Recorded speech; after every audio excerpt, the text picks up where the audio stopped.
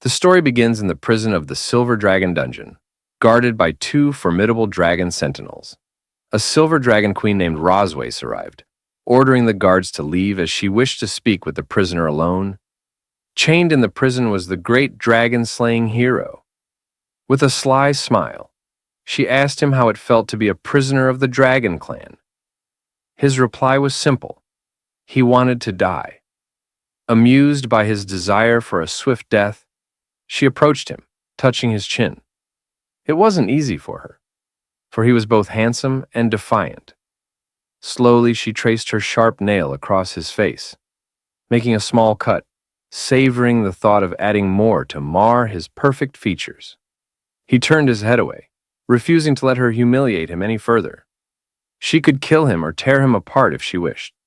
He only hoped she'd be quicker about it. Despite his great power, he had been betrayed by a villain, leaving him in this wretched state. The Dragon Queen licked the blood from his wound and suggested he join the Silver Dragon Clan. He mocked her, questioning if she was worthy of such an ally. Infuriated, she lashed out, whipping him with her tail. His body slammed into the wall with a resounding crash. Standing over him, she placed her foot on his chest, incredulous that a mere prisoner would dare insult her. This was no ordinary man. His name was Leon Cosmo, once the celebrated hero of humanity, praised by thousands. But now, broken and defeated, he could no longer believe in his former greatness. His dreams of wiping out the Dragon Clan and leaving behind a legacy for future generations had crumbled. The Dragon Queen sneered, telling him to accept his fate. He would die here. She pressed her foot harder into his chest, reminding him that any chance of a future filled with wealth and glory had vanished. Without an heir, he would leave nothing behind. Leon warned her not to underestimate humans. With a swift motion, the Dragon Queen wrapped her tail around his neck, thinking how stubborn he was. As she tightened her grip, she asked if he was ready to beg for mercy. But Leon remained calm, revealing that she had made two critical mistakes from the very beginning. First, he said, you should never have been alone with the most powerful dragon slayer. And second, you should never have tasted my blood. Suddenly, Leon activated a forbidden technique known as the blood curse. The Dragon Queen instantly released her hold on him, stepping back in shock. A strange sensation overwhelmed her, and to her horror, she felt an uncontrollable lust take over her body. She collapsed to her knees, trembling. Leon approached, his eyes cold and calculating. You will live the rest of your life in pain, he declared, a torment that will gnaw at your soul. Her desire intensified, and before she could think, she lunged at him, knocking him to the ground. Leon, taken aback, couldn't comprehend what was happening. The Dragon Queen, consumed by the curse, kissed him, causing him to blush. For the next hour, they were locked in a bizarre and heated encounter. Finally, the blood curse began to fade, and with it, her control over her body returned. She quickly pulled away, confusion and anger in her eyes. What have you done to me? She demanded. Leon calmly explained, the blood curse is a forbidden technique, one that can only be used once in a lifetime. When you tasted my blood, it created a bond between our souls. Once I die, the curse will cause you endless suffering. The Dragon Queen scoffed, still trying to make sense of the situation. If this curse takes effect after death, then why did this happen? She asked. Her cheeks flushed with embarrassment. Leon frowned.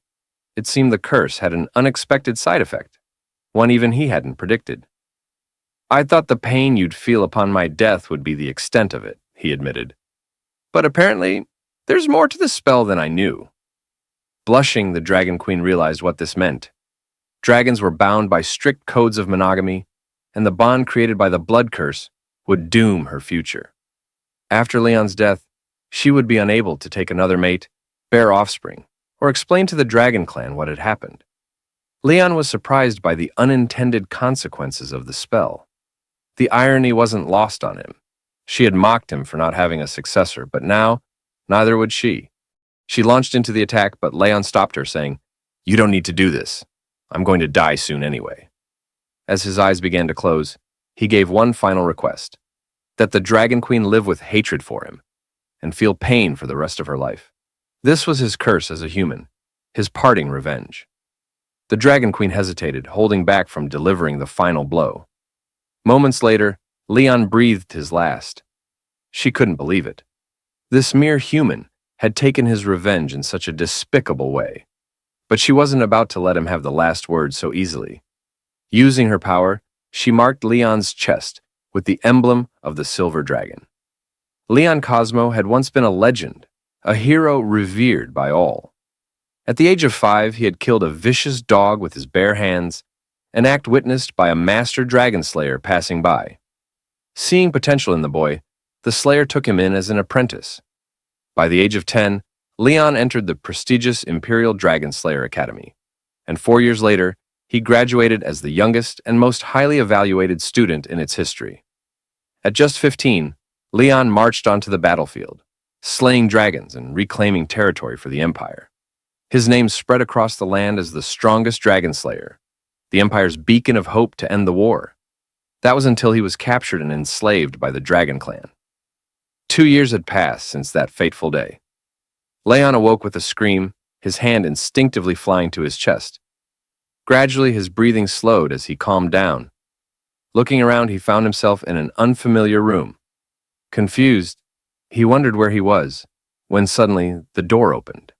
A small girl entered, and Leon was struck by her innocence and beauty. He blinked, trying to understand what was happening. Rising from the bed, he gazed at the girl. Her presence so pure he thought she must be an angel. Surely he had died and ascended to heaven after his immense service to humanity. But his assumption was wrong. "What's your name?" Leon asked, still in disbelief. The girl smiled sweetly. "Mewen." Though her response made him feel strangely happy, something about her was odd. Her hair, black and white, seemed unlike anything he'd ever seen. Mewen mentioned that her mother told her the name meant the moon, which left Leon confused. Did angels even have mothers? Introducing himself, Leon was startled when the little girl excitedly responded that Leon meant lion. Surprised, he asked how she knew that. She smiled and said it was what her mother had told her. Feeling a sense of unease, Leon asked, "What's your mother's name?" "Rosweiss," Mewen replied cheerfully. Leon froze. Hearing the name, he quickly pieced it together. He was her father. Mewen confirmed it with a joyful grin. Panic surged through him. How could this be possible? How could he have a child with Rosweiss? Just then, Mewen turned toward the door, where her mother stood, sending a chill down Leon's spine. "Mama! Daddy's awake!" Mewen called out, running toward her. Rosweiss's lips curled into a smile, but it wasn't the one her daughter imagined. Mewen assumed her mother was happy, since she visited him every day. But as Rosweiss stroked her daughter's head, she wore a wicked grin. "Go outside and play, dear," Rosweiss said sweetly. "Your father and I need to talk." Once Mewen left the room, Leon stared at Rosweiss in disbelief. "Is Mewen really our daughter?" "Yes," she confirmed, closing the door behind her with her tail. "She's our biological child." Leon's mind raced. "Why did you have the child?" he demanded. "Why did you save me?" Rosweiss revealed that Leon had been asleep for 2 years. She hadn't forgotten what he'd done to her, and she wasn't going to let it go. Leon's anger flared. He hadn't meant for any of that to happen. "We're different," he growled. "We can't coexist. I would have never touched you if things had been different."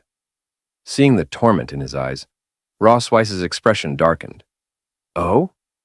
It was torture for you, was it?" She wrapped her tail around his leg, yanking him onto the bed. Climbing on top of him, she tore his shirt open and, with a cold gleam in her eyes, activated a spell.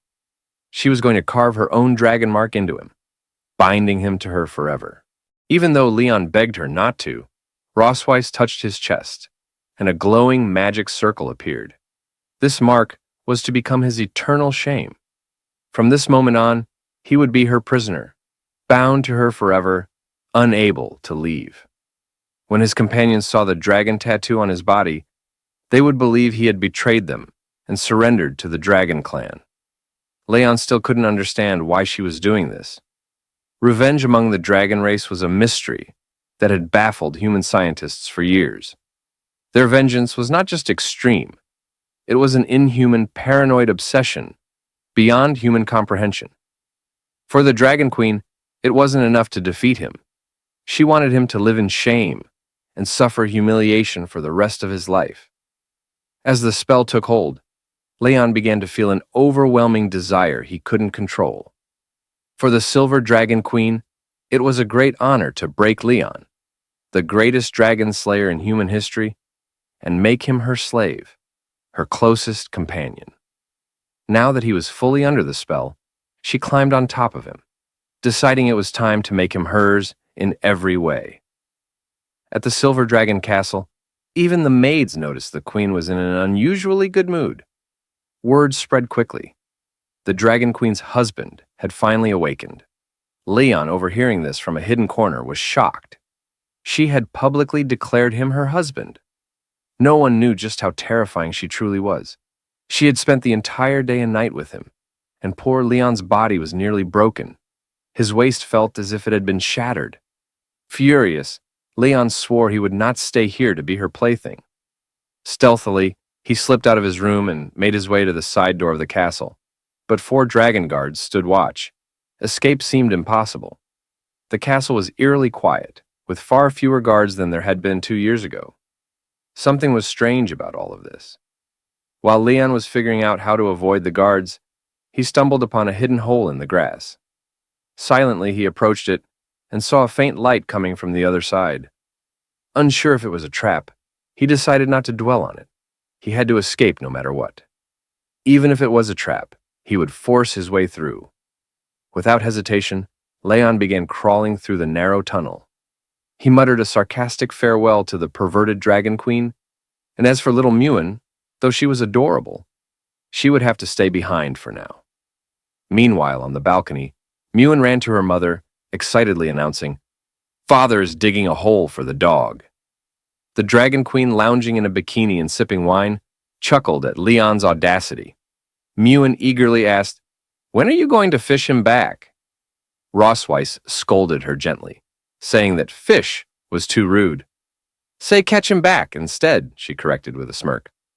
Mewen, a bit confused, nodded and agreed. As night fell, Leon finally managed to escape the castle and darted into the nearby forest. He knew if he could climb the mountains ahead, he'd be able to see the border of human territory. After running for hours, Leon felt confident that the Dragon Queen wouldn't be able to catch up to him. But to his dismay, the sky suddenly darkened, and the Dragon Queen, now in her true dragon form, appeared above him, praising him for being such a fast runner. Seeing her, Leon cursed his luck and bolted, but Rossweiss quickly landed in front of him, blocking his path. To his surprise, she wasn't angry. In fact, she seemed quite pleased. "Impressive, Leon," she said with a wicked smile. "I was the one who distracted the guards for you, and I left that little hole for you to find." Although Leon knew it was a trap, he had no other choice. He hadn't expected her to catch up with him so quickly. Returning to human territory now, marked with the Dragon Queen's seal on his chest, no one would recognize him as a dragon slayer. But Leon didn't care anymore. He was determined to start over as an ordinary man, believing it was far better than being tortured by her. Seeing his defiance, the Dragon Queen spread her wings, furious that he didn't appreciate her kindness. She grabbed him with her claw, and together they soared toward human territory. After 3 hours of flight, night fell, and the Dragon Queen released Leon near the border city of the Empire, sending him tumbling through the trees before crashing headfirst onto the ground. Dazed, Leon's headache vanished when he realized he was close to a human village. The Dragon Queen, now in her human form, confirmed they were indeed within the human empire's borders. For most, the sight of a familiar city brought hope, just one step away from returning to the human world. But for Leon, that hope felt unreachable. Suddenly, the mark on his chest began to glow. The Dragon Queen had neglected to mention an important detail. When one of the 2 bearers of the dragon mark desired intimacy, the mark would compel the other. As she touched his chest, Leon felt an overwhelming heat and desire surging through him, impossible to resist. She had brought him here to demonstrate his shame, forcing him to confront it in front of his homeland. But Leon wasn't about to give up. Grabbing her arm, he decided to bide his time, patiently waiting for the right opportunity to strike back. He swore to repay her double for every humiliation she had inflicted on him. The Dragon Queen, surprised but amused, smiled and agreed to his challenge, saying she would wait for him, dead or alive. As the moon rose, the two of them moved to a tree near the border city of the Empire, their twisted fate bound by the mark and their rivalry. They had been clapping for several hours, leaving the Dragon Queen more than satisfied. Meanwhile, poor Leon was exhausted and quietly crying, drained of both energy and pride. As she touched his chest, she casually decided that from now on, she would bring him back every month to his hometown for more sessions. She was lost in her own thoughts, fantasizing about how to further wear down poor Leon. Satisfied for the moment, the Dragon Queen declared it was time to leave. After all, their daughter was waiting at home. But Leon, his spirit still somewhat intact, stopped her. He refused to be dragged back as her prey. As a dragon slayer, he would walk on his own, with what little dignity he had left. She raised an eyebrow, explaining that it would take 3 hours to fly back to the Silver Dragon Castle at her speed, while it would take a human like Leon 10 days, maybe even half a month to walk. Despite this, Leon stubbornly insisted on going on foot, asking her not to underestimate human endurance. Amused, the Dragon Queen smiled, intrigued to see how long he could hold out. After a while, Leon's steps became slower, his exhaustion clear. She silently followed him, waiting for him to admit he was too tired so she could scoop him up and fly. But Leon, though on the verge of collapsing, refused to admit defeat. Mocking him, she teased, "The only tough thing about you is your mouth." Just then, they spotted several knights from the Dragon Slayer army patrolling nearby. Leon's heart leaped with hope. These men could help him escape her grasp. But the Dragon Queen quickly sensed his thoughts, her aura turning deadly. She warned him with her eyes. If he called for help, she wouldn't hesitate to kill him. One of the knights approached, noticing their presence. "Are you lost?" he asked politely. Leon quickly lied, saying they were simply out for a walk. Deep down, he couldn't bear to involve innocents in his twisted situation. The knight, dismounting from his horse, introduced himself as the captain of the 47th Squadron of the Imperial Dragon Slayers. He pointed out that this jungle wasn't the safest place for a casual stroll due to the dangerous wildlife and species that roamed it. He kindly offered to escort them. Leon panicked, his hands shaking as he quickly thanked the captain for his kindness, insisting that they had learned some self-defense techniques and could handle themselves. In truth, he didn't want the captain to come any closer. The captain seemed to recognize Leon's face, which put the Dragon Queen on high alert. Her eyes narrowed and she subtly began to channel her power, preparing to eliminate the captain if necessary. Realizing the situation was spiraling out of control, Leon acted fast. He grabbed the Dragon Queen's hand and pulled her close to his chest, telling the captain with a nervous smile that he had been mistaken for someone else. He joked that he had such a common face. Even his wife, the Dragon Queen herself, sometimes mistook him for someone else.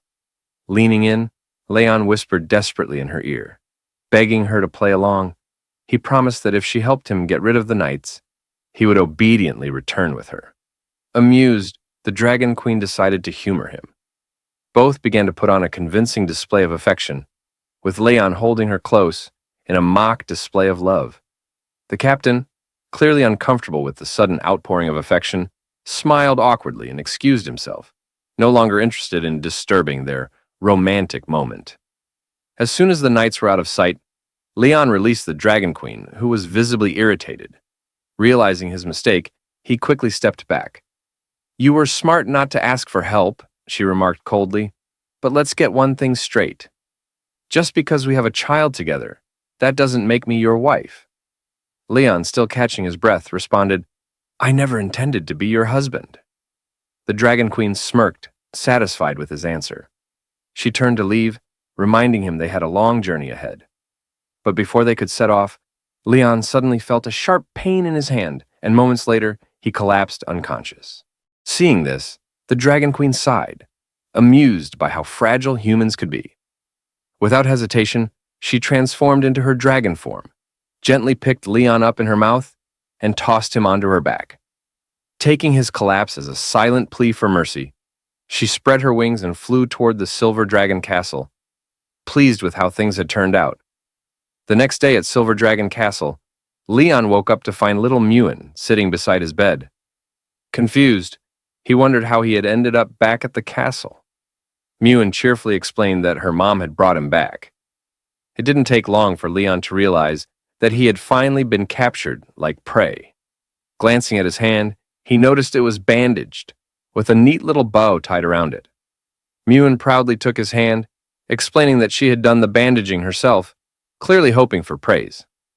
Leon smiled and gently stroked her head, realizing how different she was from what the dragonologists had said about her kind. Dragons were supposed to be fierce, raised in violence and blood from childhood.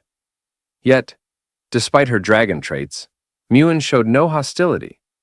She treated him with the warmth of a daughter, leaving him to wonder if this was because she was a human-dragon hybrid. He patted her head affectionately, telling her how amazing she was. "Mewen, you're very cute," he said with a smile, then added teasingly, "But when you grow up, don't be like your mother." From the doorway, the Dragon Queen's voice cut in. "And what's wrong with being like me?" Leon froze, startled, realizing she had overheard him. Nervously, he tried to change the subject. Mewen, meanwhile, eagerly showed her mother the bandaged hand, explaining that she had followed her mom's instructions perfectly. The Dragon Queen remained cold, giving no praise. "That's what you should do," she replied coolly. Mewen simply nodded in understanding, used to her mother's strictness. Trying to lighten the mood, Leon patted Mewen's head again. "Why don't you go hide in the garden?" he suggested.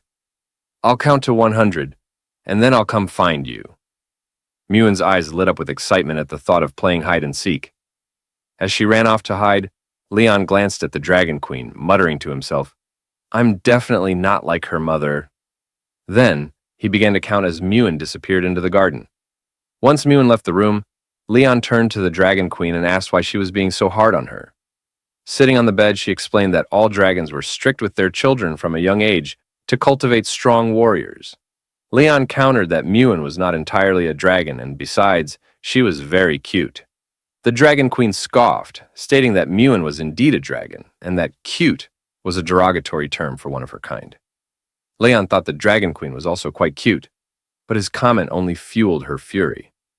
In a swift motion, she grabbed him by the shirt, reminding him that he was just a slave for her to vent her anger on, and was not allowed to outshine her. Leon understood her position, and her mood seemed to lift slightly. After all, she was the Dragon Queen of the Silver Dragon clan, burdened with many governmental matters. As a result, she entrusted him with the responsibility of taking care of Mewen.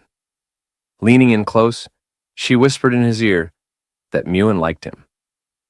Feeling overwhelmed, Leon made his way to the fountain, wishing he could escape the responsibility of caring for children, especially as a dragon slayer.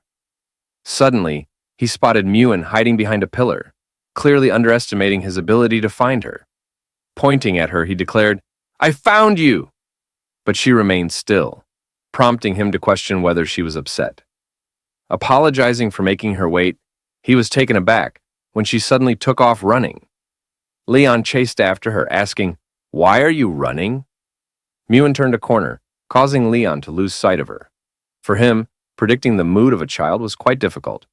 He no longer doubted why the Dragon Queen had entrusted him with the task of caring for the little one.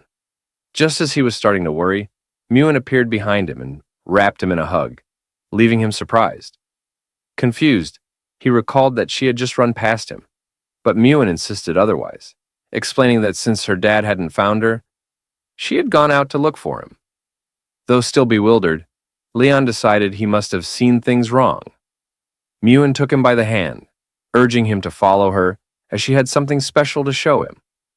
Just then, another girl, resembling Mewen, emerged from behind her and watched them in silence. That day, once the fountains were turned on, little Mewen began to shake her head excitedly. She was painting some drawings and having the time of her life. Leon, sitting behind her, couldn't help but smile at the sight, feeling a wave of tenderness. Having a daughter felt good. For the first time, it seemed his soul had begun to heal. While Muin enjoyed herself, Leon clenched his fists and gritted his teeth, deciding it was time to escape the Dragon Queen's grasp. Just then, Muin ran toward him, eager to show him a family drawing she had made. Leon extended his hand with a cheerful smile, ready to praise her. But as he examined the drawing, shock washed over him.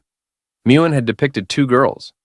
Initially thinking it was a mistake due to her age, he pointed to the other child in the drawing and asked, "Why are there two children?" With a tender smile, Muin replied, "The other child is my older sister." Upon hearing that Muin had an older sister, Leon panicked. It didn't take long for him to realize that the girl he had seen earlier was not an illusion. The child he had spotted in the garden must be Muin's older sister. He regretted not calling her by name, which had likely caused her to feel upset. However, Muin reassured him that her sister wasn't angry. She was simply a little shy at seeing their dad. Leon rested his hand under his chin, reflecting on the fact that he had never met her before. It made sense that they were unfamiliar with each other. Today was a splendid day, and Leon couldn't shake the feeling that it was all the Dragon Queen's fault for hiding this information from him. He resolved to find her and demand some clarity. Meanwhile, in the Silver Dragon Castle, the Dragon Queen had gone to the library. As she read through some letters, a little messenger dragon arrived with a new message. Just then, the sound of footsteps approaching the library caught her attention. She and the little dragon watched the door intently, and moments later, Leon burst in, clearly furious. He called for her attention as she tucked the letter back into its envelope. With a calm demeanor, she asked him what he wanted. Leon stepped up to the table and explained that he had been playing with Muin and discovered that she had an older sister.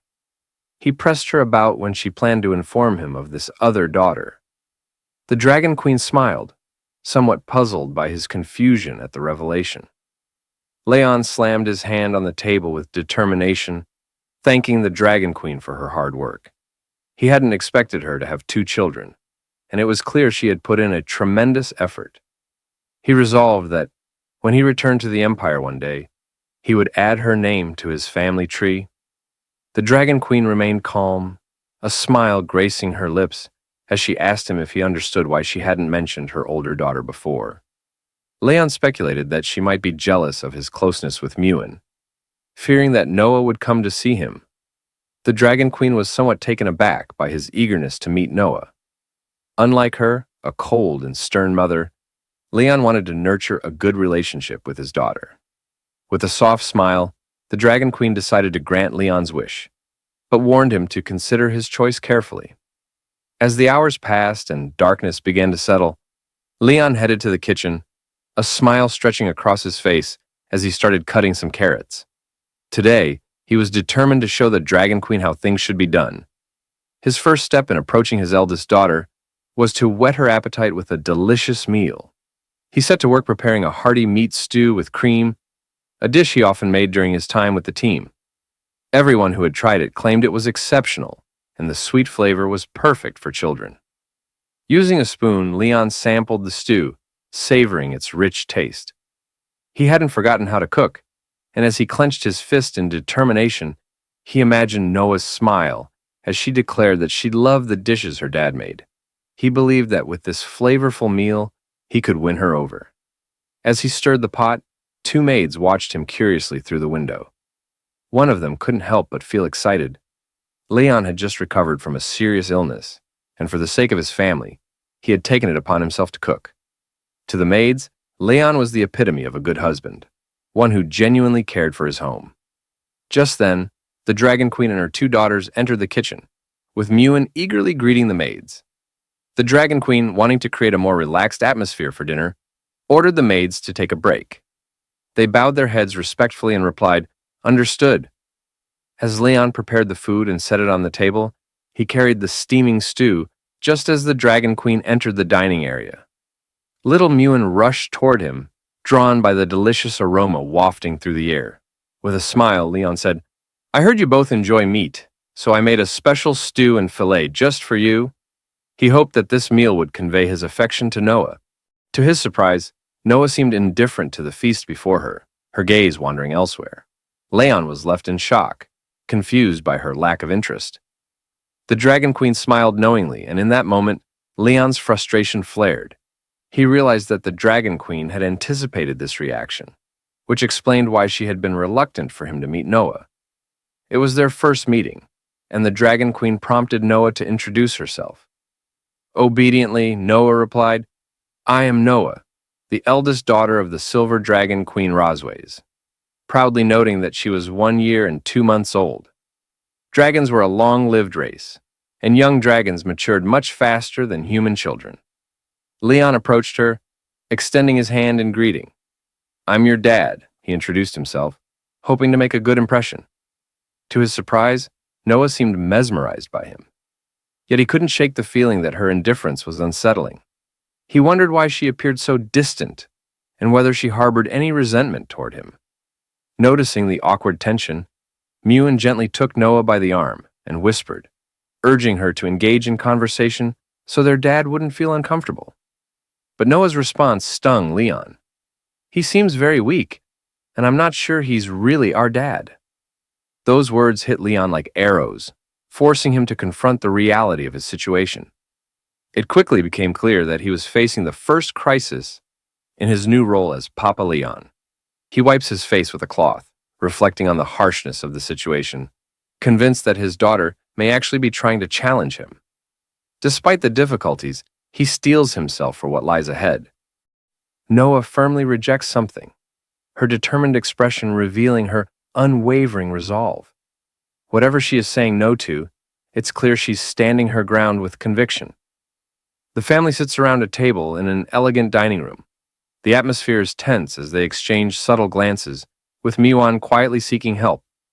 The twins sit side by side, their similarities apparent, yet their contrasting personalities show even in this quiet moment.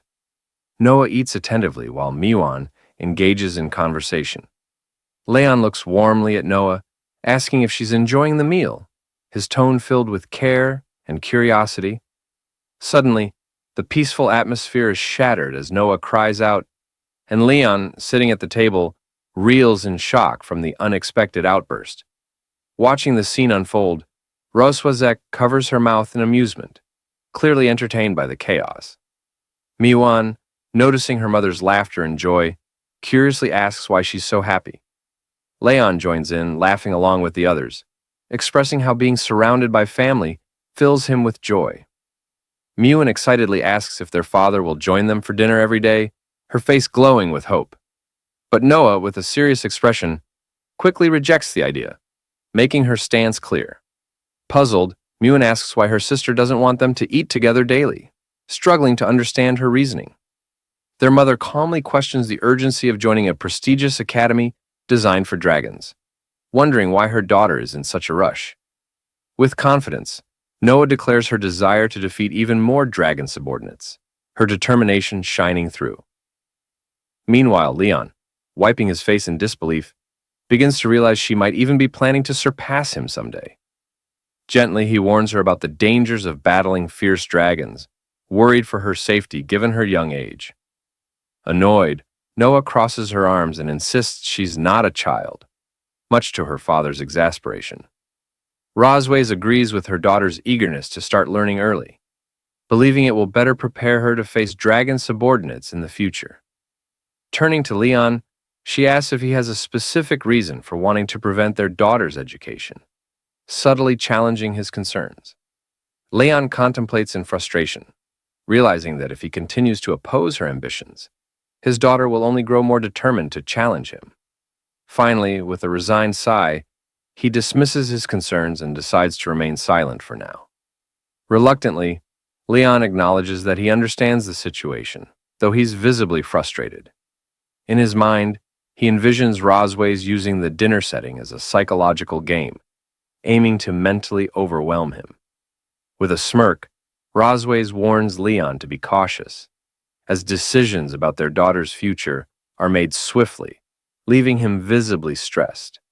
Noah is informed that the Academy's entrance exam is in a month, and her father will help her prepare during this time, to which she enthusiastically agrees. As the family dinner concludes, they playfully talk about how full they are, teasing each other lightheartedly. Rosways turns, calling out in a serious tone, catching the attention of someone nearby. Leon gestures to the table, pointing out that the dishes haven't been cleared, expecting some action. Rosways calmly replies that such tasks are best left to others, subtly dismissing his concern. Leon suggests that a proper family dinner should end with both husband and wife cleaning up together. He hints at whether Rosways truly wants to uphold a harmonious family image for the children, or if it's merely for show. The child eagerly awaits the elder's approval, her excitement unmistakable, as Rosways reluctantly agrees with a calm expression. The child, brimming with enthusiasm, declares her desire to help, her energy contagious as she eagerly reaches out, determined to be part of the action. Suddenly, Noah finds herself being pulled along in confusion, struggling to keep up with her sister's quick pace as the scene shifts to a quiet kitchen with dishes left in the sink. Rosways confronts Leon, asking pointedly when he plans to lend a hand. Leon crosses his arms and sternly reminds her of something he told her 2 years ago. Rosways, however, firmly asserts her refusal to deal with someone who has undergone rigorous training, her body radiating with power. Leon stands confidently, demanding to know Rosways' intentions with a sharp tone, reflecting on how he used to be easily manipulated. But things have changed. Rosways launches a powerful attack, warning him not to think he can escape so easily. Leon catches her strike with a firm grip, standing his ground and asking with a smirk, "Who said I was trying to escape?" Rosways groans in pain, struggling to maintain her strength, while Leon taunts her for being unable to fight back, mockingly calling her a fallen queen. He smugly explains how the effects of the dragon's mark have weakened her, comparing her to a helpless kitten, as he reveals newfound knowledge from her tribe's ancient texts. Sensing her shock, he taunts her thirst for control. Rosways, stunned, questions whether he has ever truly been conquered. Breathing heavily, her face flushed with emotion, she demands her tail be released, indicating that she's being restrained. Leon, holding her tail, speaks in a calm yet menacing tone, accusing her of disrespecting his dignity since the day he awoke. His smug expression contrasts sharply with her shocked, vulnerable state, as she glares at him angrily. Rosways responds fiercely, refusing to submit and calling him a bastard. Her emotions boiling over, she challenges his dominance. She stares at him, clearly taken aback by his bold actions. Meanwhile, two maids gossip in the hallway, wondering if the queen and her family have finished their private time, their curiosity hinting at something unusual happening inside. Peeking into the kitchen, they're shocked to find it sparkling clean, as if someone had meticulously scrubbed every corner. The maids speculate whether the prince is responsible for the surprising tidiness.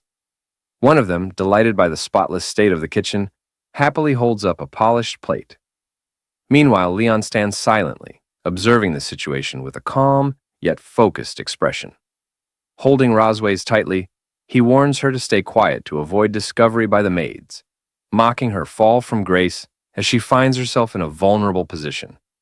The door to the room shuts firmly, and Rosways' eyes blaze with anger and determination, betraying her inner struggle against the humiliating circumstances. Leon smirks, tightening his grip on Rosways as he mockingly calls her his wife and suggests they get started. His expression shifts to a cold, determined gaze, showing his complete control over the moment. Rosways' eyes fill with helplessness and exhaustion, but she barely responds, seeming resigned to her fate. 3 days later, the scene shifts to a bright, majestic castle, standing tall under a clear blue sky. Two sisters stand by their father's bedside, worried as he hasn't woken up in 3 days. They wonder if he might be dead, but one of them calmly reassures the other to wait and see. Suddenly, Leon reacts as he's kicked in the face, groaning in pain from the unexpected hit. Noah, her foot still on his face, remarks that their father isn't dead yet. Startled and somewhat hurt, Leon questions if any child would treat their parent this way. As Leon regains awareness, He finds himself in bed with Miwan by his side, who eagerly reacts to his movement as if she's been waiting for this moment. With joy, Miwan announces that he's regained consciousness, while Noah sits nearby observing. Confused, Leon wonders when he even fainted. As he slowly sits up in bed, Rosways calmly offers to help Leon recall the events that led to his unconsciousness. A flashback reveals him being struck hard by Rosways. He remembers how the dragon mark on him became powerless after that night, triggering the painful moment when he was struck. Leon reflects on Rosways' ruthlessness, realizing her power is overwhelming and could have easily ended him if he had been any weaker. Still recovering, Leon sits quietly on the bed, watching Rosways, who has turned her back to him. He notes her beauty, despite her intimidating strength, and realizes she is a dragon over 200 years old. Miwan, noticing her father's stillness, wonders why he isn't moving, speculating that he is simply stunned by their mother's appearance, hinting at the awe she inspires. Rosways is caught off guard as someone abruptly strikes a nearby surface, drawing her attention. Her expression shifts in surprise. Leon reaches down to pick up a flower accessory from the floor and gently places it on Rosways, stating that it suits her. Rosways reacts with surprise at Leon's thoughtful gesture, questioning if he's ever done something like this for other women. Leon chuckles and explains that as a child, he used to comb his master's donkey, claiming he has some skill in it.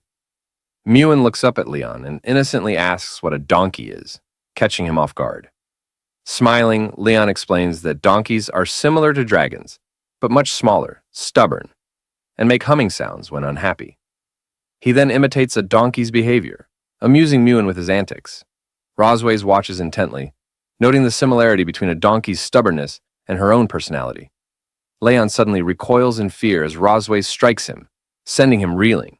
He clutches his stomach, wincing in pain, but reassures Miwan that he's fine when she asks if he's okay. Rosways assigns the task of teaching the girls to write, declaring that Leon will handle it. Leon, taken aback, realizes he's been volunteered without any say. Miwan excitedly cheers that their father will teach them, while Noah confidently claims she already knows how. The two girls race off to the study room, eagerly discussing which colorful pens they want to use. Meanwhile, Rosways informs Leon that her sister's coming to visit and that she doesn't want him appearing in front of her. Leon looks surprised, puzzled as to why he's being told to avoid the meeting, and voices his frustration about not being allowed to meet her family. Rosways reminds him that he is now part of the Silver Dragon clan and was in a coma for 2 years due to a mysterious illness. She explains that he has only recently woken up, emphasizing the complexity of his new situation. Rosways warns him that if he is ever forced to meet her sister, he must stick to the false identity she has crafted for him. Rosways emphasizes the importance of keeping up the story, and Leon listens intently, still processing the situation. With a serious expression, he acknowledges her instructions, respectfully addressing her as Your Majesty. After Rosways leaves, Leon questions whether he'll truly follow her orders, standing alone as he begins to plot ways to embarrass her in front of her sister. The scene shifts to the children's study room in Silver Dragon Castle, where Leon sits at a table, teaching Noah and Miwan to write their names. He demonstrates patiently, guiding them step by step as they watch attentively.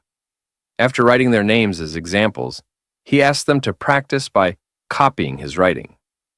Miwan looks excited, while Noah's expression remains more serious. Studying Leon's writing, Noah comments that it isn't as good as her mother's, hinting at her high expectations. Leon feels a twinge of frustration at the comparison, sensing the pressure to meet her standards. When Leon stands to leave, Miwan curiously asks what he's planning. He replies that he forgot to deliver something to their mother, and assures them he'll check on their progress later, though his carefree attitude leaves Noah doubting his seriousness. Miwan teases her sister for seeming happy, which Noah sternly denies, insisting they focus and practice as instructed. She looks down with a soft blush, momentarily thoughtful. The scene transitions to the grand gates of Silver Dragon Castle, where soldiers and prominent figures gather for a formal event. There, Isha Melkvi, the Red Dragon Queen, stands confidently, her striking red hair and royal attire making a powerful impression. Rosways rushes to embrace her sister, their close bond evident in the warm reunion. The reunion is filled with warmth as Aisha and Rosways joyfully greet each other after a long time apart. Isha Melkvi compliments her sister, noting how vibrant she looks since their last meeting. Rosway seems a bit taken aback by the compliment, modestly disagreeing. Curious, Isha inquires about Rosway's husband, having heard that he has finally woken up. She wonders aloud why she hasn't been allowed to see him yet. Rosways explains that her husband is unwell and cannot meet with Isha at the moment. Disappointed, Isha admits she was eager to see what the Dragon King who kidnapped her sister looks like. With a teasing tone, she hints at the dynamics of Rosway's relationship, suggesting that their quick marriage and child imply a strong bond. Rosways becomes defensive, firmly rejecting the notion that marriage and children necessarily signify a good relationship. She firmly denies any attraction to her husband, both in the past and for the future. Aisha smirks, commenting on her sister's toughness, recognizing that her strong personality remains unchanged. Rosways cheerfully suggests they take a walk in the garden to chat, showcasing their strong bond.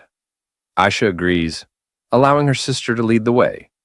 The sisters stroll together, smiling and enjoying each other's company. Meanwhile, Leon observes the two sisters from a distance using a telescope, recognizing Rosway's sister. He watches intently, gathering information as he studies them from afar. Determined to test the range of the dragon pattern, he seeks to discover how far its power can extend. As Aisha and Rosways wander through a beautiful garden filled with blooming roses, they discuss the recent instability within the Dragon Clan. They note that the Red Flame Dragon King has been particularly active lately, raising concerns among them. Rosways is taken aback when she hears the name Constantine mentioned in connection with the recent turmoil. She questions her sister, recalling that Constantine has been missing for years. Isha speculates that he may be attempting to expand his territory, using the current chaos to his advantage. Suddenly, Rosways reacts in shock, her body glowing with energy as something unexpected occurs. Her eyes widen as she senses something unusual happening around her.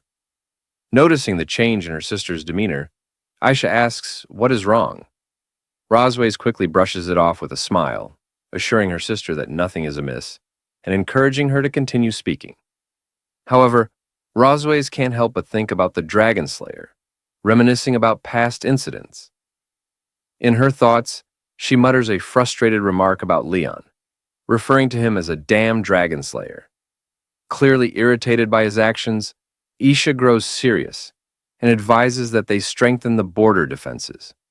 She mentions sending someone named Shin Long to keep in touch in case there are any new developments.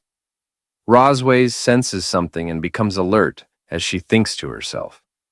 At that moment, Aisha notices her change in demeanor and asks, "What's wrong?" Rosways tries to dismiss her concern, replying, "Nothing, sister. Please continue." However, in her mind, she curses someone, muttering, "Damn Dragon Slayer." Isha continues talking, stating that they need to strengthen the border defenses and that she will send someone to contact her if there are any developments. Amused by the idea of the dragon pattern, Isha mentions how young people are casually playing around with it. Meanwhile, Leon reclines comfortably in a chair, contemplating how long Rosways can endure the effects of the dragon pattern. Suddenly, the door bursts open, and Rosways storms into the room, clearly upset. She grabs Leon by his collar, accusing him of deliberately activating the dragon pattern to embarrass her in front of her sister. Seeing Rosways' anger, Leon quickly decides to play innocent and fool her. He looks affectionately at her, making a pitiful face as he gazes into her eyes. "Is it wrong for me to want you?" he asks. Rosways is taken aback and lets go of his collar, her face turning red as a tomato at his unexpected words. To hide her reaction, she covers her face with her hand. Leon smiles to himself, thinking with surprise that his act seems to be working. He wonders if, at the very least, she's disgusted with him now. Blushing, Rosways turns away and calls him shameless, reminding him that he's just a defeated prisoner who shouldn't be speaking such nonsense. She tells him to put away his dirty thoughts. Leon remains silent, smiling calmly, while Rossweiss glances at him with a flushed face, thinking, I came here to confront him, so why did his words throw me off? She leaves with an angry blush, warning him that he got lucky this time. But if he tries something like this again, she won't let it slide. Leon, with a teasing look, thinks to himself how terrified he is, amused that a single word could leave her so flustered. He reflects that the dragon pattern really is powerful. As he ponders, his face warms, and he realizes his heart beats faster whenever he thinks of her. Composing himself, he mutters, Cosmode, wake up. Stop thinking about nonsense.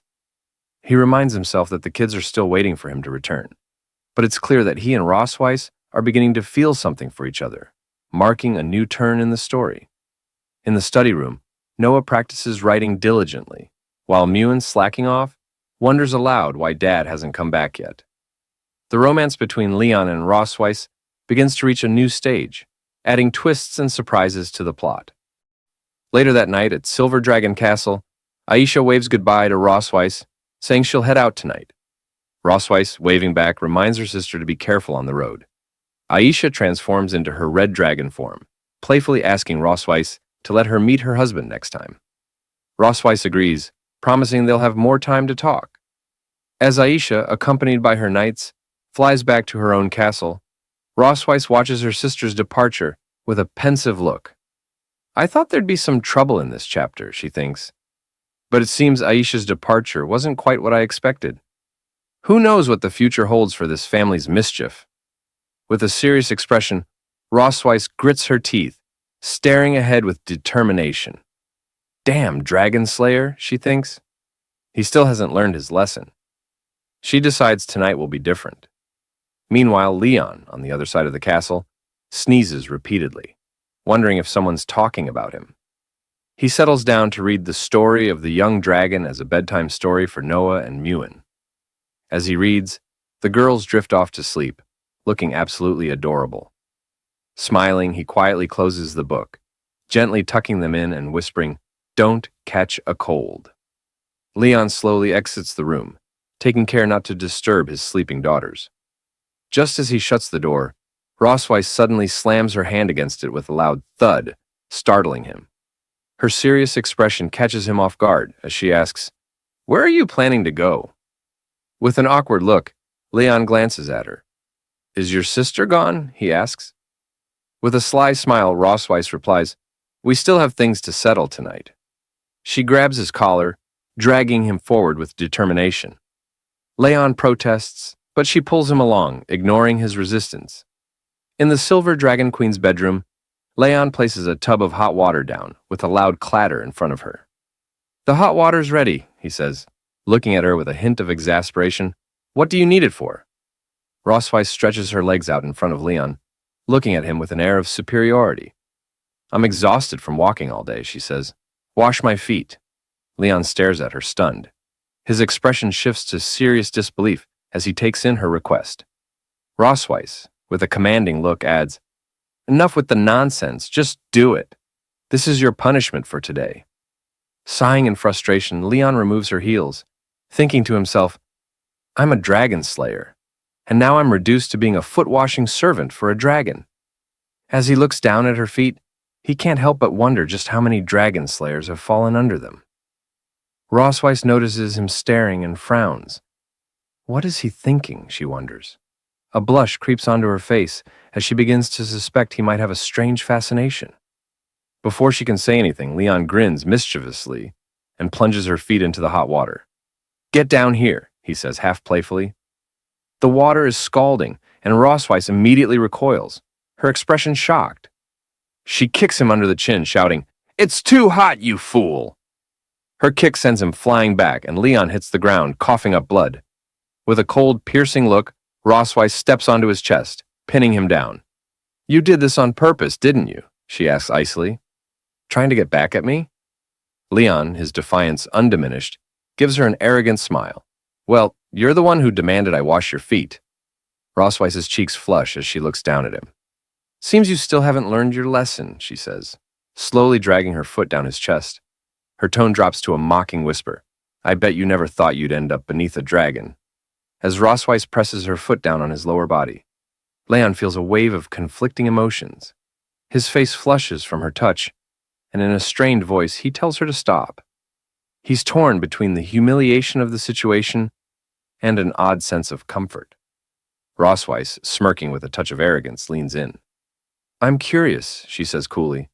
Just how long can you endure this? Leon, still flushed, glances up at her defiantly.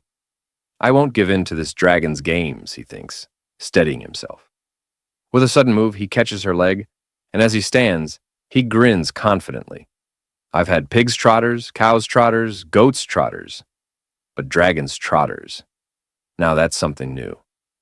Rosweiss's eyes widen, her face turning red as she asks, What are you doing?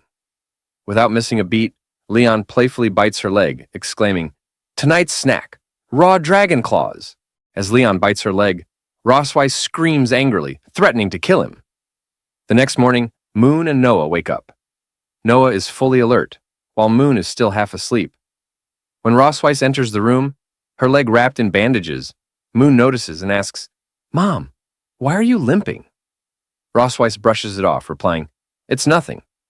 Meanwhile, Leon sports a bandage on his cheek. Noticing it, Moon turns to him, asking, Dad, why do you have bruises on your face? Mirroring Rosweiss's posture, Leon folds his arms and says, It's nothing. Moon, puzzled and curious, places her hands on her hips, staring at both Leon and Rosweiss with a questioning expression. Suddenly, an idea pops into her head, and her face lights up with excitement. You must have been playing some fun game without me, she exclaims, raising her hand. I want to play too.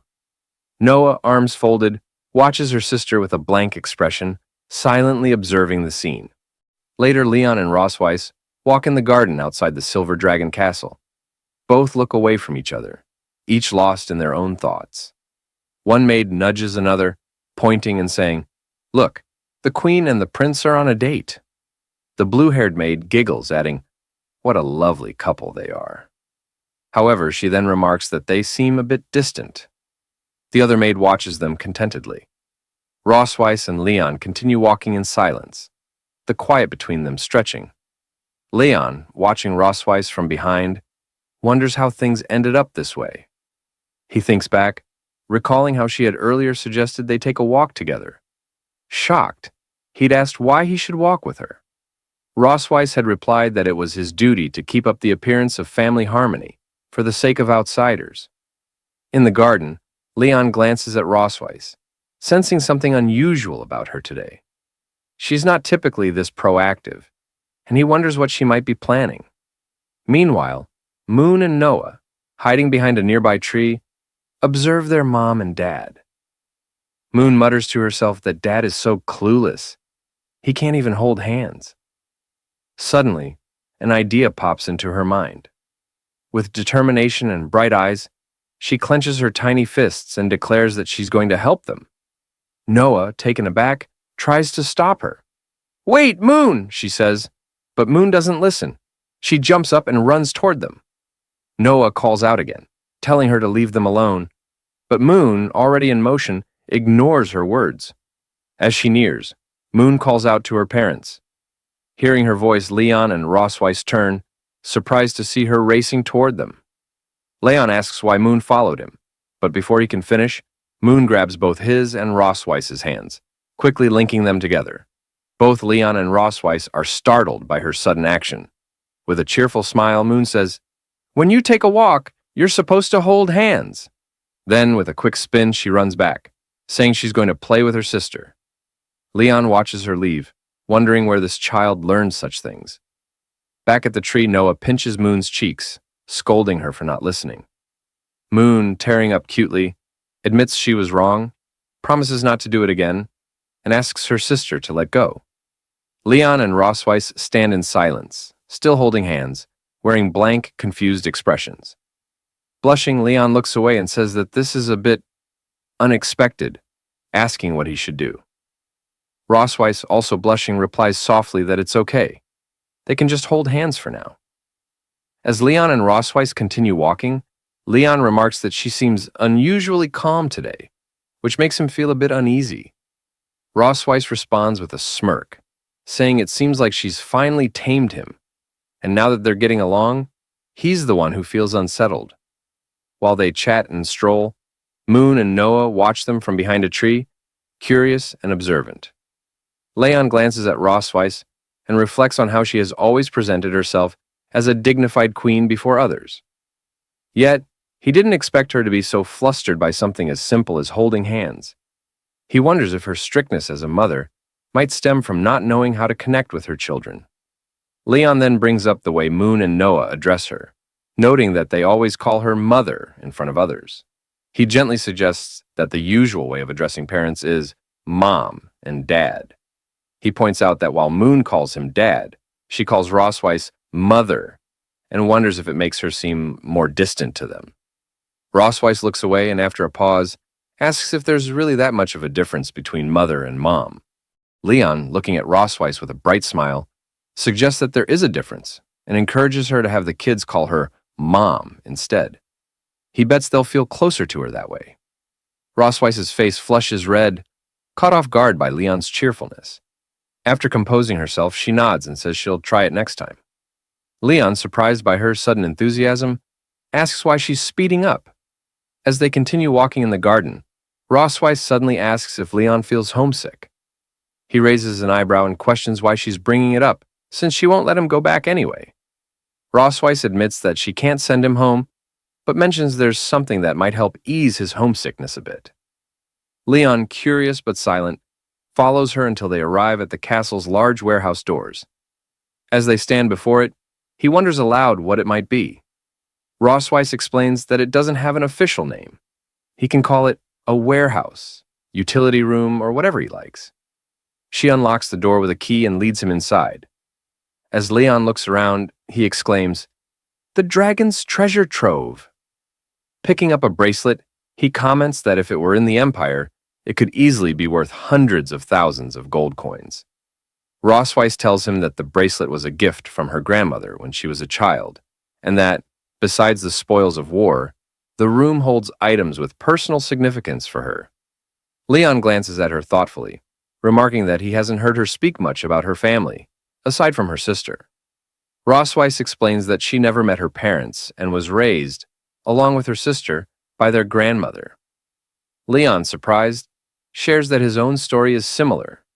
He grew up in an orphanage, not knowing his parents, until he was later adopted by his master and his wife. Leon looks at Rossweiss and asks why she brought him here. Opening a treasure chest, she replies that she has something that might temporarily help him forget his troubles. Leon, still confused, remains silent. When Rossweiss opens the chest, Leon's eyes widen with surprise, and he exclaims, "It's the black gold armor!" Rossweiss smirks and asks if he hasn't always wanted to reclaim this armor. Leon, in disbelief, asks if he's dreaming, and if she's truly going to give it back to him. With a cunning smile and a dark glint in her eyes, Rossweiss confirms it. As Leon reaches out and touches the chest plate of the black armor, a blue light begins to glow. Shocked, he realizes it's enchanted with a dragon mark.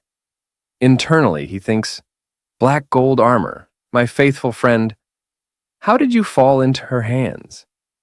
Rossweiss, still smirking, tells Leon he has finally fallen into her trap. Now furious, Leon clenches his teeth and glares at her. It seems we're about to witness yet another heated encounter between Leon and Rossweiss. Now, Leon seems shocked and confused as he asks Rossweiss what she's planning to do. We can see an activating spell beneath his feet, a dragon pattern sign, indicating that if he touches it, the armor will be automatically activated. Rossweiss, with a confident tone, tells him that she has attached a dragon pattern to the surface of his armor to enhance its properties. After hearing this, Leon feels uneasy and collapses, clutching his chest as if in pain, while cursing Rossweiss in his mind, calling her a despicable dragon woman. He blames himself, thinking he was careless for letting his guard down. While Leon trembles, Rossweiss laughs wickedly, telling him that the enhanced dragon pattern has doubled its effect. She touches his chain, addressing him as her "dear dragon slayer," and tauntingly asks if he can endure it. clearly mocking him. Leon, rendered helpless by the effect, softly calls her name Rossweiss, before suddenly collapsing. As he lies there, unable to move, he realizes with growing frustration that he's been completely tricked by Rossweiss. Desperately, he thinks, "Damn it, my body won't move," while an undeniable urge surges through him, stronger than ever. Seeing him in this vulnerable state, Rossweiss takes advantage of the situation, approaching him with both kindness and devilish intent. With a sly smile, she tells him, "Did you really think I wouldn't hold a grudge after what you did?" She goes on to say that she has been waiting for her chance to take revenge, and the past few days have only fueled her determination. Now, with his guard down, she has seized the perfect opportunity to fool him. She adds that she didn't expect it would be so easy to trick him, and Leon, still unable to resist, silently curses her. Rossweiss, unable to hold back any longer, seduces him while teasingly asking if her performance has been convincing. Leon, angry and conflicted, shouts, demanding to know if everything she said and did up until now was a lie. Rossweiss simply smiles, correcting him. His doubts are unfounded. She admits that she hasn't lied, that her feelings were real, and she too has begun to fall for him. Smiling warmly, she finally confesses her affection, removing her clothes and all that covers her body. Laughing, she declares that she actually likes being conquered by him, and with a sense of finality, she officially addresses Leon as her husband. Leon lay there helpless, almost like a bedridden patient, feeling as though this might be the end. But this intensified moment soon transformed into a joyful one, as the two began to admit their true feelings, finally acknowledging that they truly loved each other. After a while, Leon, our lucky protagonist, happily sighed, relieved that it was over.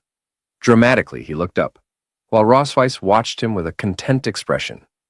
Seeing her look, Leon grew annoyed and demanded, in his usual blunt manner, to know why she was staring at him like that.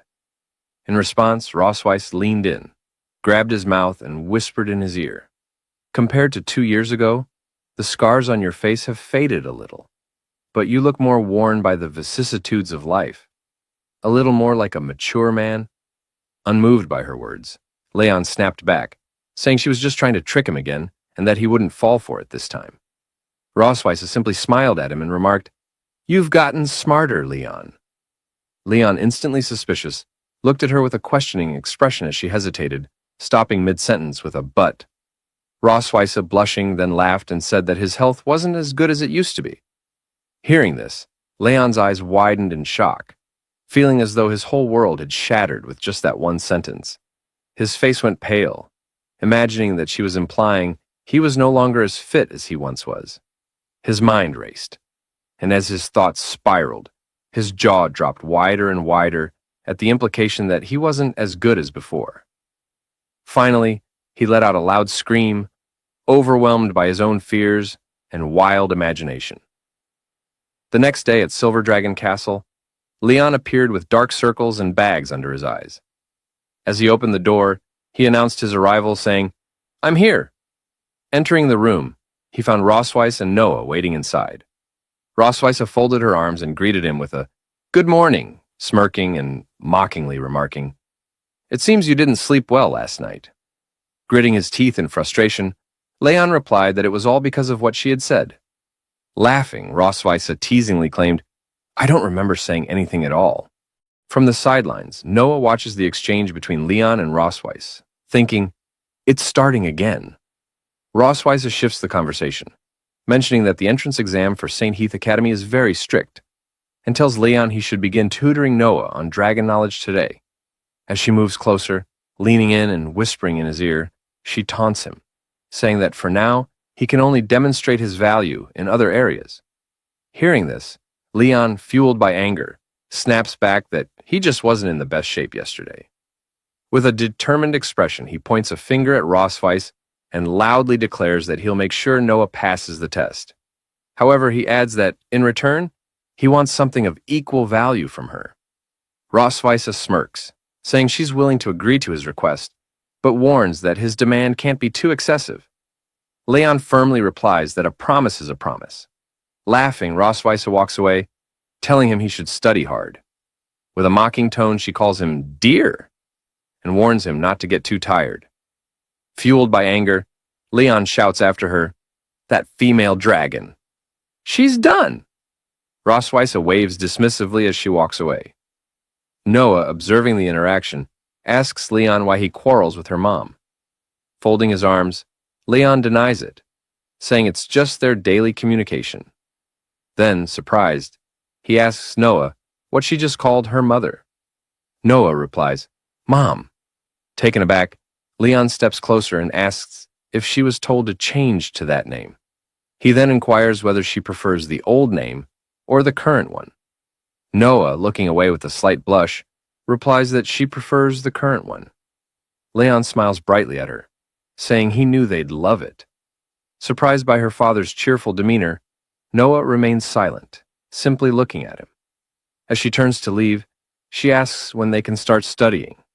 Leon, caught off guard, calls out to her, telling her to wait for him.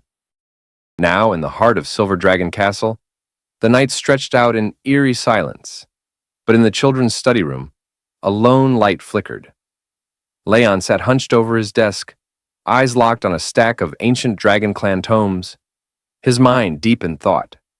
The rest of the castle had long succumbed to sleep, including his children. Yet in the midst of this quiet, Rosweiss swept into the room. She raised an eyebrow as she spotted Leon, still engrossed in his books. "Oh, you're still awake this late?" she asked, her voice carrying that familiar blend of surprise and pride. Leon didn't even look up, instead tapping his temple with his pen, as if working through some complex puzzle.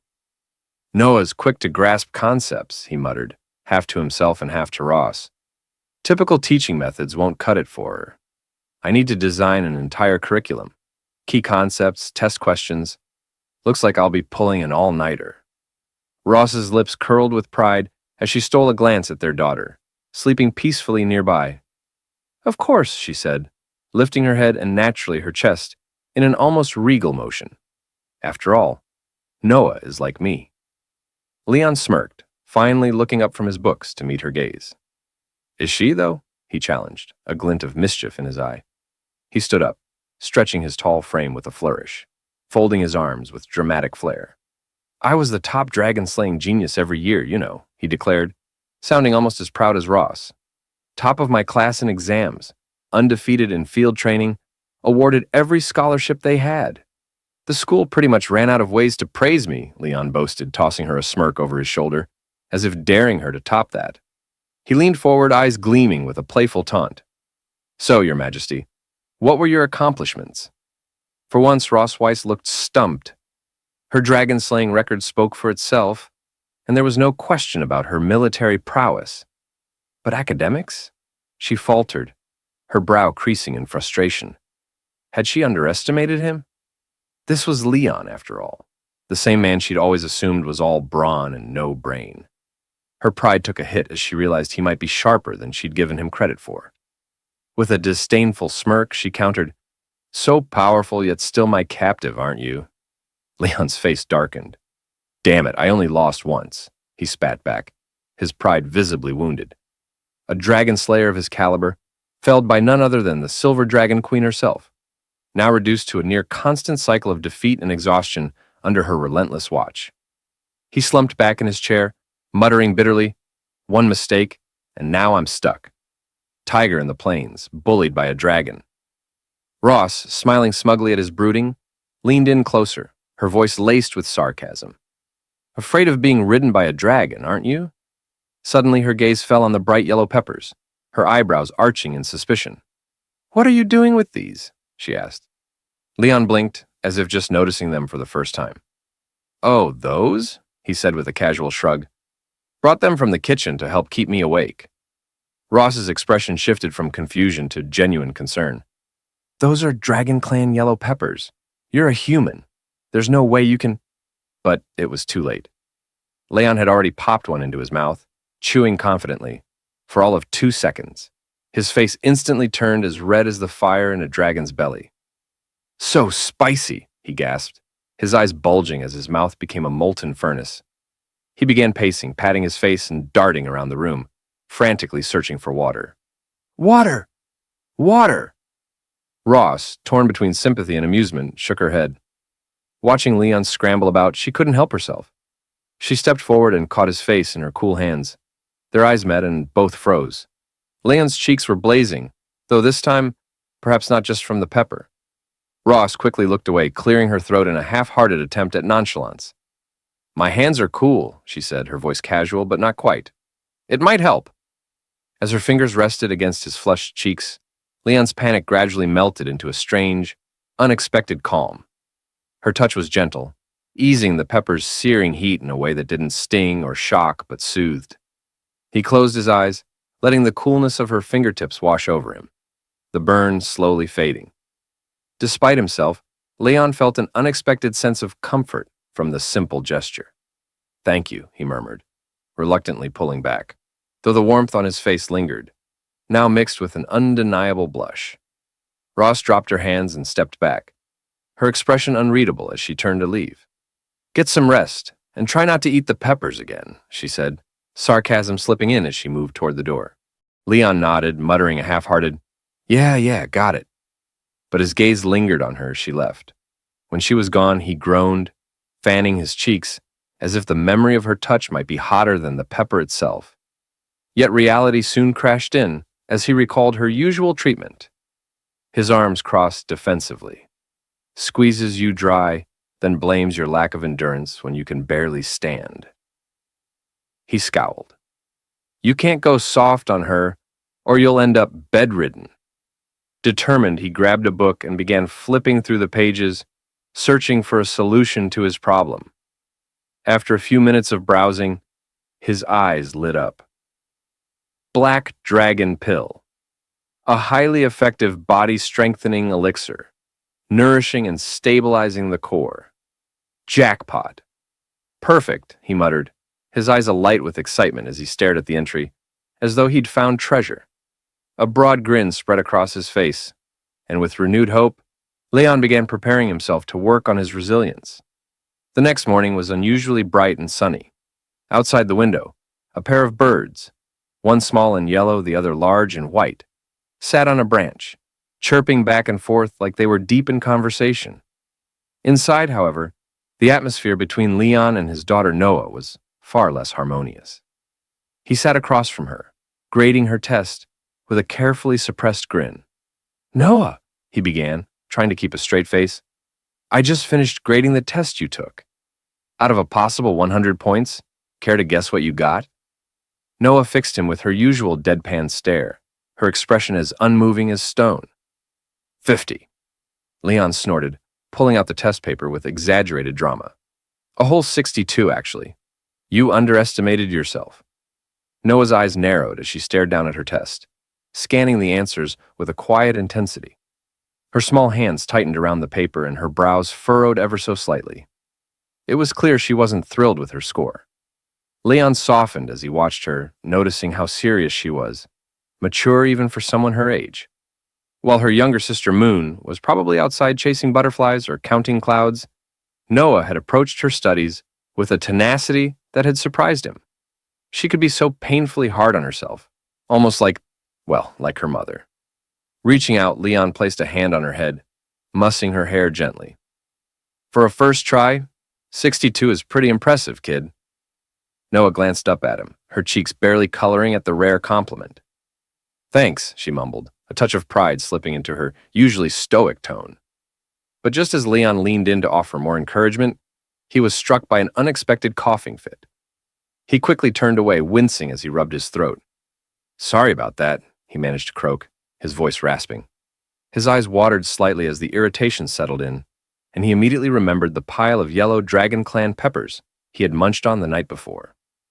Why, he wondered, did I think wake-up peppers were a smart idea? Just then, Noah's expression shifted, as though something had dawned on her. She reached into her pocket, rummaged around, and produced a small, round tin with dragon throat lozenges, elegantly scrawled across it. She held it out to him, her usual reserve still intact. Leon blinked, surprised. Is this for me? Noah's face didn't change, but there was a barely perceptible flicker of embarrassment in her eyes. Mom said to give it to you, she said, her voice just a little colder than usual, as if distancing herself from the kindness. A grin spread across Leon's face as he popped one of the lozenges into his mouth. The soothing mint cut through the scratchiness in his throat almost immediately. "Well, tell your mom thanks from me," he said, giving Noah a meaningful look. Like mother, like daughter, he thought, amused. Cold on the outside, but with small gestures of warmth that slip through when they think no one is watching.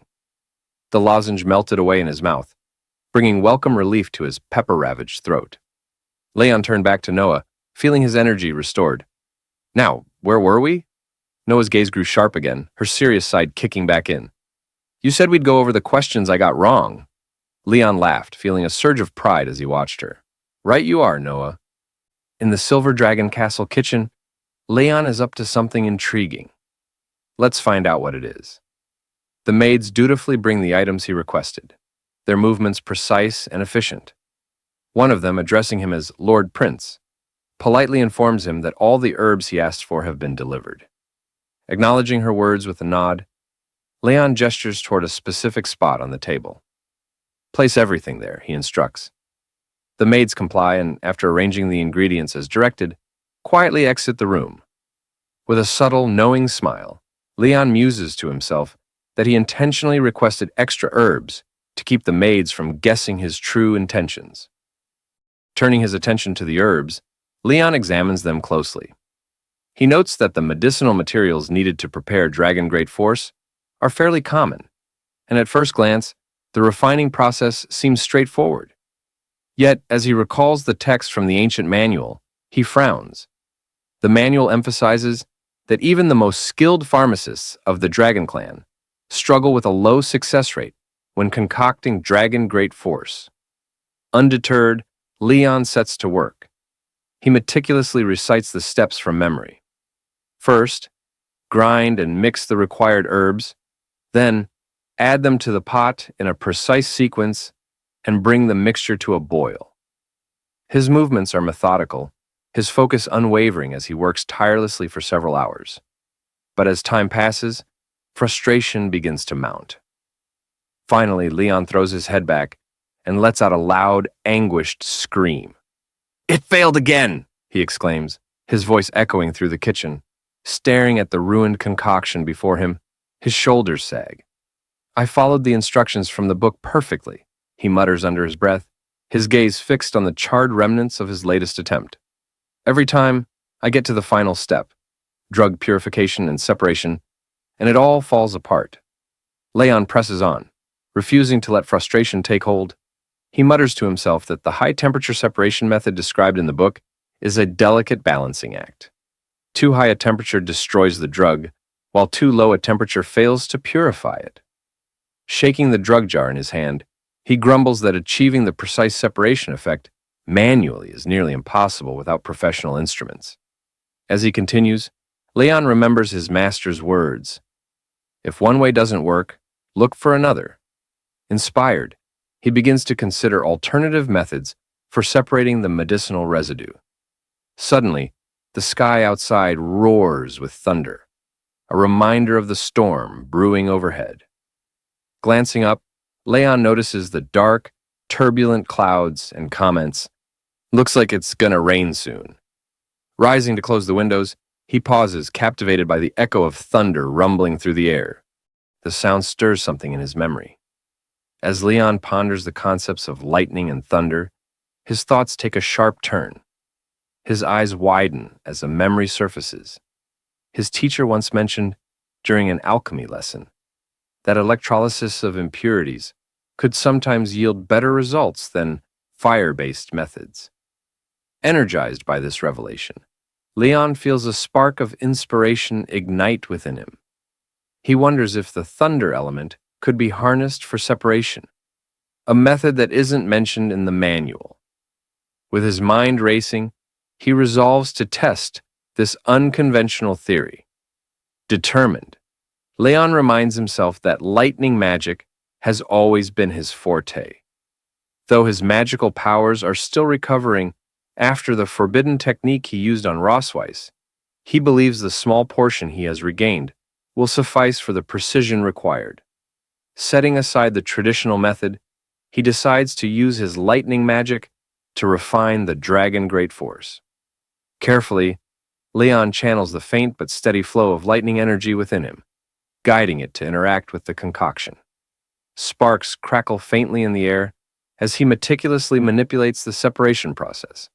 His concentration is absolute, his movements calculated and precise.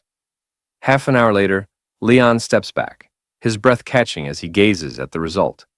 A triumphant smile breaks across his face. It worked. He succeeded. The storm outside rages on, but within the castle kitchen, Leon has found a breakthrough. Holding the finished dragon force in his hand, Leon finally feels a wave of accomplishment wash over him. Smiling to himself, he places the medicine in a small box and remarks quietly, "The dragon clan's medicine is surprisingly simple to make."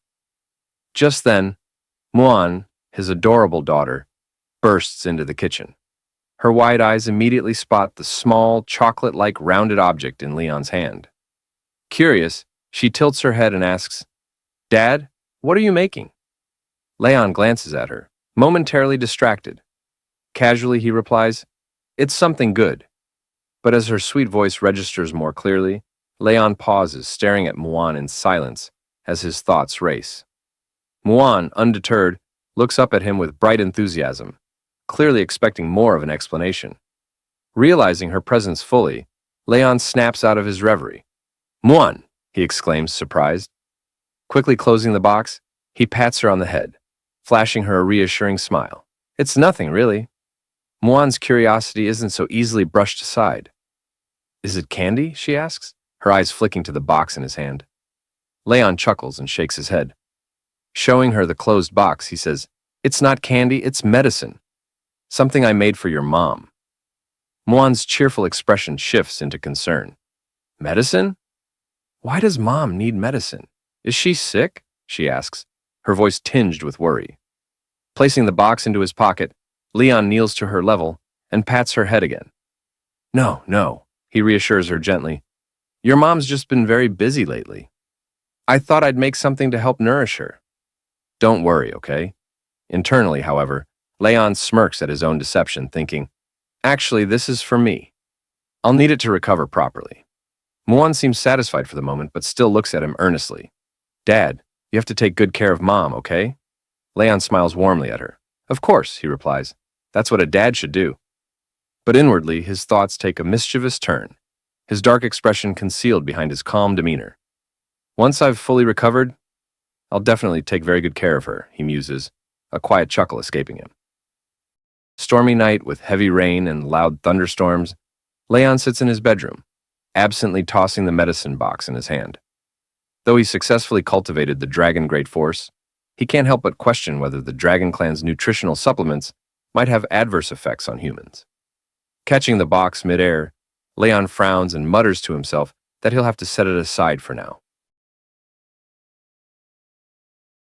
Rossweiss is surprised, almost incredulous, that Leon managed to create medicine in such a simple environment. Looking at him with her usual air of superiority, she extends her hand and, in an arrogant tone, demands, "What did you refine?" "Let me see it." Leon hesitates, his grip tightening on the medicine box. Meeting her gaze, he sighs and reluctantly hands it over.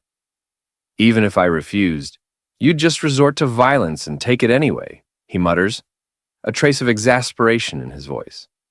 Rossweiss takes the box, examining its contents. A faint smile graces her lips as she looks at the dragon great force. "Impressive," she says. "You've managed to refine such a perfect dragon great force under these conditions."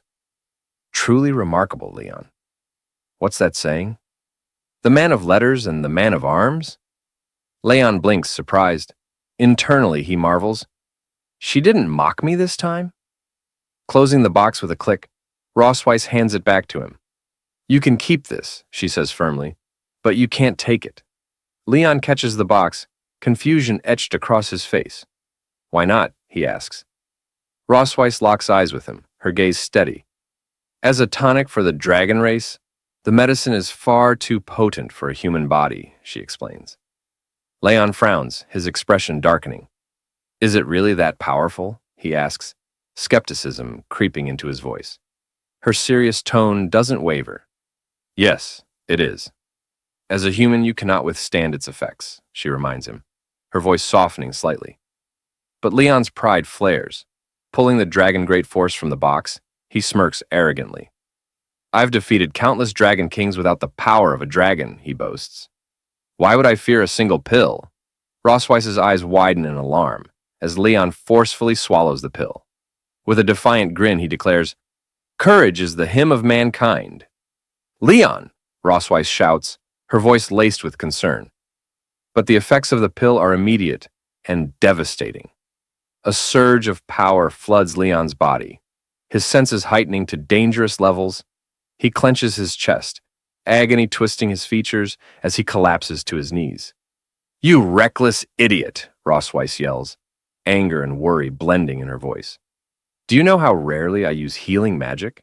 She rushes to him, casting a spell to stabilize him. Let me try to break down the pill's effects, she says urgently. Leon, however, shakes his head, his darkened expression filled with determination. Gritting his teeth, he grabs her hand, stopping her mid-spell. Leon, don't move! Rossweiss pleads, her voice rising in alarm. But it's too late. Thunder and lightning erupt from Leon's body, engulfing him completely. Bearing the searing pain, Leon grits his teeth and manages to speak through the storm of energy. Rossweiss, he growls, his voice steady despite the agony. Look carefully. He meets her gaze, his eyes burning with resolve. This is the courage and determination of mankind. Despite her protests, Leon endures the excruciating effects of the dragon great force alone, his body crackling with raw power. The storm intensifies around him, and Rossweiss can only watch, stunned and helpless, as Leon endures the excruciating power alone. Thunder roars, and lightning dances wildly in the small space, illuminating Leon's figure in bursts of light. His screams echo through the room as the pain reaches its peak. Having pushed Rossweiss away earlier, she is unable to help him now. Shocked, she watches in awe and horror, her mind racing. Then, it dawns on her. Leon is using lightning magic on his own body. Rossweiss stares in disbelief, trying to comprehend what Leon is doing. After what feels like an eternity, Leon finally stops channeling his lightning magic. The raging storm around him begins to subside, and the room grows eerily quiet. His eyes lose focus, and unable to bear the strain any longer, Leon collapses. Leon! Rossweiss cries, rushing to his side. Her voice is filled with genuine worry as she catches him just before he hits the ground. Gently, she lowers him into a sleeping position, brushing stray strands of hair from his face. Looking at his unconscious form, Rossweiss mutters under her breath, You really are a madman. Despite her exasperation, there's a softness in her voice that betrays her concern. Standing, she glances at him once more and says firmly, Wait here. I'll get the court physician. She turns to leave but freezes mid-step as she hears a faint sound behind her. Rossweiss, Leon's hoarse voice calls out weakly. She spins around in shock. Leon's eyes flutter open, his face flushed a deep red, and a strange, dazed expression settles on his features. Just as she's about to ask him how he's feeling, he raises his hand toward her, startling her. Before Rossweiss can react, Leon's hand darts out and grabs her tail. What? She gasps, caught completely off guard. Still holding her tail, Leon smiles. A goofy, childlike grin. Rossweiss stares at him, utterly baffled. How on earth are you even awake? She demands, her voice filled with both confusion and embarrassment. Leon sits up suddenly, his movements clumsy but determined. Blushing furiously, he rubs his cheek against her tail, a soft giggle escaping his lips. My wife. Where are you going? He murmurs, his voice hazy and affectionate. Rossweiss's face turns scarlet. Wife? Who do you think you're calling your wife? She stammers, trying to maintain her composure. She attempts to pull away, but Leon's grip on her tail tightens. Let go of my tail, you idiot, she demands, her voice cracking under the mix of frustration and embarrassment. Leon, however, refuses to comply. His smile widens and he rubs his cheek against her tail again, sighing contentedly. I don't want to, he says softly. I won't let go. I won't let my wife go. Leon happily presses his cheek to Rossweiss's tail, his grip firm and unyielding. Despite her earlier struggles, it becomes clear she can't overpower him in his current state. Rossweiss exhales in frustration and stops resisting, her patience wearing thin. Meanwhile, Leon continues gleefully, singing an improvised wife, wife song as he rubs his cheek against her tail like a delighted child. Rossweiss's face twists into an expression of pure exasperation. She makes a long face, silently admitting her defeat. Turning her gaze away, Rossweiss begins to piece together the situation. The dragon's great force is meant to enhance physical strength and endurance, she thinks. It shouldn't cause unconsciousness, or whatever this ridiculous behavior is. Her mind drifts to Leon's earlier use of lightning magic. She wonders if his manipulation of the lightning element might have interfered with or intensified the effects of the medicine. When she glances back at him, her cheeks flush as she takes in the sight of Leon, humming happily with his face buried in her tail. Idiot, she mutters under her breath, her voice tinged with embarrassment. Still, she reassures herself that despite his bizarre behavior, he doesn't seem to be in any immediate danger. Leon continues his antics, unabated, cheerfully singing his wife, wife song. Rossweiss sighs deeply, realizing there's no reasoning with him in this state. Resigning herself to the situation, she looks down at him and says, All right, I'm here. What's wrong? Just tell me already. Leon stops singing and looks up at her with a bright, flushed expression. His eyes shine with childlike excitement, and he boldly calls her wife again.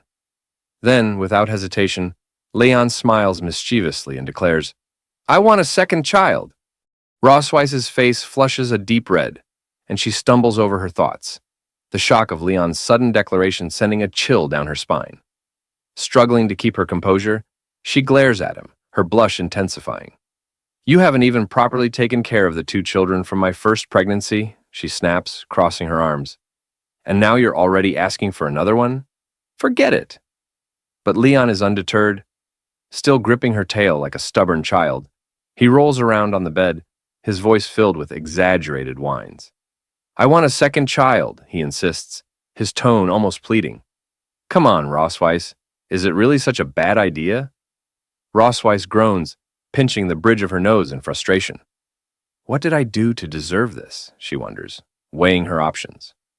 Reluctantly, she realizes that trying to reason with him might only make the situation worse. Finally, she exhales a long sigh and mutters, Fine.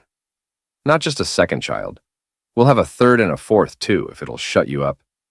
Leon's eyes light up like a child being promised candy. With a triumphant grin, he exclaims, Really? Then you have to come back to my hometown with me. Yeah, Rossweiss replies, waving him off with a tired look. We'll go back once everything is settled here. Finally releasing her tail, Leon jumps to his feet and cheers, shouting, That's amazing! You're the best, Rossweiss! Watching him, Rossweiss shakes her head in disbelief, a mix of exasperation and amusement playing on her face. He's even more irritating than usual today, she thinks, though she can't help but smile faintly. Leon suddenly leans in close, his grin widening as he declares, My wife is the best! Before Rossweiss can react, he leans forward, clearly intending to plant a kiss on her cheek. Startled, Rossweiss's eyes widen. With lightning reflexes, she presses a hand to his face and firmly pushes him away. No taking advantage of the situation. Internally, Rossweiss wrestles with her thoughts, trying to figure out how to handle the absurd situation. She wonders anxiously when the effects of the dragon force will finally wear off. As Leon stubbornly continues his antics, Rossweiss's patience snaps, and she punches him squarely in the face, calling him an idiot. Leon lets out a small yelp, stumbling slightly from the blow. Rossweiss crosses her arms, glaring at him, but internally admits she couldn't hold back any longer. Leon clutches his chest dramatically after taking the hit, and Rossweiss's frustration quickly turns to panic. Rushing to his side, she kneels down and asks in a concerned tone, Are you okay, you fool? Leon's breath grows heavier as he grits his teeth, clutching his chest tightly. Wife, he groans, his voice trembling, I feel really uncomfortable. Suddenly, a bright glow emanates from the dragon mark on Rossweiss's chest, Her eyes widen in shock. "This isn't good," she mutters, her heart racing. Without hesitation, she unbuttons Leon's shirt to examine him. As the fabric parts, the dragon mark on his chest begins to shine with an intense light. Rosweiss furrows her brow, her mind racing. Why is the dragon pattern activating now of all times? She wonders, anxiety creeping into her thoughts. Before she can think further, Leon suddenly grabs her shoulders, startling her. With unexpected strength, he pushes her onto the bed, climbing over her and pinning her hands down. "Leon!" Rosweiss shouts, her voice a mix of anger and alarm. "You bastard, what are you doing?" Leon's breath is labored, his face flushed as if burning with fever. He looks into her eyes, his expression desperate. "Wife," he whispers hoarsely, I feel so hot all over. My chest, it itches." Rosweiss's face flushes crimson at their proximity, her heart pounding as she glares at him. Gritting her teeth, she thinks furiously, the dragon pattern, combined with the lightning element, has heightened his instincts. It's fueling his desire to reproduce. Before she can say or do anything, Leon's gaze shifts. His eyes lock onto her tail, and with a sudden movement, he grabs it. Rosweiss freezes in shock as Leon brings the tail closer, sniffing it with a dazed expression. "Leon!" she snaps, her voice trembling between anger and embarrassment. "Let go of my tail right now!" But Leon only holds on tighter, his face dreamy as he mutters, "It smells so nice, wife. So soft." Rosweiss's eyes widen, her internal composure fraying. If this keeps up, I might actually lose control, she thinks nervously.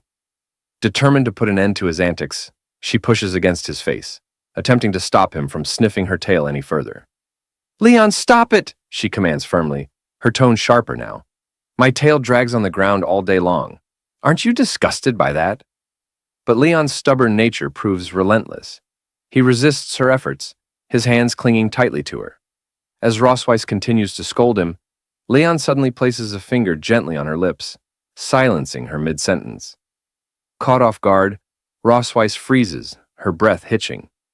She stares at him in surprise, unsure of what to say or do next. Leon gazes deeply into her eyes, his expression uncharacteristically intense. "Malif," he says softly, using her first name, something he rarely does. "You're so beautiful tonight." The unexpected compliment catches Rosweiss completely off guard. A wave of heat rushes to her face, her cheeks turning crimson. Looking away to avoid his piercing gaze, she stammers, "Even if you say that, I'm still mad at you." "What's going on?" Rosweiss wonders, her heart pounding erratically. This man. His attitude is completely different. There's something wild and intense about him tonight. Something I can't seem to reject. Despite her resistance, Rosweiss feels her resolve wavering.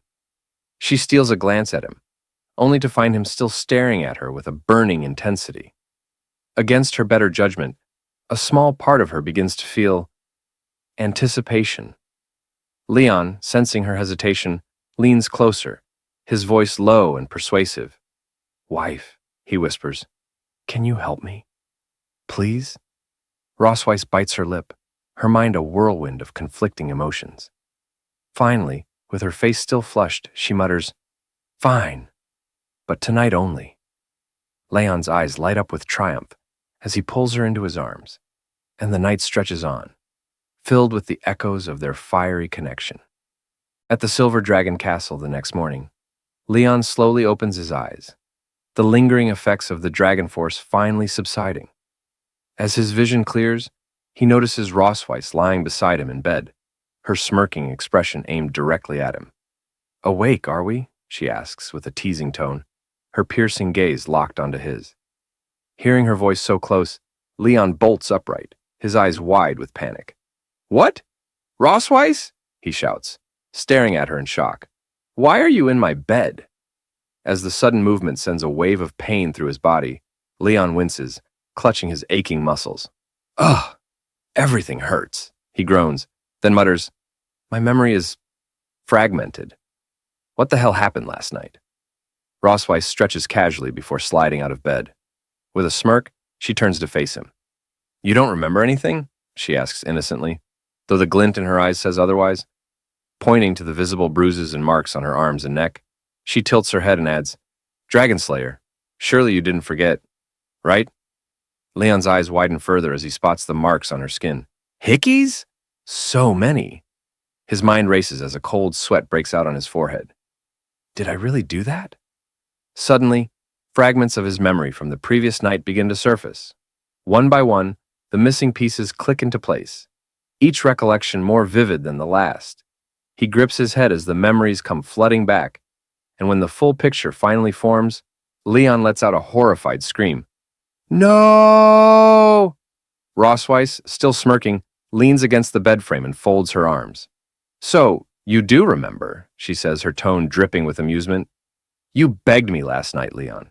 Said things like, "Honey, just one more time, okay? Wife, I feel so bad. Please help me. Just this once, and the last time." Leon's face burns with embarrassment as she mimics his pleading voice. "Stop it," he shouts, covering his ears in a desperate attempt to block her teasing. "I remember everything. There's no need to repeat it." Rossweiss's smirk widens as she watches Leon squirm, clearly enjoying his discomfort. Meanwhile, Leon pulls on his shirt, sneaking a sideways glance at her. Internally, he laments, "All I wanted was to refine the dragon force for my health, and maybe teach her a small lesson. How did it turn into this?" As Rossweiss finishes dressing, Leon lets out a resigned sigh. Looking at her briefly, he admits under his breath, "Maybe I went a little too far last night."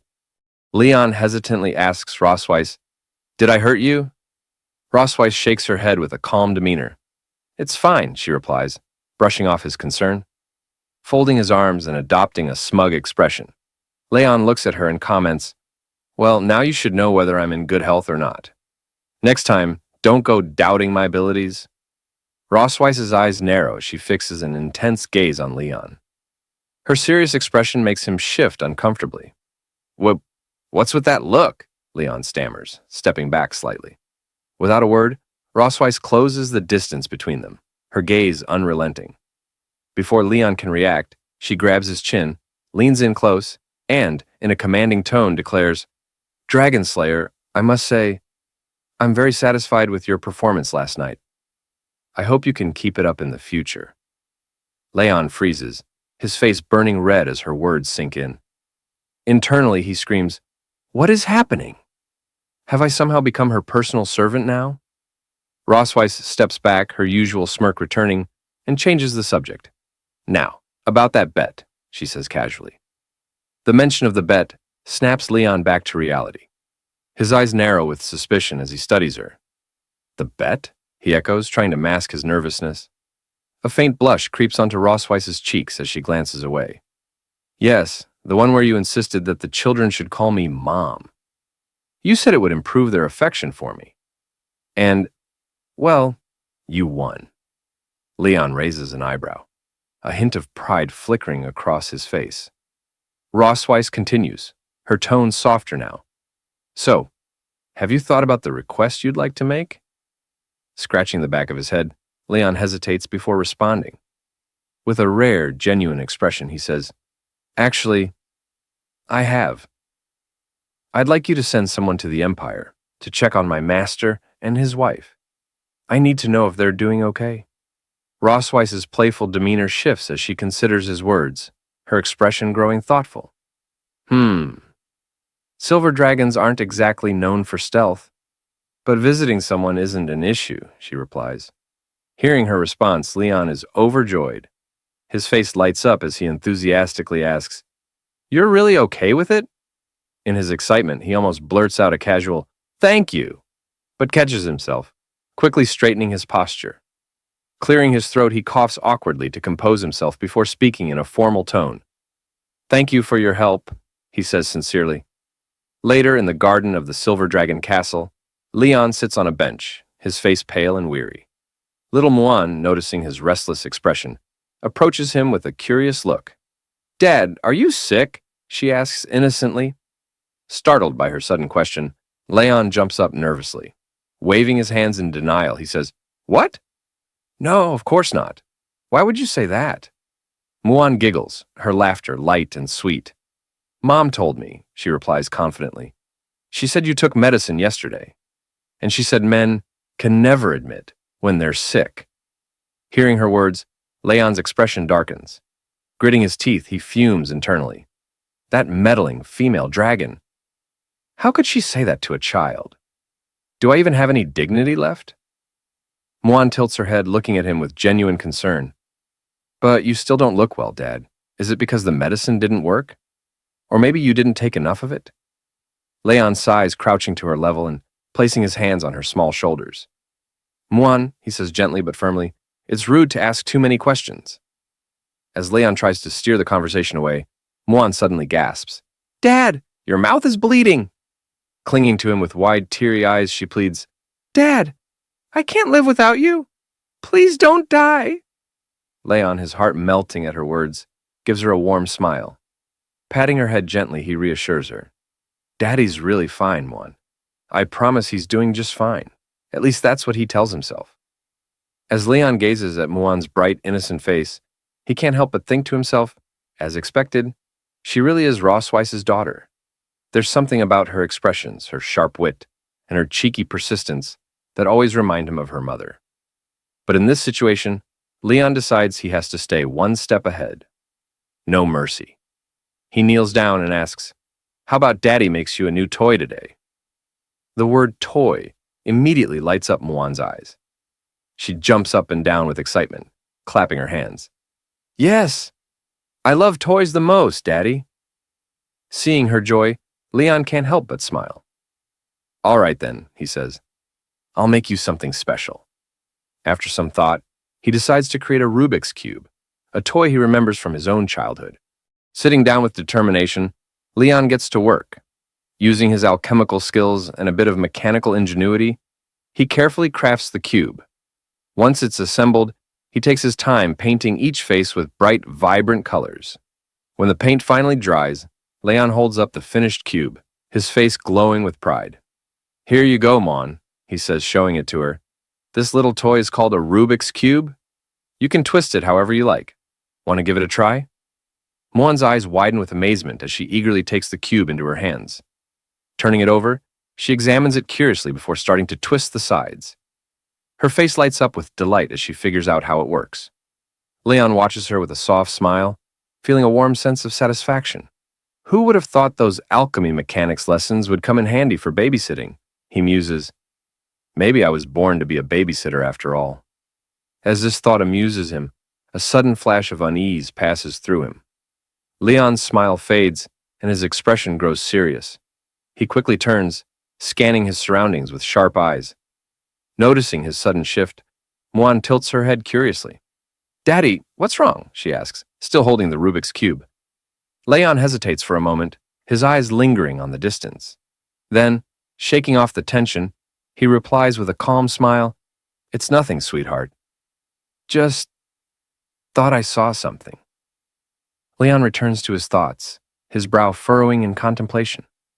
Just moments ago, he felt something, a faint but unmistakable sensation of the dragon's gaze. His instincts tell him it's coming from the direction where Noah does her physical training. He wonders if Noah, as stubborn as she is, will ever choose to join them. Deciding to extend a gesture of connection, Leon resolves to make a Rubik's Cube for Noah as well. That night, as Muan sleeps peacefully in her room, the Silver Dragon Castle is enveloped in silence. Meanwhile, Noah quietly opens the door to her own room, stepping inside with her usual composure. Her sharp eyes immediately catch sight of the Rubik's Cube and the note resting on top of it, left behind by Leon. Curious, Noah picks up the note and reads it. In Leon's familiar handwriting, it says, This is a toy for you, Noah. Your task is to figure out how to solve it. Think of it as a little challenge. Scoffing, Noah takes the Rubik's Cube into her hands and mutters, What an idiot. I don't have time for children's toys. Yet, despite her words, she can't resist the urge to twist the sides of the cube experimentally, her fingers moving deftly. As she continues to toy with it, a faint blush creeps onto her cheeks. Holding the cube tightly, she whispers softly, Thank you, Dad. To Noah, the Rubik's Cube isn't just a toy. It's a rare token of her father's affection. something she instinctively treasures. Quietly, she slides it into a small wooden box she keeps hidden beneath her bed, a personal collection she refers to as her treasure box. Unbeknownst to Noah, her younger sister Muan has been watching her secretly from the doorway. With her usual curiosity, Muan thinks to herself, "Sister's been acting a little strange lately, always hiding things in that box under her bed. What could it be?" When Noah steps out of the room later, Muan seizes her chance. "Detective Muan is on the case," she whispers with a mischievous giggle. Crawling under Noah's bed, she carefully retrieves the hidden wooden box. Excitedly, Muan opens the box and examines its contents. Fragments of their father's black and gold armor, the Rubik's Cube, and a nameplate with the engraving Noah K. Melkfei written in Leon's hand.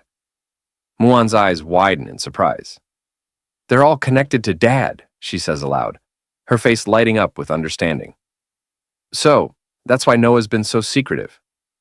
Just as she pieces it together, a shadow falls over her. Slowly, Muan turns to see Noah standing in the doorway, her expression dark and her eyes burning with fury. "Oh no," Muan whispers, her smile faltering. Noah strides into the room with an ominous calm, her voice low and cold. "What do you think you're doing, Detective Muan?" Completely unfazed by her sister's glare, Muan proudly grins and says, "I understand, sister. You really love Dad, don't you?" Noah's face flushes red, her embarrassment quickly turning into cold resolve. Without a word, she ties Muan up, silences her with a piece of cloth over her mouth, and retrieves her precious treasure box. Leaning down to Muan, who struggles fruitlessly, Noah smirks and says, "No peeking, got it?" Meanwhile, at St. Heath Academy, an elite institution among the Dragon Clan, the standards for student admission are famously rigorous. The Academy evaluates not only individual potential, but also the family's harmony and adherence to dragon ideals. It firmly believes that whether a young dragon hatches from an egg or is born live, only a loving and harmonious family can nurture a dragon to embody the proper virtues.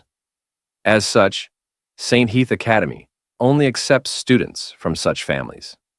To uphold the image of a perfect dragon family, the Silver Dragon Queen Rosweiss devises a plan, a family outing to Sky City, complete with a wholesome family photo. Sky City, a bustling hub in the dragon realm, is alive with parent dragons frolicking with their children. Amid the lively atmosphere, Rosweiss arrives in her magnificent dragon form, her scales gleaming like polished silver as she soars gracefully through the skies.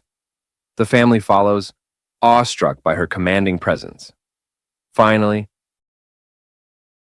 Muan, ever the playful one, slides gleefully down her mother's back. Leon, standing below with his arms extended, calls out, "Slow down, Muan! I'll catch you!" With perfect timing, he grabs her mid-slide, holding her securely in his arms. "Gotcha," he says with a warm smile, lifting Muan effortlessly. As the scene unfolds, Noah watches silently with her signature cool demeanor, arms crossed, observing the family interaction without a word. Rosweiss, having landed gracefully, shifts back into her human form. Muan, full of curiosity, looks up at her father and asks, "Daddy, why didn't you turn into a dragon just now? I really want to see you as a dragon." Leon freezes at the unexpected question. His smile stiffens as he awkwardly laughs, scratching the back of his head. Internally, he's panicking. "Dear daughter, Daddy is great at slaying dragons, but turning into one? You'd better forget about it." Before he can come up with a plausible excuse, Noah fixes her sharp gaze on him and coldly asks, "So, is it that you can't transform? Or you won't?" Leon feels the weight of her words and falters, completely caught off guard. He looks back and forth between Noah and Rosweiss, hoping for a lifeline. The pressure mounts as both daughters await his answer.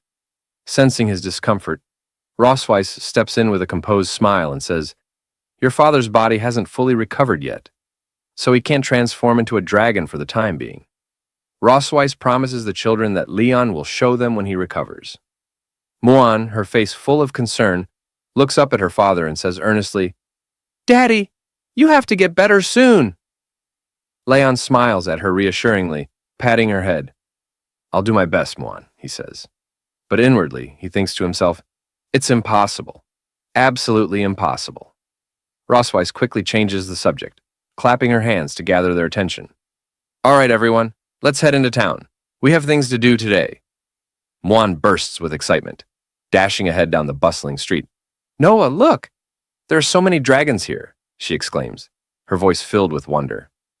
Noah, ever composed, follows at a steady pace and warns her younger sister, Slow down, Muan. Don't run off too fast. As the two girls move ahead, they catch the attention of the dragon citizens. Many pause to admire the siblings, their gazes filled with curiosity and adoration. Meanwhile, Rosweiss and Leon walk behind them. Leon's expression darkens, and his body begins to tremble ever so slightly. He doesn't say a word, but Rosweiss notices immediately. Is he shaking? Rosweiss wonders, glancing at him from the corner of her eye. She quickly puts two and two together. It must be the first time he's seen so many dragons since waking up from his coma. Leaning closer to him with a sly smirk, she whispers, Are you scared, Leon? Leon, his face still dark, says nothing at first. Then, with a sudden arrogant glint in his eye, he snaps, Who's scared? Me? You must be joking. Rosweiss raises an eyebrow as Leon points dramatically at the dragon citizens around them. I'm excited, Rosweiss. Can't you tell? He declares, puffing out his chest. Do you know what I see? First-class merits, second-class merits, third-class merits. Merits everywhere. The streets are practically paved with gold. I'm going to get rich. The dragon citizens stop in their tracks, staring at Leon in confusion and disbelief as he points at them with his finger, his eyes practically glowing with greedy excitement. Then, as if oblivious to the bewildered stares, Leon whistles nonchalantly and strolls off with a self-satisfied grin. Rosweiss pinches the bridge of her nose, exhaling sharply. I worried about him for no reason. Again, she thinks, watching Leon as he laughs to himself, dreaming of the fortune he imagines awaiting him. Walking a few steps ahead, Leon chuckles under his breath, his thoughts racing. If I bring them all back, how much money could I make? Later, they arrive at a specific shop in town. As the door creaks open, the dragon shopkeepers immediately bow low, their voices filled with reverence. Your Majesty, the Silver Dragon Queen, and her family, it is our great honor to serve you. Rosweiss enters the shop with Leon and the children following behind. Inside, Muan runs excitedly from one corner of the room to another. Grabbing Noah's hand, she tugs her sister along, pointing at the walls. Noah, look! So many dragon pictures, Muan exclaims, her eyes sparkling with wonder. Noah remains silent, her stoic demeanor unchanged. Meanwhile, Leon leans closer to Rosweiss, his curiosity getting the better of him. Aren't you the Silver Dragon Queen? He asks in a low voice. Why did you come to the store to take photos yourself? Shouldn't someone else handle this? Rosweiss gives him a side glance, clearly unimpressed. The Dragon King of a tribe can only command members of their own tribe, she explains. The dragons of Sky City, however, do not belong to any specific tribe. They're independent. Leon smirks, clearly enjoying himself. So, basically, your queenly status doesn't hold much weight here, huh?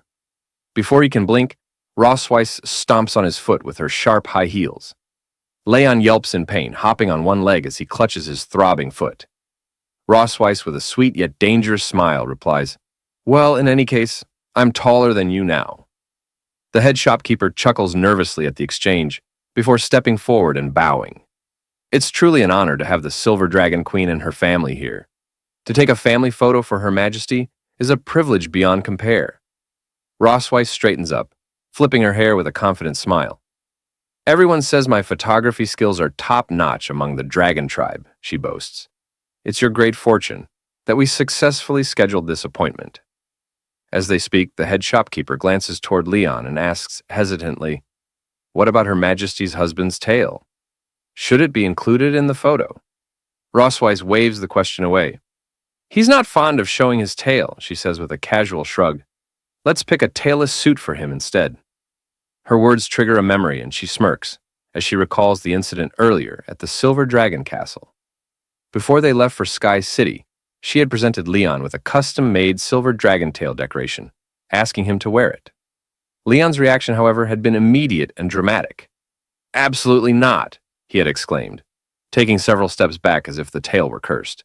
"I'll never wear that thing. Even if I die, it's about my dignity." Back in the shop, Rossweiss shakes her head at the memory, amused by Leon's stubbornness. The head shopkeeper, unaware of the backstory, simply nods and gestures for Rossweiss to move to another area to try on her outfits. Meanwhile, on the other side of the shop, Muan skips around with infectious excitement. "I want to wear a pretty dress," she chirps cheerfully, her enthusiasm lighting up the room. After a while, Muan and Noah emerge from the changing room in their new dresses, both looking stunning for the family photo. Shortly after, Leon steps out wearing a crisp white suit. His polished appearance is a stark contrast to his usual casual demeanor. Muan, catching sight of her father in the new outfit, gasps in delight. "Dad, you look so handsome!" she exclaims, her voice filled with surprise and admiration. The head shopkeeper nods approvingly, her smile warm. "The suit fits the prince perfectly," she says. "I imagine he must have been quite popular in his youth." Leon raises an eyebrow, clearly pleased by the compliment. "You really think so?" he replies with a smirk. "Honestly, the last time I wore something this formal was at my school graduation ceremony." He then turns his attention to Noah, catching her off guard. "What do you think, Noah?" he asks. Noah, momentarily surprised by the question, glances at him before quickly looking away. A faint blush dusts her cheeks as she mutters, "You look quite handsome." Grinning brightly at her response, Leon pats both Muan and Noah on their heads affectionately. "And your dresses are adorable too," he adds with a genuine warmth that makes both girls smile. Just then, Rossweiss steps out from the dressing room, dressed in a breathtaking gown that perfectly complements her elegance. For a moment, everyone is left speechless. Leon, his jaw dropping slightly, stares at her in awe. It's undeniable. Rossweiss looks absolutely stunning. Rossweiss, noticing his dumbfounded gaze, smirks and tilts her head.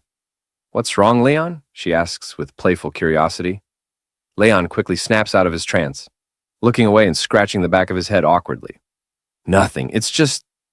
that dress suits you," he mumbles, his voice barely audible.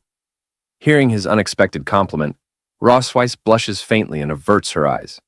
"Well," she says, trying to sound nonchalant, "I think it would look even better if you had a tail." Leon's expression darkens at the comment. Internally, he screams, "I will never wear a tail, not in this lifetime." The head shopkeeper steps in, her cheerful voice cutting through the tension. "All right, everyone, let's get ready for the family photo," she says, positioning the camera. Muan, waving her little hands, calls out, "Mom! Dad! Come here!" She tugs at Noah's hand, pulling her sister into position. As Rossweiss and Leon take their places, the shopkeeper encourages them. "Your Majesty, Prince Leon, step a little closer, please. Let's capture the love and harmony of this beautiful family." Rossweiss and Leon glance at each other, both stubbornly looking away, neither wanting to admit their hesitation. Leon thinks to himself, "No way am I getting closer to her," while Rossweiss likely has a similar thought. "All right, everyone, smile," the shopkeeper announces, starting the countdown. Muan beams with uncontainable enthusiasm, her cheerful energy lighting up the scene. Meanwhile, Noah maintains her cool, aloof demeanor, and Leon and Rossweiss look as though they're barely tolerating the moment. With a click, the family photo is taken. Predictably, Muan's bright smile steals the show, while everyone else looks composed, if not slightly cold. Afterward, another photo is arranged with just Muan and Noah, the sisters hugging each other in a rare moment of affection. For the final shot, the shopkeeper suggests something unique. Rossweiss and Leon creating a love-shaped symbol. Rossweiss coils her tail into half a heart, and Leon reluctantly completes the other half with his hand. The resulting photo is equal parts adorable and awkward, with Rossweiss's playful smirk contrasting Leon's begrudging expression. In the end, even Leon has to admit the photos turned out well, though he silently vows never to speak of the heart symbol again. In another photo, Rossweiss and Leon face each other, their gazes locked in a fiery stare. Though their flushed faces betray a hint of embarrassment, the rivalry in their eyes is unmistakable. The head shopkeeper, observing this dynamic, chuckles and comments. "You two really look like a couple." This photo is definitely one for the books, a special edition, if you will. Speaking of special editions, let's revisit Leon's graduation ceremony. On the day of Leon's graduation, a crowd of his female juniors surrounds him, each vying for his attention. One girl shyly asks, "Senior Leon, can we take a photo together?" Another pipes up, "Will you have dinner with us later?" A third girl, handing him a carefully wrapped gift, pleads, "Please accept this, Senior Leon." Leon, caught in the middle of the overwhelming attention, looks flustered and unsure of how to extricate himself. His face twists into a mix of hesitation and mild panic as he struggles to reject their advances without seeming rude. Finally, composing himself, Leon adopts a stern expression and declares, "I'm sorry, but I can't. I have to head back and nail hooves for my master's donkey. Maybe next time." His abrupt excuse leaves the girls stunned, their hopeful expressions quickly turning to disappointment. One by one, they retreat, their hearts visibly breaking as they walk away. Leon sighs in relief, waving them off with a quick, "Goodbye!" His tone is cheerful, but the girls' crushed spirits linger in the air. From a distance, Leon's master watches the entire scene unfold. With a long, exasperated sigh, he mutters to himself, "Did this guy get kicked in the head by a donkey? What is wrong with him?" Now in the Sky City, after taking their photos at the shop, the head shopkeeper informs them it will take about 6 hours for the photos to be developed. During this time, she suggests Her Majesty take a leisurely stroll around the city. As they leave, Muen waves her hand cheerfully to the shopkeeper, while Noah and Leon exchange a glance, silent but telling, as if suspecting something unusual. Without warning, Muen grabs Noah's hand and dashes through the bustling streets, her excitement bubbling over as she urges him to look over there. Leon and Rossweiss follow at a steadier pace, their children's energy impossible to match. As they walk, Leon glances at Rossweiss, a faint smile playing on his lips. "I never thought I'd get the chance to go shopping with you. This feels different," he remarks. Rossweiss responds with her usual calm demeanor, reminding him, "This is just to maintain our family image." Then, softening a little, she adds, "Besides, Noah has been preparing for her entrance exam so seriously. She's worked hard for nearly a month. It's good for her to relax once in a while." As the parents continue their conversation, Muen and Noah stop abruptly at a lively stall featuring a balloon shooting game. Their attention is immediately captured by a cute teddy bear among the prizes. Muen's eyes sparkle like stars, and Noah looks equally enchanted by the fluffy bear. When Leon and Rossweiss catch up, they pause, surprised to find the kids utterly absorbed in the game. Noah steps forward first, picking up the toy gun with an air of determination. She takes aim carefully at a balloon, but the result is less than ideal. She either misses entirely or hits a balloon that stubbornly refuses to pop.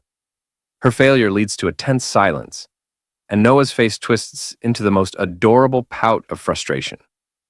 Muen's excitement dims as well, her expression mirroring Noah's disappointment. The shopkeeper, noticing their dejected faces, offers an encouraging smile. "If you try a few more times, I'm sure you'll hit it." At that moment, Leon steps forward, shaking his head with a chuckle. "So, they've got this kind of game here too, huh?" Muen beams at him, calling out enthusiastically, "Dad!" While Noah, still pouting, mutters that she just can't seem to win.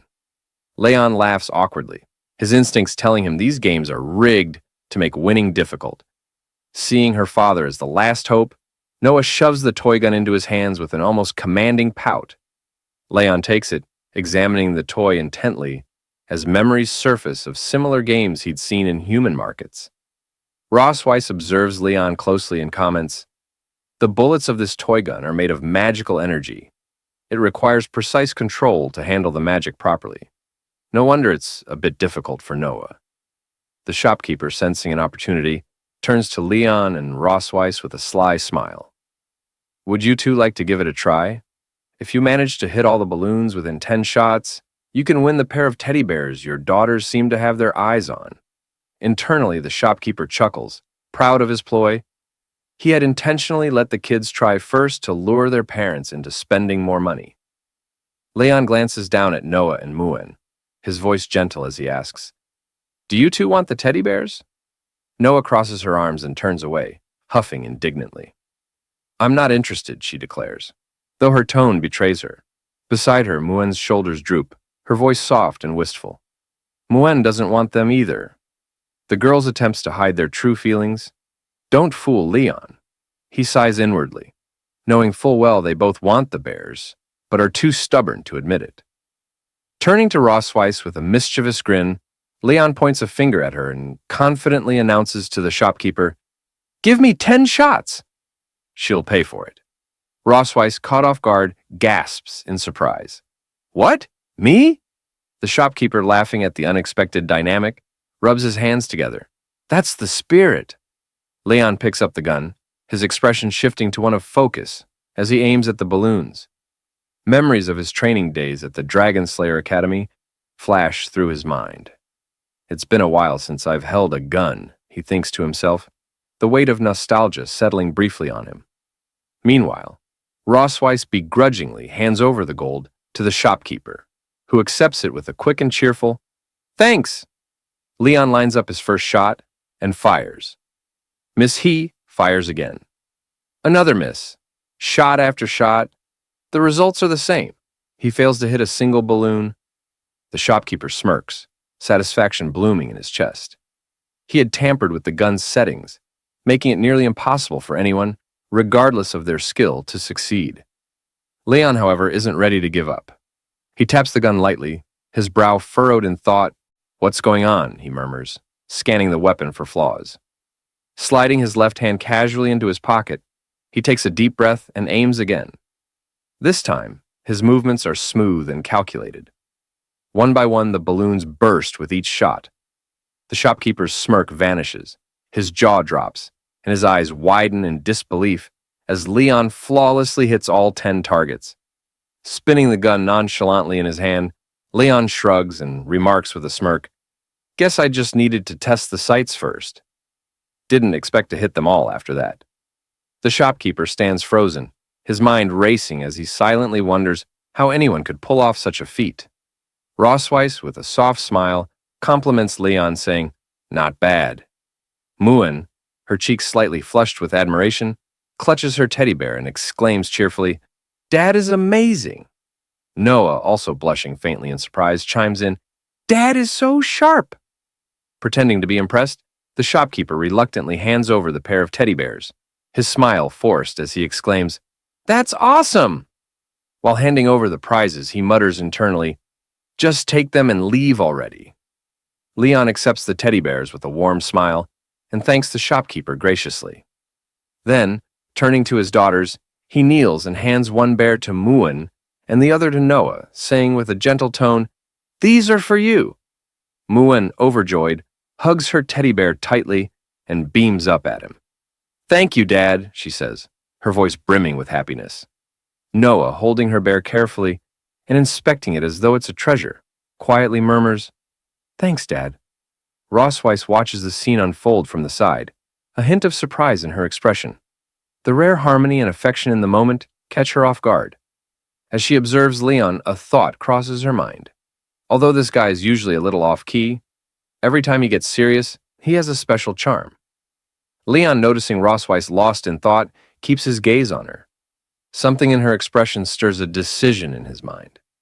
Rossweiss, sensing his eyes on her, glances at him and wonders why he's staring. As his gaze lingers, Leon's lips curl into a faint smile. Without warning, he says, "Oh, I have some thoughts about Rossweiss, too. Let's see where they lead." Later, after some time, Rossweiss and the family continue strolling through the bustling streets. As they walk, a little dragon girl points her finger toward Rossweiss and tugs at her mother's sleeve, saying, "I want that too." The little dragon girl's mother, startled by the comment, looks at Rossweiss with a hint of surprise, but says nothing, choosing to remain silent. Meanwhile, Leon recalls a plan he had been mulling over. He had decided earlier to get his big baby girl a teddy bear as well. True to his thoughts, Leon manages to procure a large teddy bear, and hands it to Rossweiss. Rossweiss, now holding the oversized teddy bear, walks alongside the family in silence, her expression calm and unreadable. She doesn't react to the little dragon girl's remark. After all, the girl was speaking to her mother, not Rossweiss. Leon, walking with his hands folded behind his head, chuckles and breaks the silence. "Did you notice the miserable expression on that unscrupulous businessman's face at the end?" he asks. "It felt like he was finally rid of us, and his anger all at once." He recalls the moment vividly, how, after showing the shopkeeper the money and demanding another shot, the man's face turned pale, his jaw dropping in disbelief as he began to fear Leon's inevitable victory.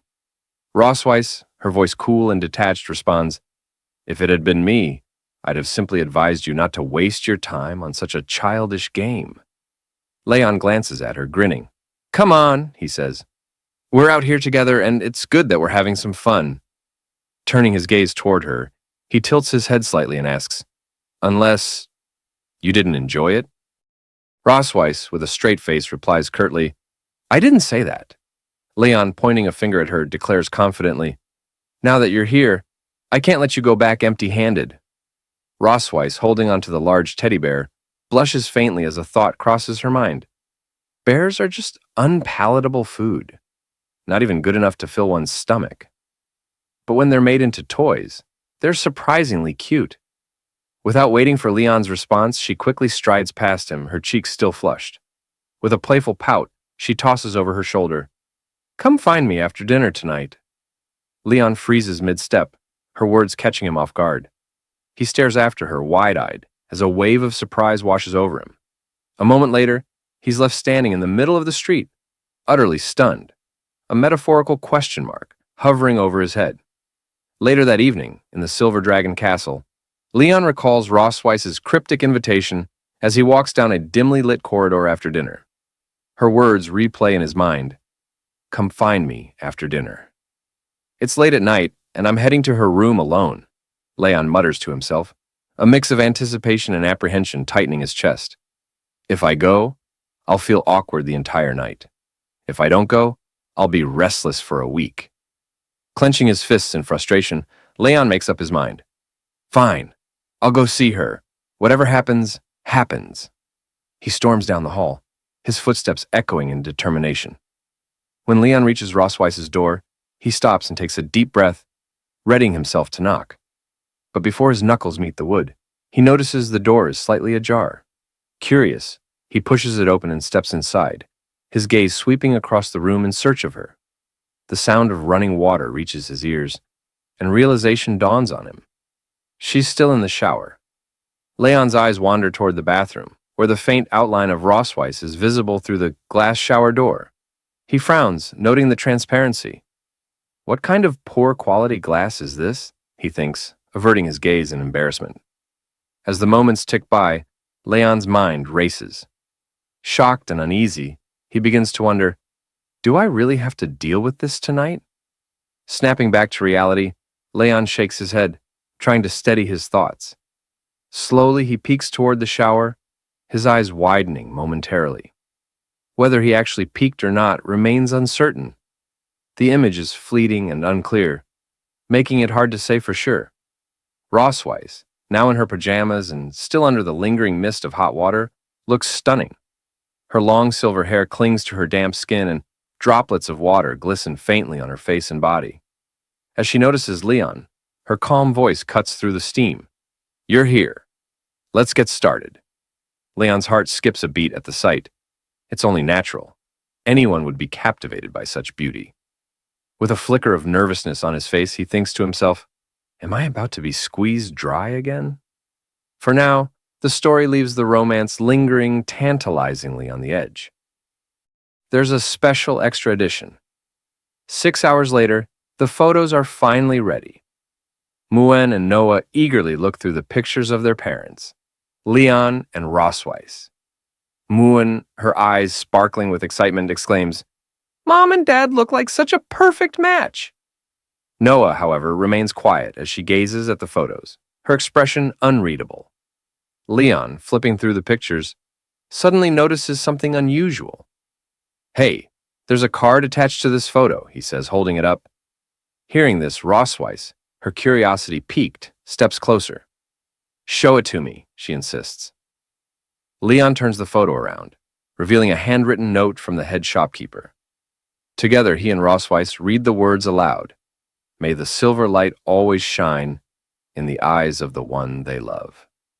Their faces flush instantly, bright red with embarrassment. Both speak at once in protest. Who's in love with whom? Leon sputters. Who's in love with her? Rosweiss snaps back. Who's in love with him? Still flustered, Rosweiss hides her face for a moment before adding in a small, indignant voice, There must be some mistake. Fix this photo for me. Leon, nodding quickly, agrees. Yeah, it must have been written wrong. Seeing Rosweiss like this, Leon's heart skips a beat. It's impossible to blame him. Anyone would be awestruck by such beauty. He swallows hard, his mind racing. With a flicker of nervousness, he thinks to himself, Am I about to be squeezed dry again? Rosweiss steps out of the shower room and, without missing a beat, asks, Where would you like to do it? The living room or the balcony? Leon freezes, her words catching him completely off guard. His face turns bright red as panic sets in. Stammering slightly, he nervously replies, The balcony? That's not good, right? I mean, people might see us. That would be embarrassing. Rosweiss, casually glancing into the mirror and adjusting her damp hair, responds with an air of indifference. The living room is fine then, it makes no difference to me. Leon exhales deeply, feeling trapped by the situation. Finally, with a dramatic sigh, he clenches his fists and yells, Fine. Come on, do it. He lies back on the sofa, his teeth gritted and eyes tightly shut, bracing himself for whatever's about to happen. Rosweiss, noticing his odd behavior, raises an eyebrow. What are you doing? She asks, her voice laced with amusement. Leon cracks one eye open, his face flushed. Aren't you going to, do it? He blurts out. Rosweiss, now sitting on the opposite sofa with her legs elegantly crossed, lets a sly smile creep onto her face. Mr. Casanova seems quite eager, she teases. Then, with a calm but playful tone, she adds, But tonight isn't suitable. Let's do it another day. Her words hit Leon like a bolt of lightning. He sits up abruptly, his face a vivid shade of crimson. What? He exclaims, utterly mortified. Rosweiss smirks, clearly enjoying his reaction, as Leon buries his face in his hands, silently vowing to get even for her teasing one day. Rosweiss places a paper on the table that she had been holding earlier. Leon, quickly sitting up on the sofa and coughing awkwardly, asks, What's this? Rosweiss adjusts her posture and explains, These are test questions from St.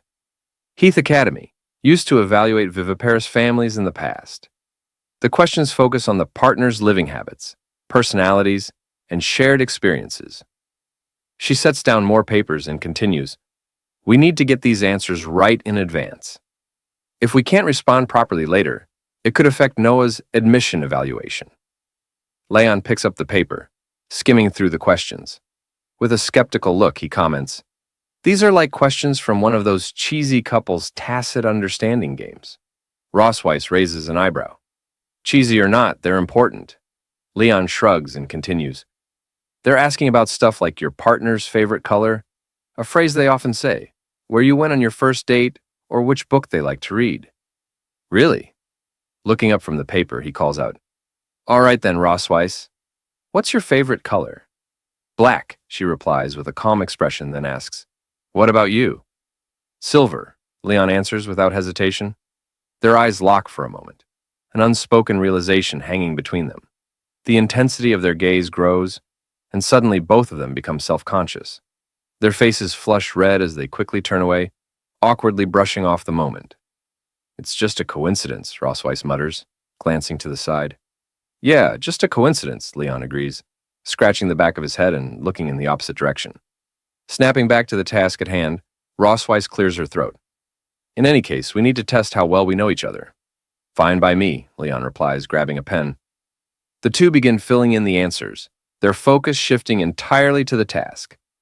A short while later, Leon leans back and declares, I'm done. Rosweiss finishes moments after and nods. Let's check the scores. They swap papers to review each other's answers. When the tally's complete, Rossweiss scores 45 points, while Leon scores 58. Leon smirks, leaning back smugly. Looks like I scored higher than you. Seems like I know the queen better than she knows me. Rossweiss narrows her eyes at him, hiding her slight embarrassment. Don't get too full of yourself. Next time, I'll do better. Leon chuckles, savoring his small victory, as Rossweiss silently vows to outscore him in their next test. Hearing Leon's words, Rossweiss becomes visibly irritated, her cheeks puffing out as she makes a cute, pouting face.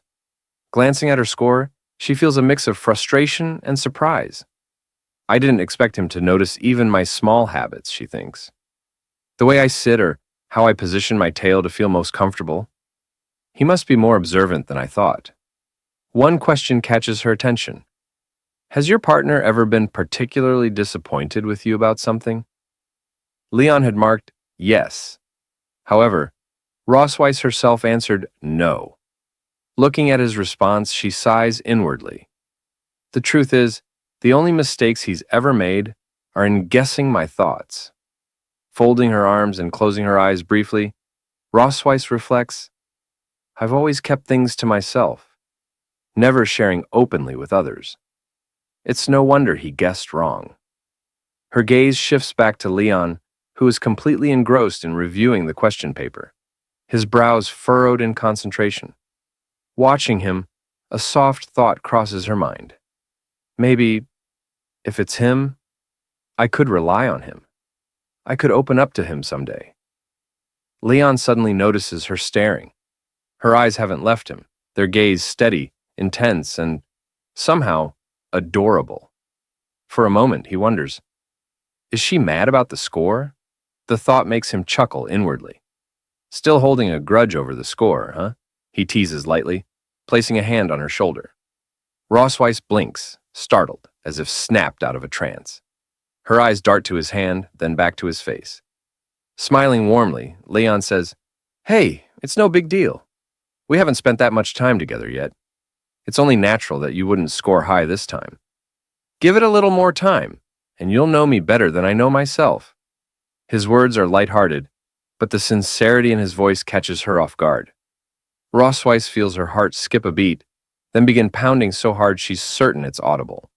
She clutches the question paper, trying to steady herself as an unfamiliar warmth spreads through her chest.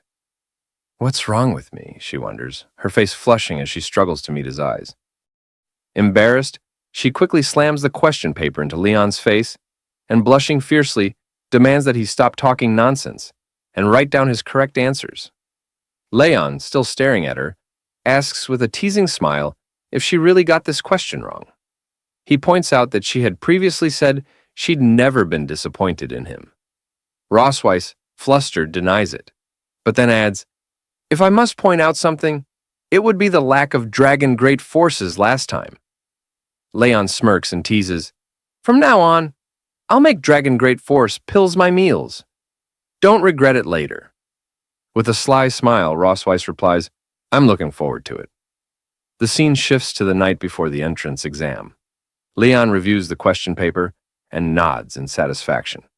After a week of hard work, our average score on the test questions is over 80. If we perform normally, there shouldn't be any problem with the family assessment. Rossweiss, utterly exhausted, collapses onto the bed without responding. Leon, getting up to leave, says, If there's nothing else, I'll head back first. Still, Rossweiss remains silent. As Leon reaches the door, she suddenly grabs his shirt sleeve, stopping him. Wait, she says softly, her tone catching his attention. Leon turns with a questioning look, and Rossweiss points toward the shower room. There's a bathtub in my bathroom. Go take a bath and then come back. Leon, stunned, blinks in surprise. What do you mean by telling me to take a shower in your room? Rossweiss, without hesitation, starts pushing him toward the shower room. Just go and wash when I tell you to. Hurry up. Rossweiss, Leon protests, calling her name as she continues to push him. But she doesn't listen. After pushing Leon into the shower room, Rossweiss quickly closes the door. Leon, looking toward the door and taking off his shirt, wonders why she wants him to take a shower in her bathroom for no reason. He questions if she's planning something bad. Leon, sighing, reasons that she's probably just been very nervous these days because of the entrance exam. So, it should be fine. Deciding to stop worrying, Leon steps into the bathtub and resolves to enjoy it regardless of the reason. Immersed in the hot water, Leon relaxes and says to himself that it feels so good. As Leon is enjoying the bath, Rossweiss slowly opens the bathroom door, wrapped in a towel. Noticing her, Leon is taken aback and loudly calls out Rossweiss's name. Rossweiss, with a smirking smile, looks at him, flicking her hair behind her ear, and the dragon mark on her chest activating starts to glow. Looking at Leon, Rossweiss says that she has been feeling a lot of pressure these days and that she wants to do it now. Leon, shocked by her words, with a pale face, internally thinks that what he had been fearing has finally come true. The dragon mark on Rossweiss's chest now resonates with the dragon mark on his chest. Leon, alarmed, stands up and loudly asks why. If she's under pressure, she's putting pressure on him. Rossweiss, smiling and winking at him, says that by transferring the pressure to him, she can feel relieved and asks if she isn't right. Rossweiss removes the towel wrapped around her and, standing in front of him naked, asks if he didn't come here with this mentality a few days ago. Leon, unable to deny the truth, looks away and thinks in silence, realizing he can't refuse her. Rossweiss then steps into the bathtub nakedly with Leon, leaning on his chest and looking into his eyes.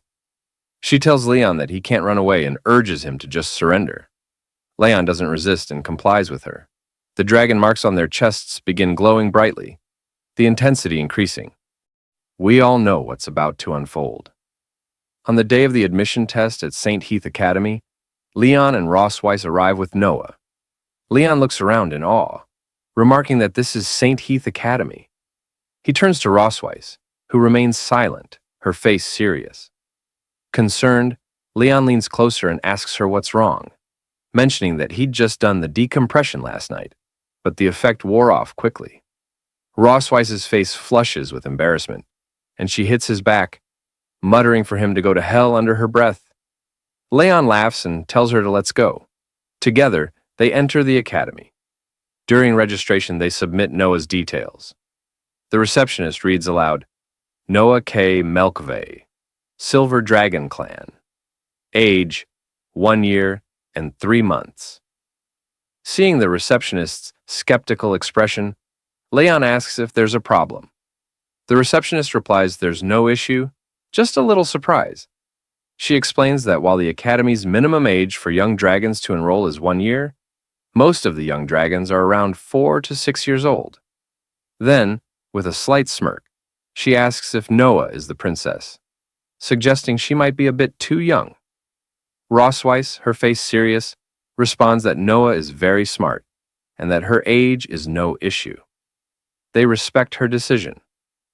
The receptionist nods and tells them to proceed. She informs them that a special staff member will escort Noah to the written test, while the accompanying parents will need to go to the 4th floor for a home assessment. On the 4th floor in the meeting room, Leon and Rossweiss sit with the academy staff. Rossweiss, holding Leon's hand and leaning close with a smile, whispers and asks, based on his experience, if he thinks the 3 people there are easy to deal with. Leon, looking at them with a straight, uninterested face, whispers back that they look easy to kill. He reflects that the person he was before being captured by her would have easily taken their heads in 50 rounds.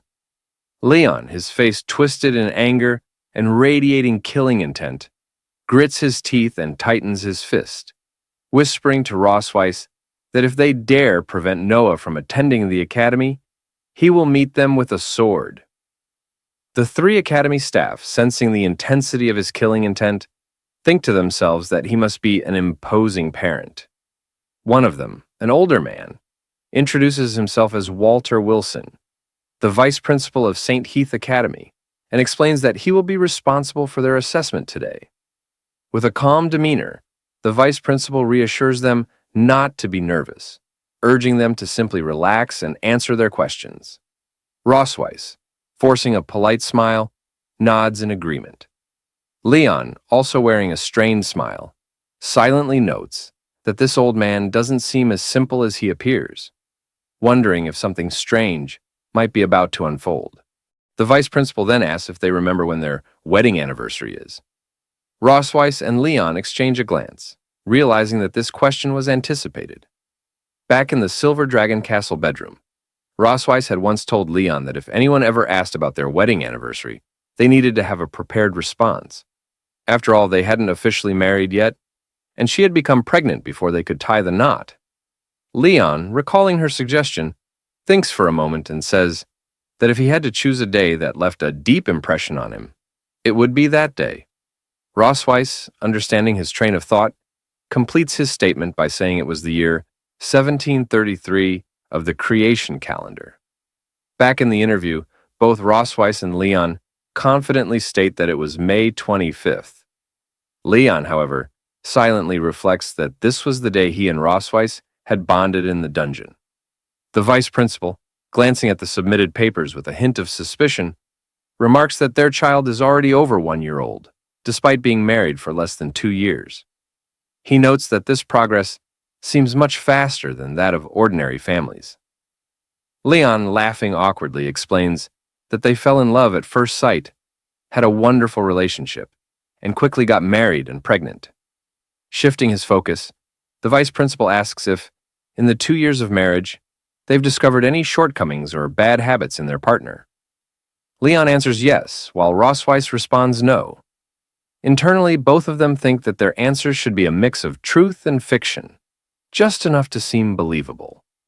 When asked to elaborate, Leon begins to act, putting on a sad face. With an Oscar-worthy performance, he claims that sometimes he feels like he doesn't exist. Then, blushing and dramatically placing his hand on his chest, he says his wife is so capable, managing family affairs and housework with exceptional order, making him feel insignificant. As Leon delivers his glowing monologue, Rosweiss stares at him with a long, unimpressed expression, clearly not entertained by his performance. Blushing now, Leon looks at Rosweiss and gently takes her hands. Rosweiss, playing along with his act and blushing as well, looks into his eyes. With a soft voice, Leon tells her that she easily accumulates stress, so he wants to take this opportunity to tell her something important. He says he wants to do more for their family and asks her to rely on him. Internally, however, he thinks to himself that she shouldn't exploit him when he's under a lot of pressure in the future. An older woman suddenly interjects, commenting on how considerate and good a husband he is. She then turns to Rosweiss and asks what she thinks is the most attractive thing about her husband. Surprised, Rosweiss looks at the older woman for a moment before responding. With a flushed face, Rosweiss says that her husband is handsome, has a great figure, is focused, serious, smart, responsible, likes children, and never loses his temper.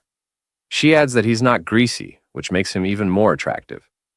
Rosweiss further explains that although her health hasn't been as good as it was before marriage, it's not a major issue because her husband is skilled at making medicine.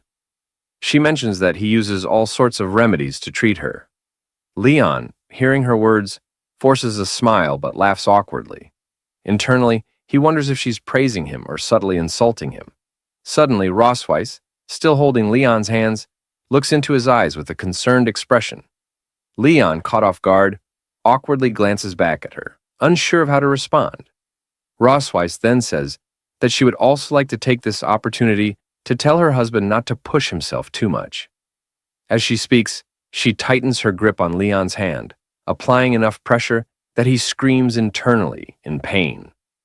The three old geezers, completely fooled by their act, internally think what a loving couple they make. Later, the three assessors ask Rosweiss and Leon a series of questions, and the couple answers each one with poise and grace, leaving a strong impression. As the interview nears its conclusion, the old man asks if they have any questions for the other party. He explains that this is an additional question, and the person being asked must answer truthfully.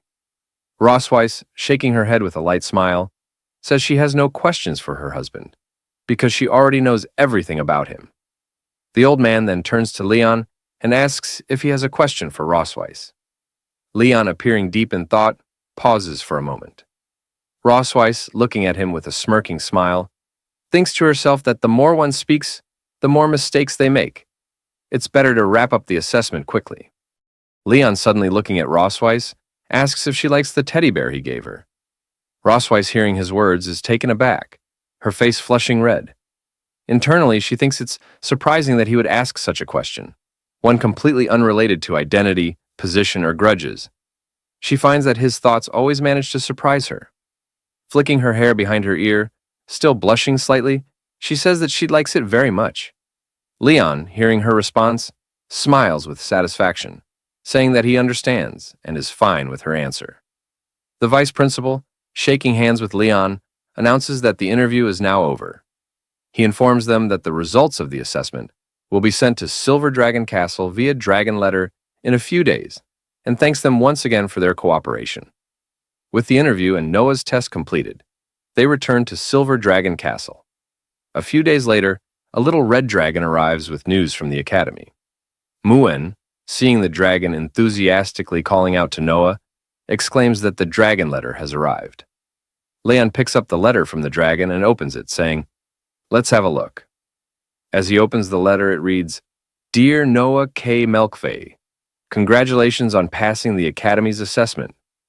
Please come to the Academy in 3 days to register and attend the entrance ceremony." The four of them, reading the letter, express their surprise and joy at Noah's acceptance. Muen, hugging Noah and rubbing her cheek against hers, says, "You're amazing, sis, and your parents are amazing too." Noah, looking at the admission letter, smiles for the first time in the entire manner.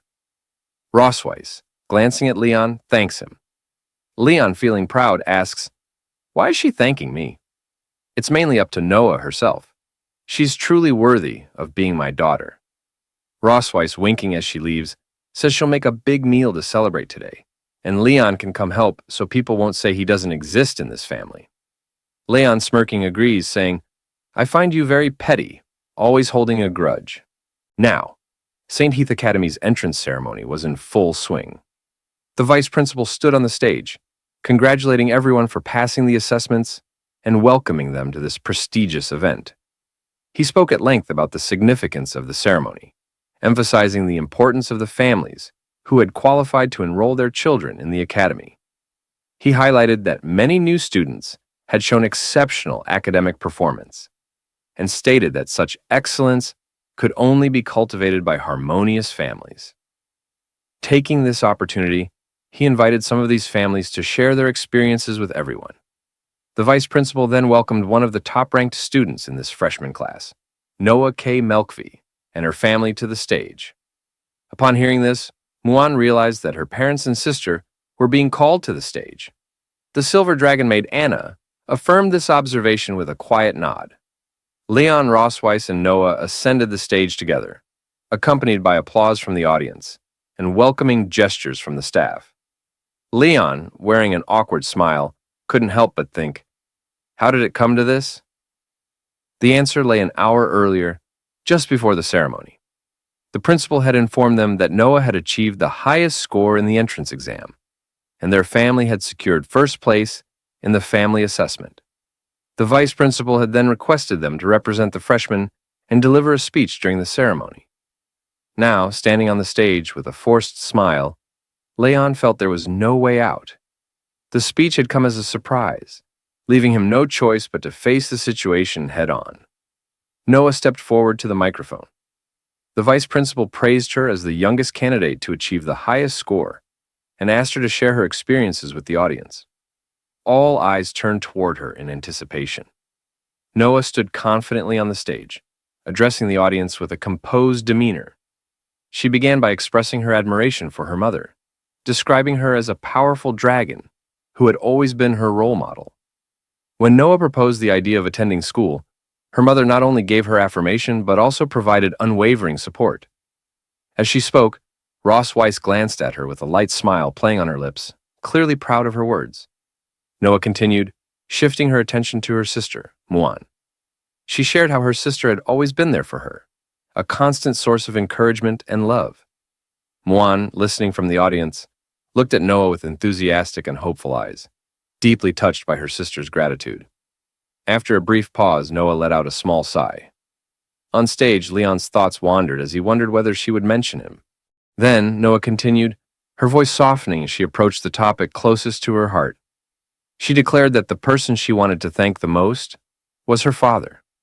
She explained how he had reviewed material with her every day, and often stayed up late into the night preparing resources for her studies.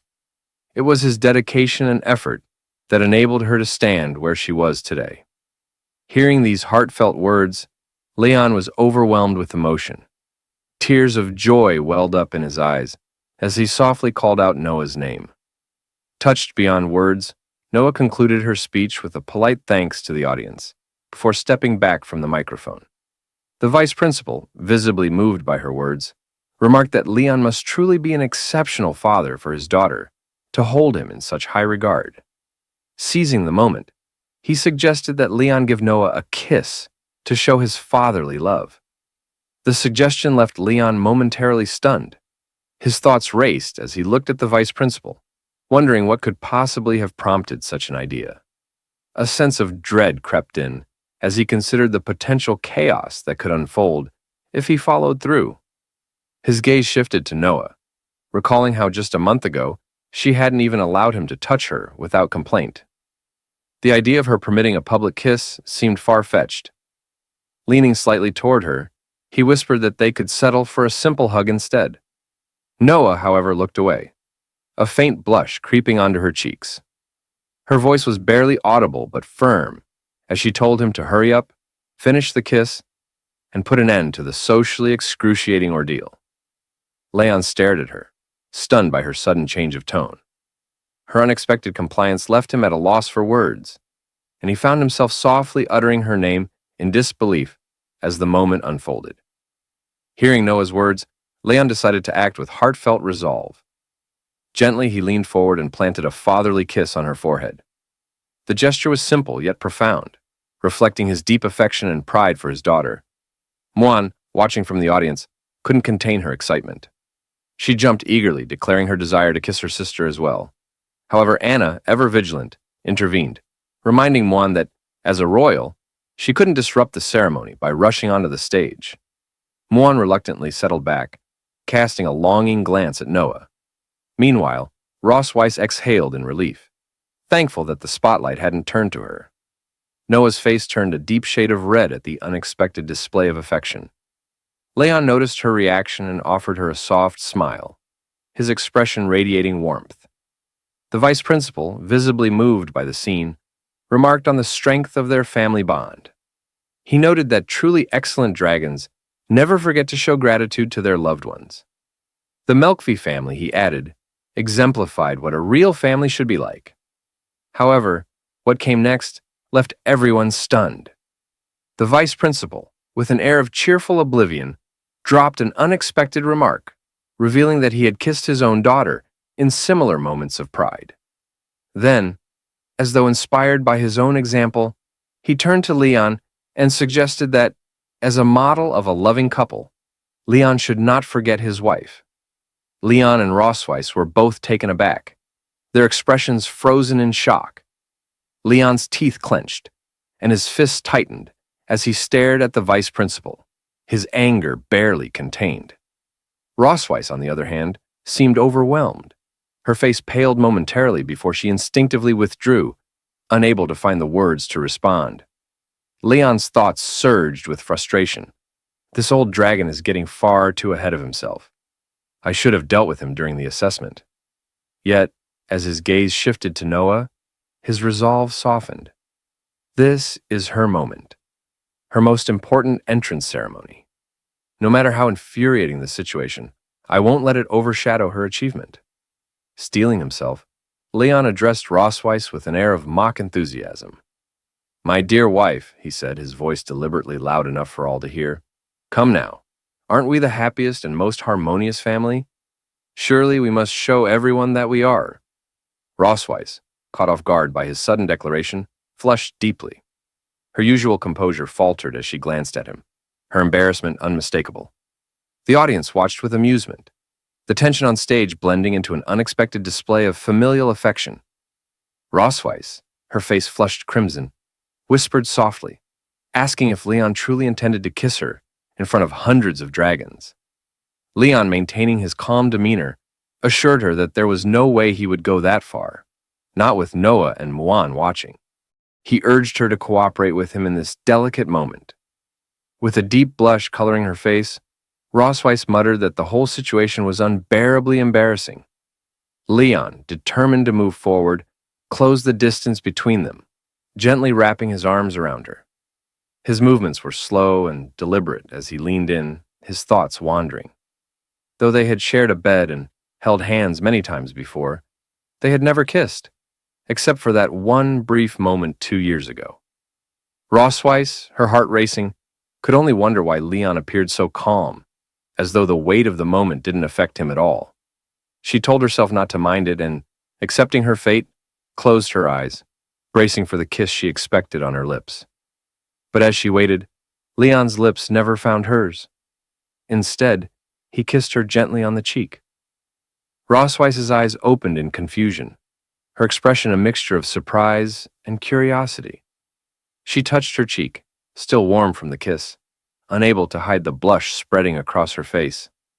Leon, with a respectful bow to the audience, declared that this was all he could do for them. A voice from the crowd asked why he hadn't kissed her on the lips, and others quickly chimed in, chanting for one more kiss. As the whispers filled the air, Leon leaned toward Rossweiss, his smirk evident as he whispered to her. His voice was low but teasing, stating that the kiss had been a good way to relieve some stress. Rossweiss, her anger rising, gritted her teeth and clenched her fists. She glared at him, her mind seething with frustration. How dare he use me to relieve his stress? She almost wished they weren't in front of so many people, where she could have pinned him to the ground and exacted her revenge in private. But for now, she had to swallow her pride. The audience was watching, and the day wasn't over yet. There would be other opportunities and perhaps some form of payback when they returned to the Silver Dragon Castle. She just had to wait and see if she could hold her composure long enough. The vice principal, grateful for the laughter and joy the Melkvi family had brought to the ceremony, thanked them warmly. He then invited Leon's family to step down from the stage to take a rest. Rossweiss, Leon, and Noah descended the steps together, their presence still lingering in the air as the vice principal continued with the remaining parts of the ceremony. The entrance ceremony proceeded, and eventually it came to an end. As they exited the academy grounds, Rossweiss turned to Noah, her voice soft but firm. She told her that they were ready to leave and would pick her up the following weekend. She reminded her daughter to take care of herself. Noah nodded in response, assuring her mother that she would. Muan, hugging Noah tightly, whispered that she wanted to be with her sister. Noah, smiling gently, told her that she would miss her too. Leon, ever the practical one, added his own reminders. He told Noah to eat on time, not to be picky with her food, to study hard, and if anything confused her, she could always ask him when she came home during the holidays. Most importantly, he emphasized, if she felt unwell, she should go to the academy doctor and not be stubborn about it. Noah, half annoyed, half amused, assured him that she already knew all of that and wasn't a child anymore. Leon grinned and pointed his thumb toward Rossweiss, teasing, "Those are actually your mother's words when she was drunk. She was too embarrassed to say them herself, so I'm just doing it for her." Rossweiss, folding her arms and wearing a straight face, denied it, calling Leon's statement nonsense. Leon, not missing a beat, turned serious. He warned Noah that if she met classmates with bad personalities, she should stay away from them. But if anyone dared to bully her, she had his full support to fight back. Noah raised an eyebrow and asked if he had ever done that when he was in school. With a playful wink, Leon nodded. He shared that every time he got into a fight at school, his teacher, who, by the way, was her grandfather, would bring him home and give him a good beating. Leon reassured Noah that there was no need to worry. He would never punish her for something so small. Muan, clinging to her father's legs, listened intently to the exchange between them. Noah smiled, agreeing with Leon's words. "I'll remember, Dad." Now, within the study room of the Silver Dragon Castle, Rossweiss sat in quiet contemplation, her attention focused on an ancient tome. The book detailed a forbidden magic known as the Blood Curse, a spell that could only be cast once in a lifetime. It demanded blood as its medium and exacted the caster's life as payment for its devastating power. As Rosweiss read, a smirk played on her lips. The concept intrigued her, and she mused that, with refinement, it might become a fascinating tool for her own purposes. The silence of the room was disrupted by the subtle movement of a shadow slipping inside. Without looking up, Rosweiss acknowledged the presence and inquired about the person's return. The figure was Shirley, her trusted maid, and a member of the Silver Dragon clan. Shirley confirmed her arrival and approached with a report. Rosweiss inquired about the progress of the investigation, and Shirley regretfully admitted that there had been no success. Tiger Lawrence and his wife had vanished without a trace within the Empire. Their disappearance was marked by a meticulous erasure of information, leaving her subordinates unable to uncover any leads. This revelation drew Rosweiss's attention. She questioned what Shirley meant by missing, and Shirley elaborated that all traces of the couple had been wiped clean, suggesting the work of someone highly skilled. Reflecting on Leon's earlier description of his master as a simple old farmer, Rosweiss recognized the inconsistency. She concluded that there was far more to this man than met the eye. Before dismissing her maid, she instructed Shirley to prioritize her safety while continuing the investigation and to notify her immediately of any developments. Shirley acknowledged the command with unwavering loyalty. The scene shifts to the Silver Dragon Castle garden, where Leon is seen swinging a branch with all his strength, channeling his full power into each motion. After demonstrating, he turns his attention to Muan and instructs her to come over and swing the stick down hard, just as he had done. Muan, filled with enthusiasm, eagerly agrees to her father's request. She grabs the stick and begins swinging it aimlessly, her movements lacking coordination or focus. Leon watches her for a moment, uncertain how to respond to her wild efforts. Deciding to intervene, he steps forward and begins teaching Muan the proper way to hold the stick. He carefully adjusts her grip, demonstrates how to swing correctly, and even guides her into the right posture. As Leon continues his lesson, Rosweiss appears in the garden. Upon seeing her, Muan's expression brightens, and she cheerfully acknowledges her mother's presence. Leon, noticing Rosweiss as well, remarks on her return from her rounds. Rosweiss does not respond with words, instead offering only a smirking smile as her gaze meets Leon's. Muan runs to Rosweiss and clings to her, wrapping her arms around her mother in a tight hug.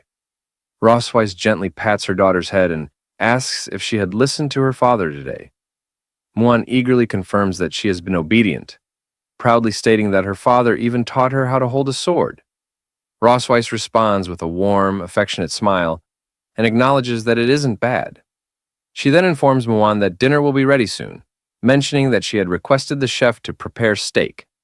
She instructs Muan to go and change her clothes before dinner. The mention of steak causes Muan's eyes to sparkle with excitement.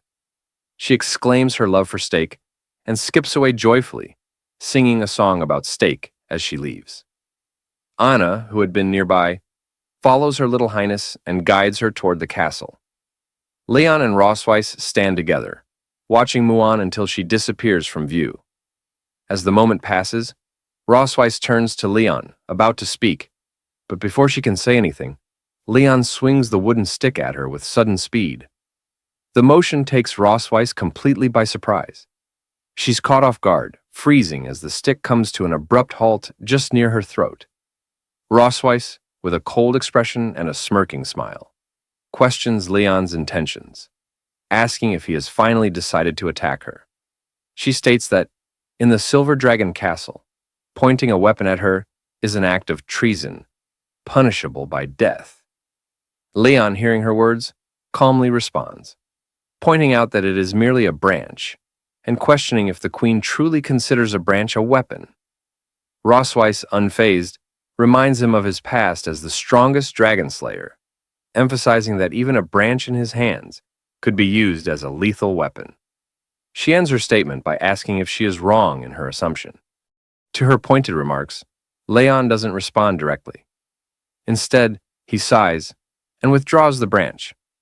Leaning closer to Rosweiss, he remarks that if she wanted to praise someone, She should do so properly and questions why she chooses to be so sarcastic.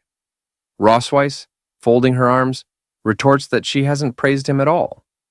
Leon walks toward a nearby bench, placing his hands behind his head as he moves. He mentions that he wanted to scare her, but admits it would be pointless if she wasn't afraid. Rossweiss, watching him, calmly counters, stating that she doesn't believe he could harm her with a twig in his current state.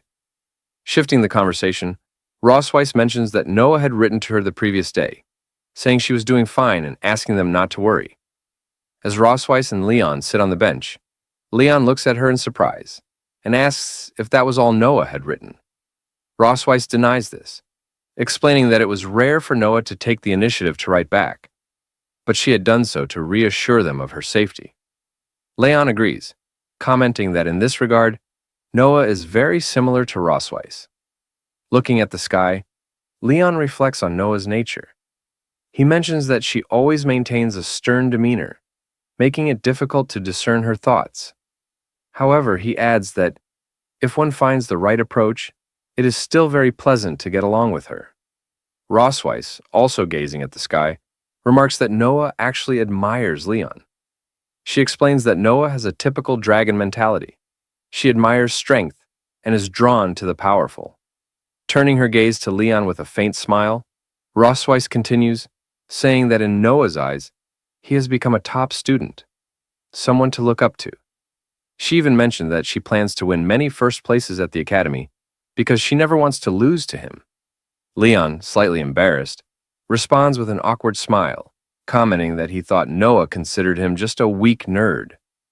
Rossweiss, removing her heels, shifts the conversation and brings up the time when Leon first woke up.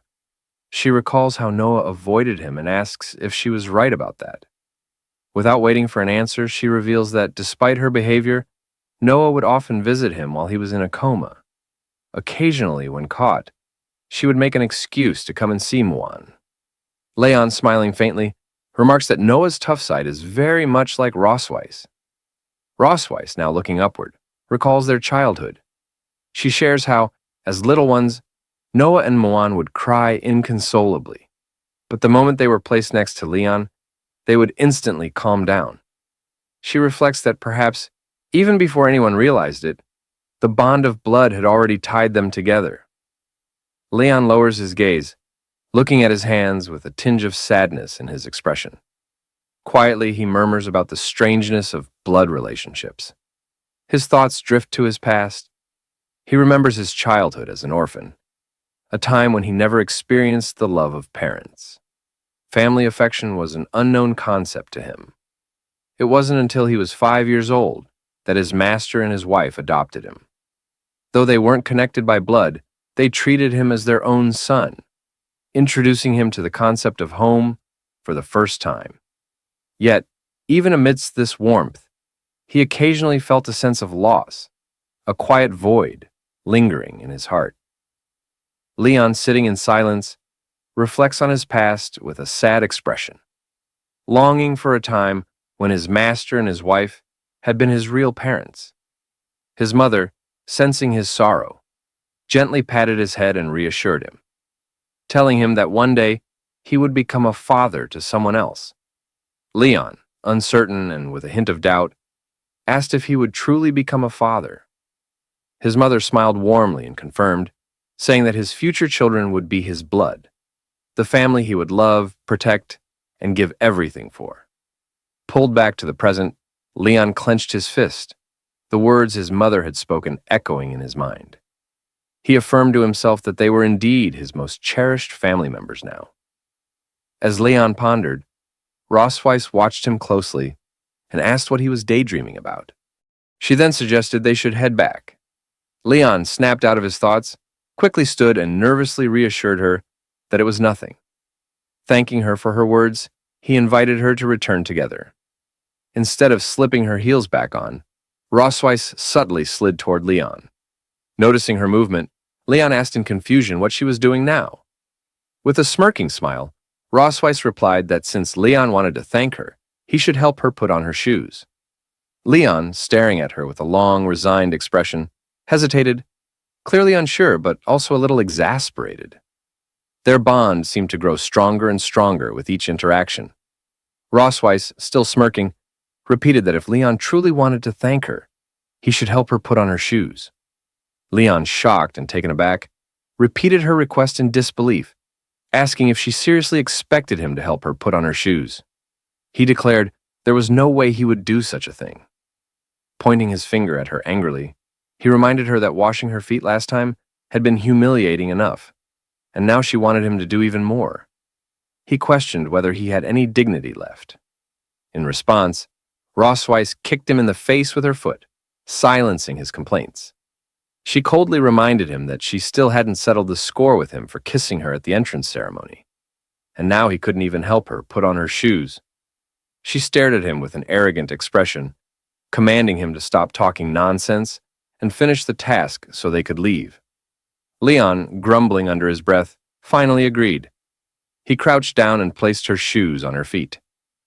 As he did so, Rossweiss smirked, commenting that despite his earlier reluctance, his movements were surprisingly quick. Leon retorted that it was true. Putting shoes on her was far easier than putting shoes on a donkey. The moment the words left his mouth, Rossweiss's expression darkened. She gritted her teeth in anger and glared at him. Without hesitation, she attempted to kick his head again. This time, however, Leon anticipated her move.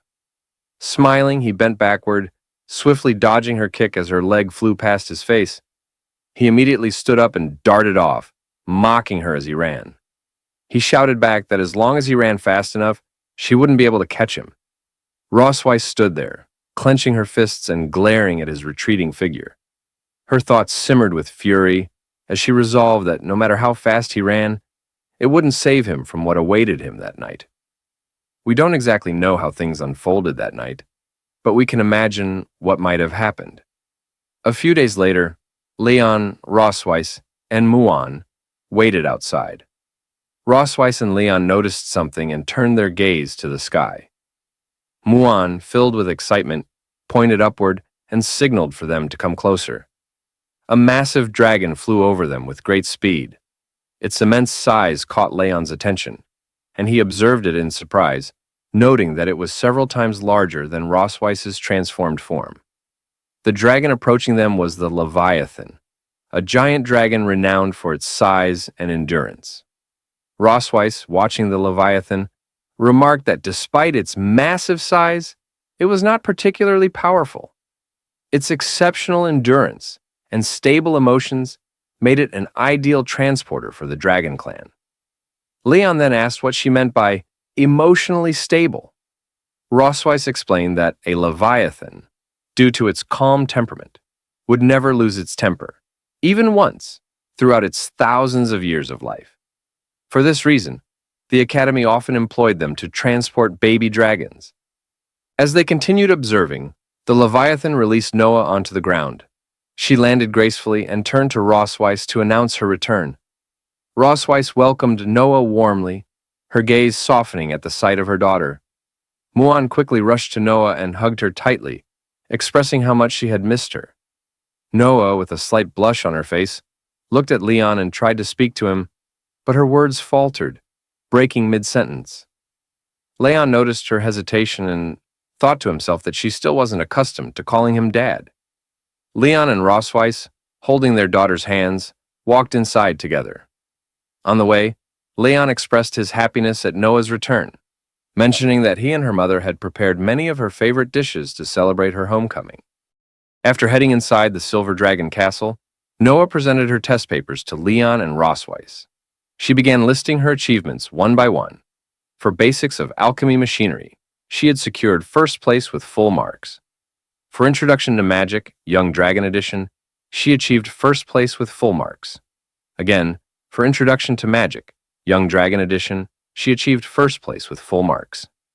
For History of the Dragon Clan, Young Dragon Volume, she maintained her streak, earning first place with full marks.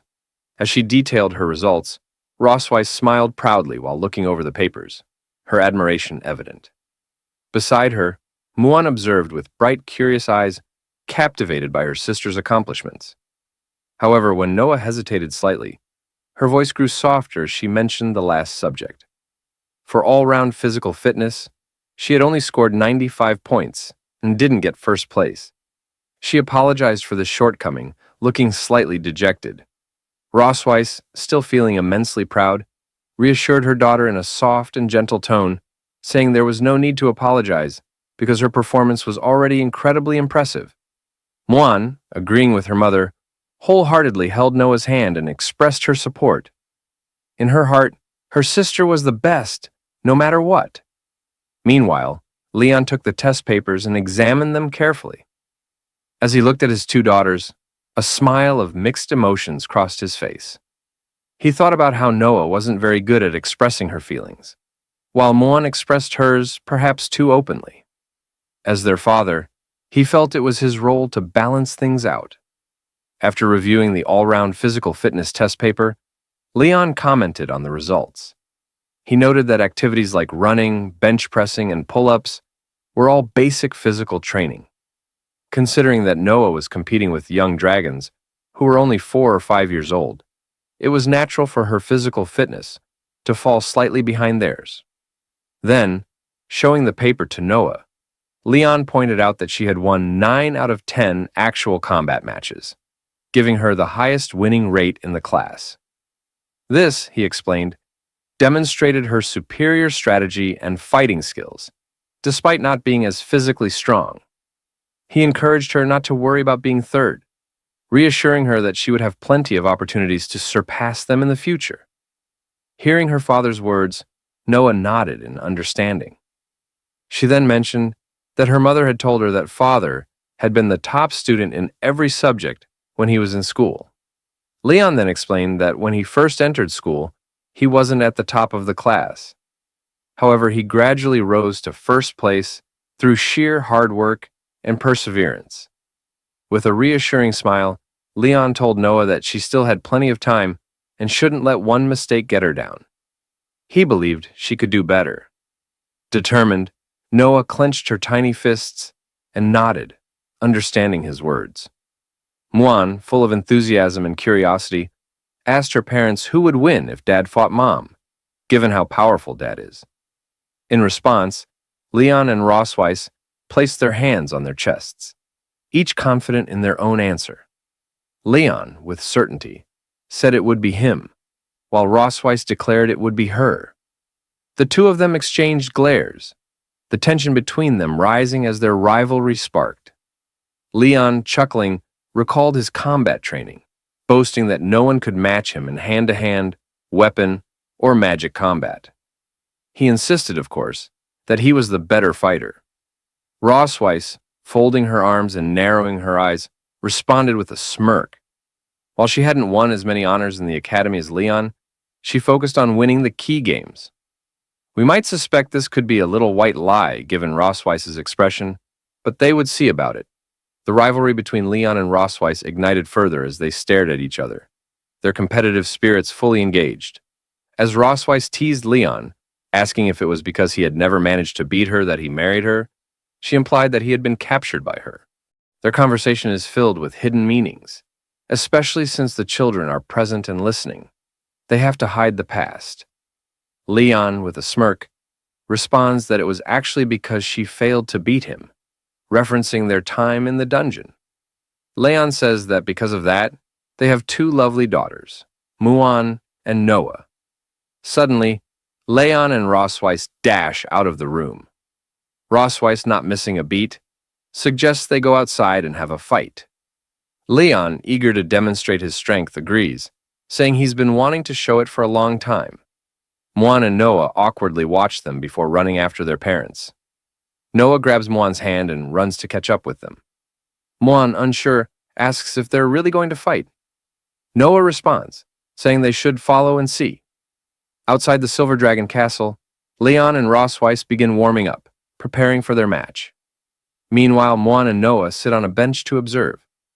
Muan says that she's also very curious about who is stronger, Dad or Mom, asking if her guess is right. Noah, recalling what their teacher had said, answers that watching masters compete more often can help improve their own fighting skills. With a mocking tone, Rossweiss looks at Leon and suggests that his body probably hasn't fully recovered enough to fight her yet. She asks if she's right. Leon, still warming up with a smirk, responds confidently, asking what would happen if he wasn't fully recovered. He adds that there aren't many chances to fight the Silver Dragon Queen, so he must seize this opportunity. Rossweiss, with a light smile, suggests making the fight more interesting by placing a bet.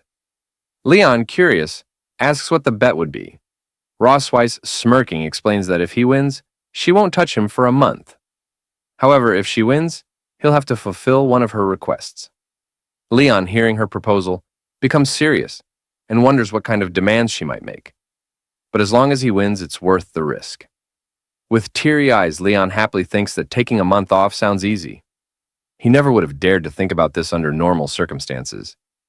With determination, Leon agrees to the bet, pointing his finger at Rossweiss. Rossweiss, still smiling confidently, says, "Let's get started." Leon, too, smiles confidently, a light grin forming as he looks at Rossweiss. The fight between them begins with intensity. Both Leon and Rossweiss use their strengths, fighting evenly against each other. At the most thrilling stage of the duel, Leon discovered a flaw Rossweiss' defense. He seized the opportunity and prepared to use his final move against her. Could he defeat her in this fight? After the warm-up, Leon and Rossweiss locked eyes, their gazes firm and resolute. They studied each other carefully, unwilling to miss even the slightest movement. Both awaited the signal to begin the duel. A gentle breeze swept across the training ground, lifting the sand into the air as if transforming it into a battlefield. Meanwhile, Noah and Muan sat on a bench nearby, eating popcorn as they eagerly watched their parents' impending duel. Muan happily swung her legs, savoring the sweet taste of the popcorn. Inwardly, she praised how delicious it was. Just as she was enjoying her treat, her swinging leg accidentally knocked over a bottle of pineapple juice sitting next to her. She let out a surprised exclamation, reaching out in an attempt to catch it. But it was already too late. The pineapple juice toppled and spilled onto the ground. Leon and Rossweiss, already on edge, turned their wary gazes toward the fallen bottle, mistaking it for the signal to start the fight. The instant the paper cup of juice hit the ground, Leon and Rossweiss rushed toward each other like lightning. Muan stared at the spilled drink with deep regret. "Ah, my pineapple juice," she murmured. Noah, however, kept his eyes on the duel, calmly remarking, "The fight has started." Leon was the first to launch an attack. His expression was serious, showing how much he respected the duel. With a powerful stomp, he propelled himself into the air. Clenching his right fist, he gathered energy before swinging a charged punch toward Rossweiss. Rossweiss quickly noticed Leon's move. She crossed her arms in front of her chest to defend herself, planting her feet firmly to stabilize her stance. Leon's punch, charged with immense energy, slammed into her crossed arms. Though Rossweiss successfully blocked the blow, the impact cracked the ground beneath her feet, revealing the sheer power of Leon's attack. Rossweiss seized the moment when Leon left an opening. With precision, she extended her tail from below, aiming to sweep it toward his chin. Leon, sensing the danger from below, braced himself, gritted his teeth, and leaned back with all his strength, narrowly dodging Rossweiss's attack. When she saw that her strike had missed, she immediately swung her tail again, launching another attack at him. Leon leaned back further, supporting himself on the ground with both hands. With a swift motion, he performed a backflip, once again evading her attack. As Rossweiss's assault ended and before she could react, Leon shifted his position. He transitioned from supporting himself with both hands to balancing on one hand and quickly changed his direction. In one fluid motion, he extended his left foot, channeling magic into it, and kicked Rossweiss with all his might. Rossweiss reacted quickly, raising her arms to block his attack. However, this strike was much more forceful than Leon's initial assault. Although she managed to block it, the sheer force of the kick sent her flying backward. Her feet left deep marks in the sand as she skidded across the ground. She extended one leg behind her and gently placed a hand on the ground. barely managing to stabilize her balance. Rossweiss furrowed her brow, her gaze fixed cautiously on Leon. As she replayed the strength and precision of his recent attack in her mind, she realized she was at a disadvantage in terms of physical combat.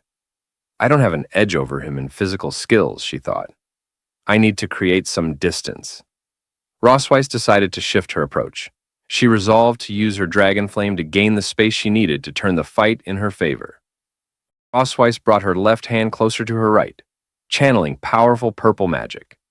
The energy swirled around her hands, lifting the surrounding sand and radiating immense power. Leon chuckled softly as he observed her preparation. It seems the queen doesn't want to fight me up close anymore, he remarked. Rossweiss ignored his comment, her focus unwavering. As long as I can beat you, nothing else matters. She divided the gathered dragon flame into several smaller portions, then waved her hands outward, sending all the flames hurtling toward Leon. Leon noticed the approaching flames and quickly sprinted to his right, doing his best to avoid it. But when Rossweiss's dragon flame struck the ground, it erupted with a deafening roar, creating several deep craters in the training field. The force of the impact lifted sand into the air, scattering it violently. Rossweiss kept a sharp eye on the direction Leon was moving, quickly waving several dragon flames toward him to block his path. Meanwhile, Noah and Mwan sat nearby, watching intently. They could tell that the current situation seemed unfavorable for their father. Mwan stopped eating her popcorn, worry evident on her face as she stared at Leon. Is Dad going to lose? He's been running away this whole time, she asked, her voice filled with concern. Noah picked up a piece of popcorn, her expression calm. Using what she had learned in school, she began to analyze the combat methods their parents were using. Not necessarily, she replied. Dad is using simple physical techniques to attack and evade Mom's attacks, while Mom is relying on dragon flames to keep her distance and create sudden opportunities. This shows that, in close combat, Mom doesn't seem confident in defeating him. She popped the popcorn into her mouth, finishing her analysis while chewing. Hearing Noah's explanation, Mwan's worry shifted to admiration. A bright smile spread across her face as she leaned closer to Noah, looking at her with sparkling eyes. Noah, you know so much! Noah's cheeks turned slightly red at the praise, and she looked away shyly. These are just things the teacher taught us in class, she mumbled. Back in the training ground, Rossweiss continued to pursue Leon. She extended her right hand, sending more dragon flames flying toward him with practiced precision. It seemed she had already realized that Leon couldn't fully unleash his strength while dodging her magical attacks. A sly smile played on her lips. Leon, aren't you supposed to be so fast? Show me, Rossweiss taunted, her tone light yet challenging. She continued launching the dragon flames, each one flying toward Leon with incredible speed. The flames exploded behind him as he narrowly dodged them. A few even came dangerously close, grazing him as they passed. The explosion sent sand and debris flying, some of which hit Leon's back. Leon continued dodging the dragon flames, occasionally glancing back. Not only am I fast, but I'm also tough, he said with confidence. Rossweiss responded with a disdainful smile, clearly unimpressed. She knew his words were nothing more than empty bravado. Let's see how tough you really are, she muttered under her breath. A new strategy quickly formed in her mind as she prepared to strike again.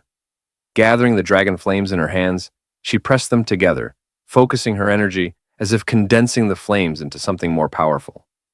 The dragon flames chasing Leon from behind suddenly merged into two massive, blazing forms. The two large flames moved with purpose, wrapping around Leon from both sides, cutting off any escape route. Leon's eyes widened as he noticed the enormous flames closing in on him. He scanned his surroundings desperately, but no clear path of escape presented itself. Soon, there was a huge explosion from the place where Leon was just now. Emitting a particularly bright purple light, the immense power of dragon flame also blew up a huge deep pit on the ground. The flying dust combined with sand to form thick smoke. This made it difficult to see what happened to Leon. Suddenly, a blue lightning bolt appeared in the thick smoke. Immediately afterwards, Leon rushed out from the thick smoke. He leaped high and left the smoke behind. He was wrapped in many blue lightning bolts. He gave a confident smile to Rossweiss. Isn't it too slow? Rossweiss. the strong wind brought by Leon when he rushed out scattered Rossweiss's hair. She noticed the electric current on Leon's body and couldn't help but be surprised by him. She knew Leon was using magic to force himself to get stronger again. This guy strengthened his body with thunder magic. And then Leon stomped heavily on the ground with his right foot, adjusted his direction, and prepared to attack in the direction of her. No one can. Take away my 1-month holiday. His right foot stomped hard on the ground, and he flew in the direction of Rossweiss with a serious expression. There was even more lightning on his body than just a moment ago. It was obvious that Leon had strengthened his body with thunder magic again. For the sake of this hard 1-month's holiday, Leon decided that he was going to go out on a limb. Leon threw a few quick punches at Rossweiss. His punches were so fast, almost like lightning, and it's almost impossible to see his fist and the direction of his fist. Rossweiss gritted her teeth, carefully observing while quickly blocking Leon's fist with both hands. However, due to Leon's speed being too fast, she was now slightly feeling the strain. She frowned tightly, stopping Leon's attack, while feeling a little worried about Leon's current use of magic to strengthen his body. After all, Leon's body hadn't fully recovered yet, even though his current body cannot withstand the strengthening of thunder magic. He still behaves so recklessly. I need to end the fight quickly. She began to think about ways to quickly end this duel. She's exposed, Leon thought with a soft smile. He saw the strained expression on Rossweiss's face and knew that she was now somewhat unable to carry his attack. He noticed that her mind was somewhat elsewhere. He had a chance to give her the final blow. He stopped his attack and extended his left foot, sweeping towards Rossweiss's feet. At this moment, Rossweiss realized that Leon had attacked her in a different way. She didn't expect him to attack from under her feet.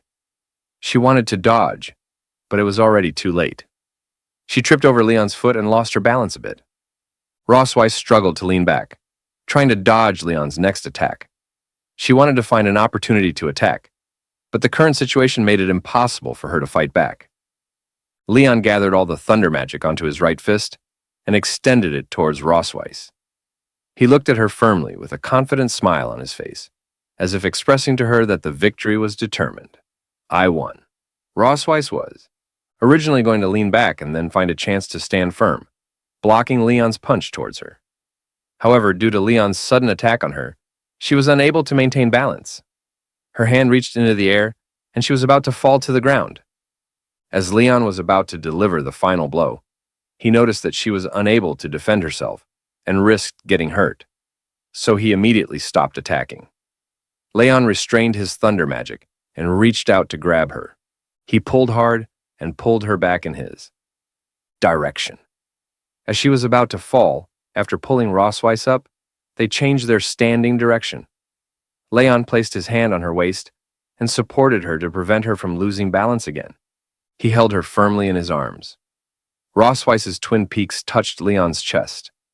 She felt the warmth coming from him, which made her feel a little tempted. This scene seems like a plot from a romance novel. Leon and Rossweiss's faces were both flushed. They all looked at each other affectionately. Leon slowly approached Rossweiss. Rossweiss said softly, "Leon." Just as Leon was immersed in what seemed like a romantic atmosphere, Rossweiss quietly extended the dragon. Flame gathered in her hand to Leon's chest. It was then that Leon sensed something was wrong. He lowered his head and saw that his chest had been burned by dragon flame. "Ah, it's burning." Leon looked nervously at the burning dragon flame in his chest and shouted loudly. He immediately let go of Rossweiss and tried to extinguish it with his hands. But the dragon flame seemed to be getting stronger and stronger. Leon was somewhat at a loss about this. Suddenly, Leon discovered a problem. Although it was burned, he didn't seem to feel his chest hot. Huh?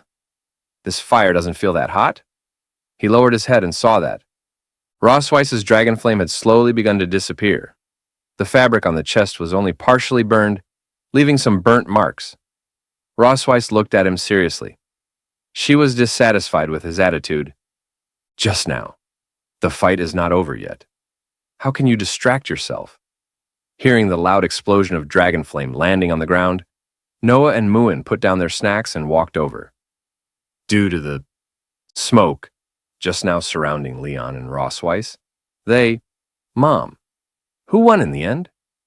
Although Leon doesn't want to admit it, the fact is right in front of him. He had no reason to defend himself, so he had to admit defeat. He pouted and said finally, I am careless. I lost this time.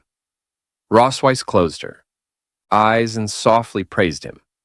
I have to admit that you are indeed very strong. You don't have enchanted armor or handy weapons. You can fight me like this just by relying on your physical skills. Before you, no one had ever been able to. Do it. Leon clenched his fists and said to her with some reluctance, isn't that right? If I fight with all my might, I can definitely beat you. Since Rossweiss has won against Leon, must meet her demands. Rossweiss gave him a sly smile. Now that you've admitted defeat, don't forget our bet.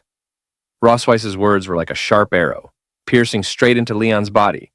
He seemed to have been attacked by tens of thousands of points. Just now, all he was thinking about was pulling up the tsune to fall Rossweiss, completely ignoring the bet. I forgot about the bet. As soon as Leon thought of being manipulated by Rossweiss, he felt that his body was about to be at risk again.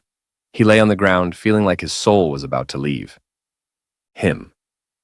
Noah and Muin crouched beside them, curiously looking at their father on the ground. Muin raised a question to Rossweiss. Mom, did Dad die? Rossweiss stood beside them, smiling at them, and replied, Don't worry. He just used his strength too much and fainted due to exhaustion. He will recover soon. Since Leon lost to her in the duel, he had to agree to her demands. So, that night in the children's room of the Silver Dragon Temple, Leon sat with his daughters, his voice soft but firm. He told Noah that after he left, she would need to take good care of Muan. Since Muan was still young and far less aware than her older sister, it was up to Noah to watch over her. Then, turning to Muan, he gently reminded her to listen to her sister and not make things difficult for her. Both girls listened quietly to their father's instructions, their expressions calm and attentive. Leon sighed deeply, his heart heavy, his eyes glistening with unshed tears. What troubled him most about this departure wasn't the journey ahead.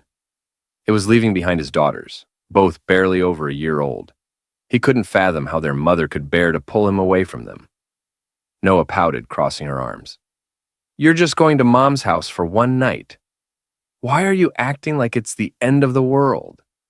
Leon gave a slight shudder, his voice dropping as he replied, In a way, being at your mother's mercy for an entire night is far more terrifying than anything else.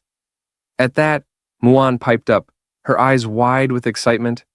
I know what Mommy wants to do, she exclaimed. She wants to eat Daddy. She beamed, proud of her knowledge.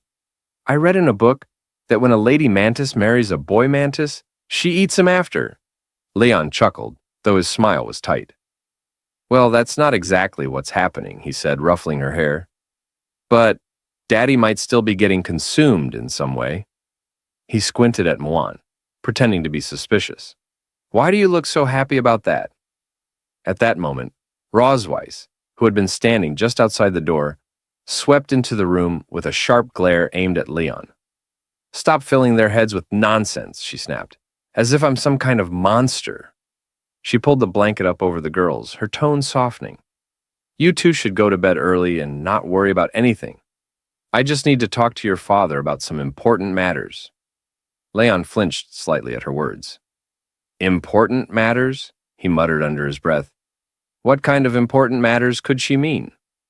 Rossweiss, catching his tone, raised an eyebrow. Probably the mysteries of the universe, she said dryly. Leon grumbled, The origins of life? Rossweiss rolled her eyes. No, the deeper secrets of the world. Grinding his teeth, Leon muttered under his breath, You mean the intricacies of the human body? With an exasperated sigh, Rossweiss grabbed his arm and tugged him toward the door. I've had enough of your rambling. Hurry up and follow me. Leon hesitated in the doorway, glancing back at his daughters. I still have some final words for them. He turned to Noah and Moan, his eyes softening. Remember, I will always love you, no matter what. As the door clicked shut behind their parents, Moan frowned and whispered to her sister, "What do you think Mom and Dad are going to do?" Noah shrugged, pulling the blanket tighter around them. "I don't know," she mumbled. "Let them figure it out themselves. Silly adults." Meanwhile, in the queen's bedroom of the Silver Dragon Temple, Rosweiss sipped from a glass of wine, her eyes glinting with amusement as she watched Leon's growing unease. She smirks and asks, "Aren't you going to join me?" Leon abruptly shakes his head, firmly refusing. Rosweiss pauses for a moment, her eyes gleaming with mischief. Then she says, "I remember you once promised to fulfill any request of mine if you lost to me." Her voice is smooth, almost teasing. "But now, not only do you refuse to drink, you seem reluctant." Leon replies curtly, "I don't feel like drinking." But inside, his thoughts are racing. "I need to keep my composure. I won't let her dictate the night." Before he can finish the thought, Rosweiss cuts in, her voice soft but deliberate. "Actually, I was hoping you'd win." Leon narrows his eyes, suspicion flickering in his gaze. "Why?" Rosweiss chuckles, the sound low and knowing. "Because if you had won, I'd owe you a month off. You could have used that time to recover, and everything would have been much more enjoyable." She teases him with a sly smile, her words hanging in the air. Leon huffs, his frustration bubbling to the surface. "Then why didn't you just let me win today?" Rosweiss shakes her head slowly, her gaze never leaving his. "Because," she murmurs, "I thought of a more interesting way to spend the evening." Without breaking eye contact, she lifts the bottle and slowly pours the dream wine onto her chest. The crimson liquid slides down her skin in delicate, shimmering trails. Leon stiffens, his breath catching, his mind momentarily blank as he watches the red liquid trickle down her skin. Rosweiss tilts her head, a smirk playing on her lips. "What I like most," she murmurs, "is how you refuse to give in, even after losing to me." Leon swallows hard, unable to tear his eyes away from her. What is happening right now, he wonders, his thoughts racing. Narrowing his gaze, he asks, "What are you trying to do, Rosweiss?" Instead of answering, she steps closer, her voice low and commanding. "Drink it!" Leon struggles, his mind a whirlwind of resistance, but the intoxicating blend of her natural scent, mingling with the sweet aroma of the wine, overwhelms his senses. The scene before him is so mesmerizing, so irresistible, that his will begins to crumble. Slowly, almost against his own volition, he leans in, pressing his face to her skin, drinking from the crimson trail of wine cascading down her chest. Rosweiss gasps softly, her cheeks flushing a delicate red. After a lingering moment, Leon pulls away, his face equally flushed, his breath uneven. "Is that enough?" he mutters. But Rosweiss only chuckles, shaking her head. "Nowhere near sufficient." With a teasing glint in her eye, she lifts her hand to her lips and gently bites down, drawing a small drop of blood. "Open your mouth," she commands. Leon hesitates, but before he can react, she leans forward, letting the droplet fall onto his tongue. His eyes widen in shock as the taste spreads across his mouth. The sensation is immediate and foreign. Instinctively, he recoils, trying to shake her off. "What are you doing?" he growls. "Did you just use a forbidden technique on me?" Rosweiss licks the remaining blood from her lips, her expression unapologetic. "I did," she admits, her voice silky. "It's the blood curse. You should be quite familiar with it." Leon's pupils dilate as a strange, warm sensation floods his body. His mind spins and an unnatural heat begins to pulse through his veins. He grits his teeth, trying to fight it, but Rosweiss leans in closer, her breath hot against his skin.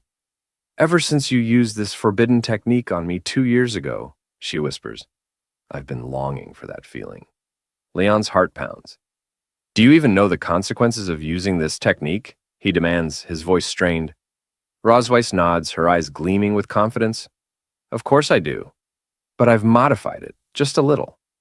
I minimized its harmful effects on a dragon's body," she explains, her tone almost casual. "Now, it only keeps its enchanting properties." Leon stumbles backward, his body betraying him. His breath comes in ragged gasps, his skin burning, his thoughts clouded beyond recognition. Rosweiss watches his struggle with a soft sigh, tracing a finger along his chest. "You've always resisted me," she murmurs. "I had to coax you, challenge you. And yet, you always acted like you had no choice." But Leon barely hears her.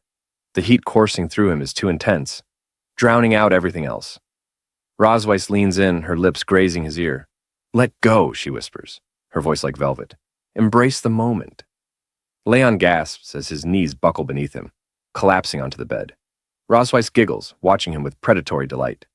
Standing before him, she announces, "The game has begun," her eyes glowing with satisfaction. Leon trembles under her gaze, as Rosweiss licks her lips, her voice dripping with playful affection.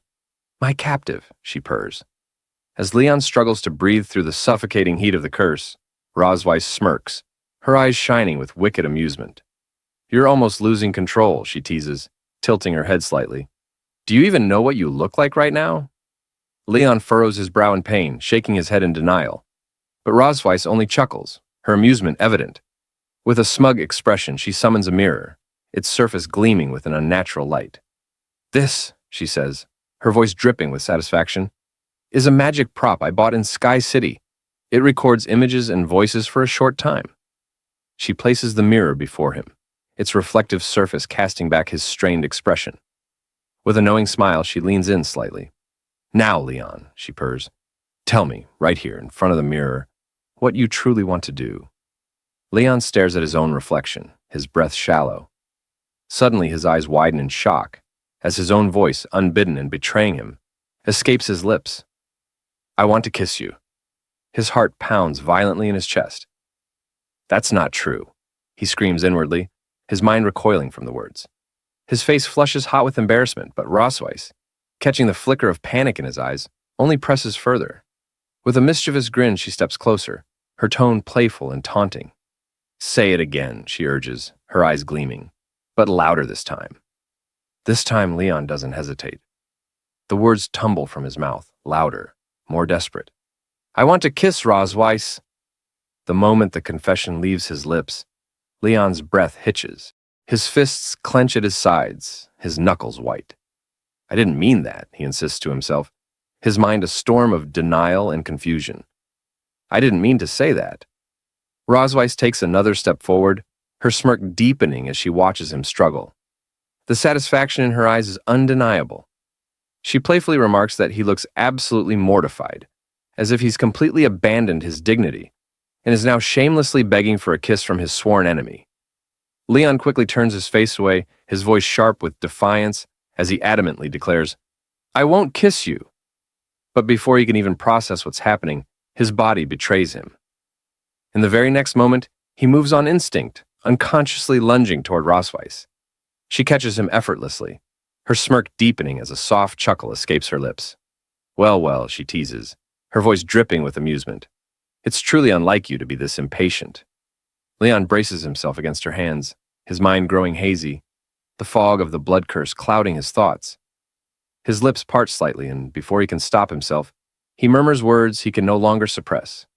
He wants to kiss her, to hold her, to be one with her. Rosweiss's eyes flash with recognition. She remembers this feeling all too well. The irresistible pull, the burning desire, the loss of control. This is exactly how she felt when the blood curse took hold of her. So, she thinks to herself, Leon has finally reached this stage. A faint smile plays on her lips. She knows there's no turning back now. "You asked for this," she whispers, her breath warm against his ear. She leans in, her voice low and filled with promise. "Now, let's see your true self. Let's see what you become once you completely fall."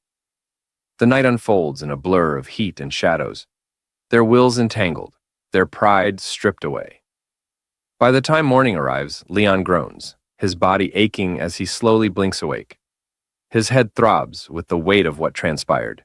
He clenches his fists, his mind clouded with fragmented memories of the night before.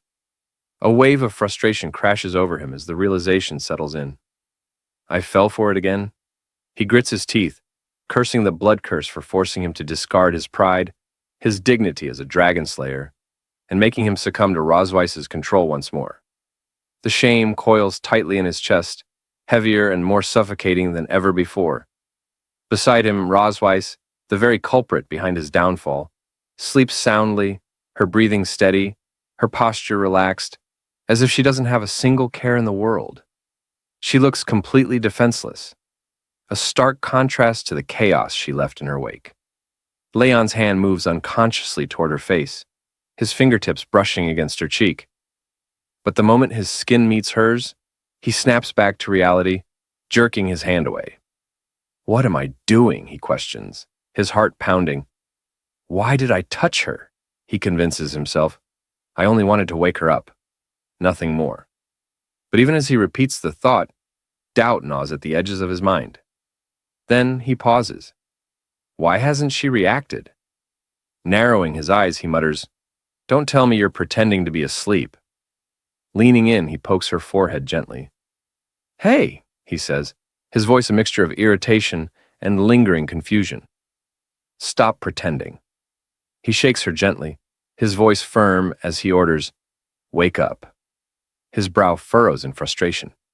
She's usually so self-disciplined, he thinks. Why is she still asleep? A flicker of concern creeps into his mind. Could she be under the influence of the blood curse?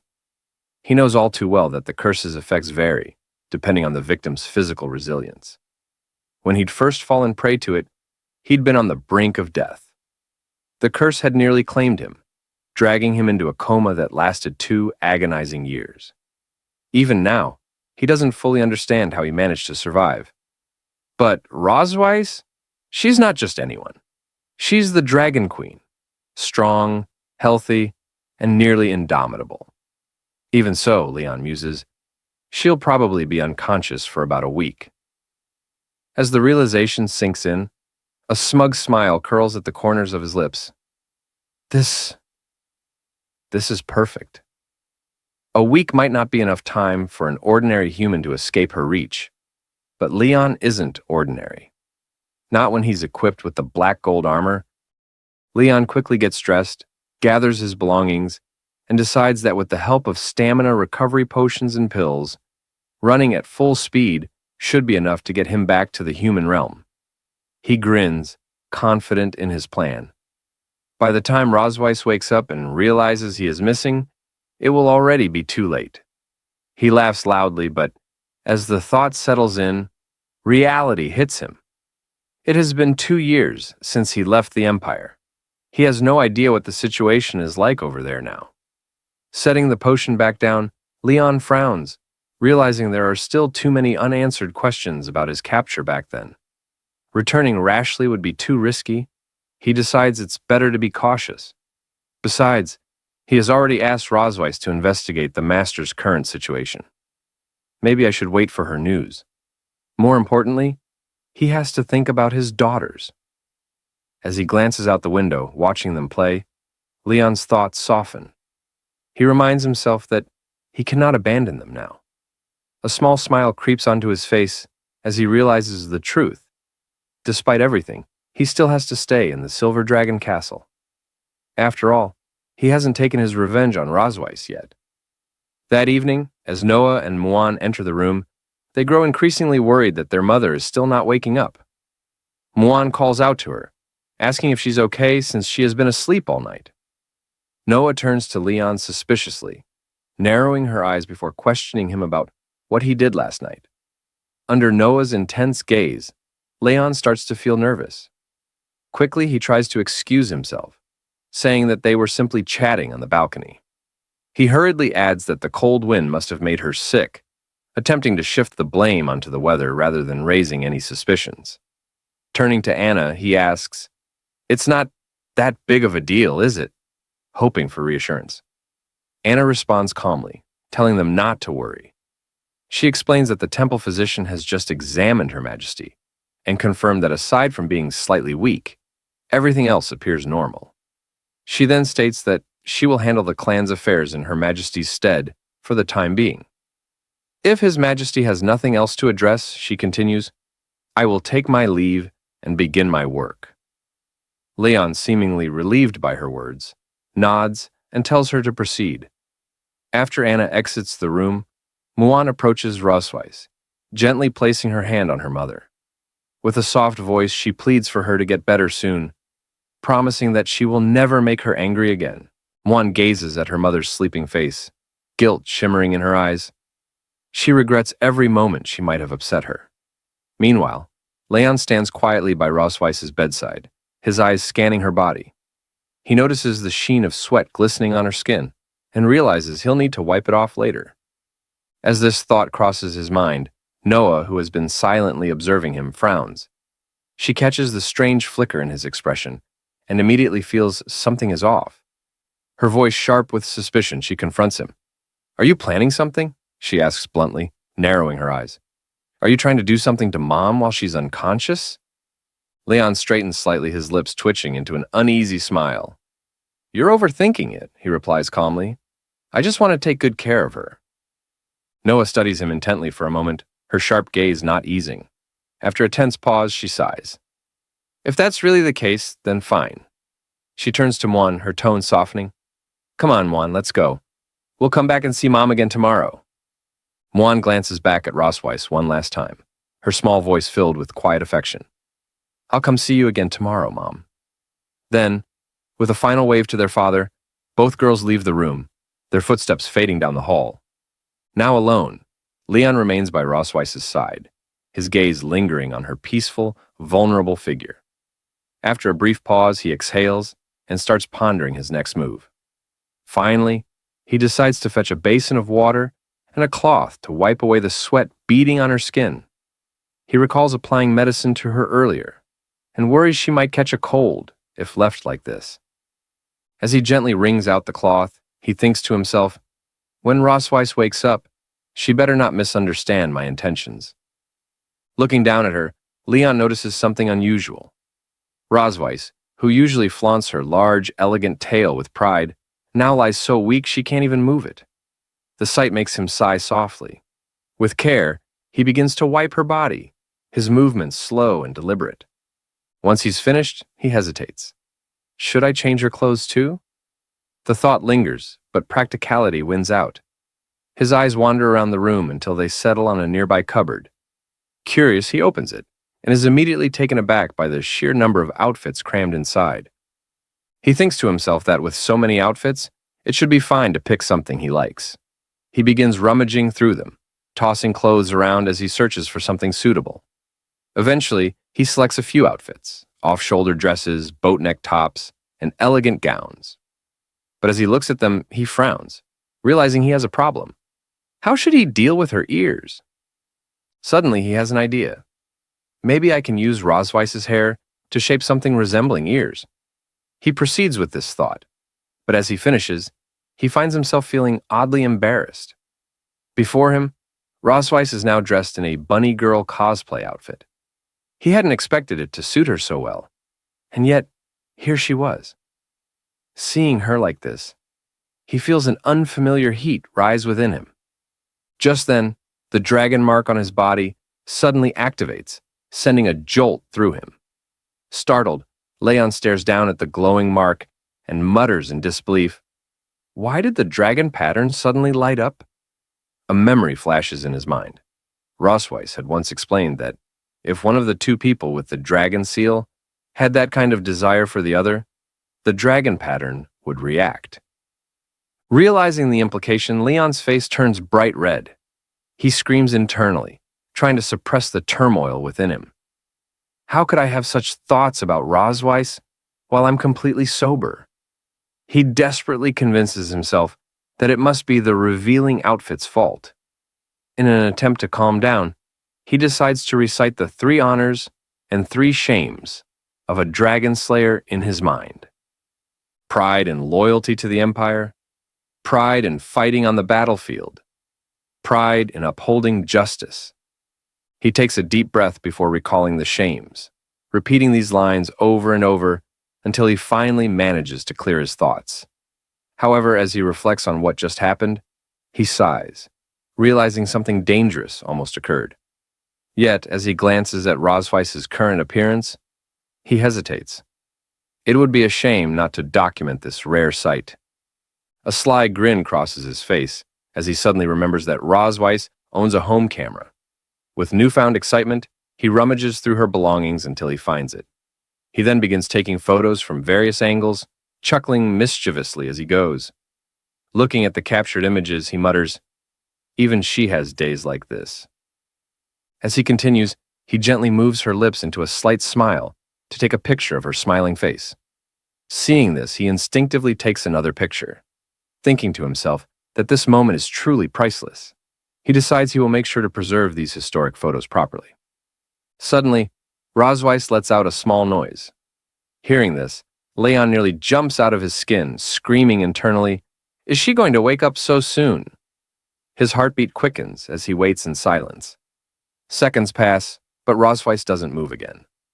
Leon lets out a deep sigh of relief, realizing it was just a false alarm. Deciding not to take any more chances, he quickly changes her back into her normal pajamas and tidies up the room. He decides that tomorrow, he will proceed with the next step of his revenge plan, before finally calling it a night. Later that night at the Dragon Temple, Muan comes running toward Noah, her face filled with panic. She calls out for her sister. Noah turns to her, concerned, and asks what happened. Seeing Muan huffing and out of breath, Noah gently tells her to calm down and speak slowly. Muan takes a deep breath before explaining that her Rubik's Cube broke, and she wanted to ask Dad to fix it, but there's a problem. She can't find him anywhere. Noah's frown deepens. A suspicious feeling creeps over her. Did he escape while Mom was unconscious? She gently grabs Muan's hand, reassuring her. "Don't worry," she says firmly. "I'll go with you to find him." And then they go to seek their father. As they go, Muan calls out for their father, asking where he is. The scene shifts as no, and Muan continue their search, calling out and questioning where he could be. Finding no sign of him in the bedroom, they decide to check the other rooms. Moving from one to another, Muan remarks that it doesn't seem like he's here. They keep searching, only to realize he isn't in any of the other rooms either. In desperation, Muan even peers into the trash bin. Seeing this absurd action, Noah mutters, questioning how their father could possibly be in the trash can. Muan, however, insists she can't find him anywhere, and wonders if he might be lost. Noah states firmly that some people are kind, but sooner or later they leave, just like last time. Muan, confused, asks about last time. Noah responds, saying she guesses that man is gone. She has always felt that there was something different about their family. On the surface, it appears harmonious. But in reality, many things feel false. For as long as she can remember, that man had been sleeping in the room, and their mother told them he was their father. One day he finally woke up and immediately tried to run away, but their mother caught him without any explanation. Since then, he hasn't tried to escape again, but Noah doesn't believe he truly wants to stay. Later, he began deliberately approaching them, trying to please them, teaching her things, acting like a good father. But she questions whether this is truly out of love or merely part of his plan, a way to secretly find a chance to escape when they let their guard down. She shares that if love carries hidden motives, she would rather not have such impure love at all than become a tool for someone else's escape. She is convinced he doesn't belong here, and that sooner or later he will abandon them. Muan, with tears in her eyes, cries out that their mother won't wake up and their father is gone. Desperately, she asks Noah what they are going to do now. Noah reassures her sister that she will protect her, and they embrace each other. Muan sobs loudly as Noah firmly states that they should prepare a farewell ceremony for that man. The scene shifts to the back hill of the Silver Dragon Temple, near the Plum Blossom Forest. Leon strolls along the path, admiring the scenery and commenting that the servant wasn't lying. This place is indeed beautiful. He recalls how a maid had asked if he wanted to know where Her Majesty the Queen liked to go. Leon confirmed that he wanted to take a walk, and the maid offered to send someone to accompany him. However, Leon declined, asking only for a map marking the location. Now, standing in the serene surroundings, Leon notes that his movements have been restricted, and he only managed to come out now because the mother dragon is unconscious. He decides to use this opportunity to investigate the surrounding terrain and plans to surprise her when she wakes up. Smirking, he admits to himself that pretending to investigate the places the mother dragon cherishes is just a cover. In reality, it's part of his revenge plan. His true intention is to take advantage of her weakness when she wakes up and humiliate her in the place she holds dear, just as she humiliated him in front of his hometown. He walks up to a massive tree, noting that it's thick enough for what he has in mind. Examining the soil, he mutters that it isn't soft enough, and that it would be nice to cover it with flower petals when the time comes. Turning toward the castle, he observes that from this vantage point, one can see the Silver Dragon Temple at the foot of the mountain. He notes down this location on his list: Northern Cliff, Golden Grassland, Quiet Mountain Stream, and Cherry Blossom Forest. Deciding this spot should be included as well, he smugly states that everything is ready now. All he has to do is wait for Rose Weiss to wake up. He eagerly anticipates the trouble awaiting the mother dragon. The scene shifts to the Silver Dragon Temple courtyard at night. As Leon strolls through, he notices a group of maids weeping near a blazing fire. Approaching from behind, he questions what's going on and why the atmosphere is so lively. One of the sobbing maids cries out that the two princesses wanted to hold a funeral and asked them to prepare a bonfire.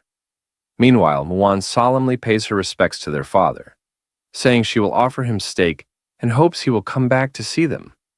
Noah, however, corrects her, stating that he has already left and that they need to let go. Leon watches the scene unfold, initially assuming they are playing some sort of game. He wonders if he should just go along with it for now.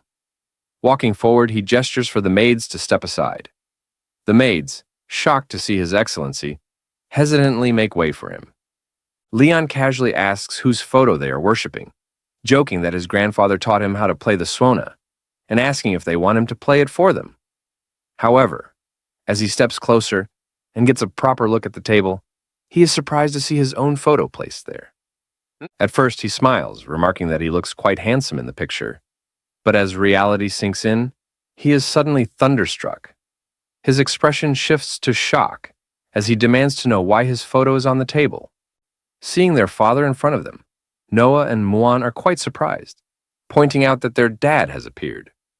Leon, quiet with a gloomy face, tells his dear daughter that he was only out for a day, questioning whether it is too hasty to hold a funeral for him now. Muan gets teary. Without a moment's hesitation, she jumps toward Leon, crying out that their dad is back. She sobs, saying that she thought he didn't want her anymore. Leon gently pats her head, reassuring her, asking what nonsense she's talking about. He states, how could their dad not want them? Noah pouts and says that she and Muan searched for him at the temple several times but couldn't find him. She thought that he had left them. Leon laughs it off, questioning why he would ever leave. He explains that he just went for a walk in the back mountain today, making Noah realize that she had misunderstood the situation. Leon picks up Muan and turns to the maids, telling them that everything is fine now and asking everyone to go home. Muan excitedly asks if she can eat his tribute meal now that he is back.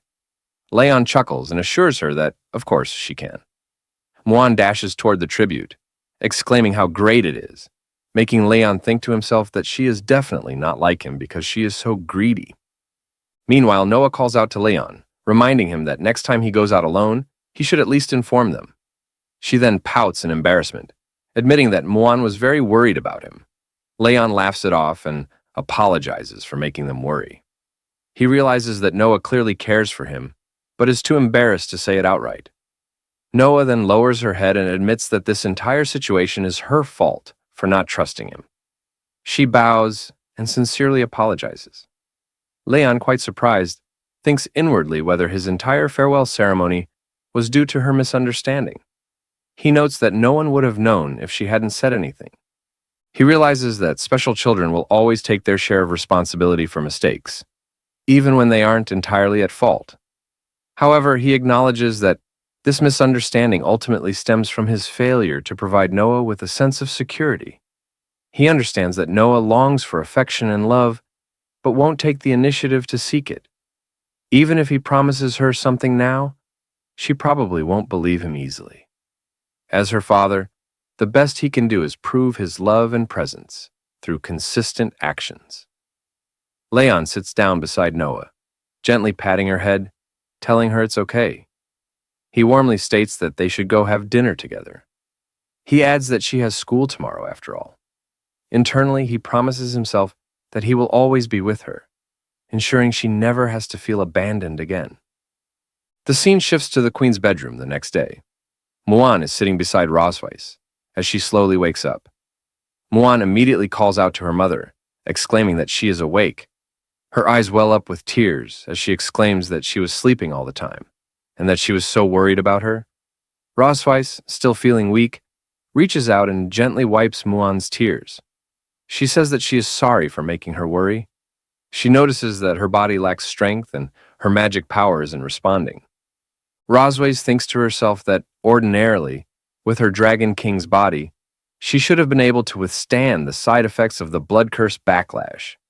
However, she suspects that her current condition is a result of using her power to save that man before. Thinking about Leon, she assumes that, given his personality, he must have escaped by now. Forcing a smile, Rosweiss asks how long she has been asleep. Muan answers immediately that it has been 2 days. Rosweiss thinks to herself that he couldn't have gotten far in 2 days, so she should still be able to send someone to capture him. Just as she contemplates her next move, Leon enters, holding a large fish. He asks Muan about having fish for dinner, stating that he just caught a big one in the back mountain. Rosweiss freezes in shock, while Muan lights up with excitement. Muan exclaims that he is so amazing. Leon grins, enjoying her admiration, saying that, of course, her dad is awesome. Seeing Rosweiss awake, he greets her, questioning if she is awake. Rosweiss, still trying to process the situation, questions why he is here. Leon smirks and shrugs, questioning where else he would be. He explains that he just went to the back mountain to get some fresh air and catch a fish to nourish his dear wife's body. Rosweiss, suddenly flustered, turns away and mutters, questioning who his dear wife is. Muan giggles and teases her mom not to be shy. Leon kneels beside Muan and hands her the fish. He tells Muan that he has a very important mission for her. Questioning if she can deliver the fish to the kitchen, Muan salutes playfully, reassuring him to leave it to her. With that, she grabs the fish and dashes out of the room. As she leaves, Leon calls after her, telling her that her mom and dad have some things to talk about, so they can eat dinner first. Muan waves without looking back. Once they are alone, Rosweiss narrows her eyes at Leon. She tells Leon that she thought he would abandon his daughter and run away while she was unconscious. Leon chuckles, saying that there are still many things between them that they haven't settled yet. So why would he run away? Rosweiss, quite puzzled, questions what's going on between them. Leon's smile turns mischievous, questioning if she remembers what she did to him when he woke up more than a month ago. Rosweiss, caught off guard, blinks in confusion, asking what she did before.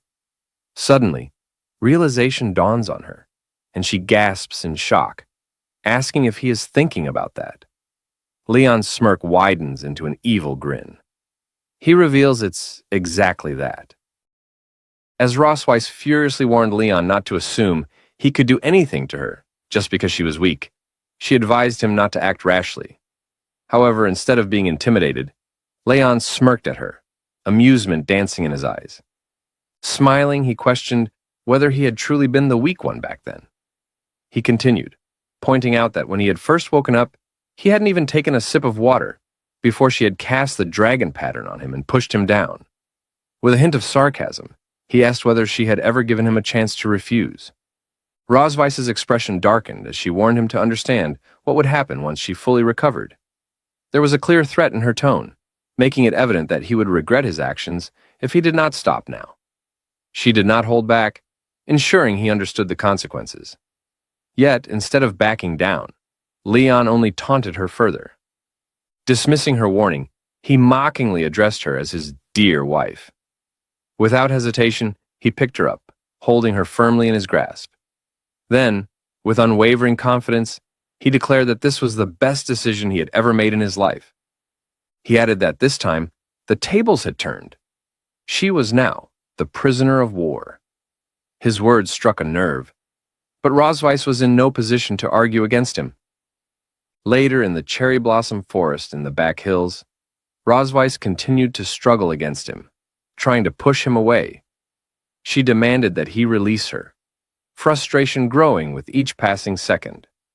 However, Leon remained composed, merely warning her not to move. He cautioned that if she struggled too much, she would fall. Grinding her teeth in frustration, Rosweiss couldn't help but think about her situation. If only she had regained her strength, she would have beaten him long ago. Upon reaching the cherry blossom tree, Rosweiss turned to Leon with a sharp glare and demanded to know why he had brought her there. Without hesitation, Leon explained that while she had been unconscious, he had taken the time to carefully investigate the places she frequently visited. He stated that this was her first stop for the night. Rosweiss let out a frustrated groan, clearly displeased with his response. She demanded to know what he meant by first stop, asking if he intended to take her elsewhere as well. Without directly answering, Leon pointed to a specific location in the distance. He explained that it was her temple, and that, from this vantage point, she had a complete view of it.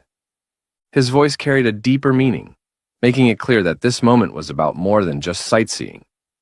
Rosweiss narrowed her eyes, immediately suspecting his true intentions. Without hesitation, she asked if he wanted revenge for his hometown. Activating his dragon pattern, Leon met her gaze and affirmed her suspicion. He stated that treating others in their own way was not a privilege exclusive to her dragon clan. Rosweiss suddenly felt a strange sensation as her dragon mark resonated. Her body weakened and she realized her energy was draining rapidly. The feeling was unsettling, and she struggled to maintain her composure.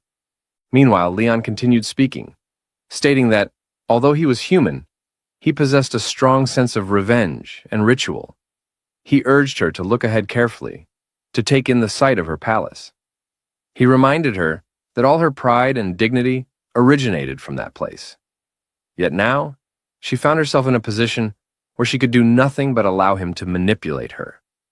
Without warning, Leon pushed Rosweiss down, causing her to lose her balance.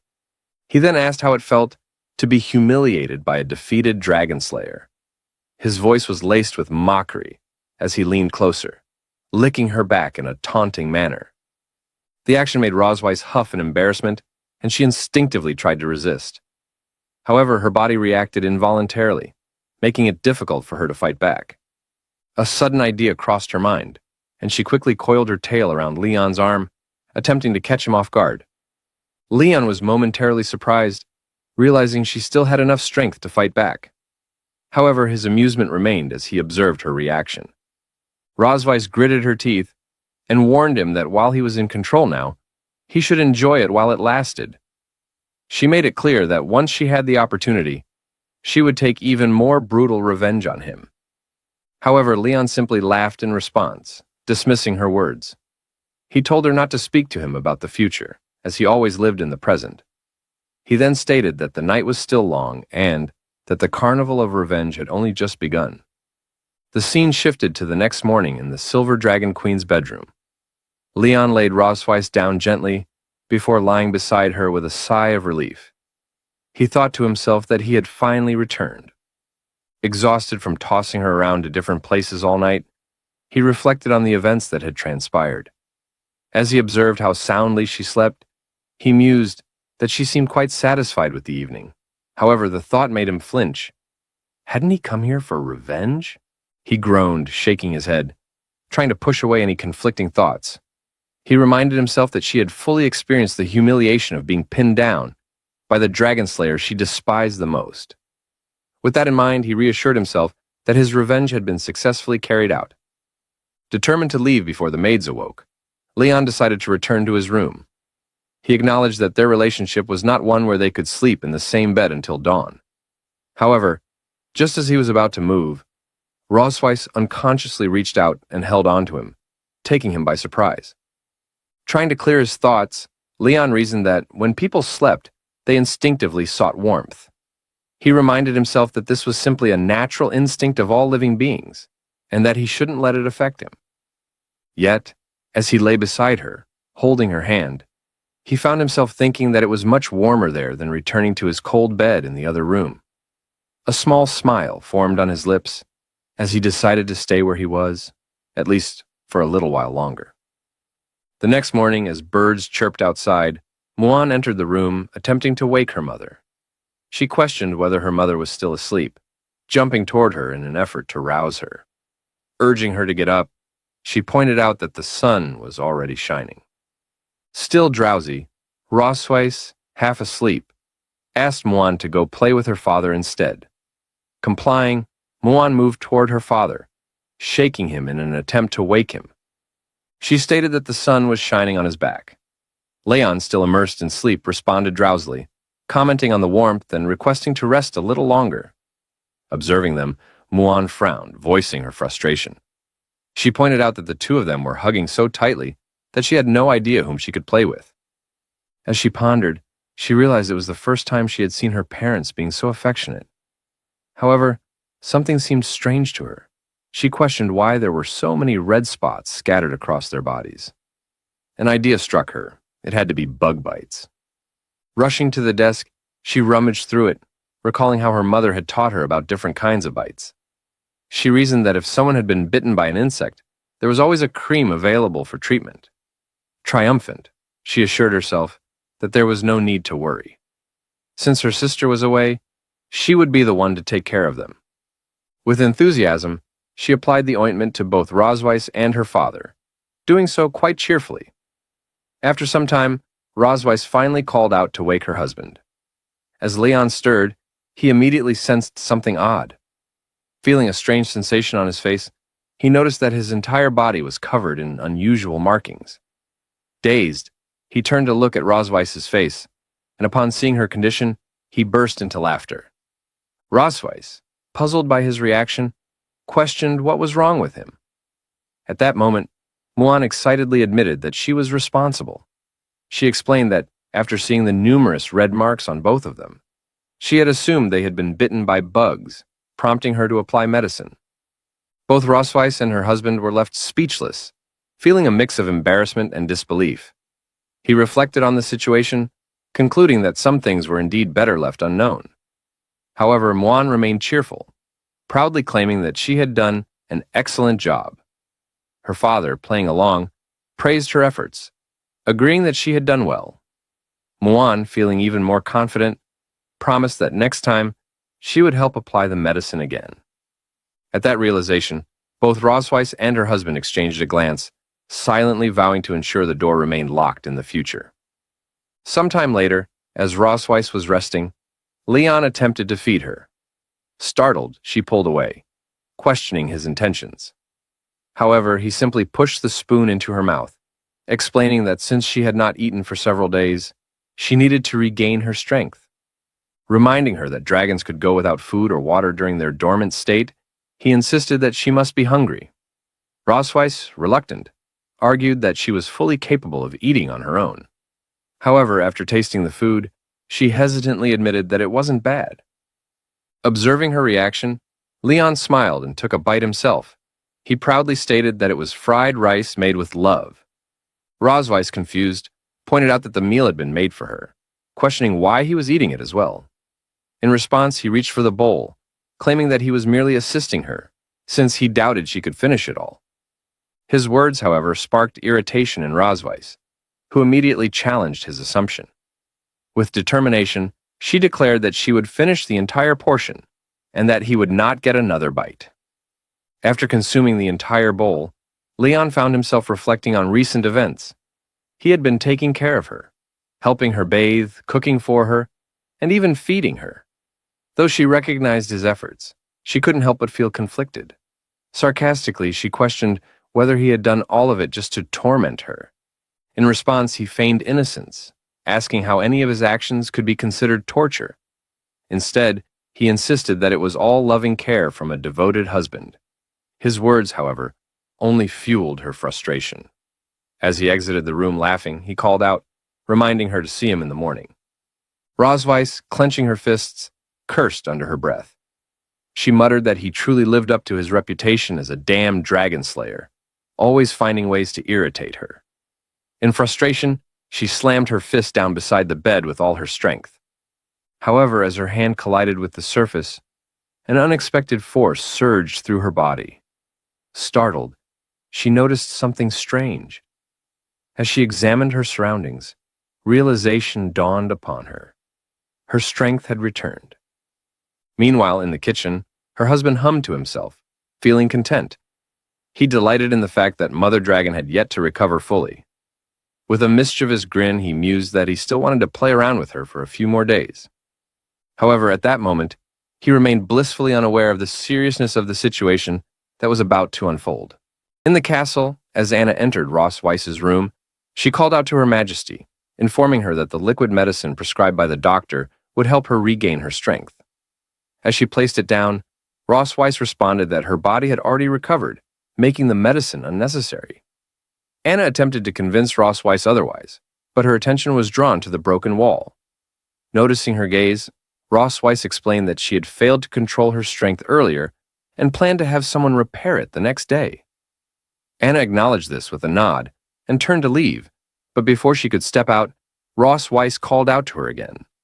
With a slightly embarrassed expression, she hesitated before asking Anna not to inform Leon that she was still recovering. Hiding her face behind a book, Ross Weiss admitted that she wanted him to take care of her a little while longer. Anna, surprised by the request, giggled before assuring Ross Weiss that she understood. Meanwhile, Ross Weiss smirked smugly, remarking that Leon's peaceful days would soon be over. 2 days later, in the garden, Muan eagerly called out to her father, expressing her desire to learn the sparkly technique that made his body shine. Leon, slightly puzzled, asked if she was referring to the sparkly effect, wondering if she meant magic. Muan, her eyes gleaming with excitement, confirmed, explaining that it was the same ability he and her mother had demonstrated at the training grounds. Curious about her sudden interest, Leon asked why she wanted to learn magic. Muan explained that her sister had been learning many things at school, and she didn't want to be left behind. Leon, understanding her determination, asked if there was something specific she wanted to learn. Muan nodded firmly. He then remarked that having 2 children at home naturally created a sense of competition, which could be beneficial. He noted that Muan admired her sister a lot and naturally didn't want to feel distant from her. With a warm smile, Leon reassured Muan that he would definitely teach her magic and that they would start with basic training. Overjoyed, Muan eagerly thanked her father. Later, as Muan diligently practiced her magic, Leon observed her progress and realized that, in just a few hours, she had successfully guided magical energy through her body. He speculated that she might soon reach magic enlightenment and begin working with original magical power. Watching her closely, he wondered if she might be a genius. Suddenly, Muan's stomach growled, interrupting their session. With an innocent expression, she admitted that she was starving and had no strength left. Leon sighed quietly, realizing that they couldn't rush the training. He patted Muan's head, declaring that the session was over for the day, and that they should return home to eat. Muan, delighted by his words, cheered and declared that her father was the best. That night, as Anna entered the room, she presented an item to Her Majesty, stating that it was what she had requested. Rosways accepted it and instructed Anna to set it aside. Just then, Leon entered enthusiastically, greeting his wife with excitement. Rosways thanked Anna for her hard work and told her she could leave. Leon recalled that, according to Anna's earlier statement, Rosways would need 5 days to fully recover. With a mischievous glint in his eyes, he thought to himself that he still had time to torture her. Smirking playfully, he wiggled his fingers and teasingly offered Rosways a massage if she felt any discomfort. Rosways, wearing a taunting expression, questioned why he didn't simply prove the might of the Empire's strongest dragon slayer that very night. She mockingly pointed out that only 2 days had passed, yet he already seemed exhausted, wondering if that was all he could manage. Annoyed by her remarks, Leon demanded clarification on what she had just said. Without hesitation, he grabbed Rosways, commenting on how exhausted she looked and stating that he had intended to let her rest for the night. However, seeing her arrogance, he decided otherwise. Holding on to her, He remarked that if her words were so bold, then her body must be just as tough. As he removed his upper garments, he warned her that she would regret her taunts. However, to his surprise, Rosway smirked confidently and stated that she had never once regretted anything. In an instant, she wrapped her tail around Leon's body, catching him off guard. Leon let out a startled cry as he was suddenly slammed onto the bed, left completely vulnerable. As Rosways climbed on top of him, he was stunned by her overwhelming strength. Bewildered, he asked if she had already recovered. With an amused tone, Rosways silenced him, playfully calling him her dear dragon slayer. She then retrieved the item Anna had brought, a pair of handcuffs and a whip. Realizing the situation fully, Leon's expression grew visibly nervous. He hesitated before questioning when she had prepared such things. But before he could react, his wrists were bound and a blindfold was placed over his eyes.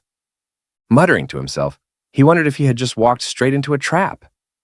With a mischievous smile, Rosways warned him not to even think about struggling. Still in disbelief, Leon demanded to know what exactly she was planning. Still in disbelief, Leon asked if she intended to torture him to extract a confession. As he called out to Rosways, addressing her as Mother Dragon, he boldly warned her that he had undergone professional anti-interrogation training and would never yield to her. Rosways scoffed at his claim, questioning whether that was truly the case. In response, she activated an orb, revealing an event from Leon's past, one where he had desperately called out for Rosways, pleading with her and expressing his desire to kiss her. Upon seeing this, Leon could hardly believe his own eyes. He simply stared at the screen, questioning what he was witnessing as the voices played out. Unfazed, Rosways asked him to consider who the person was that had begged her so desperately. Overwhelmed with embarrassment, Leon struggled to process the situation. The strange noises coming from the recording were unmistakably his own, calling out for Rosways. Flustered, he attempted to refute it, insisting that the voice couldn't possibly belong to a human and that it merely sounded similar. However, Rosways dismissed his claim and brought the orb closer, forcing him to see the truth more clearly. Leon had no choice but to listen as his own embarrassing words played back. Pleas for Rosways, expressing his desire to kiss her and embrace her as one. Stunned, he was left speechless. Rosways, smirking, taunted him, suggesting that he might recall it all now. Faced with undeniable evidence, he apologized, but Rosways was far from ready to let it go. She took out the whip and ordered him to repeat what he had just said, several times. Then, with a dangerous glint in her eyes, she warned him that if he couldn't remember it clearly, she would gladly replay it for him again. Without hesitation, she whipped him, repeatedly and furiously, throughout the entire night. The relentless punishment left Leon writhing in pain, unable to move properly. As he lay there enduring the agony, he turned his face just in time to see a dragon entering the room, reporting to Rosways about a letter. Still struggling from the ordeal, Leon questioned whether the letter was from the academy. He noted that it had arrived so late at night, making him wonder what could have happened. Rosways explained that the academy had summoned them for the next day, mentioning that Noah had gotten into a fight with someone. This revelation startled Leon, who sat up in shock and demanded to know what she meant. The scene then shifted to the following day in the office of Vice Principal Wilson, where Noah was brought in alongside 3 visibly injured students. The vice principal addressed Leon and Rosways, stating that the reason for summoning them was to resolve a conflict that had arisen between Noah and some of her classmates. With a furious expression, Rosways questioned what he meant, her tone carrying both anger and an implicit threat. She then turned her gaze toward the 3 injured students and accused them of teaming up to bully her daughter. Her words immediately caused the 3 young dragons to recoil in fear. Meanwhile, Leon took a quick glance at Noah, checking for any signs of injury. However, Noah reassured him that she was fine. It was then that Principal Wilson revealed the truth. Noah had actually been the one to beat up the 3 students. This revelation left Rosways momentarily surprised, while the injured students cried out in frustration. Leon turned to Noah, staring at her, before ultimately praising her, acknowledging that she was indeed his daughter. Principal Wilson, however, remained focused on the broader issue. While the fight itself had been a minor incident between young dragons, it also reflected an underlying conflict between cocoon-born and viviparous-born dragons. He knew the two distinct methods of dragon reproduction. Cocoon-born dragons directly inherited their mother's strength, giving them natural advantages in physical fitness and talent, while viviparous-born dragons required time to grow and learn before mastering their strength. As a result, within the same age group, cocoon-born dragonlets generally possessed superior physical strength compared to their viviparous counterparts. Despite this difference, Noah, a viviparous-born dragon, had single-handedly defeated 3 cocoon-born dragons, all of whom were a few years older than her. Recognizing her exceptional abilities at such a young age, Principal Wilson remarked that she had a bright future ahead. Just as the discussion continued, the door burst open. A red dragon entered the room, scoffing as he declared that he had heard his son had been involved in a fight. He dismissed the matter as trivial, stating that he was willing to cover the medical expenses. However, his nonchalant attitude quickly changed when he turned to his companions and saw their children injured. The red dragon then called out for his son, demanding an explanation for how he had been beaten so badly. The 3 injured students rushed toward their fathers, crying out pitifully. Meanwhile, Rosweiss whispered to Leon, identifying the red dragon as a member of the Red Flame Dragon King's faction, Constantine's clan. She explained that everyone from the Red Flame Dragon clan was known for being arrogant and domineering, making it difficult to communicate with them. Leon, reflecting on past encounters, remarked that if all the Red Flame Dragons he had killed were lined up, they could circle the academy twice. The Red Flame Dragon parent, unfazed by the situation, turned his gaze toward Rosweiss and questioned who she thought she was. He scoffed at the notion of her being the queen of the Silver Dragon clan, expressing disbelief that a queen would fail to discipline her own child, allowing her to bully other dragons. His words carried a clear implication, that the Silver Dragon clan was not as strong as the Red Flame Dragon clan, and that they only dared to instigate young dragons to pick fights with his son. Hearing this, Rosweiss's expression darkened. She glared at him and demanded that he repeat himself. However, the Red Flame Dragon showed no fear, even going so far as to threaten that if Rosweiss and Leon did not apologize to his son that day, they would not be allowed to leave through the doors. At that moment, Leon smirked and remarked that the real question was, who should be afraid of whom? His hands, he added, had been itching for a fight anyway. Just before the situation could escalate further, Vice Principal Wilson quickly intervened. He addressed the parents in a firm tone, urging them to remain patient and listen to his recounting of the events. Wilson then proceeded to explain what had happened the previous night. According to his account, in the cafeteria, Lowell and 2 other classmates had an argument with Noah. During the altercation, Noah's plate had accidentally collided with Lowell, staining his clothes. Later that night, on the way back to the dormitory, the 3 students had cornered Noah in the backyard and engaged in a physical conflict. Upon hearing this, Wilson turned to the injured students and gave them a chance to add any details. However, intimidated by the situation, they hesitated and ultimately remained silent. Just then, Noah stepped forward. With a confident expression, she addressed the vice principal and stated that she had something to add. As Principal Wilson asked her to continue, Noah explained that, first of all, it was Lowell who had deliberately provoked her in the cafeteria, and the incident of knocking over the plate had been purely accidental. She further clarified that the second incident had occurred in the backyard of the dormitory where she encountered them again. Lowell and his group had rushed toward her first, startling her, which led to her unintentionally breaking his arm in self-defense. Glaring at Lowell, she demanded that he confirm her version of events.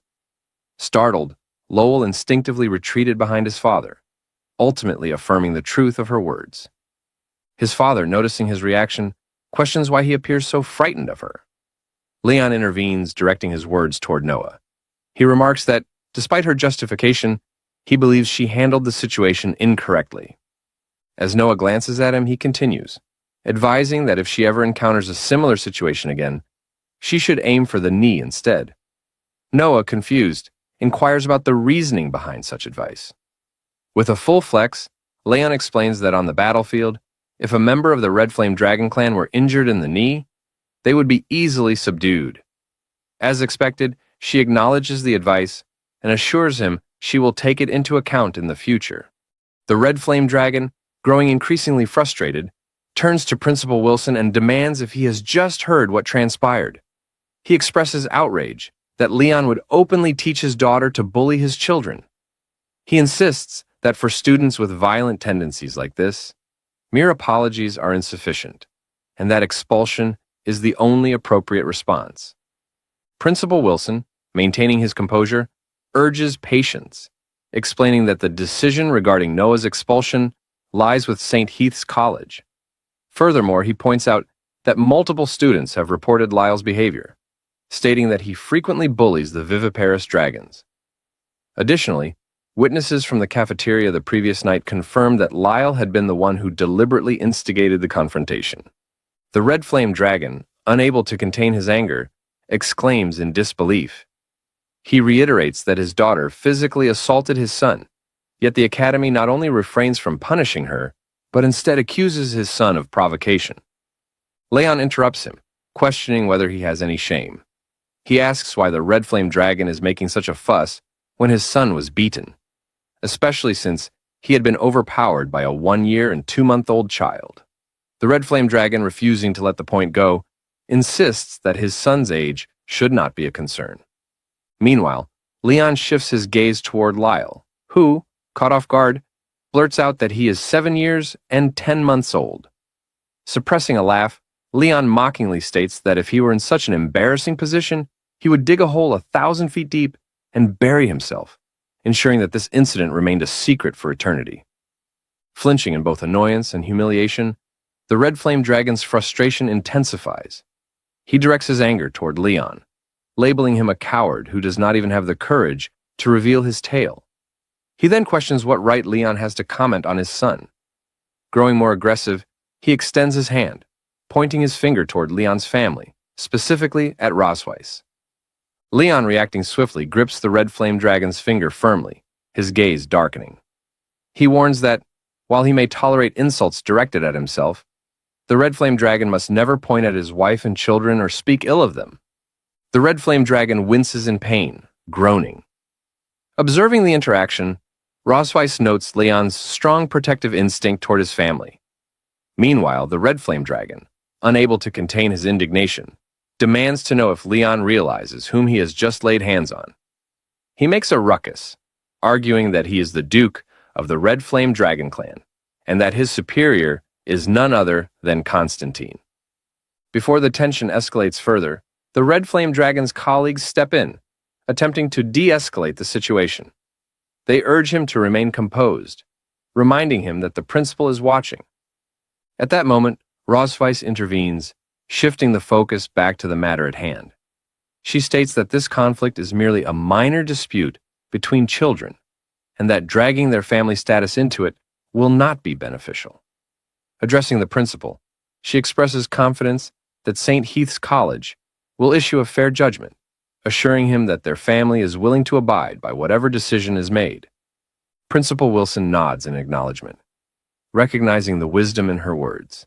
He then turns to the Red Flame Dragon, questioning whether he truly intends to escalate matters within the school premises. He warns that if the Red Flame Dragon continues to stir trouble, there is a possibility that his child's student status may be revoked. Realizing the weight of the warning, the Red Flame Dragon reluctantly suppresses his anger, while Lyle also pleads with his father to let it go, saying that he still wants to attend school. Though still seething, the Red Flame Dragon forces himself to apologize for losing his temper. However, as he clenches his teeth, it becomes evident that he harbors resentment. Determined to bide his time, he resolves to stay out of the spotlight for now, waiting for an opportune moment to act once they are beyond the school's jurisdiction. Principal Wilson then delivers the final verdict. He acknowledges that in Lyle's case, the primary fault lies with him, as he had initiated the conflict. However, he also states that Noah's response was excessive, even if it had been in self-defense. He orders her to return to her classroom and receive verbal guidance from her class teacher. Additionally, she's instructed to reflect seriously on her actions. As a consequence, all 3 students, including Lyle, are required to write self-reflections, which must be submitted to their respective class teachers for evaluation. Furthermore, they will be assigned class hygiene responsibilities for the following week. Afterward, outside, Noah bids farewell, stating that she will return to the classroom.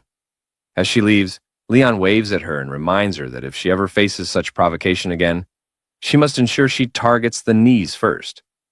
Unbeknownst to him, Principal Wilson had silently approached from behind, his presence sending a chill down Leon's spine as he calls for him.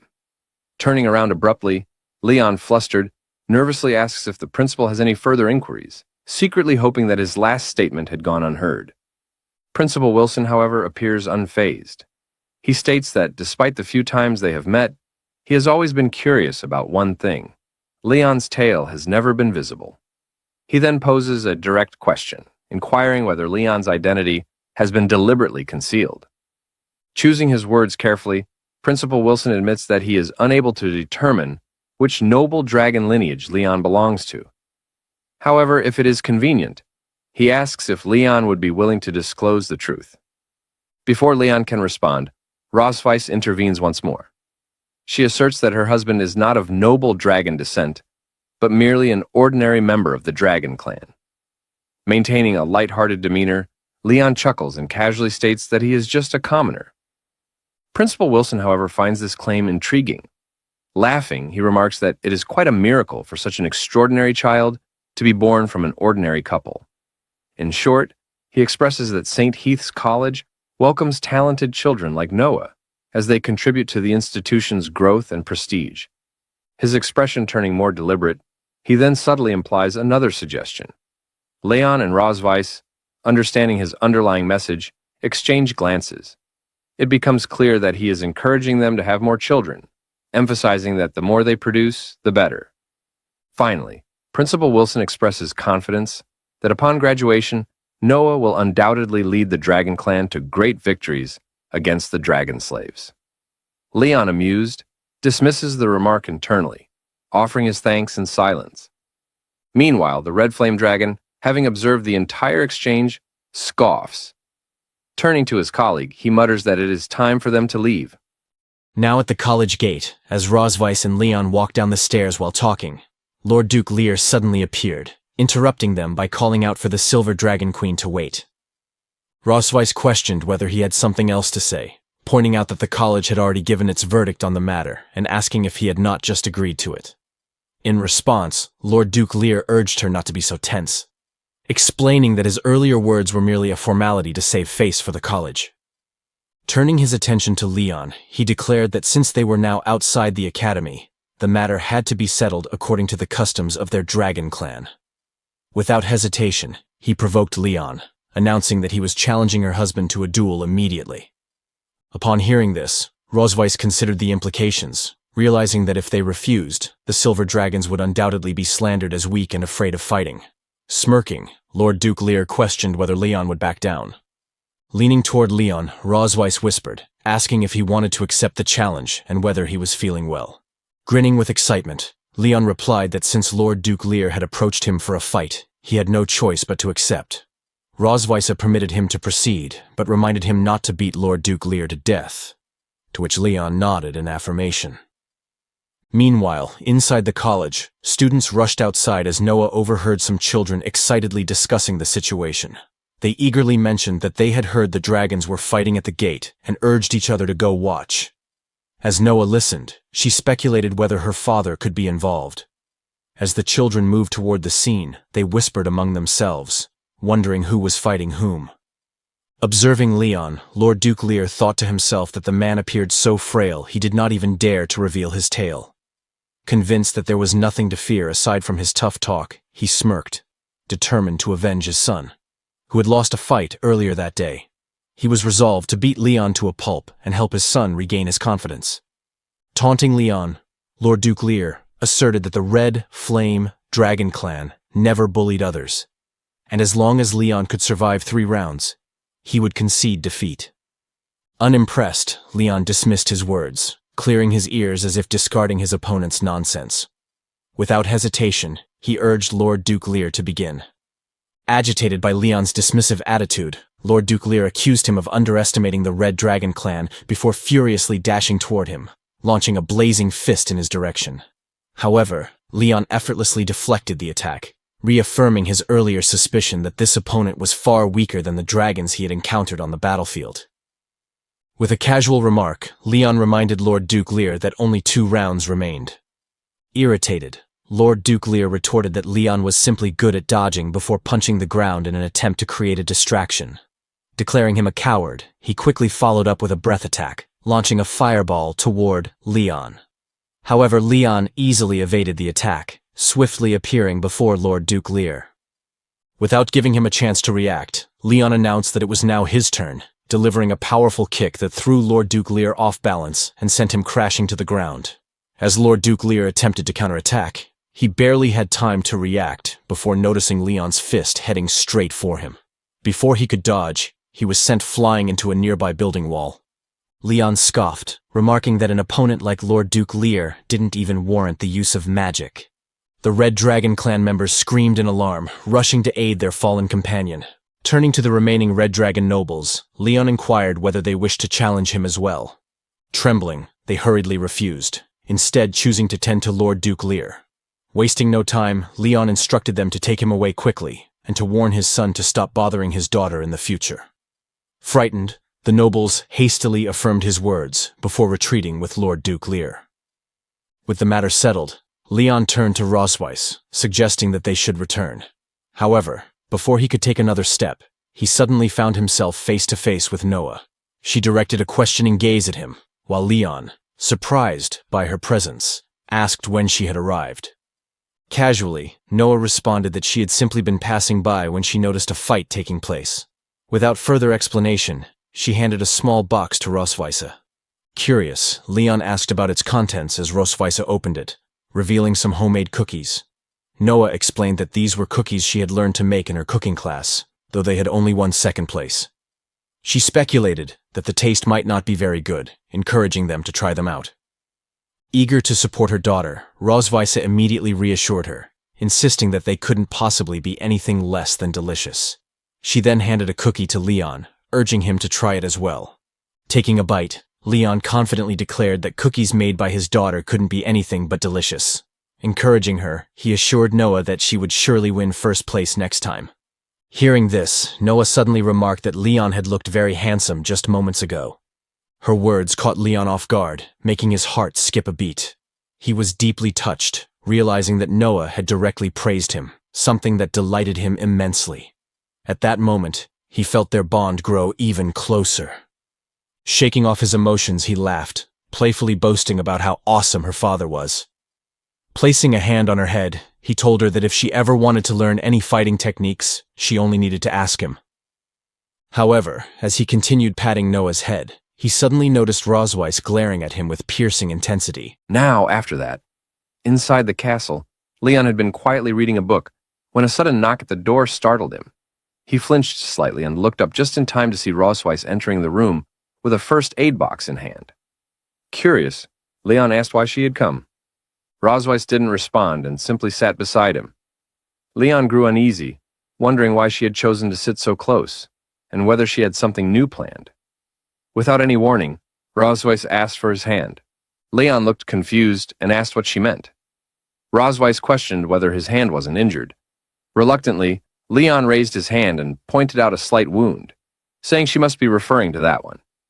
He brushed it off, saying it was a minor injury and would heal in 2 days. Rosweiss didn't seem convinced. She told him to stop downplaying it and asked him to give her his hand, honestly. She gently took his hand in hers, and Leon let out a small groan from the pain.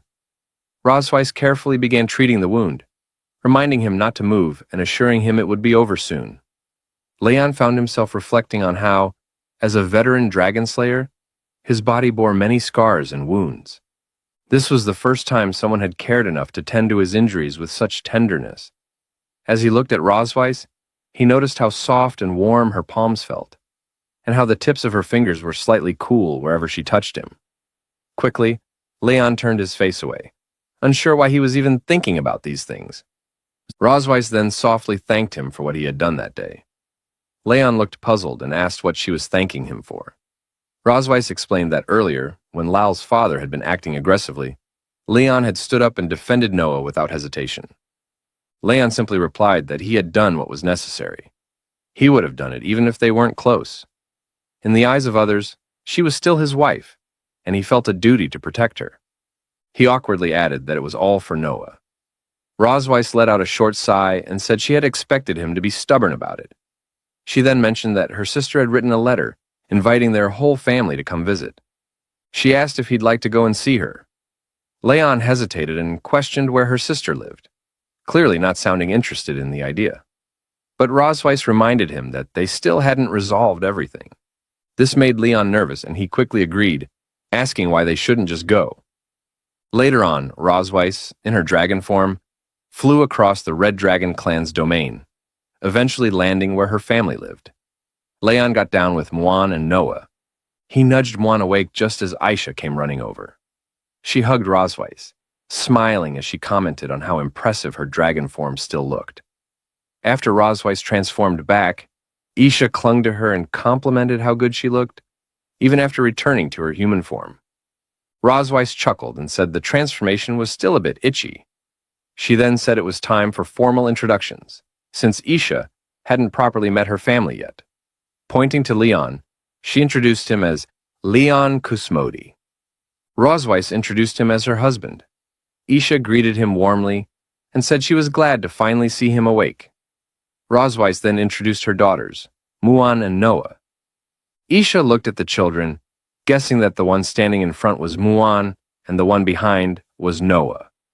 Muan confirmed her guess, saying her aunt had gotten it right. Isha said Rosweiss had described them exactly that way in her letter. She bent down to Noah, asking if she wanted a hug too. After a short moment of hesitation, Noah nodded. Isha then gathered both girls in her arms, saying how lucky she felt to hug two little dragon girls at the same time. Turning to Leon, Aisha mentioned that Rosweiss had told her how carefully he looked after the children. She thanked him for all the effort, calling him brother-in-law. Leon smiled and said it was nothing. He enjoyed being with the children, and they were close to him. Rosweiss playfully added that he was definitely closer to her. Leon looked at her and jokingly called her honey, saying she shouldn't tease like that. He pretended to act shocked, asking how she could even say something like that. They started exchanging playful remarks, and Leon threatened to kiss her if she didn't stop teasing him. Rosweiss asked if he was being serious. Isha laughed and commented that the two of them seemed to have a great relationship. Both Rosweiss and Leon turned their faces away, clearly a bit embarrassed, but not denying it.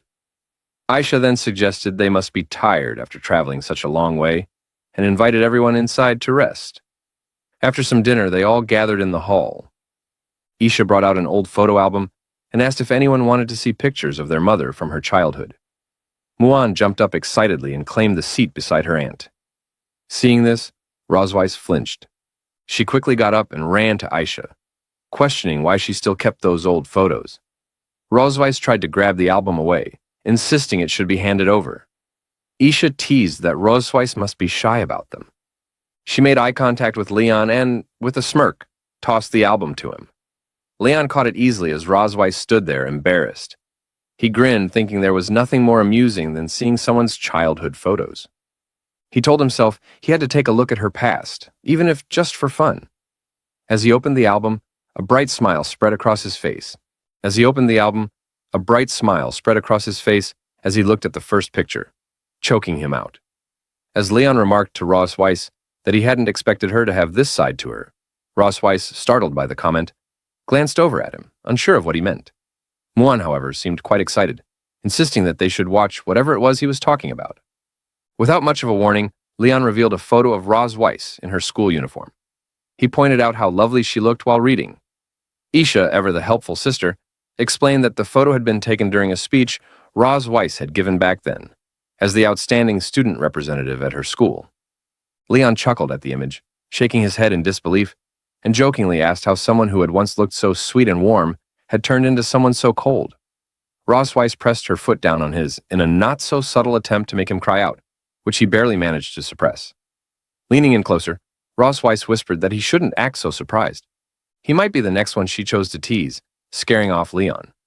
Meanwhile, Aisha told them that there were still many more childhood photos of Ross Weiss left to go through.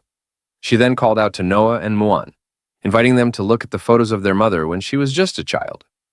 As the two kids turned the page together, Noah pointed out how Ross Weiss had looked so soft and fair when she was younger.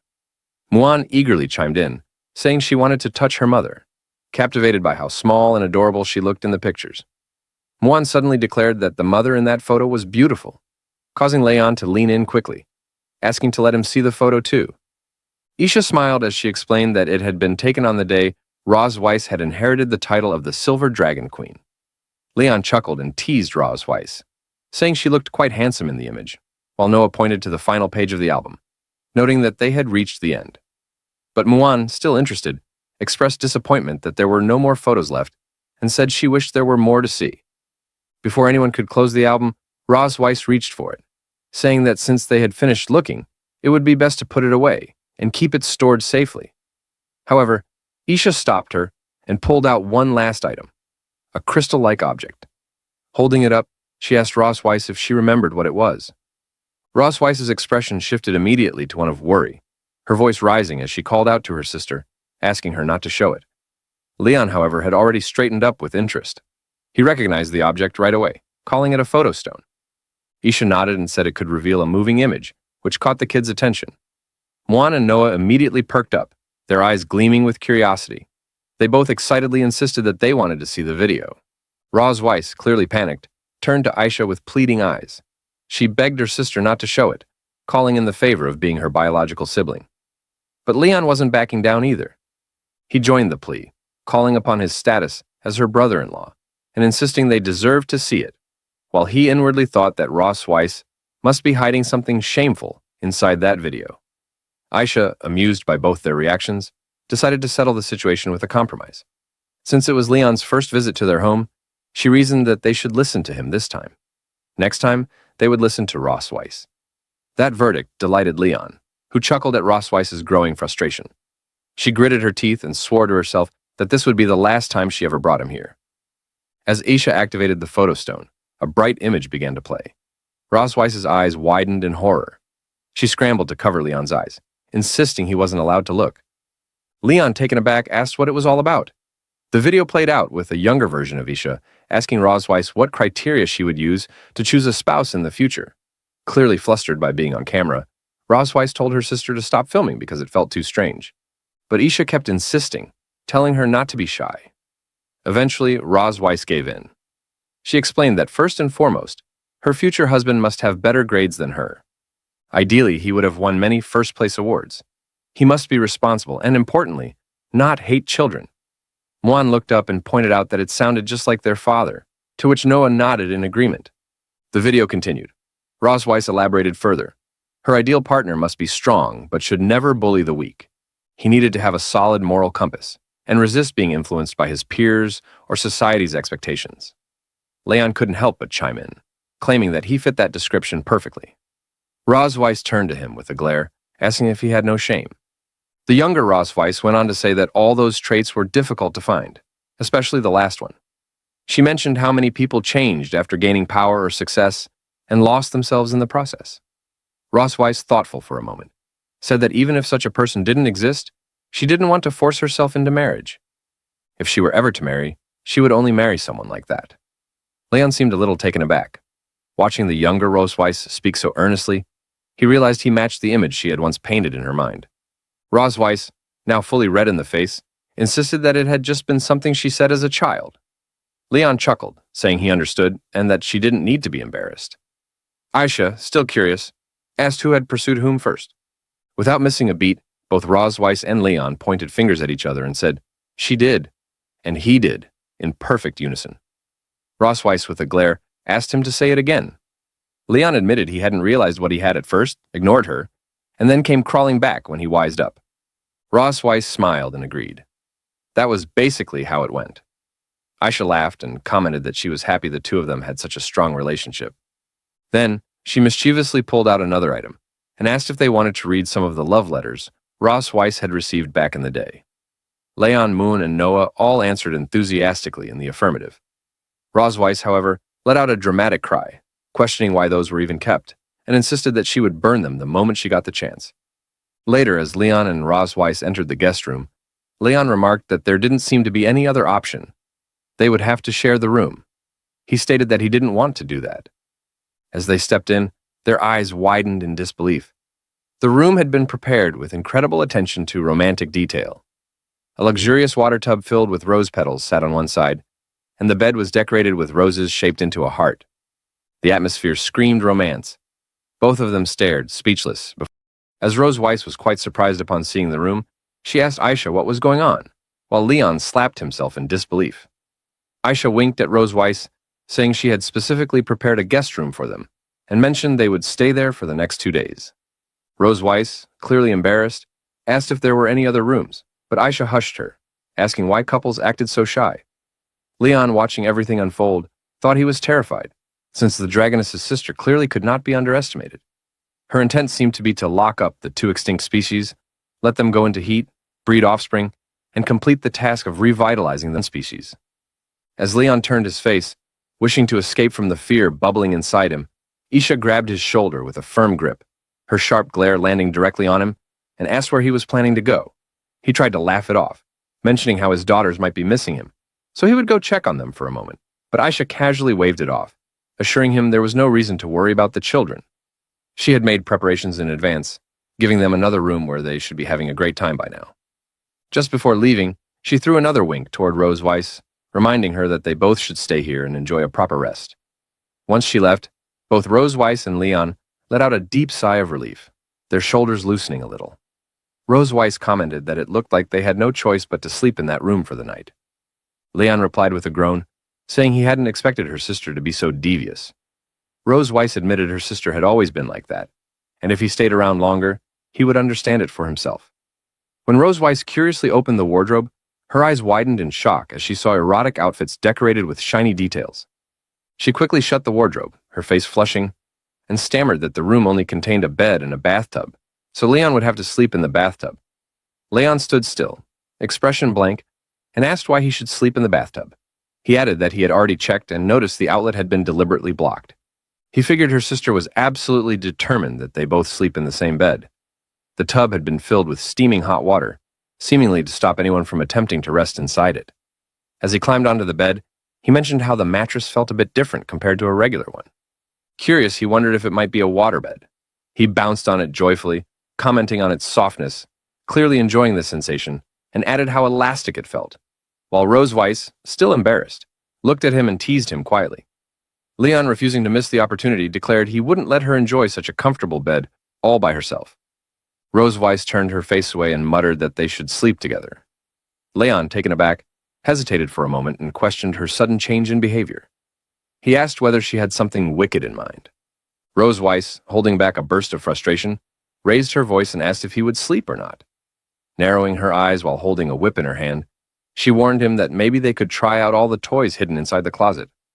At that moment, Leon's face turned pale, and he strongly refused, clearly frightened. Rosweiss rolled her eyes and said she would take a bath, warning him not to peek. Leon asked who would even try to peek. Not buying a single word, Rosweiss kicked him out of the room, saying she didn't trust him one bit. She told him to wait outside for a while and return later. As Leon stepped out, he whistled softly, muttering how it wasn't like he hadn't seen it before, and joked that he was simply tired of it now. Not long after, he found Isha sitting nearby, sipping wine. Aisha, spotting him, asked why he had come out and why he looked annoyed. Leon explained Rosweiss was taking a bath, and he stepped out to get some fresh air. Aisha offered him a drink, asking if he would join her. Leon nodded. She handed him a glass, saying it was the wine Rosweiss always preferred. He thanked her and took a sip. Isha leaned back slightly and shared that she and Rosweiss used to drink here sometimes and chat for hours. Leon remarked that they must have shared a close relationship. Isha nodded, adding that she had watched Rosweiss grow up and had spent the first 50 years of her life by her side. When Rosweiss left to become the Silver Dragon Queen, their conversations turned into letters. It was through those letters that they kept track of each other's lives and safety. About a year ago, Rosweiss wrote and told her she had married the low-key Dragon King and was pregnant. Aisha mentioned that even though her sister was married, her words had lacked joy. It was clear from her tone that she had been suffering. In one of the letters, she mentioned how the Dragon King was often unwell, spending long periods asleep, unable to remain at her side. Although a maid helped with daily needs, raising twins made everything twice as difficult, both during the pregnancy and after birth. Leon quietly groaned in his thoughts, imagining how Rose Weiss had been forced to bear the child of someone she had as a mortal enemy. She had no choice but to go through everything alone, with only the comfort of letters written to her sister. Those days must have felt unbearably long and full of sorrow. Aisha suddenly patted Leon's back hard and said she had once believed Rose Weiss had ended up with a lazy and useless dragon. Leon paused and asked if he really looked like that kind of dragon.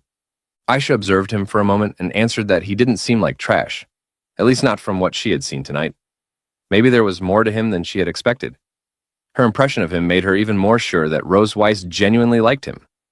Leon, eyes wide, stood there in silence as he wondered if Rose Weiss truly had. As Leon slowly processed the possibility that Rose Weiss might actually like him, he immediately shrugged it off. He convinced himself it was impossible. How could that vicious mother dragon have feelings for him? As Isha questioned him, asking what he meant and whether he was truly sorry, Leon silently thought to himself that she didn't know her sister at all. He sighed, thinking that, despite how things really were, they still had to keep pretending to be in love in front of her. Playing along, he declared to Aisha once more that she was right. They were in love.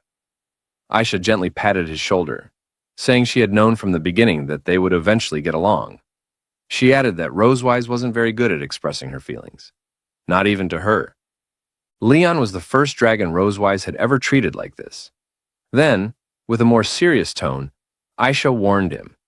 She said that since he was a responsible man, she wouldn't need to tell him what to do in the future. He should already know. That warning made Leon nervous. He grew tense, thinking that if he said he didn't know, she would probably kill him on the spot. Trying to mask his fear, he forced a confident smile and assured her that she could leave Rose Weiss to him. He added that he had failed to take care of her when she had her first child, but if there ever was a second one, he would protect her, his wife, and their children to the death. Isha narrowed her eyes and sized him up, then let out a sigh and said he had better be serious about it. She gave him a push, telling him to stop showing off, to go back quickly, and not to keep Rose Weiss waiting. As Leon turned to leave, he received a call from Isha. He answered, asking if there was anything else. On the other end, with a mischievous smirk in her voice, she told him not to feel restrained tonight, mentioning that the soundproofing in the room was actually very good. Leon froze at her words. His mind blanked for a moment as he processed what she meant. When it finally hit him, his face turned red with embarrassment, and he shouted a quick thank you before rushing off. As Leon sneaked into the room and found Rose Weiss asleep, he walked closer, believing she had already fallen into a deep sleep. A small smile appeared on his face as he thought, at least tonight, he wouldn't have to deal with her suffering. Even though they were supposed to be enemies, he had to admit, she looked genuinely beautiful when she was sleeping. But then something strange caught his attention. He frowned, wondering what he was sensing. His eyes widened when he saw a soft glow coming from her chest. His heart started pounding. Could it be that the dragon pattern had activated? But then he shook his head, realizing that the dragon pattern on his own body wasn't resonating. Something didn't add up. Confused, he leaned in closer to take a better look. Suddenly, Rose Weiss greeted him casually. Leon jumped in shock, then quickly got angry, yelling at her. He demanded to know why she had hidden a light bulb under the quilt, and scared him half to death. Amused, Rose Weiss replied that she had found the item among some small toys on the hanger, and thought it was interesting, so she brought it in to amuse him. She smirked, teasing that, judging from his over-the-top reaction, he didn't seem to think it was a pity. Leon grumbled and brushed it off. He got into bed and pulled the blanket over himself, saying he was going to sleep and didn't want to talk to her. Rose Weiss chuckled and told him not to regret it later, especially if he ended up attacking her in the middle of the night. Just then, as Rose Weiss accidentally knocked against the bedside table, a spider dropped down from the ceiling and started swinging in front of her. She immediately froze, horrified, and let out a loud scream. Startled by the sound, Leon sat up and asked what had happened. But before he could finish speaking, Rose Weiss dashed toward him, hugging him tightly and crouching down in fear. She trembled, muttering that there was a spider. Leon thought back to earlier that day, when he had flipped through her old photo album and remembered a childhood picture of Rosewise crying because of a spider. He wondered if this fear was a leftover trauma from her past. Leon laughed confidently, saying it seemed even the mighty Silver Dragon Queen was scared of something. He let out a sigh and walked over to where the spider was, saying there really was nothing he could do with her like this. He offered to catch it for her. Rosewise, still hiding behind him, urged him to hurry up. As he reached for the spider, he suddenly felt something strange. Holding it in his hand, he paused. A thought crossed his mind. Could it be that? As Leon fully examined it and tried to pass the toy spider to Rosewise, he explained that it was just a harmless toy, and there was absolutely nothing to be afraid of. However, the moment Rosewise laid eyes on the spider up close, a scream of terror escaped her lips. Without hesitation, she surrounded herself with a defensive aura, firmly declaring that whether it was real or fake, it needed to be destroyed. Seeing her reaction, Leon quickly took the spider back and tried to calm her, assuring her that he would throw it outside. True to his word, he tossed the spider out, then turned back with a smile, announcing that the spider had been taken care of, and that it was finally time to sleep. Rosewise, still visibly shaken and utterly embarrassed by her reaction, struggled to make eye contact. Leon, on the other hand, suspected that this was another clever design orchestrated by her sister to reveal Rosewise's fearful and vulnerable side. It appeared to have worked perfectly. As Rosewise stood silently, trying to regain her composure, she quietly stated that she would sleep on the inside of the bed and suggested that he sleep on the outside, asking if that would be all right. Leon replied warmly, telling her there was no problem and that she could sleep wherever she wanted. With that, they lay down beside each other. After a moment of silence, Leon turned slightly and, in a calm tone, asked whether she was still scared. He gently suggested that if she was, she could hold his hand while sleeping. Rosewise, clearly caught off guard, scoffed in response, muttering that if he was offering, then she would go along with it. Without looking at him, she reached out and lightly held onto his pinky finger. Leon, puzzled by the gesture, questioned how he was supposed to feel safe holding just one little finger. Rosewise, visibly flustered, asked how else he was supposed to hold it. Then, as Leon tried to take her whole hand, she corrected him, called him an idiot, and showed him how to hold it properly. Eventually, they interlocked their fingers, holding each other's tightly. Rosewise turned her face to the side, feeling heat rise to her cheeks. Her thoughts spiraled as she wondered how someone could hold her hand so casually. Was she the only one who felt awkward in this moment? She tried to calm her mind, reminding herself that she was the Silver Dragon Queen and must take responsibility for her actions. It was just hand-holding, after all. There was nothing to be embarrassed about. Leon broke the silence again, curiously asking why her hands were always so cold. Rosewise replied that she was simply born with a cold body. He then asked if she was nervous, questioning why her palms were so sweaty. Rosewise, now completely red in the face, argued that it was his hands that were sweaty. Meanwhile, her thoughts drifted elsewhere. She had noticed the calluses and tiny scars on Leon's hands, marks left behind from years of holding a sword. Though rough, his hands radiated warmth. Where their interlocked fingers touched, it felt as though electricity was flowing through her skin. The sensation left her heart pounding uncontrollably. Leon suddenly brought up her earlier comment about Mates' selection criteria, asking what she truly meant by it. Rosewise brushed it off, explaining that it had just been a joke from over 100 years ago and not to take it seriously. When he asked what her current standards were, she stated flatly that she had none. With the conversation tapering off, they both tried to fall asleep, though neither one succeeded. Leon lay in silence, screaming internally, unable to fall asleep. He opened one eye slightly, trying to see whether Rosewise had already dozed off. As his thoughts raced, he repeatedly shifted his pinky ever so slightly, wondering if it would be all right to move his hand a little more. Slowly, he began to move his fingers. Rosewise, still wide awake, felt the movement and thought to herself that this guy was absolutely doing it on purpose. She peeked toward him, silently questioning how a captive dared to touch his master like that. Determined not to lose, she decided she would touch back. And she did, rather firmly.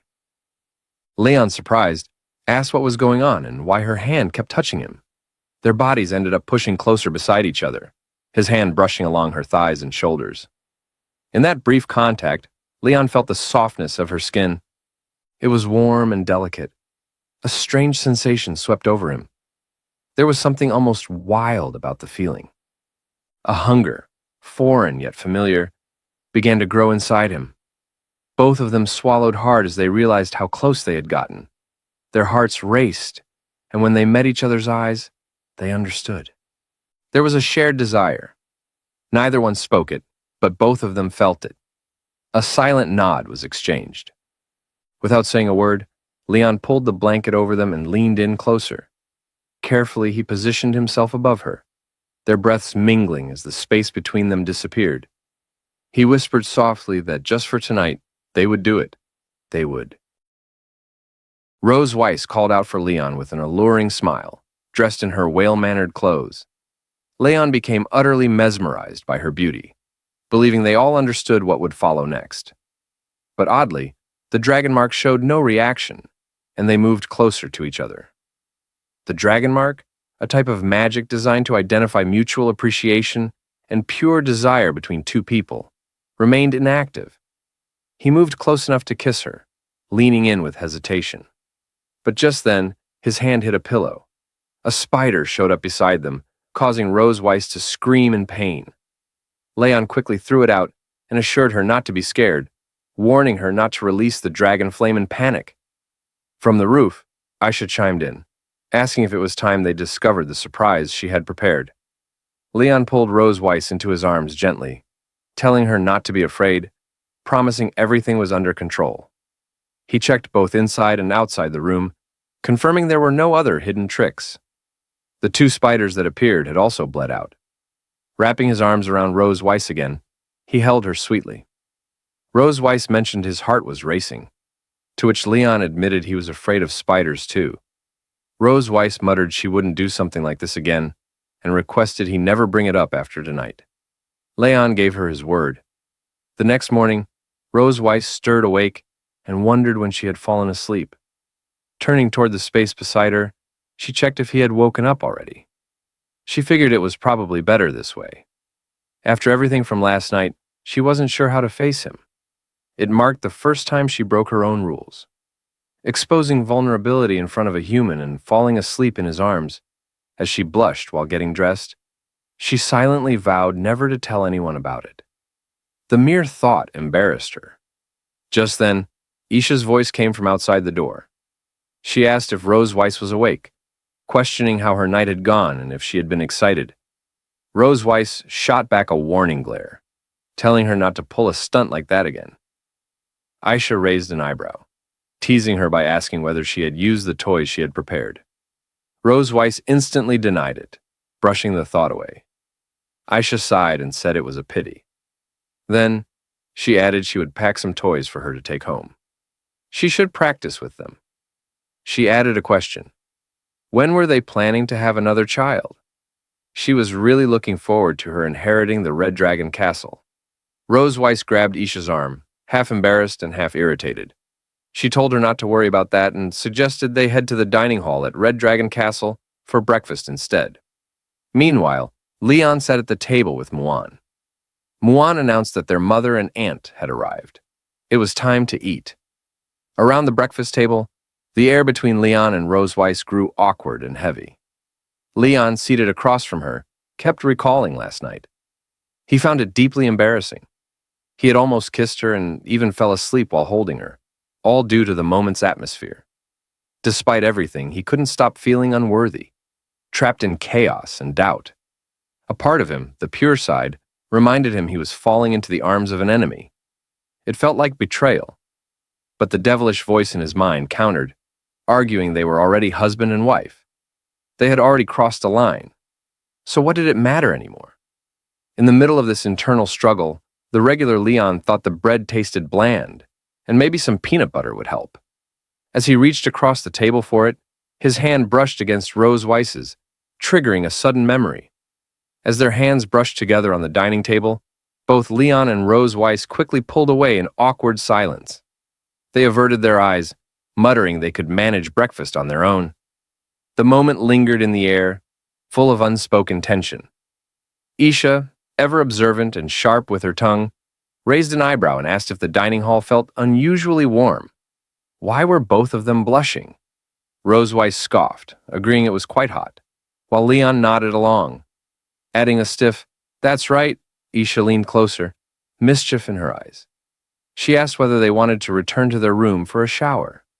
In sync, Rose Weiss and Leon raised their voices in protest, denying any such need. Isha chuckled and leaned back, stating that no matter how many times she teased them, their reactions never failed to amuse her. Turning her attention elsewhere, Isha called out to Little Rose, asking if she had some friction with the Duke of the Red Flame Dragon clan a few days ago. Rose Weiss answered instead, explaining that his son had led a group to bully Noi, but ended up getting beaten. When the Duke tried to stir up more trouble, Leon stepped in and knocked him down. Leon let out a hearty laugh, remembering how that person had collapsed from just a single punch. Aisha smiled and patted Noi's head, stating how amazing their little Noi had become. However, Isha's tone grew serious as she mentioned the Duke's return. After his humiliation, he had stormed back to find their leader, Constantine, and stirred up a fuss over the matter. Rose Weiss muttered what a pathetic man he was, while Leon reflected silently. He recalled how, in Dragon Clan history, that same Duke had once been recognized as a heroic figure who helped expand their territory. Isha pointed out his recent activity, always seeking chances to extend his domain. She warned they might use this incident as an excuse to cause more trouble. Rose Weiss shrugged off the threat with confidence. If that Duke dared to attack her Silver Dragon Castle over a petty grudge, she wouldn't mind letting the Red Flame Dragon clan try a little harder. Soon, the scene shifted to the front gate of Red Dragon Castle. Aisha embraced Rose Weiss warmly, bidding her farewell and wishing her a safe journey. Rose Weiss assured her they would come back to visit soon. Aisha handed Rose Weiss a parting gift, urging her to open it once she reached home. Rose Weiss expressed her gratitude as Isha hugged her nieces fondly and gave the children a kiss on the forehead. She told them to eat more meat, grow up fast, and come play with her again. Muan nodded, promising she would eat well. Isha then turned to Leon, offering her hand. She reminded him of the promise he made. Leon shook her hand and gave his word he wouldn't forget. With that, Rose Weiss transformed into her dragon form, wings spreading as they prepared for departure. They bid farewell, rising into the sky. Aisha stood at the entrance, waving until they vanished from sight. As she returned inside, she thought to herself how interesting the young dragons were. She wondered playfully when they might have another baby. Upon opening the door, a spider dropped from above and landed right in front of her. Aisha narrowed her eyes and chuckled, thinking the boy must be eager to protect his wife. Somewhere in the sky, Leon sneezed. He guessed Aisha had found the surprise he left behind. Rose Weiss and her sister truly felt different from the usual dragon kids he had encountered. Spending time with them revealed they were not just powerful, but also deeply caring. They loved their family in a warm, genuine way. Isha had trusted him enough to leave her precious sister in his care. Rose Weiss turned toward him mid-slide and narrowed her eyes. She asked what promise he had made to her sister, just before leaving. Leon gave a sly grin and said that if she really wanted to know, then too bad. He refused to tell her. Rose Weiss scowled, puffing her cheeks in irritation. After returning to the castle, Rose Weiss watched their children as they settled down for a nap. She stepped outside quietly, only to find Leon already waiting for her. He called her name with a grin, claiming it was time she gave him a live performance of what he had seen in yesterday's video. Apparently, Leon had prepared a revenge plan. His goal was to mentally torment her, using her dark past so she wouldn't be able to sleep peacefully. He began mimicking her exaggeratedly, singing, pretending to bathe, twirling an imaginary tail, and blowing bubbles. Rose Weiss's expression twisted into pure rage. Back at Red Dragon Castle, Aisha had shared videos of Rose Weiss's childhood with the children. In one of them, Rose Weiss had been singing in the bath, humming cheerfully that she loved taking a bath to make herself feel good. Leon laughed so hard he had to hold his stomach, claiming her singing had the charm of a lullaby. Rose Weiss's eyes flared with fury. She vowed to destroy the video, swearing it must be wiped from existence. But Aisha had already taken precautions. She restrained Rose Weiss and insisted that Anna wouldn't be allowed. She claimed it had become a cherished family heirloom. No matter how much Rose Weiss protested, the video remained untouched. In the end, it survived the chaos and stayed preserved. To keep Rose Weiss from having a peaceful night's rest, Leon decided to tease her about her childhood. He mimicked the way Rose Weiss used to take showers as a kid, even singing the same silly song she used to hum back then. Watching her grow increasingly speechless with rage amused him greatly. With a smirk, he leaned in, one hand pressed against the wall, and began to mock her. "You're really stupid." At that moment, Rose Weiss lowered her head in silence, her hands curling into tight fists at her sides. Leon's joke had clearly enraged her, but she didn't explode in fury or lash out with insults. Instead, she held the storm inside, forcing herself to stay composed. The anger burned hot in her chest, but she swallowed it down slowly, choosing control over chaos. After a few tense seconds, she lifted her head, her gaze narrowing into a cold, sharp squint. Her voice, though calm, carried a dangerous edge as she spoke to Leon, each word dripping with restrained fury. "It seems like you're quite bored, Leon." Then, without warning, Rose Weiss placed a firm hand on Leon's shoulder and slammed him against the wall. The sheer strength behind the motion stunned him. He didn't even have time to react before his back hit the cold stone surface. Her brows were tightly furrowed and her piercing gaze locked onto his face, radiating fury.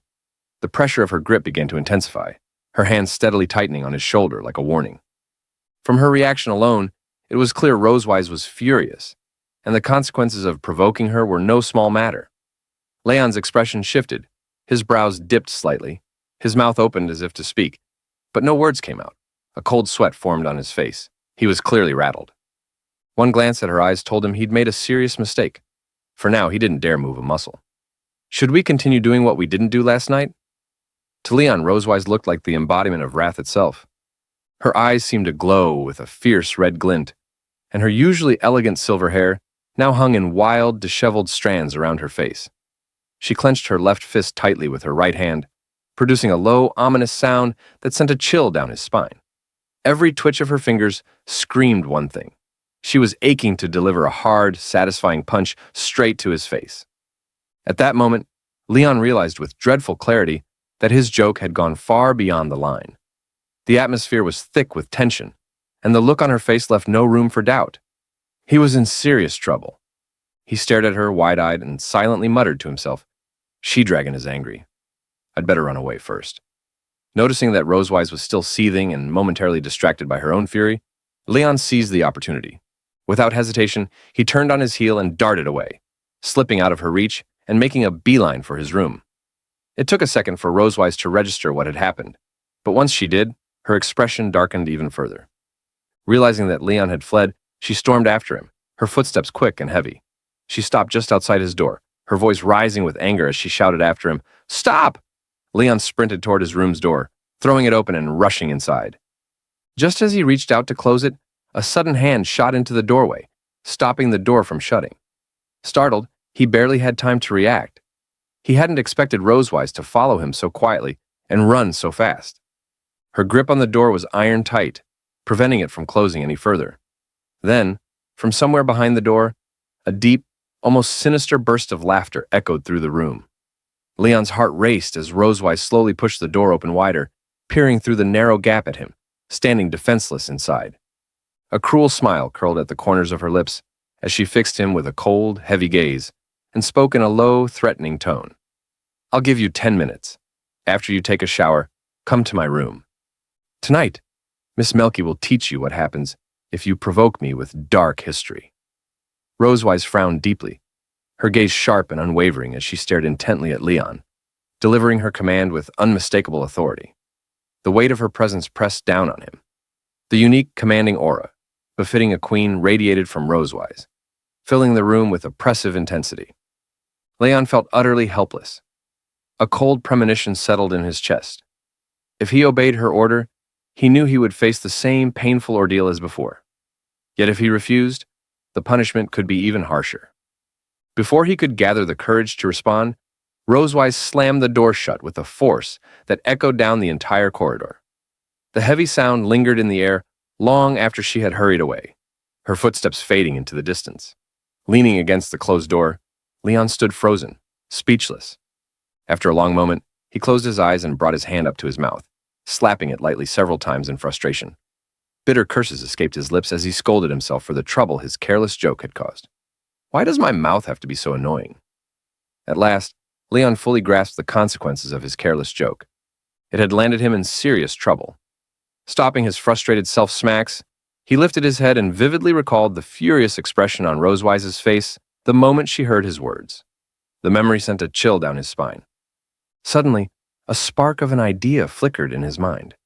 It seemed he had thought of something that might just help him turn the situation around. I didn't expect her to react so strongly, but this precisely shows that dark history is very effective for her. Leon crossed his arms firmly over his chest, deep in thought as he considered how best to retaliate against Rosewise. A victorious smile slowly spread across his face, as if he had just uncovered a clever and effective strategy to strike at her.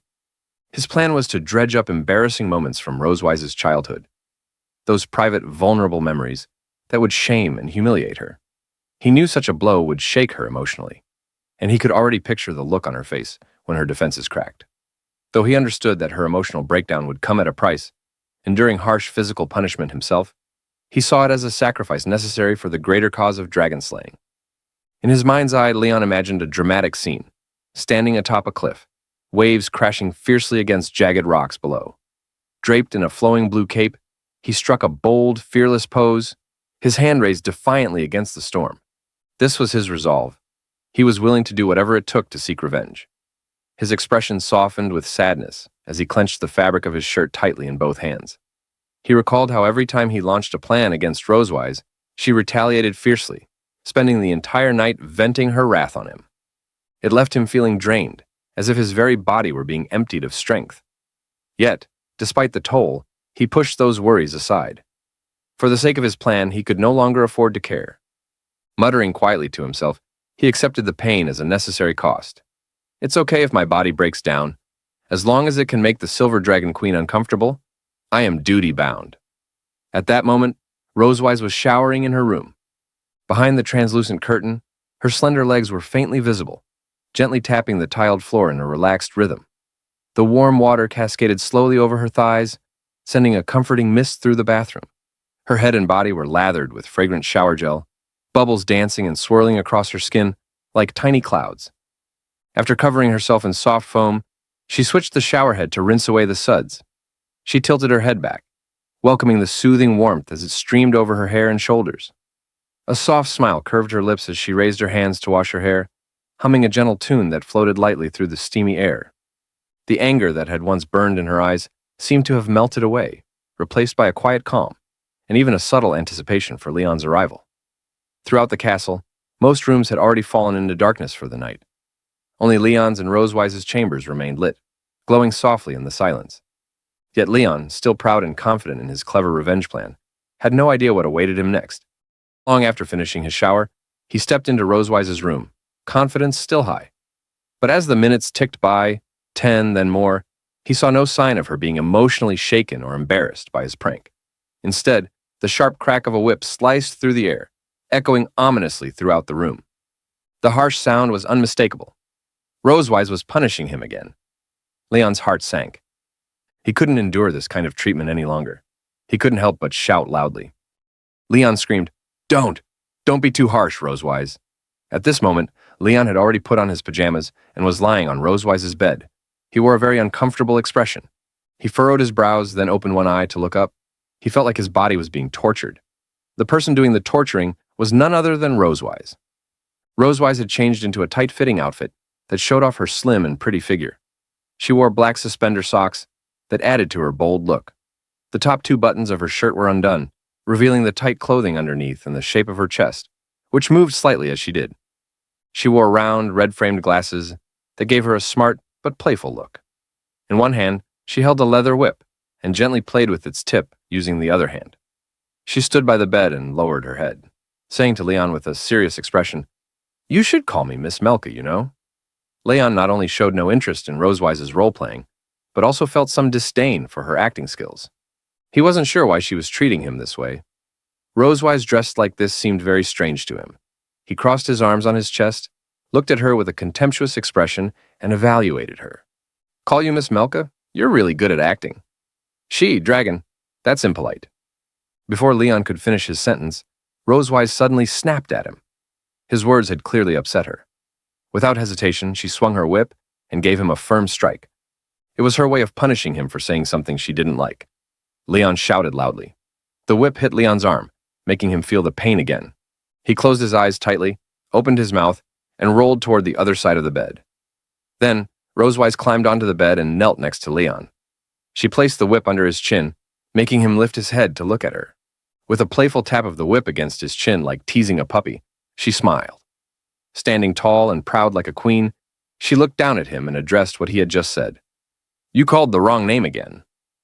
It seems that you haven't fully understood your current situation, Leon." Leon looked uneasy. He didn't dare to speak freely for now. If he argued again, she might whip him once more. He had no choice but to keep his head up and meet Rosewise's gaze, which made him feel even more awkward.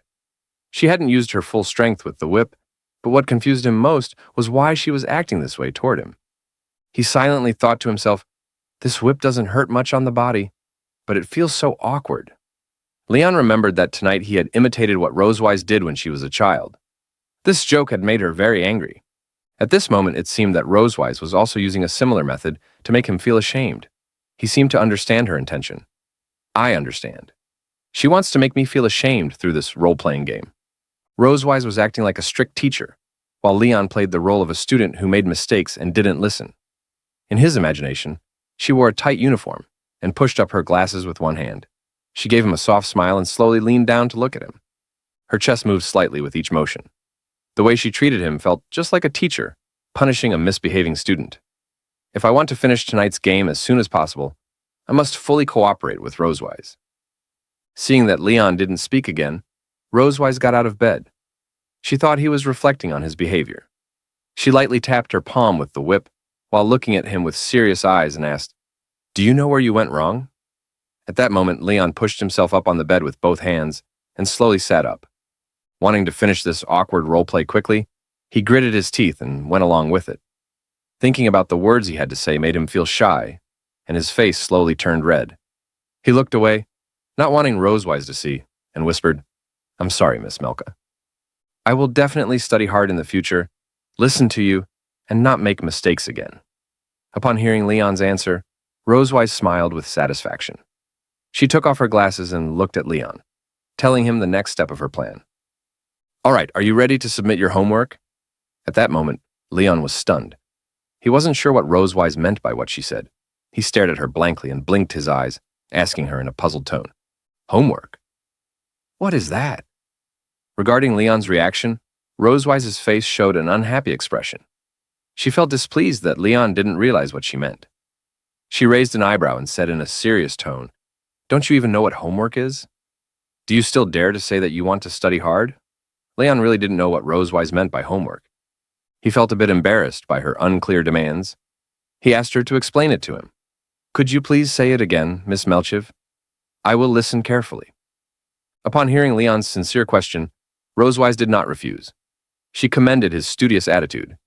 She placed her glasses and whip on the cabinet and said to him, "Okay, after all, I'm also very reasonable."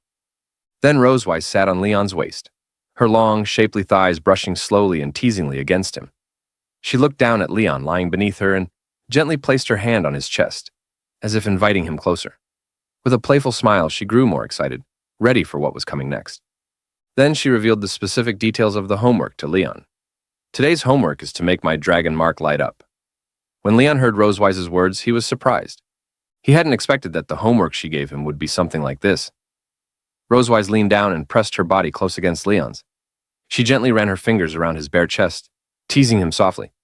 Then, moving closer, She looked at him with a playful but serious expression and warned him, "If you can't do it, you will face even harsher punishment." Leon looked nervously at Rosewise, but he didn't feel scared. He gathered his courage and accepted the challenge of this homework. Who said I couldn't do it? Leon raised his hand and gently touched Rosewise's thin, soft waist. He started in a familiar spot, then slowly moved his hand up along her waist, exploring other parts of her body. As he touched her more and more, Leon felt his own body growing hotter. He breathed in sharply, his face flushing bright red. He knew Rosewise's body very well. After all, during the past few nights when she had let out her emotions, he had slowly become familiar with every part of her. He thought confidently, "We have experienced countless nights." It seemed Leon had touched a very sensitive spot on Rosewise's body. Suddenly, her whole body trembled.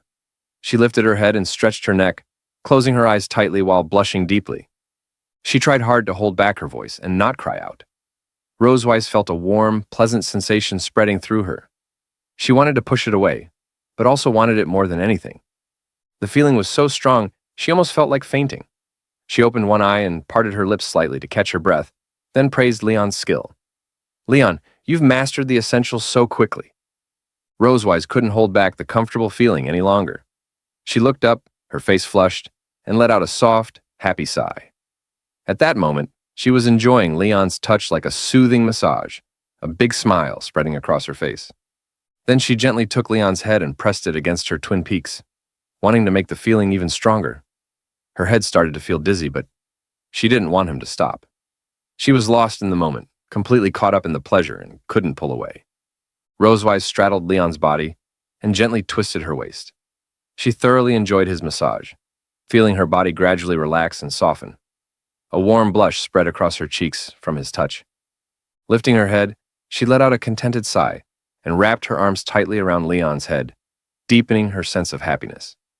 Leon gently embraced Rosewise's body and slowly guided her down onto the bed. The frequent contact with her soft form caused his own cheeks to flush even more, leaving him feeling shy and self-conscious. After finishing the massage as requested, he lifted his head and rested his chin on her elastic chest. With his eyebrows lowered, he looked up at her with a pleading expression. I have completed my homework. Is this okay?" Upon hearing Leon's words, Rosewise let out a soft chuckle. She narrowed her eyes and flashed a mischievous smile. Raising a hand to her cheek, she appeared lost in the lingering sensation of his touch. In her heart, she felt that Leon's massage hadn't been enough to satisfy her desires. She said to him, "Just now was only some pre-class exercises. Your real homework hasn't been submitted yet." Rosewise pressed her body firmly against Leon's, reaching out to gently stroke his chest a few times. Her hand then slowly moved downward, exploring other parts of his body with delicate intent. Upon hearing Rosewise's words, Leon was momentarily stunned. He hadn't expected that she was unsatisfied with what had already happened and intended to take things even further. He stared at her blankly and said, Is this okay too?" Rosewise gently rested her hand on Leon's chest, gazing at him with tender eyes. Her twin peaks pressed and brushed against him, silently urging him forward. Leon lifted his head to watch her approach slowly, and as her teasing grew more intense, he felt himself gradually losing control.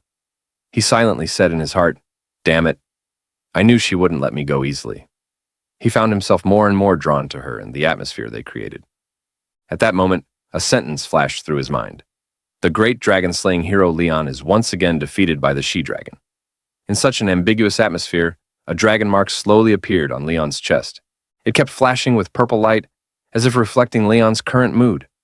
Leon lowered his head to look at the dragon mark and thought to himself, "Is it because of the dragon mark? My mouth is getting drier and drier." At that moment, Leon felt something was wrong with his body. He opened his mouth and began panting. He seemed to want to relieve his dry mouth by breathing fresh air, but it didn't help.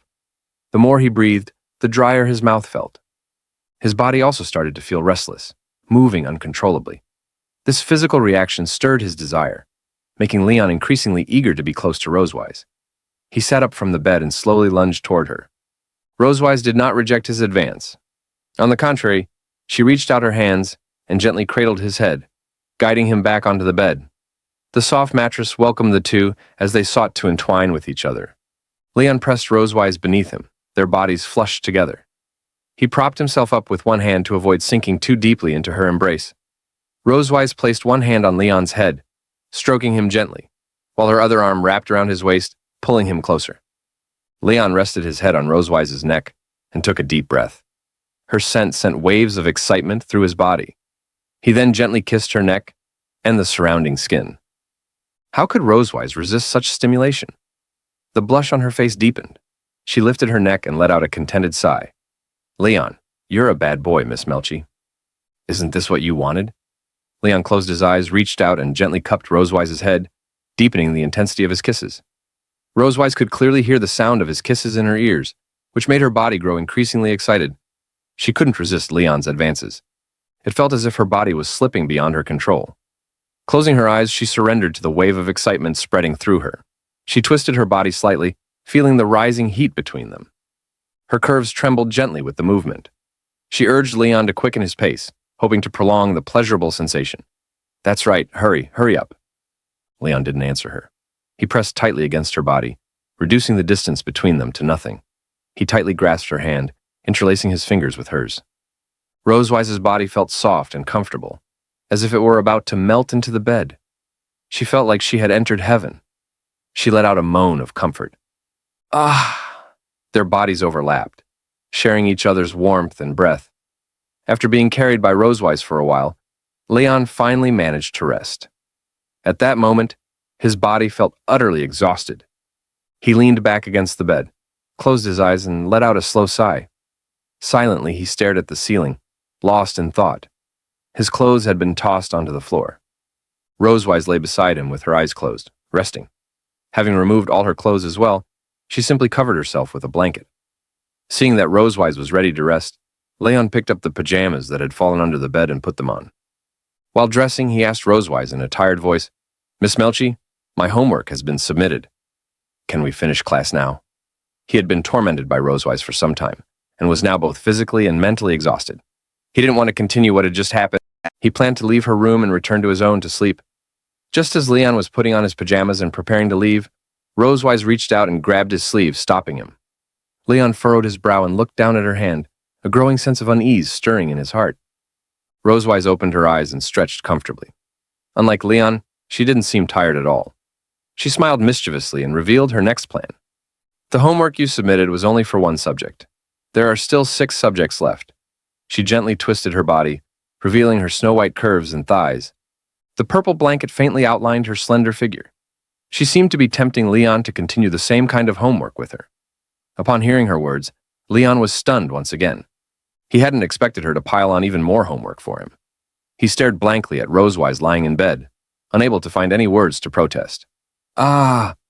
Leon let out a mournful wail. His cry echoed through the Silver Dragon Castle, piercing the dazzling starry sky. Tonight, his body was no longer his own, but a hollow shell. He could already imagine that tonight would be another sleepless night. As soon as he thought about being repeatedly tortured by Rosewise, like on countless nights before, Leon felt his body and mind quietly begin to shatter. For him, this was destined to be another long and arduous night. With Rosewise by his side, time slowly passed from evening into morning. Leon was quite displeased with Rosewise's extra homework assignment. He spoke to her with noticeable irritation in his voice. Miss Malkivi, you are truly a homework maniac. Rosewise paid no attention to his complaints. If he had been able to do it before, he could manage the extra homework she assigned him that night. She closed her eyes and said to Leon with a smile, No more excuses, Leon. Pull yourself together and get ready to pull an all-nighter on this homework. Outside the Silver Dragon Castle, the sun gradually rose and illuminated the dim sky. After a night of Leon taking her seriously, Rosewise felt that her body and mind had been thoroughly purified. Her previously negative emotions had been completely washed away. Her skin had become much whiter than before and even more elastic. She closed her eyes and gave a satisfied smile. Crossing her hands in front of her chest, she walked to the gate of Silver Dragon Castle in a very good mood. Her mental state had improved significantly compared to the night before, and even her temperament seemed somewhat different. She appeared to be very satisfied with the homework and additional services submitted to her by Leon. However, Leon, walking beside her, stood in stark contrast. He had dark circles under his eyes and no trace of a smile on his face. Although he walked in front, his steps were unsteady, as if he might collapse at any moment. It was clear his mental state was in very poor shape. Dragging his exhausted body, Leon finally reached the gate of the Silver Dragon Castle. Noah and Muan looked up and saw Leon in a very poor mental state. They were very curious about this. Noah asked in confusion, "Why do you look like you haven't slept all night?" At that moment, Muan found Leon's appearance very interesting. She raised her hand, pointed at Leon's dark circles, and laughed heartily. "Ah, Dad's dark circles are really dark because he couldn't rest well all night." Leon felt his head spin, but he could still hear what Noah and Muan were saying clearly. Upon hearing Muan's words, he calmly pointed to the dark circles under his eyes and explained to them, "I stayed up too late doing homework." Leon was already an adult and didn't have to go to school, so there shouldn't be anyone assigning him homework. Muan was a bit confused by Leon's answer. She raised her hand and tapped her chin, then lifted her head and pondered for a moment. Do adults also have homework? In order to prevent Noah and Muan from knowing what had really happened last night, Rosewise came up with another explanation. She said to them with a smile, "Children have homework for children. Of course, adults also have homework for adults." Noah and Muan lifted their heads together and looked at Rosewise, momentarily speechless. They still didn't quite understand what she was saying. After exchanging a glance, they both fell into deep thought. Just then, Muan seemed to have an idea. She perked up, raised her hand excitedly, and shared her thoughts. Muan had discovered a curious pattern. Whenever Mom was in good condition, Dad would become very weak. And whenever Dad was doing well, Mom would suddenly become very weak. Am I right? While explaining to Leon and Rosewise, Muan excitedly pointed at them with her finger. Leon and Rosewise were both surprised by her discovery. They hadn't expected Muan to figure out their physical condition based on their mental state. Leon, impressed by her sharp observation skills, reached out and gently patted Muan's head, offering her a faint smile. He said to Muan, "Good girl, you're so clever." Although Leon and Rosewise hadn't told Muan what had happened between them, Leon couldn't help but admire her keen observation. Silently, he thought to himself, she easily saw through the truth that ordinary people couldn't discover. Upon hearing Leon's praise, Muan was overjoyed. She looked up at him with a bright smile, her tail wagging excitedly. Standing behind her, Leon took a protective stance, raising his hand and gazing ahead with determination in his eyes. If anyone says you're only cute in the future, Dad will be the first to fight with him. Muan stood proudly in front of Leon, hands on her hips, wearing a cheerful expression. She looked ahead with determination, mirroring Leon's gaze. Just then, Noah heard a sound coming from the sky. She tilted her head upward, eyes fixed on a distant point. "It's here," she said. It was Leviathan, the school bus that came to take her to school. With massive wings beating steadily, it flew toward them, letting out a cry as if to announce its arrival at the castle gate. Moments later, Leviathan hovered above them, waiting for Noah to board. Seeing it approach, Noah turned around, grasped one strap of her backpack, and waved with her free hand. With calm composure, she bid farewell to Rosewise and Muan. "Goodbye, Mom. Goodbye, Muan." Rosewise nodded, indicating that Noah could leave. She gently held Muan's hand with one hand and waved her other hand toward Noah. She smiled and said goodbye to her. "Take care on your way." Although Muan couldn't bear to see Noah leave, she still waved happily at her and hoped she could come home soon. "Noah, come back quickly and play with Muan. When you're not around, Muan will miss you." Although Leon was still a bit dazed, he also showed a faint smile and encouraged her. "Study hard. See you next weekend." Upon hearing what Leon said to her, Noah felt a bit shy. She still didn't dare take the initiative to say goodbye to Leon. However, she turned around to face him and nodded, which could be considered as accepting Leon's encouragement. "I'm leaving." With those words, Leviathan unleashed a burst of blue magical energy toward the ground. The light swirled around Noah, gently lifting her off her feet. In a smooth motion, the great creature carried her into the carriage on its back. Once she was safely aboard, Leviathan beat its massive wings, turned midair, and soared into the distance. There were still more students to collect before the school day began. Leon and Rosewise watched silently, heads tilted upward as the dragon-like beast faded into the sky. Wanting Muan to see it clearly, Leon picked her up in his arms. She waved enthusiastically and called out, "Goodbye, Noah! Goodbye, big dragon!" After Leviathan vanished, Leon looked down at Muan with a gentle smile and asked, "So, after sending Noah to school, what are we going to do today?" Muan didn't respond right away. She tapped her chin thoughtfully and tilted her head, lost in silent reflection. "Dad always looks weak and Mom seems worried," she thought. Muan had begun to notice how often Leon seemed tired or distant. If things continued this way, she feared his health would suffer. A quiet resolve grew inside her. She glanced up at Leon with determination. Noah is not here. I want to urge Dad to exercise and become stronger. Leon, noticing her intense expression, blinked in confusion. Before he could ask, Muan hopped down from his arms, grabbed his hand, and tugged him forward with excitement. Dad, let's go for a run at the training ground today. Leon was surprised but didn't resist. He wasn't sure what had sparked this idea in her, but he nodded anyway. Okay. From behind, Rosewise watched them go. A slight smile touched her lips as she thought to herself, it seems quite interesting. Leon and Muan arrived, also in sportswear. They began stretching. Leon demonstrated warm-ups while chanting, and Muan observed and copied his movements. Though the exercises were a bit tough due to her height, Muan kept trying to match Leon's rhythm. She asked, Dad, why do we need to do this?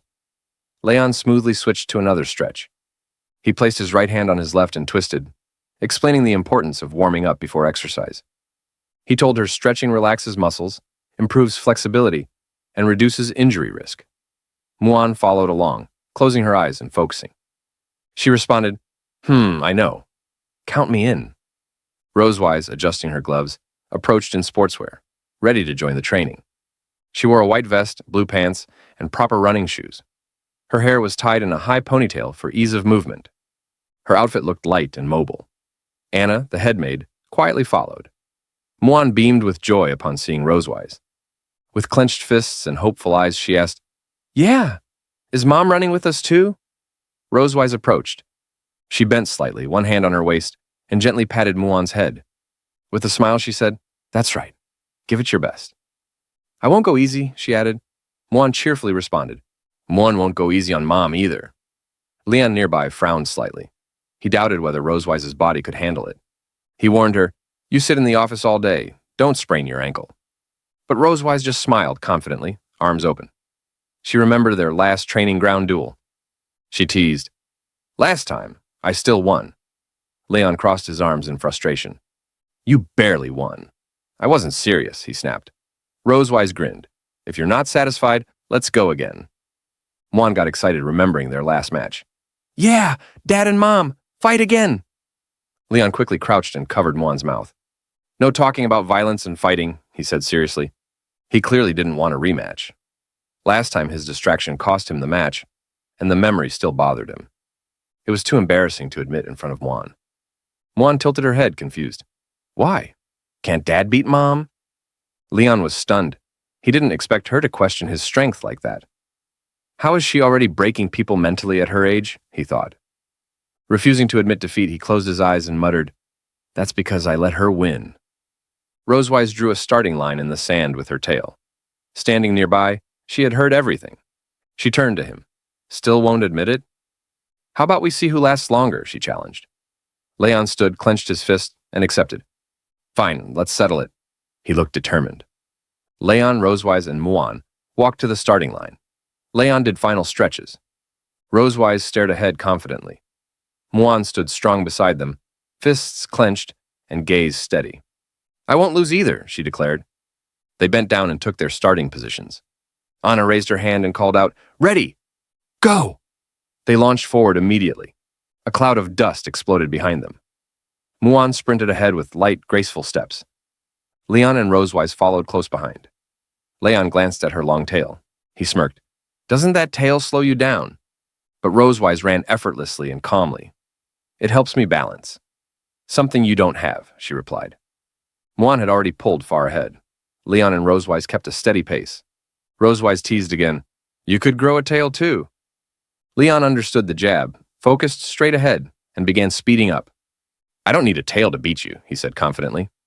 After 2 laps, Muan couldn't hold on anymore. Her shaking hair made it clear she was exhausted. She slowed down, walked to the bench, and sat, bracing herself with both hands. Closing her eyes tightly, she panted hard. Her young body clearly wasn't built for long-distance running. Struggling to catch her breath, she said in a broken voice, Muan can't run anymore. Anna walked over and knelt beside her, handing over a bottle of pineapple juice she had prepared in advance. She gently stroked Muan's head and smiled, praising her. Your Highness already did very well. Seeing her favorite drink, Muan lit up. She took the juice and drank it in big gulps. The sweet flavor slowly eased her thirst. On the field, Leon and Rosewise were still running, neither giving in. Sand and dust kicked up behind them as they raced. Rosewise gradually pulled ahead. Anna looked toward the two and encouraged Muan, "Let's cheer for Her Majesty and the King." Watching Rosewise pick up speed, Leon began to feel pressured. Breathing heavily, he focused on her figure ahead. The silver dragons are naturally fast. I don't stand much of a chance in a foot race, but once I'm at the starting line, I can't back down. Suddenly, Leon pushed harder and started closing the distance. I'm a dragon slayer. I can't lose like this. Determined, Leon furrowed his brow and glanced at Rosewise.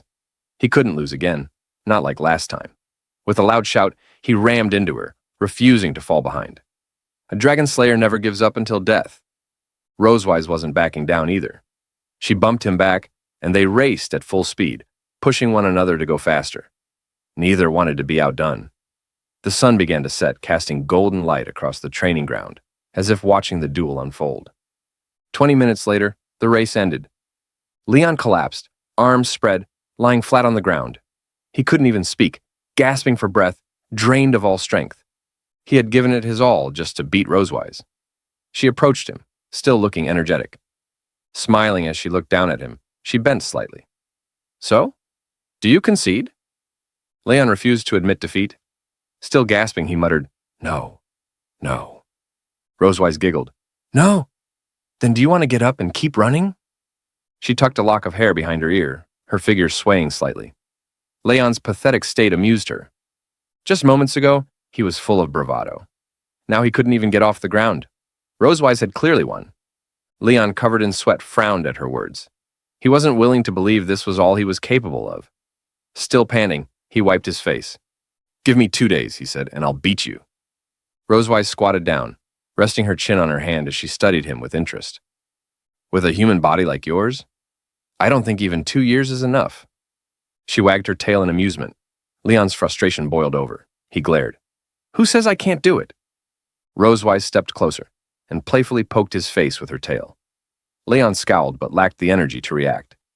Grinning mischievously, she said, "So, Mr. Leon, our defeated challenger, can you perform now?" She added teasingly, "I love bath time. It keeps me fine." Leon was stunned, speechless. She still remembered his joke from that night. This race was clearly her payback for that joke and the homework session she had put him through. Pushing himself up, Leon glared at her. "If you keep holding grudges like this, one day it's going to backfire." Rosewise walked away, her back to him. She was clearly pleased with her victory. "Thanks, I'm good at holding grudges," she said with a smile. She waved to Muan. "Come on, sweetie, Dad's too weak. I'll do the rest of the training with you." Muan lit up. "Yeah, Mom, wait for me."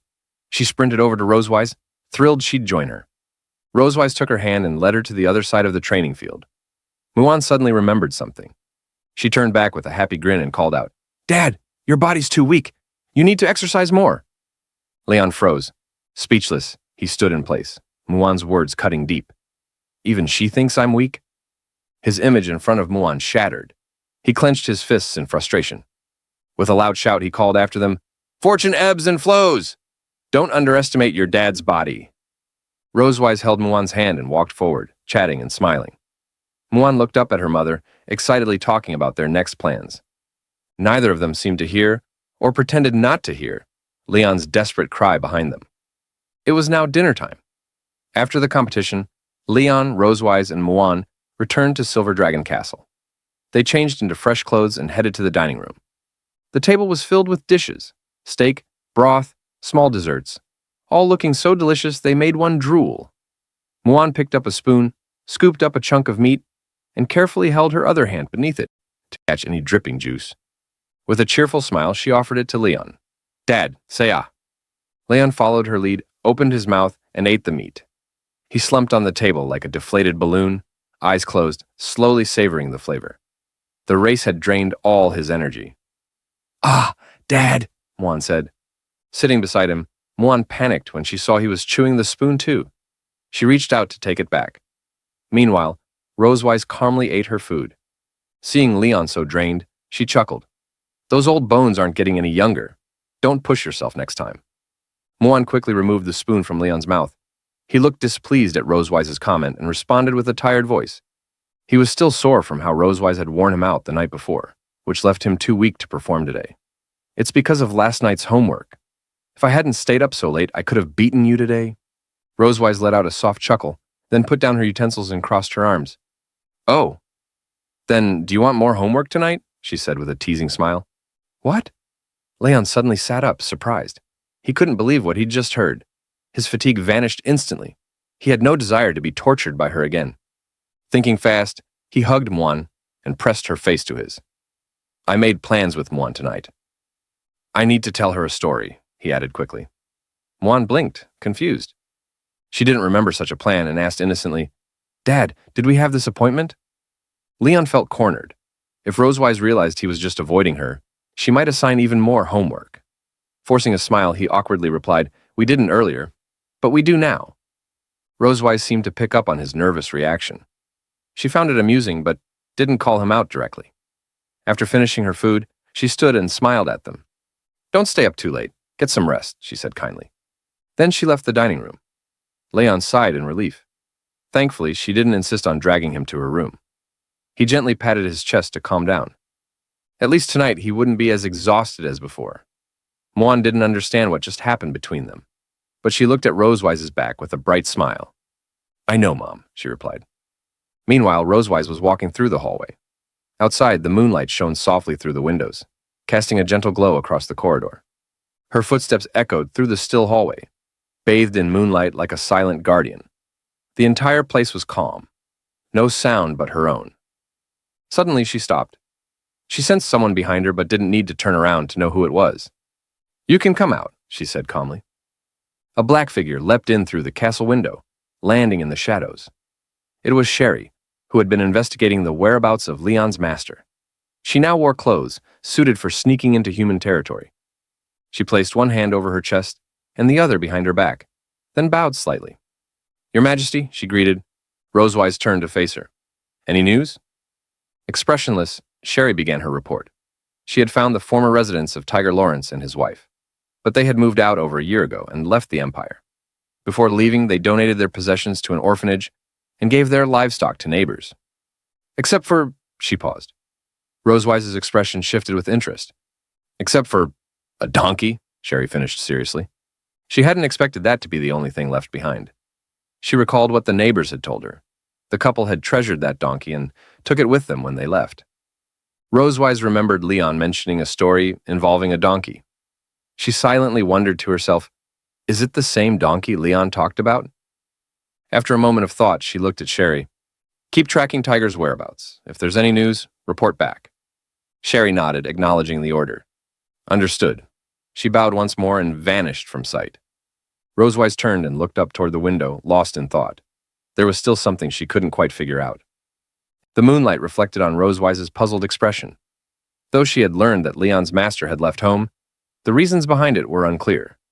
Still, there had to be something important that caused him to leave his original residence. She gazed out the window at the moonlit sky, lost in thought. Why would Leon's master leave the Empire? A few days later, the weekend arrived. The weather was bright and sunny, and sunlight bathed Silver Dragon Castle like a golden scarf draped over its towers.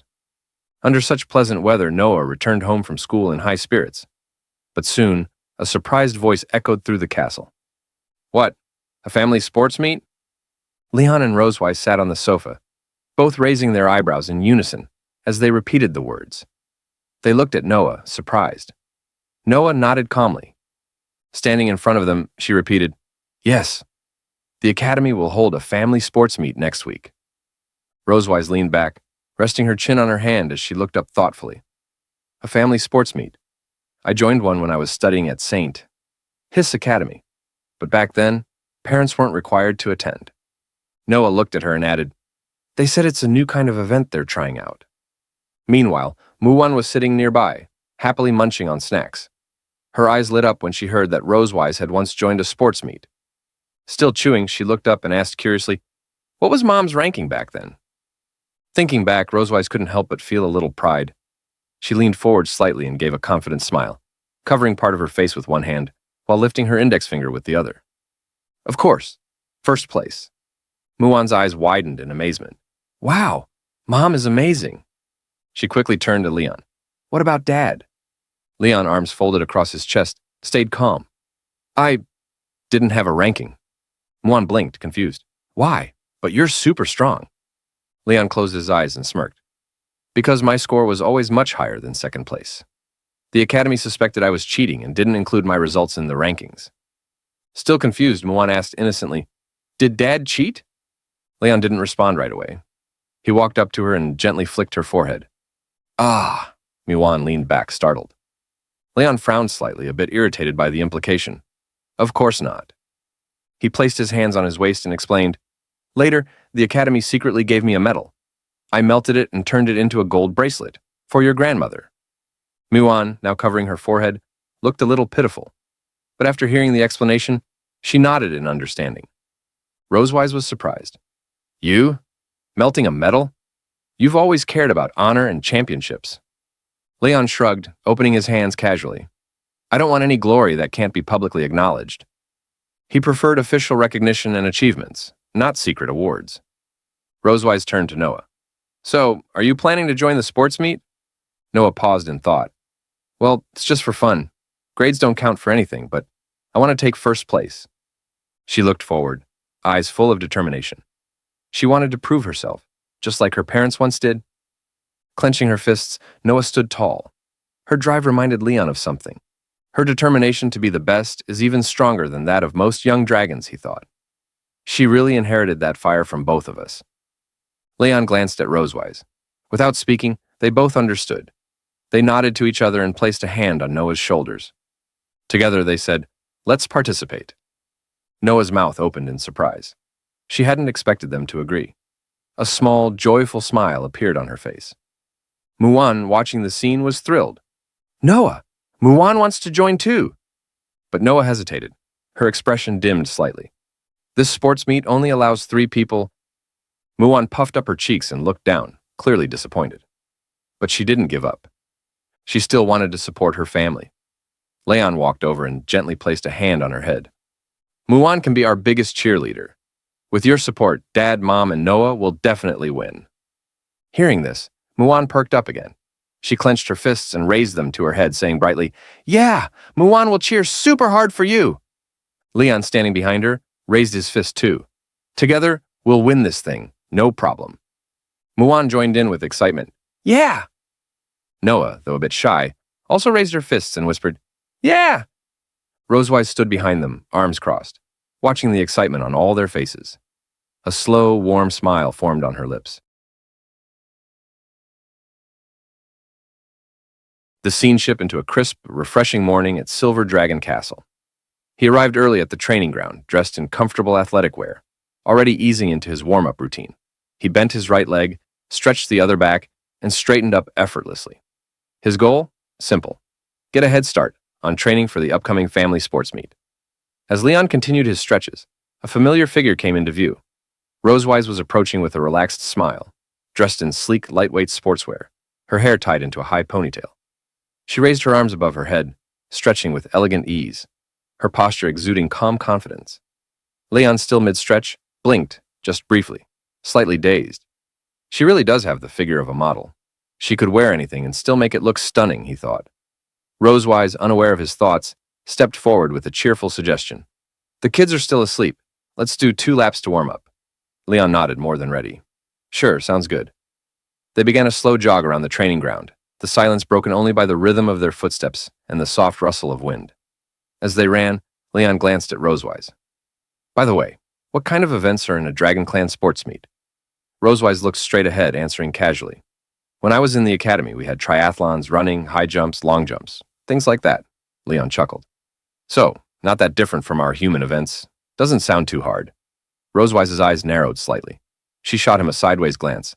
Don't take it lightly. Our sports meets are anything but simple. Leon thumped his chest with confidence. Well, I'm a dragon slayer. Taking first place in those events should be easy.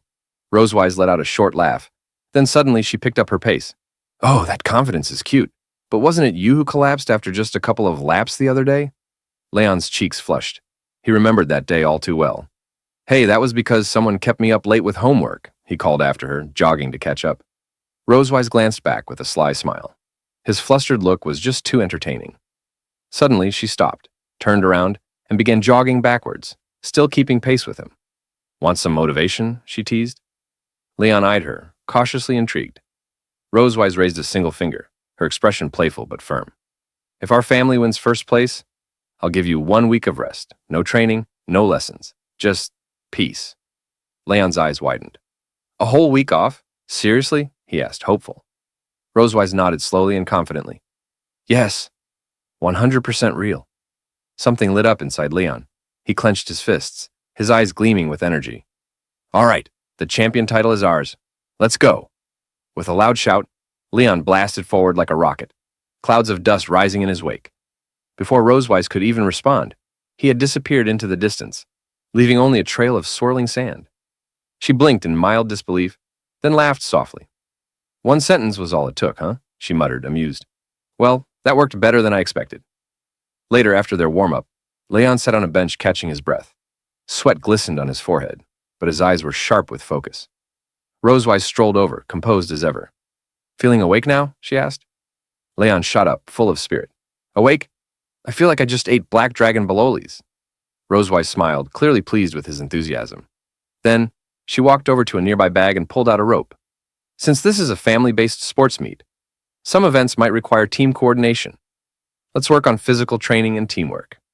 She carefully began straightening out the rope, but Leon took one look and froze. His eyes narrowed, arms crossing suspiciously. What are you doing with that? You already tortured me with teacher homework. Now you're pulling out rope training games? Rosewise crossed her arms, unimpressed. What are you imagining? Have you ever heard of a 3-legged race? Realization hit Leon. His cheeks turned slightly red. Yeah. I've seen it at the Dragonslayer Academy. He quickly grabbed the rope, trying to hide his embarrassment. The two stood side by side on the training field.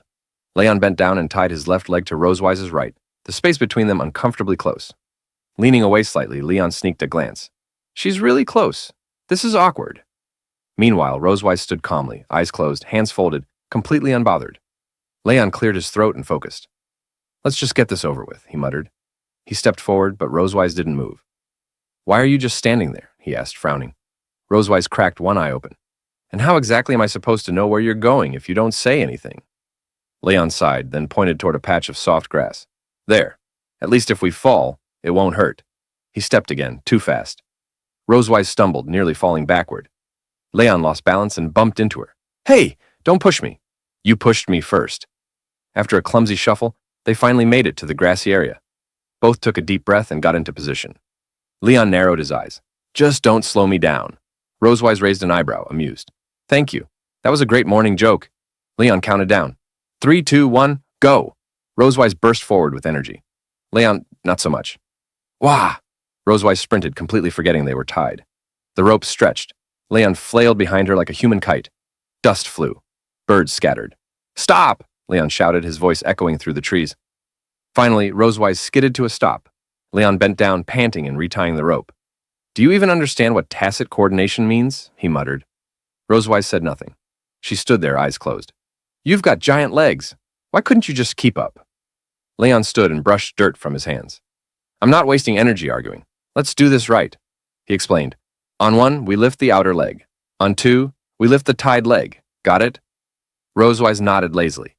Then, without warning, Leon gently placed a hand on her waist. Rosewise froze. Her eyes widened. Her face turned bright pink. Leon, completely unaware of the awkwardness, said casually, This'll help us move more smoothly. Rosewise looked down, took a deep breath, and nodded. Let's just start. Leon led with steady commands. 1, 2. 1, 2. Their steps were clumsy at first, but gradually they found their rhythm. Sunlight filtered through the trees, casting a golden glow across the field, a quiet symbol of progress. Step by step, human and dragon worked toward understanding. Later, training continued, with Rosewise's unique flair, which meant challenges, big ones. Leon was now doing push-ups, not just regular push-ups, 500, with Rosewise sitting right on his back. 1, 2, 3, she counted casually. Leon gritted his teeth. You really enjoy this, don't you? When Leon was on the verge of collapse, Rosewise changed tactics. She lay on the ground beneath him, voice teasing. Don't give up. or you'll fall right on top of me. Leon's eyes widened. His arms shook violently. Absolutely not. He held on with his last ounce of strength. Finally, done. Leon collapsed onto the ground, panting like he'd run through 3 time zones. His soul looked halfway out of his body. Rosewise stood above him, hands on hips, beaming with pride. Congratulations, you've survived today's training. 500 push-ups, completed. With her hands on her hips and a soft breath escaping her lips, she watched her daughter race into the distance. There wasn't a hint of fatigue on Rosewise's face, only quiet pride. The energy she'd unleashed moments ago still hummed in her limbs. Compared to the gasping runners bent over around her, Rosewise looked almost untouched by the exertion. A few competitors glanced her way, their breaths broken between words. Why is that dragon so fast? I'm exhausted already. Meanwhile, the live broadcast continued on the massive screen, following the race's shifting dynamics. The spotlight was now on Noah and Dean, runners number 8 and 11, both charging toward the 3rd relay point. Noah kept her gaze ahead, lips pressed in focus, running with everything she had. But Dean, older and with longer legs, was steadily closing the distance.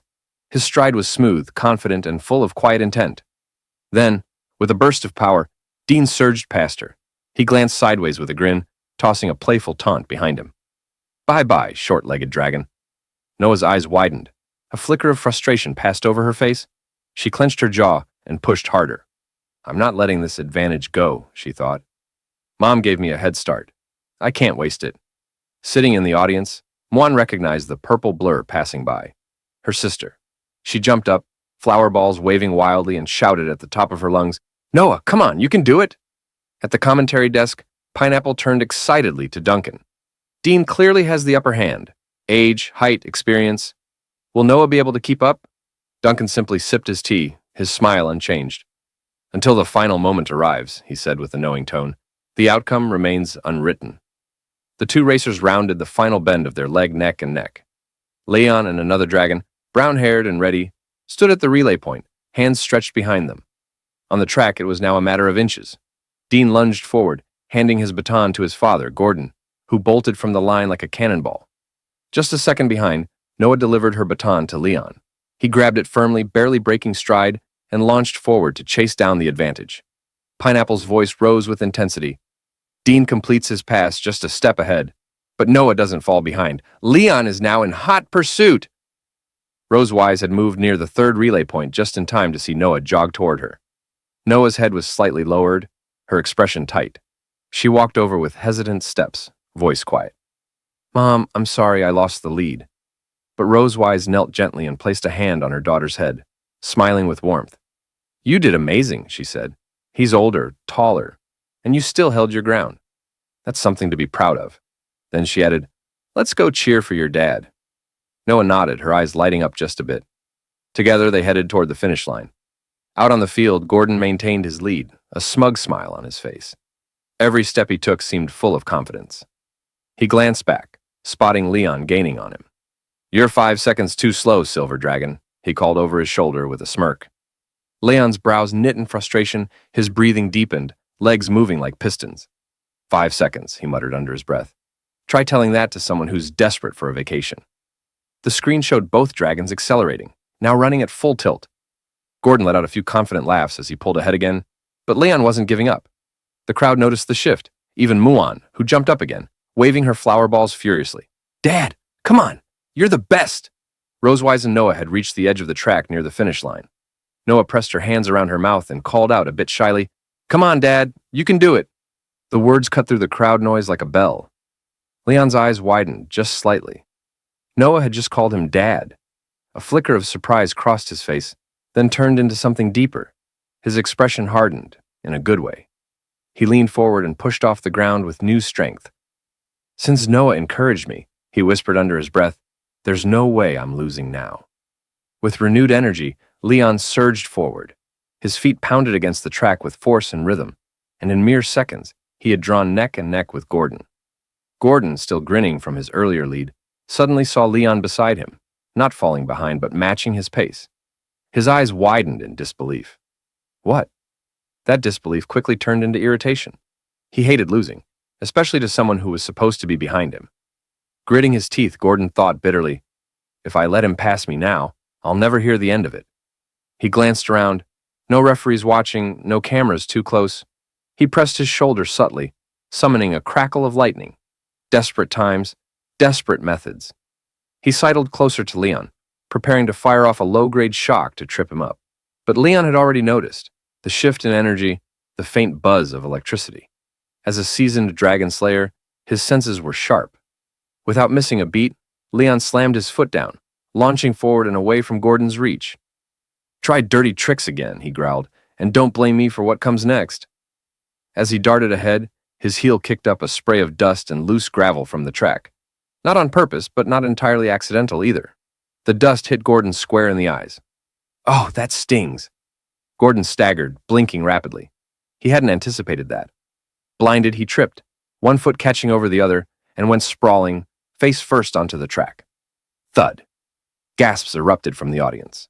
With no one in his path now, Leon shot forward like an arrow, arms stretched wide as he charged through the red ribbon at the finish line.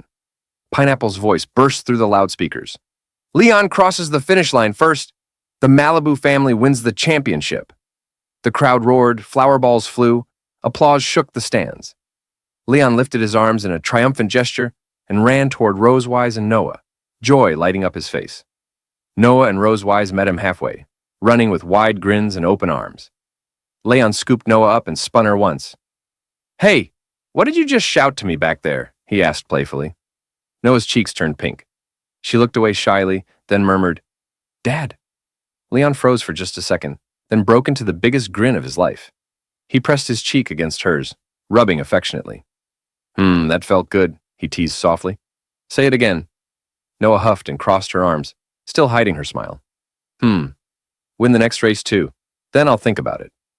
Rosewise chuckled gently, but her expression turned more serious as she approached. Her eyes scanned Leon's form carefully. You're not hurt, are you? Leon met her gaze and nodded. I'm fine. Meanwhile, at the sidelines, Misty helped a limping Gordon toward the referee's stand. His uniform was stained with dirt, and his pride clearly more bruised than his body. Dean rushed up, concern written all over his face. Gordon, still fuming, pointed angrily toward Leon. Referee, I'm filing a complaint. He fouled me. He threw sand in my eyes. Leon crossed his arms, expression flat. Really? That's what we're doing? He replied dryly.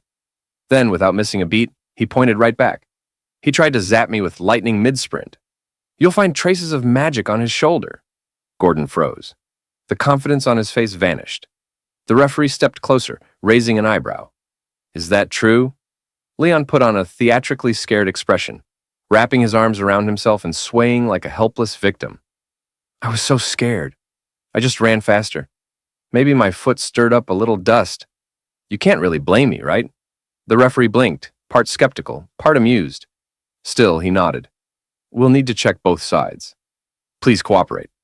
He turned toward Gordon. But before the referee could proceed, Misty stepped forward, eyes blazing. My husband is the victim here. Why are we being inspected? Just as tensions mounted, a deep, calm voice cut through the noise. What's going on here? Everyone turned. Walking toward the referee's stand was an elderly dragon with a long white beard, flanked by 2 guards. His robe shimmered in silver and electric blue, the same colors as Gordon's uniform. His eyes were sharp, commanding. This was Saul, the chairman of the arbitration committee and the leader of the Electric Dragon clan. Leon leaned slightly toward Rosewise and asked under his breath, Is this old guy also from the Electric Dragon clan? Rosewise nodded, barely glancing over. It didn't take much to guess Gordon's plan. Lean on clan loyalty, twist the facts, and get the race result overturned. After all, Saul was his clan's leader. Surely he'd take their side, right? Saul listened without expression. Then he raised a hand, summoning a referee who carried a crystal ball. They reviewed the race footage with the committee, eyes flicking across the magic screen with intense focus. A brief discussion followed, whispers, nods. Finally, Saul turned back to Gordon, his face like carved stone. I've reviewed the footage thoroughly. The evidence is clear. Contestant 12, Gordon, committed a foul during the race. According to regulations, your family's eligibility is revoked. All existing points are invalidated. The words hit like a thunderclap. Gordon's jaw dropped. Misty's smirk vanished. Dean froze, stunned. Gordon stepped forward, his voice cracking. What? Chief? He reached out, eyes pleading. But Saul didn't flinch. Shut up, Saul barked, his voice sharp and final. With solemn steps, he approached Leon and Rosewise. He lowered his head ever so slightly, a gesture that carried the weight of pride being set aside. I deeply apologize on behalf of my clan member. He has brought dishonor to us, and I take full responsibility. Rosewise offered a calm, composed smile. I hope you'll discipline your members properly, Chief Saul. Luckily, my husband wasn't injured. If he had been, she added, an apology might not have been enough. Leon, standing beside her with arms folded and eyes closed, nodded in agreement. Saul's gaze flicked to Gordon, now visibly trembling, and his voice dropped, sharp and resolute. I understand. I will make sure he receives the proper lesson. As if on cue, his bodyguards flanked Gordon and his team, quietly ushering them away. Saul didn't miss a step, his cane tapping against the ground as he lectured Gordon in a low, controlled tone. Gordon, head bowed, said nothing, shrinking under the weight of his chief's words. Watching this unfold, Leon glanced at Rosewise, genuinely impressed. Wow, my wife is so generous. Rosewise turned slowly. Her expression did not scream amusement. Wait, wife? Who told you to call me that so casually? Leon smirked. Just complimenting you. Back at the announcer's booth, the ever-energetic Pineapple raised the mic. Ladies and gentlemen, the family relay race has concluded. Let's move on to the next set of competitions. The broadcast smoothly shifted across various arenas. In the young dragon field, Noah was midair, soaring up to bite a donut dangling high above. With a clean chomp, she landed like a pro. 50 family points secured. Over in the adult division, Leon and Rosewise were strapped together for the three-legged race. Their rhythm was perfect. Years of coordination and maybe a few arguments had paid off. While other dragons stumbled and toppled, Leon and Rosewise dashed across the finish line, picking up another 50 points. Next came a trivia challenge called Beating Around the Bush. Sitting side by side, holding their answer paddles, they crushed question after question, their teamwork shining through. Another 25 points in the bag. Then came family food sharing, a test of blind trust, literally. With a ribbon covering her eyes, Rosewise grabbed a bowl of noodles and fed Leon.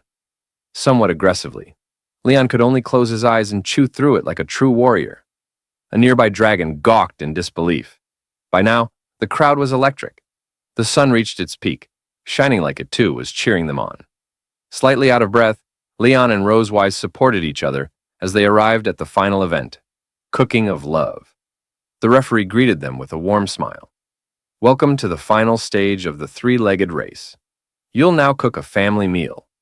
The dish will be chosen by lot, and you have 1 hour. Judges will score your work. On the judging panel sat Vice President Wilson and 2 faculty members, clipboards ready.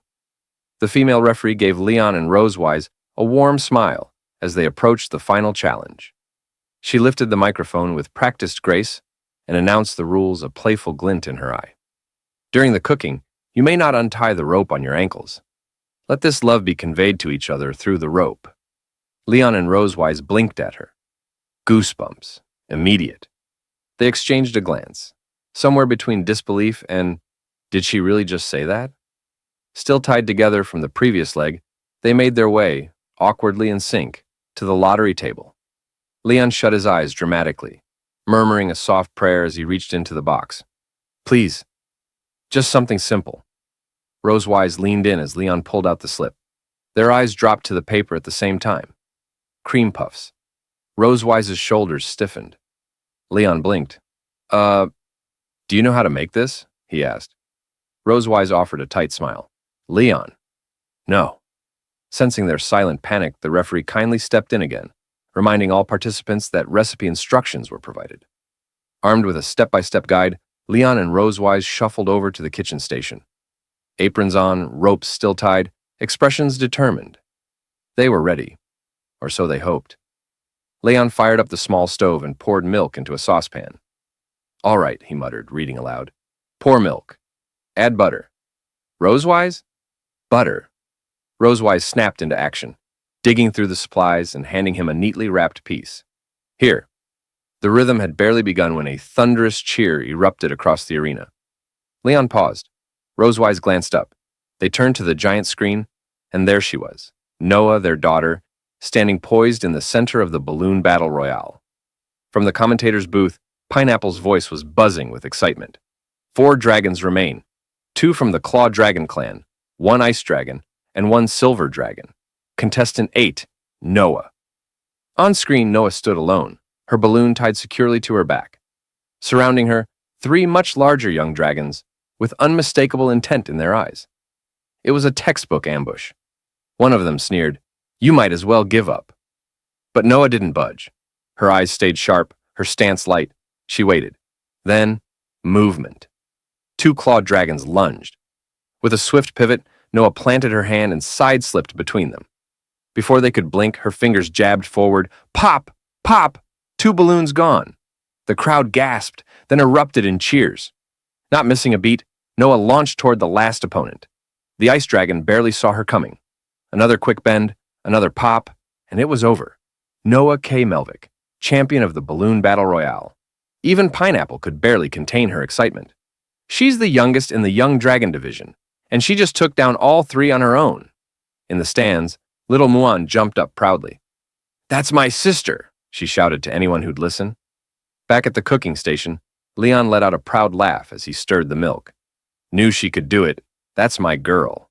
Rosewise smirked and tapped her nose smugly. "Of course, she takes after her mother." Leon turned to her, smiling, but then his gaze paused. "Wait, you've got something. Here." He leaned in and gently wiped a bit of flour off the tip of Rosewise's nose. Her cheeks immediately colored with a soft blush. Where?" she mumbled, suddenly a little shy. What neither of them realized was that their little moment had just been caught and broadcast on the big screen for the entire arena to see. From the commentator's seat, Pineapple nearly squealed with delight. "Oh my goodness, look at that! What a loving couple!" Rosewis and Leon froze, their hands still mid-motion. From the commentator's booth, Pineapple nearly leapt from her seat. "In the heat of the culinary showdown, they still don't forget to take care of each other," she beamed. "Everyone, please give it up for this lovely couple from the Melvick family of the Silver Dragon clan." Down at the judges' panel, Vice Principal Wilson adjusted his glasses. He'd seen countless dishes over the years, but this moment caught his attention. He nodded thoughtfully. "A true family dish," he remarked, "shouldn't just be about flavor or presentation. It should reflect care and shared spirit." Pineapple picked up the mic again, her excitement spilling into her voice. "Let's give a warm round of applause to this exemplary dragon couple." And the crowd delivered. Loud, thunderous clapping echoed throughout the entire stadium. The applause rolled like a wave across the field. On the receiving end, however, Leon and Rosewise stood frozen in place. Leon, waving half-heartedly, leaned sideways to whisper, "Which dragon must I slay to end this sports meet early?" Rosewise replied through gritted teeth, still smiling at the crowd, "Kill all the witnesses. Clean sweep." Minutes later, a tray of perfectly golden cream puffs sat proudly on their table. The shells were crisp, round, and generous. The aroma alone made stomachs grumble. The judges leaned in, visibly intrigued. "Oh," Duncan muttered as he and another judge scooted closer. Leon and Rosewise presented their work confidently. "This is cream puff," Leon said, raising a hand with showmanship. "Please enjoy." Vice Principal Wilson took a puff with a fork, examining it like an ancient artifact. Then he took a bite, a satisfying crunch. His eyes lit up. He nodded with delight. Crispy shell, smooth filling, balanced sweetness. Very impressive. Then, with a curious smile, "You must make these often at home?" Rosewise hesitated. She looked at Leon, then casually nudged his arm. "Your turn." Leon caught the cue, flashed a diplomatic smile, and replied, "Yes, my wife loves cream puffs. We often make them at home together," which was only half true. In Leon's mind, a vivid scene took shape Rosewise in a fitted apron, whisking cream at the kitchen counter, licking a dollop off her finger and teasing, "Oops, got cream here." He blinked hard and shook the image out of his head. "Puffs are pure," he reminded himself. "Only my thoughts are not." Rosewise glanced at him, mildly alarmed by his sudden trance. Wilson chuckled. "Sounds like your home life is very colorful." He leaned in again. "So, any secret ingredient?" Leon and Rosewise responded in perfect sync. They held each other's hands, turned toward the judges, and smiled. "It's love," they said together. We've added a whole lot of love. After a quick round of judging discussion, the scorecards were lifted. All three judges gave top marks, Pineapple announced. It's the highest score of the Cooking of Love round.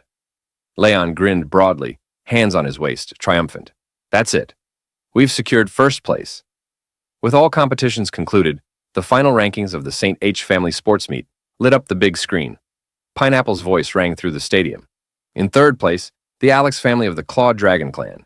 They win a T-SAR Noodle Redemption voucher, 10 cases valid for 50 years. The Alex family stepped up proudly, waving bronze medals and holding their oversized noodle certificate like it was treasure. In second place, the Rose family of the Wind Dragon Clan. Their prize, a Class B magic tome. The Rose family held up their glowing purple book, silver medals shining around their necks. And now, our champions. Leon Rosewise and Noah stepped onto the highest podium. Gold medals were placed around their necks by Vice Principal Wilson himself. Pineapple's voice echoed one final time. In first place, the Melvick family of the Silver Dragon Clan. Their reward, a luxury 7-day hot spring tour. Leon held the certificate in his hand and stared at it in disbelief. 7 days, he murmured. A luxurious 7-day hot spring tour. It should have been good news, except for one detail. Those exact 7 days were supposed to be his long-awaited, Rose-wise promised vacation. Alone. Leon froze in place, eyes hollow, posture limp, as if life had quietly exited his body. Rose-wise, however, didn't notice his existential crisis. She crouched beside Noah, gently taking the certificate and scanning it with a pleased smile. Not bad, she said warmly. Noah, do you want to go on vacation? Noah nodded, excited. Yes! Behind them, Leon slowly dropped to his knees, reaching both hands toward the sky in quiet despair. Why? Why didn't anyone tell me this was the prize? But the sky offered no answers. His vacation had taken flight. Night came, painting the sky in deep blues. After the ceremony, the family returned to the Silver Dragon Castle. Seated around the table, glasses were lifted. Wine for Leon and Rosewise, sparkling juice for the girls. Cheers! The clink of glasses rang clear, echoing their quiet joy. Our family got first place, Juan exclaimed, beaming. Mom, Dad, Noah, you were amazing. I cheered really hard, too, Rosewise chuckled. We heard you, she said gently. Noah, more reserved than usual, lowered her drink. Her grip tightened slightly, and then she spoke. Thank you for winning with me. Rosewise reached across with a smile. We only did what parents should. The real effort was yours. Leon nodded along, but his eyes were still half-glazed. Mom's right, he added, noticeably less enthused. Rosewise noticed. She cast a brief sideways glance at him, brow furrowing. What's with him? He's been down ever since the prize announcement. Does he really hate vacations that much? She wondered silently. Before the question could become words, Noah suddenly stood. Ah! Can you all close your eyes for a second? Rosewise, Leon, and Muan exchanged puzzled looks, but didn't press. They closed their eyes as asked, patiently waiting. First, Noah walked up to Muan and wrapped her in a gentle hug. Muan giggled and leaned into her sister's warmth. Out next was Rosewise. Noah quietly embraced her waist. Rosewise didn't speak, just smiled. Finally, Noah stepped beside Leon. She hesitated. Her hands were behind her back, and she still couldn't quite look at him directly. Then Noah reached out and hugged him. Leon flinched slightly, surprised by the gesture, but quickly softened. Thank you, Dad, Noah whispered. The words landed gently, but deeply. Leon smiled, placing a warm hand on her head. Her quiet gesture, so unlike her usual self, meant everything. Then Noah tugged at his sleeve. She tiptoed, leaned in, and planted a small kiss on his cheek. Leon blinked. He felt it. The light touch, the warmth, the sincerity. Before he could react, Noah quickly turned away, red to the tips of her ears. Okay, you can open your eyes now. Leon, still processing, touched his cheek, as if confirming it happened. Noah, he started. Muan, still unaware of the moment's weight, turned and asked innocently, Noah, your face is so red. What's wrong? Noah stayed composed, her voice calm despite her blush. Nothing. Let's eat. Leon suddenly stood up, spirits visibly lifted. I'm in a great mood. Where's the wine? Dad needs a drink. Rosewise rolled her eyes. Don't drink too much. Tomorrow we're taking the kids to Sky City to shop for swimsuits. Leon winced. Right, the vacation that wasn't really a vacation. He slumped back into his seat. Don't ruin my moment. Let me enjoy my delusion while it lasts. It was a clear, sunny day in Sky City. He exhaled gently, then drew a single word into the fogged surface with his finger. Vacation. Leon rested his head on the table with a sigh, eyes misting. It wasn't that he disliked the trip, but losing his only chance at a real break? That stung. From outside the shop, a mother and her young daughter passed by. The little dragonling pointed at Leon curiously. Mom, what's that dragon doing? Shh, don't stare, sweetie, the mother replied quickly, ushering her child away. It's awkward. Still slumped in his seat, Leon whispered under his breath, as if addressing the lost time itself. If I could add a deadline to this vacation, I wish it could have lasted just 7 days. At that moment, Rosewise stepped out of the fitting room, wearing a new swimsuit, and asked, What do you think of this one? Leon, still looking out the window, didn't turn his head. It's good, he replied flatly. Rosewise crossed her arms. You haven't even looked. Leon finally turned, gave her a tired glance, and managed a thumbs up. You look good in anything. Trust me. Rosewise narrowed her eyes, not fully convinced. She looked down, adjusting the strap slightly. It feels tight. Just then, her eyes landed on a different swimsuit, black with far less fabric, hanging on a nearby rack. Curious, she held it up. How about this one? He tried to stay calm, but then, nosebleed. A dramatic one. He quickly turned away, wiping at his face with an almost forced composure. I don't think it's suitable. Rosewise sighed gently and returned the swimsuit to the rack. I thought you'd like it. Anyway, I already picked mine. We're mainly here to find yours. As if on cue, the store clerk approached with 2 small swimsuits in hand. One pink, one yellow, and held them up for Noah and Muan. Muan lit up with joy. Noah, though a bit shy, smiled softly. It was clear she liked it, even if she didn't say much. Rosewise stepped out again after changing, spotting Leon still slouched over the table. What's wrong? She asked gently. Leon crossed his arms and turned away. Nothing. Rosewise wasn't fooled. She knew what this was about. I know this was supposed to be your vacation, but the trip dates can't change. Still, look at the girls. They're excited.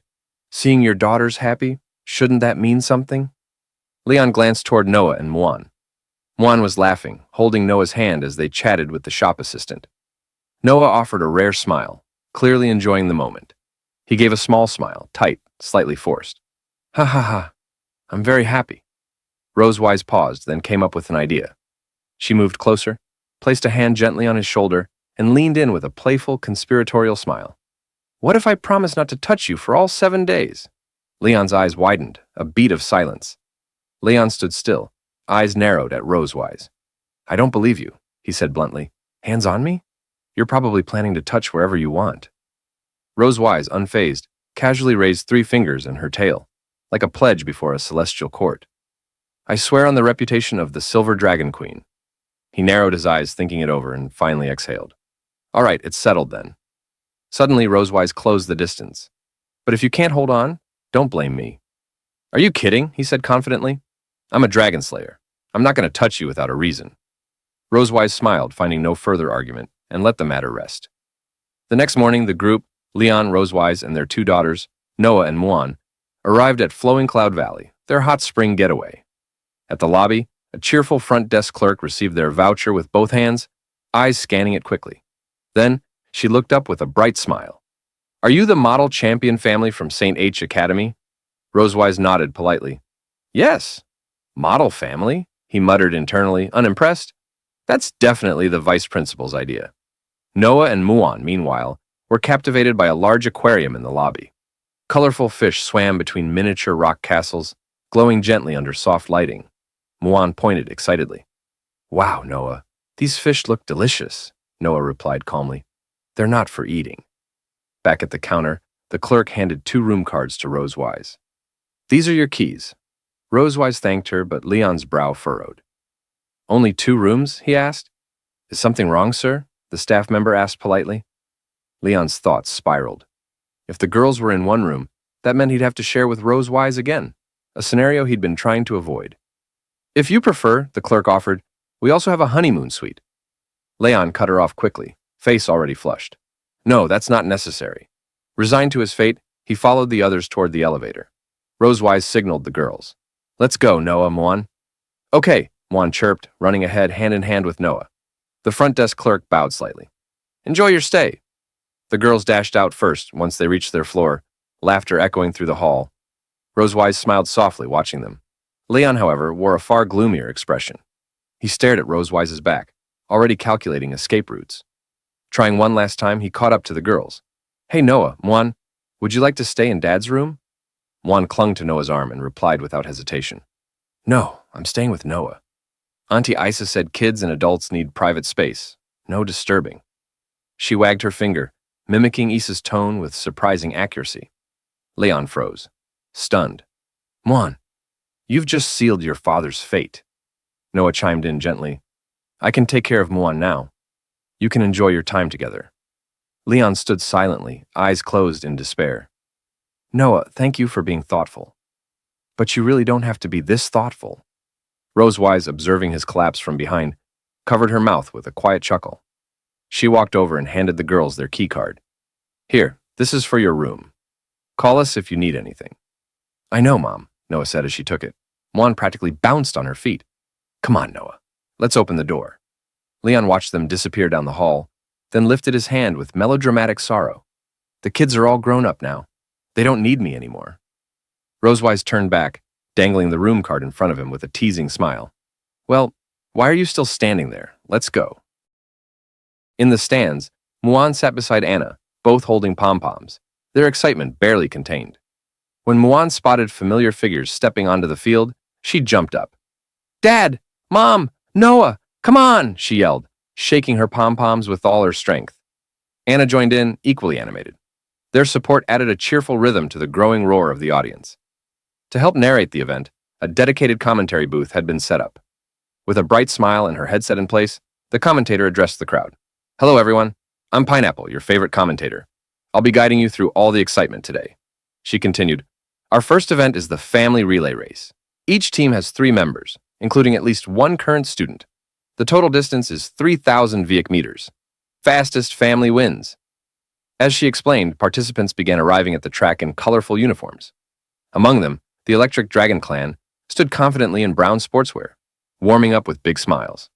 Just then, the referee, wearing a crisp red uniform, raised a hand and called out, Time to distribute number plates. Each family sent 1 person to retrieve their team's numbers. Noah, quick and composed, returned with 3 cards, 7, 8, and 9. Mom is first, I'm second, and Dad, you're third, she said as she handed them out. Rosewise took her number with a smile, nodding at Noah. But when Noah turned to Leon, her voice softened. Her gaze flickered for a moment. She looked slightly flustered, as if she had almost called him something else. Can you be the third one? She asked shyly, handing him the card. Leon accepted it with a warm smile. Of course. Noah turned her head quickly, pretending to be indifferent. But the subtle blush on her cheeks spoke louder than words. Leon glanced at her, his thoughts quiet. Did she almost call me Dad just now? I wouldn't mind hearing it again. The referee called out again, urging runners to take their positions. Rosewise adjusted her number plate and turned to Leon. Noah, the race is starting. My place is here. You two should head to the next zone. Leon nodded silently, his eyes calm but determined. Even without words, Rosewise understood and nodded back with the same resolve. She held her baton and gave it a small twirl before pointing toward Noah. Don't be nervous. I'll make sure you get this baton first. Noah responded with a confident nod.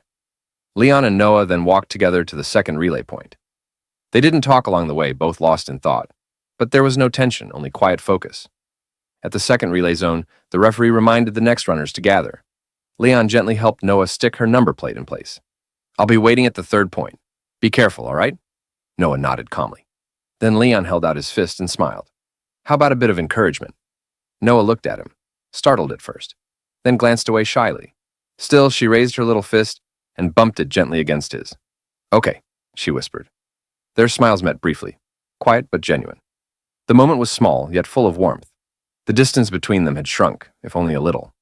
All first runners, please take your positions. Rosewise stepped forward, joining the others on the starting line. She crouched down, baton in hand, eyes fixed forward. In the stands, Muan stood up again, waving her pom-poms. Mom, you can do it! The referee stepped forward, his hand raised high as magical energy gathered at his fingertips, glowing like tiny stars ready to burst. In his other hand, he held a silver horn. "Take your positions. Ready?" His voice echoed across the track. Then, with a sharp flick, the referee launched a glowing fireball into the sky. It soared upward and, with a pop, exploded into a burst of golden sparks. The relay race had begun. In a blink, the runners shot forward. Rosewise surged off the line like silver lightning, her feet pounding against the track with focused power. At the commentary booth, Pineapple leapt up, her voice vibrant and animated. "Look at lane 7! Rosewise from the Silver Dragon clan is taking the lead early." But wait, the 10th contestant is closing in. That's Misty from the Electric Dragon clan. On the track, Rosewise could feel the presence behind her. She glanced to the side. There, in brown sportswear, Misty was narrowing the gap, her eyes locked ahead with steady focus. Back at the second relay point, Leon watched the live screen, eyebrows slightly raised. Didn't expect anyone to match Rosewise's speed. A dragon beside him, arms folded and eyes closed, gave a proud chuckle. "Of course, that's my wife," he said with smug calm. "You silver dragons aren't the only ones who can run fast." Leon shot a look sideways, tightening his lips slightly. The smugness reminded him of certain electric dragon soldiers he'd faced before. Slippery, quick, and always ready to bolt the moment things got tough. His thoughts were interrupted as Pineapple's voice picked up again. "Oh, Misty is now pulling ahead. She's just overtaken Rosewise and is now leading by nearly 2 body lengths." On screen, Misty leaned forward, legs kicking with precision. Her acceleration was sharp. Electric, even. Rosewise narrowed her eyes. She wasn't done. On the commentary stage, Pineapple turned to an elder seated beside her, Chairman Duncan, silver-haired and sipping tea with practiced calm. "Chairman Duncan, which of the two, silver or electric, do you think will complete the first baton pass first?" He smiled gently. "Until the final moment arrives, anything can happen." Back at the sidelines, the proud electric dragon next to Leon smirked. "Looks like this is over already. Some races just show the difference in bloodlines, don't they?" Leon didn't answer right away. He just smiled lightly and closed his eyes, arms crossed. "Sure," he said dryly. "Your wife is great." The dragon nodded proudly. "That's right. My wife is great." But just as he turned back to the screen, his smile faltered. Something had changed. Rosewise's eyes were sharper than ever. Her focus narrowed. She pressed down hard with her foot. Boom! A burst of raw energy propelled her forward. With renewed force, Rosewise surged ahead, her stride now even faster. She had studied Misty's pacing, waited for her burst to peak, and now it was her turn. Within seconds, Rosewise was side by side with Misty, and then in front. Misty blinked, stunned. She still had that much energy stored? Rosewise kept pushing forward, her lips curling into a slight grin as she whispered, "The wind up front's pretty strong, huh?" She had used Misty's positioning earlier to reduce drag, saving her strength for this final burst. Now, Misty struggled to keep up. Her form tightened, her breath shortened. The gap between them widened step by step. Pineapple leaned into her mic with growing excitement. Rosewise just reclaimed the lead with an explosive final sprint. She's the first to reach the second relay point. Ahead, Noah stood ready, one hand extended behind her, body slightly crouched. Rosewise's baton passed smoothly into her hand. Snap! And Noah was off, dashing forward with quick steps and a steady grip. Behind them, Misty finally reached the zone and handed the baton to her son, Dean, who launched forward in hot pursuit. Rosewise stood back, breathing deeply, her chest rising and falling with light exertion. Her eyes followed Noah, watching as her daughter pulled ahead. A smile formed on Rosewise's face, quiet and proud. She had done her part. Just then, she turned slightly, her eyes catching a familiar figure across the field. Leon stood at the third relay point, hands in his pockets, giving her a confident thumbs up and a smile that said, "Told you so." Rosewise chuckled softly. She raised her fist in return, silently cheering him on. "The rest," she thought with quiet conviction, "is in your hands now." After we entered the room at the Hot Spring Hotel, Rosewise pulled open the curtains. Sunlight streamed in through the window, brightening the entire room. Right outside the back door of the bedroom was an enormous hot spring. Clear spring water trickled down from a rock formation. The sound of the flowing water created an incredibly soothing atmosphere. The room itself felt spacious, and the decor was elegant and refined.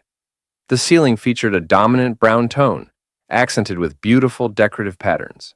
A massive French window overlooked the scenic view outside, giving visitors a glimpse of the stunning natural beauty. Rosewise turned to Leon and said, The scenery here is quite nice, isn't it? Leon walked into the room, carrying both his and Rosewise's suitcases. He glanced around and agreed. The environment really was excellent, but something about what she said confused him. As the Silver Dragon Queen, Rosewise should have had plenty of chances to visit this place. He asked her, "You've never been here before?" Rosewise folded her arms in front of her chest and gently shook her head, her gaze still fixed on the view outside the window. "No, this is also my first time. I've been so busy handling affairs of the Silver Dragon clan, I rarely had the chance to take Noah and Muan out to have fun." For the past few years, Rosewise had been tied up managing the clan's matters, leaving her little opportunity to relax and travel with her daughters. Thanks to winning first place in the recent sports meet, she was finally able to clear her schedule and spend time with them. Knowing how rare this outing was, Rosewise made a decision. "So this time I brought a camera. I'm going to take some special commemorative photos for them." She said it with a smile, as if already imagining Noah and Muan's joyful laughter echoing around her. When Leon heard her mention the camera, his suitcase slipped from his hands. His expression turned uneasy. He had suddenly remembered something dreadful. In his heart, he panicked. "Camera? Is it the one I used before?" Leon quickly opened the suitcase on the floor, desperate to check if it was the same camera he had in mind. Besides their clothes, a black camera sat in plain view. Spotting it, Rosewise said, "Yes, that's the one. I got it as a reward for taking first place in the school sports meet." Leon nervously picked it up. He examined it closely and confirmed. This was the very same camera he had used before. Back when Rosewise had fainted, in a moment of petty revenge, Leon had dressed her up as a bunny girl and secretly taken photos with this camera. And those photos? They were still saved inside. "This is bad," he thought. "Those pictures are still in here. If she finds them, I'm done for." That's the kind of ironclad evidence that gets a guy executed by the she-dragon herself. Seeing that Leon had already taken out the camera, Rosewise reached out her hand. "Give me the camera." Leon glanced back at her, quietly panicking. "I need to develop and hide those photos before she sees them. Then erase everything on the camera." He crouched down and clutched the camera tightly in his arms, refusing to let go. Rosewise frowned at his odd behavior. "What are you doing? Why are you guarding the camera like it's some kind of treasure?" Trying not to seem suspicious, Leon forced an awkward smile and stammered, "Let me help take the photos. I'm very professional." Rosewise raised an eyebrow, surprised. "Aren't you a professional dragon slayer? Since when did you become a photography expert?" Leon patted his chest and tried to sound confident. "Don't worry, leave it to me. I've been taking pictures of my master's donkey since I was a kid." Strangely enough, Rosewise didn't seem too concerned by his odd comment. She simply closed her eyes and said, "Fine. You can take the pictures. Tonight there'll be an outdoor barbecue and a fireworks show. Let's go for a walk first." Relieved that she agreed to let him keep the camera, Leon breathed a quiet sigh of relief. "No problem," he replied. After resting in the hotel room for a bit, Leon, Rosewise, Noah, and Muan headed out to explore the area. They wandered into a lush garden, with Noah and Muan leading the way, and Leon and Rosewise trailing behind. Leon raised his camera and called out to the girls, "Dad's your photographer today." Muan happily waved. "Yeah!" They passed a statue of a female knight radiating a solemn presence. She wore heavy armor and had plunged her sword into the ground, her hands resting on the hilt.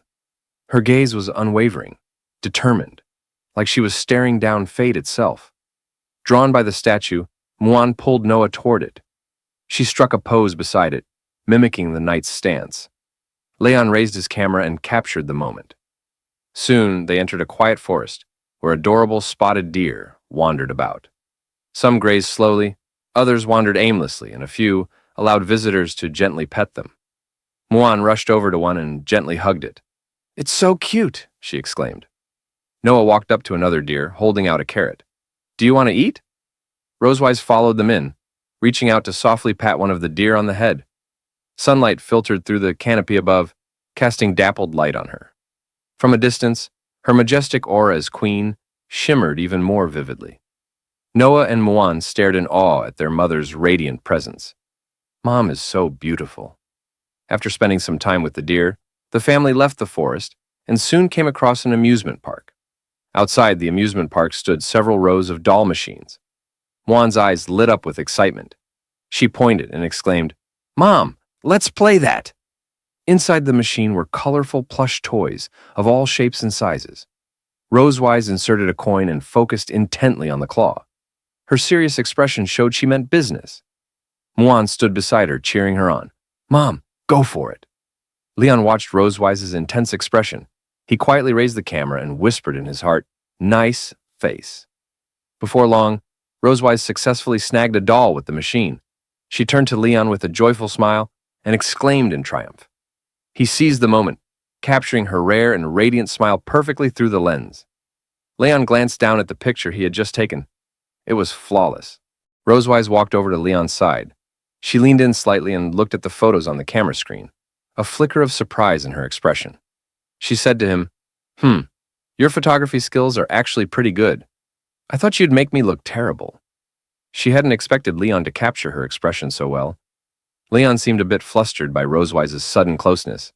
After all, he didn't want her to see certain photos in the camera.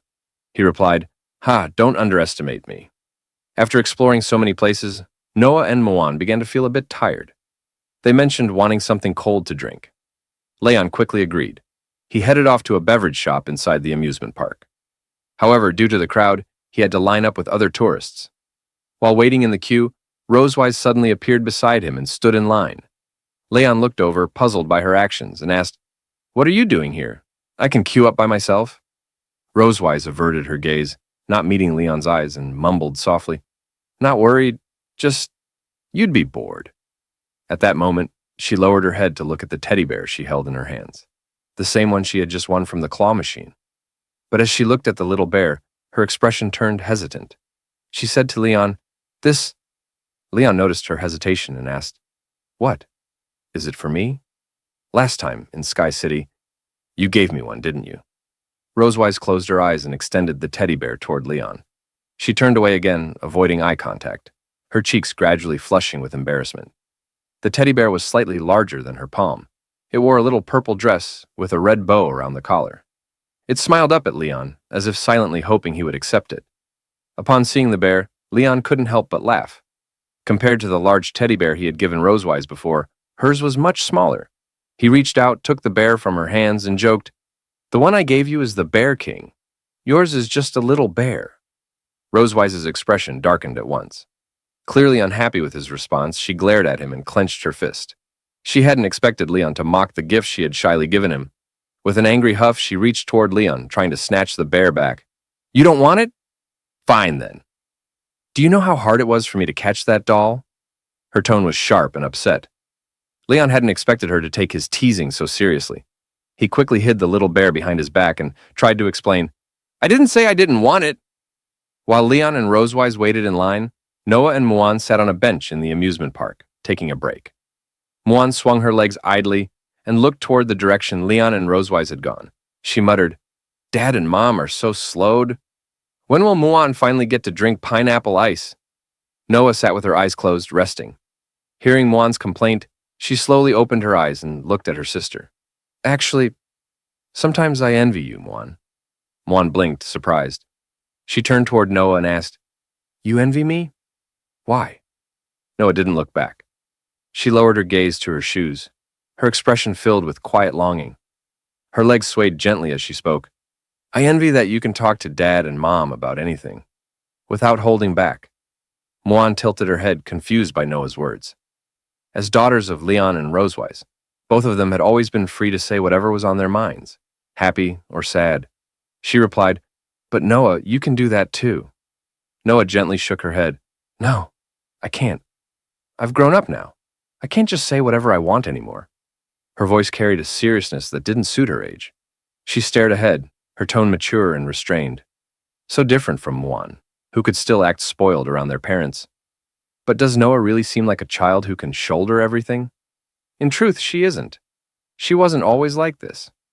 As the older of the twins, by just 20 minutes, Noah had been just like Muan at birth, a baby who cried for her mother. They had lain together in their warm crib, and whenever either felt discomfort, they cried out, calling Rosewise to their side. They grew up carefree, surrounded by their mother's gentle care, learning about the world and gathering knowledge step by step. Whenever they weren't crying, Rosewise would pull a storybook from the shelf and cradle both Noah and Muan in her arms. She read them stories with warmth and animation, even though they were too young to understand her words. Still, the twins listened with rapt attention, eyes fixed on the pictures and their mother's loving face.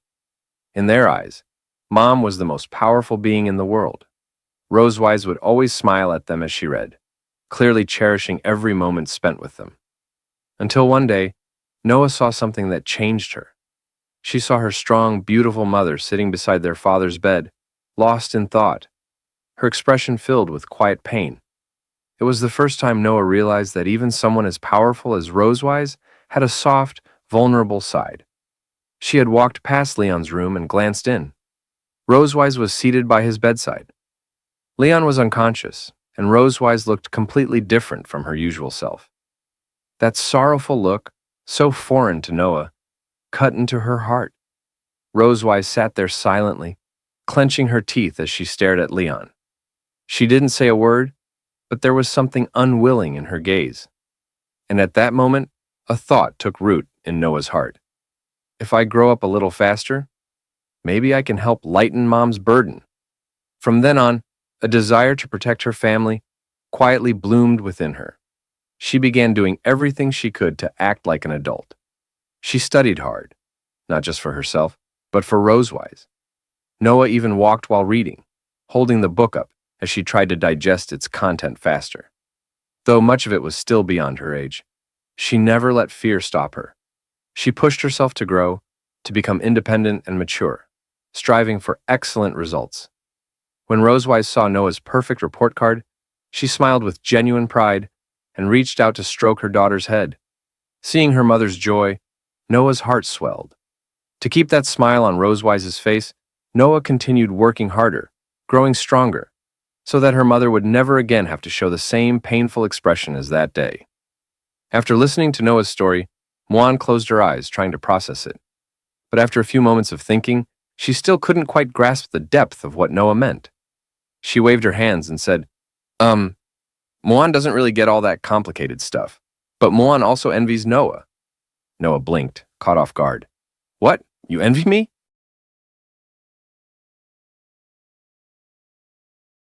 During a chat with her younger sister, the eldest daughter learned how her sister truly felt about her. The younger one also wanted to become a better person for their parents, just like her.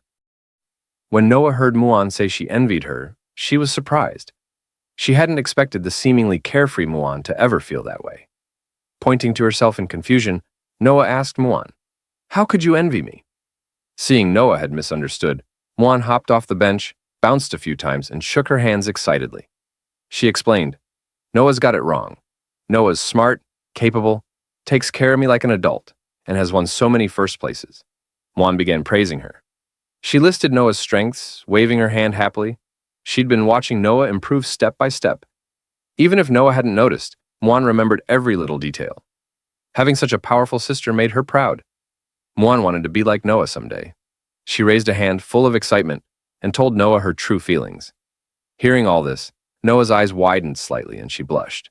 She hadn't expected Muan to see her that way. She was an excellent person in Muan's eyes. Noah opened her mouth to speak but hesitated, looking off to the side. After a pause, she stammered, You don't even know what I'll be like in the future." Muan tilted her head and asked, "What does Noah want to be?" Noah didn't answer right away, thinking quietly. Then she heard familiar voices, Leon and Rosewise. Leon held a bag of drinks, Rosewise a drink in hand, walking beside him. They came toward Noah and Muan, still chatting. Looking at them, Noah found her answer. "I think I should become the person they expect me to be." Muan grinned. "Ha ha, that's the same as me." Leon walked over, squatted, and handed them drinks. "Sorry for the wait. Here you go," he said. Muan took hers happily. "Thanks, Dad." Noah accepted hers quietly with both hands. "Thank you." Rosewise stood by, sipping her own drink as she watched her daughters enjoy theirs. Evening came. The Muan quietly rose into the dim sky. Right on schedule, the resort began launching fireworks. In an instant, bursts of color lit the sky, like giant flowers blooming, like lanterns brightening everyone's hearts. Noah and Muan leaned on the railing, gazing up. Firework light danced on their faces, reflections glimmering in their eyes. It was as if stars were falling into their eyes. Noah's eyes widened in awe. Muan gasped at the sight. Wow, it's beautiful. Muan spotted a special firework and tugged Noah closer, pointing it out. Noah looked up and softly agreed. Not far away, Leon and Rosewise sat on a stone bench. Leon had placed the camera and a little bear doll, Rosewise's gift, between them. Rosewise smiled, watching their daughters. Seeing them this happy, this trip was worth it, right? She asked. Leon nodded. Yeah, glad we came. As their dad, I want to capture every precious moment. He reached for the camera, but it was gone. Looking up, he spotted it in Rosewise's hands. She'd taken it without him noticing. Surprised, he tried to play it cool. When did the camera get in your hands? Rosewise, still scrolling through photos, replied casually. Just checking what you shot today. Leon tensed. Inside that camera were certain bunny girl photos of Rosewise. He remembered sneaking to the resort's only photo studio earlier, under the excuse of a bathroom break. They didn't even have photo development services. Rosewise paused on a picture of her with a herd of deer. When was this taken? She asked. Leon's heart raced. Those bunny girl shots were still in there. If she kept scrolling, she'd see them. Think, Leon, think. He patted his pockets in panic and felt something. 2 milk candies from earlier that day. Perfect. Pulling them out, he grinned.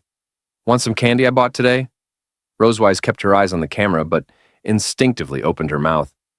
Leon slowly unwrapped a candy, thinking to himself, She wants me to feed her? Seriously. He leaned in, holding the candy to her lips. Still focused on the screen, Rosewise accepted it with a small hum. Then she froze, realizing Leon was way too close. Both pulled back quickly, turning away with flushed faces. Why'd you get so close? Rosewise blurted. Leon stammered. Didn't you ask me to feed you? Rosewise couldn't help but sneak a glance at Leon. While browsing the photos in the camera, she noticed that aside from her and her daughter's pictures, Leon didn't have a single one of himself. She thought to herself, this guy takes photos all day, yet not even one of him exists. Since Leon was always busy photographing her and the girls, he never had time for his own. Rosewise turned, lifted the camera in her hand, and made him a proposal. How about we take a photo together? Worried Leon might take it the wrong way, Rosewise closed her eyes and quickly explained, I just don't want the girls asking why there's no picture of us together. Don't misunderstand. She stepped closer, raising the lens toward them. Hearing her, Leon didn't find it odd. To avoid suspicion from his daughters, he agreed. He raised an eyebrow and teased, All right, your majesty is truly farsighted. What he didn't know was that Rosewise simply wanted a photo with him in it. Rosewise lifted the camera, making a V sign. Just then, she noticed Leon wasn't centered in the frame. Impatiently, she reminded him, Closer. Your face is so big it's out of frame. Seeing her pose, Leon couldn't help but mock her. Oh, please. A dragon over 200 years old, still throwing peace signs? Childish. He still leaned closer, matching her gesture with the same playful V sign. Both looked into the lens and smiled. The shutter clicked, capturing a photo of the two together. Later, after watching the resort fireworks, Leon and Rosewise bought sparklers near the deck and played with Noah and Muan. Lighting one, dazzling sparks filled the night. The faint glow lit the dim observation deck. Rosewise shook her sparkler while laughing with Noah, who held 2 of her own. Noah caught up to Rosewise and lit hers from her mother's. Soon, more sparks glowed across the deck, their happy faces shining. Laughter echoed. Leon and Muan sat on stone benches, the little one clearly worn out. She closed her eyes, resting in Leon's arms. As the mountain air cooled, Leon slipped off his coat and tucked it around her. He held her close, keeping her warm. Looking up, he saw Rosewise and Noah playing joyfully. He whispered, Rare to see those 2 serious ones smile like that. Lowering his gaze to Muan, Leon thought how she'd usually run to join them, but tonight she stayed curled in his arms. Confused, he asked, Muan, why not play with Mom and Noah? She snuggled deeper into him and whispered, Muan's tired. Muan needs to rest. Noah has school. Mom's always busy. They rarely get time like this. So, Muan wants them to enjoy it longer. Nearby, Noah leaned against Rosewise, sparkler in hand, smiling. She chatted about fireworks knowledge. Rosewise nodded, impressed she remembered such details. Hearing Muan, Leon stroked her head gently. You've grown up, Muan, he said with a smile. She shook her head, eyes opening. No, Muan hasn't grown up. Muan doesn't even know what that means. Muan just wants Noah, Dad, and Mom happy. Leon's heart softened. His eyes closed as quiet tears fell. He hadn't expected her love to be so pure. Though Noah and Muan are different, both cared deeply in their own way. He realized she pretended to rest just so Rosewise and Noah could play more. He reached to lift her, saying, Muan, want Dad to take you to play? But he heard only her steady breathing. She'd fallen asleep mid-conversation. Her hand clutched his clothes. Her lips parted slightly, a soft snore escaping. Leon was surprised at how fast she drifted off. You really were tired, huh? By then, Rosewise and Noah had finished the fireworks and walked over, noticing Muan asleep in Leon's arms. Rosewise peeked at her and whispered, Asleep? Leon nodded. Yeah, let's head back. He wrapped her snug in his coat and carefully carried her. Noah said nothing, arms crossed, eyes fixed on Muan with a quiet envy. Rosewise noticed and lowered her gaze to Noah. Though Noah's face was calm, Rosewise sensed her feelings. She bent down slightly and Noah lifted her head, unsure of what was coming. Mom will hold you too, okay? Rosewise offered. Noah froze, eyes widening, cheeks turning faintly red. She hadn't expected Rosewise to read her so easily. With a shy smile, she lowered her head. Okay. On the walk back, Leon noticed Noah nestled against Rosewise's shoulder, hiding her expression. She pressed closer, not wanting anyone to see her face. And so, the first day of Leon's hot spring trip ended in warmth. Or maybe not. Back at the hotel, Rosewise grabbed her camera to review Leon's photos. Meanwhile, Leon stripped down to shorts and called, Let's soak in the hot spring. Behind him, fireworks lit the sky in brilliant colors. Rosewise blinked in surprise. Wait, how did things end up like this?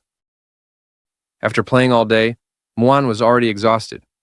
So Leon suggested they head back to the hotel and rest. After sending them off, Leon closed the door and immediately dove onto the bed. After walking around all day with barely any rest, he finally shouted out loud, Ah, finally the bed! The soft mattress instantly relaxed his body. He rolled around happily, refusing to leave its embrace. He even thought about just falling asleep right then. Rosewise walked up to the bed and teased him with a smile. So, planning to sleep with me tonight? After all, this is a double bed. If they wanted to rest, they had to share it. Hearing that, Leon quickly raised his head, looking at her with slight irritation. Of course not. Unsure if Rosewise was actually serious, he hopped off the bed and headed for the hot spring at the back door, pretending he just wanted a soak first. Stammering, he told her, I'm going to soak in the hot spring. You go ahead and sleep first. Seeing Leon purposely give her the bed, Rosewise found it amusing. Folding her arms, she smiled secretly as she watched his back. Around the pool, warm spring water trickled down from cracks in the rocks, feeding the bath. The gentle gurgling sound eased the mood, while steam floated up into the night air, giving the place a mysterious charm. Leon slipped into shorts and got into the spring. The temperature was just right. The moment he sank in, all the day's fatigue melted away. Completely relaxed, he leaned against the rocks, eyes closed, savoring the bliss of the hot spring. Ah, what a fulfilling day. Then he remembered. He still hadn't figured out how to deal with Rosewise about sharing the bed. Looking up at the sky, he pondered. If I want a peaceful vacation, I have to avoid sleeping in the same bed with that she-dragon. What excuse should I use later? Just then, the back door slid open, and Rosewise walked in. Leon froze in surprise. Why wasn't she resting? Instead, she came straight to the hot spring. As she entered, Leon hugged himself nervously, not wanting her to see him like that. What? What are you doing here? He blurted. Rosewise rolled her eyes. She wasn't planning anything strange. Casually, she said, Why so jumpy? I'm not going to do anything to you. Running her hand through her hair, she added, The finale of the fireworks is about to start. I've got nothing else to do. I'm heading downstairs to take pictures. Where's the camera? She wanted to capture the fireworks as souvenirs of their trip. At the word camera, Leon stiffened. Nervously scratching his face, he glanced behind him. To keep her from discovering the secrets inside, he had hidden it under his coat on a chair by the spring.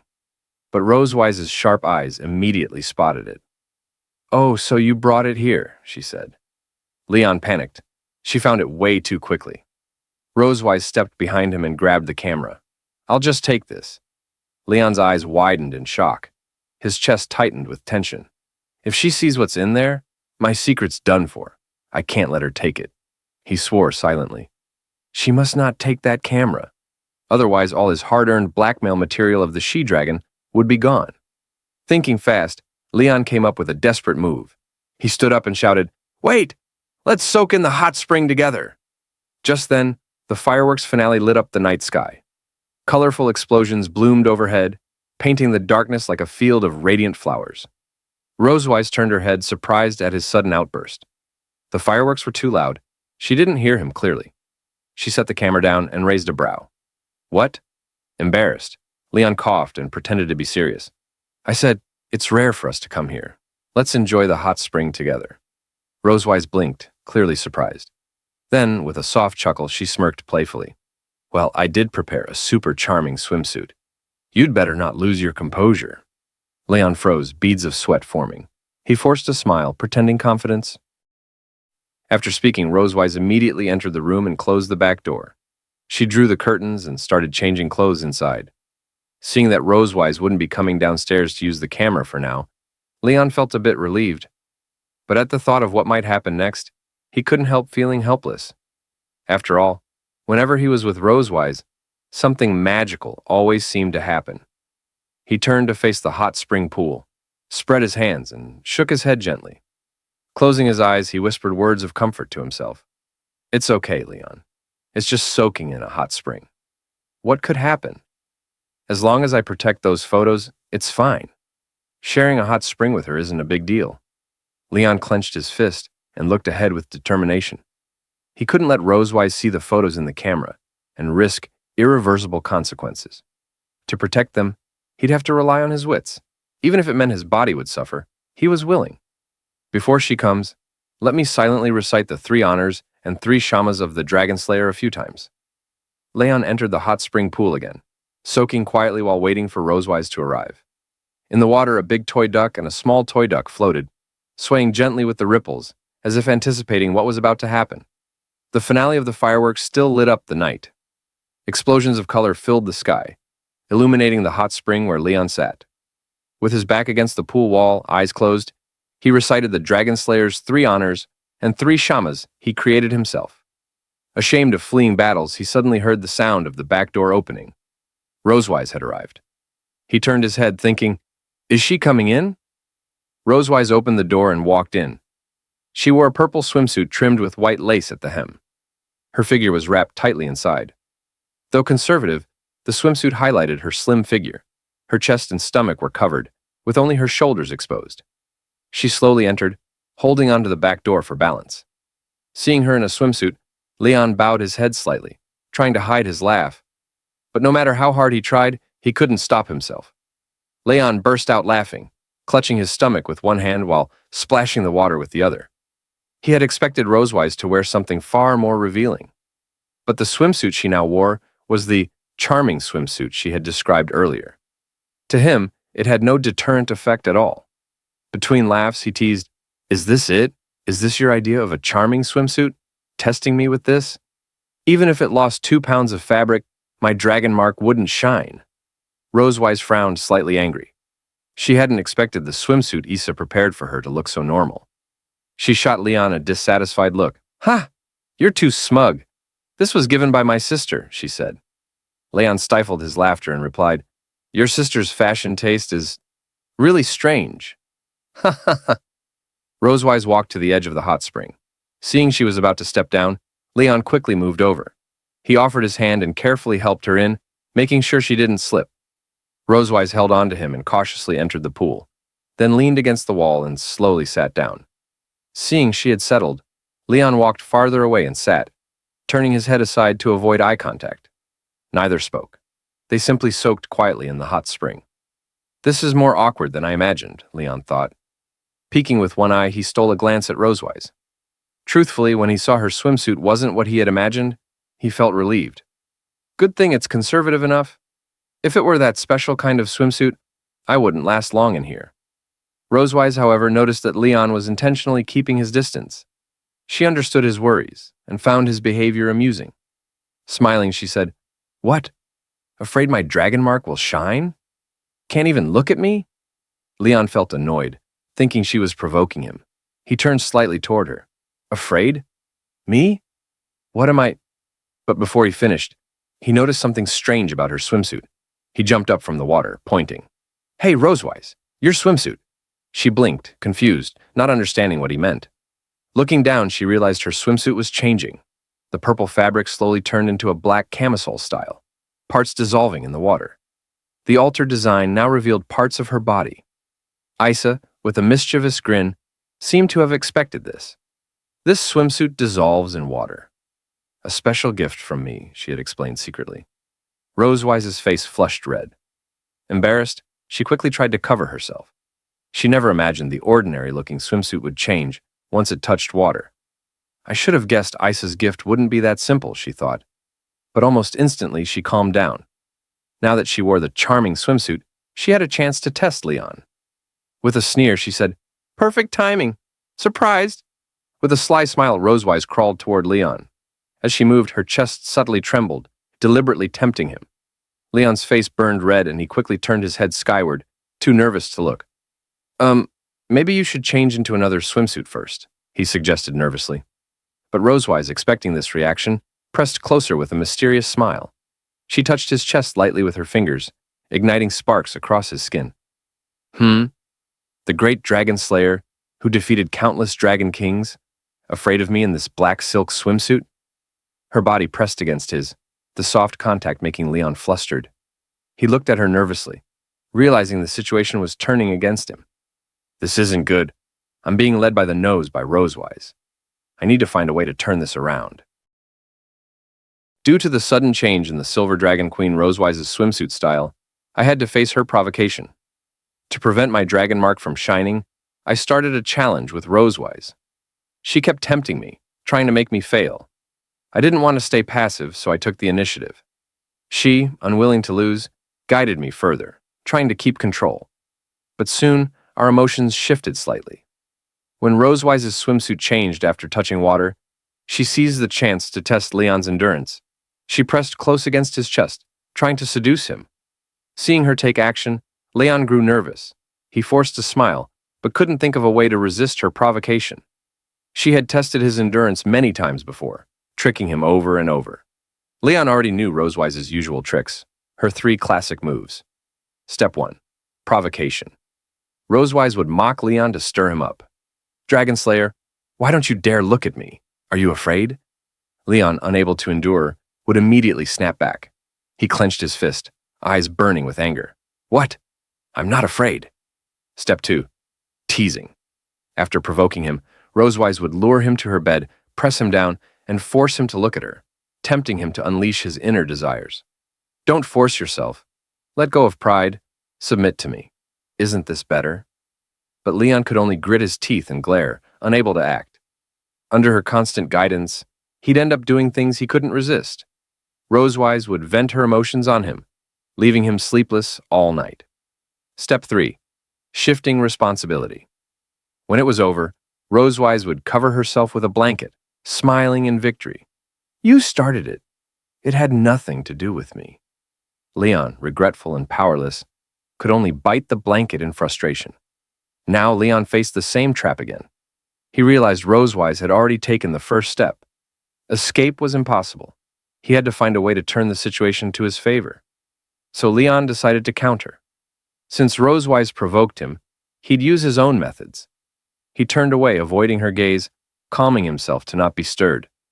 Acting relaxed, he said, Afraid? Of this?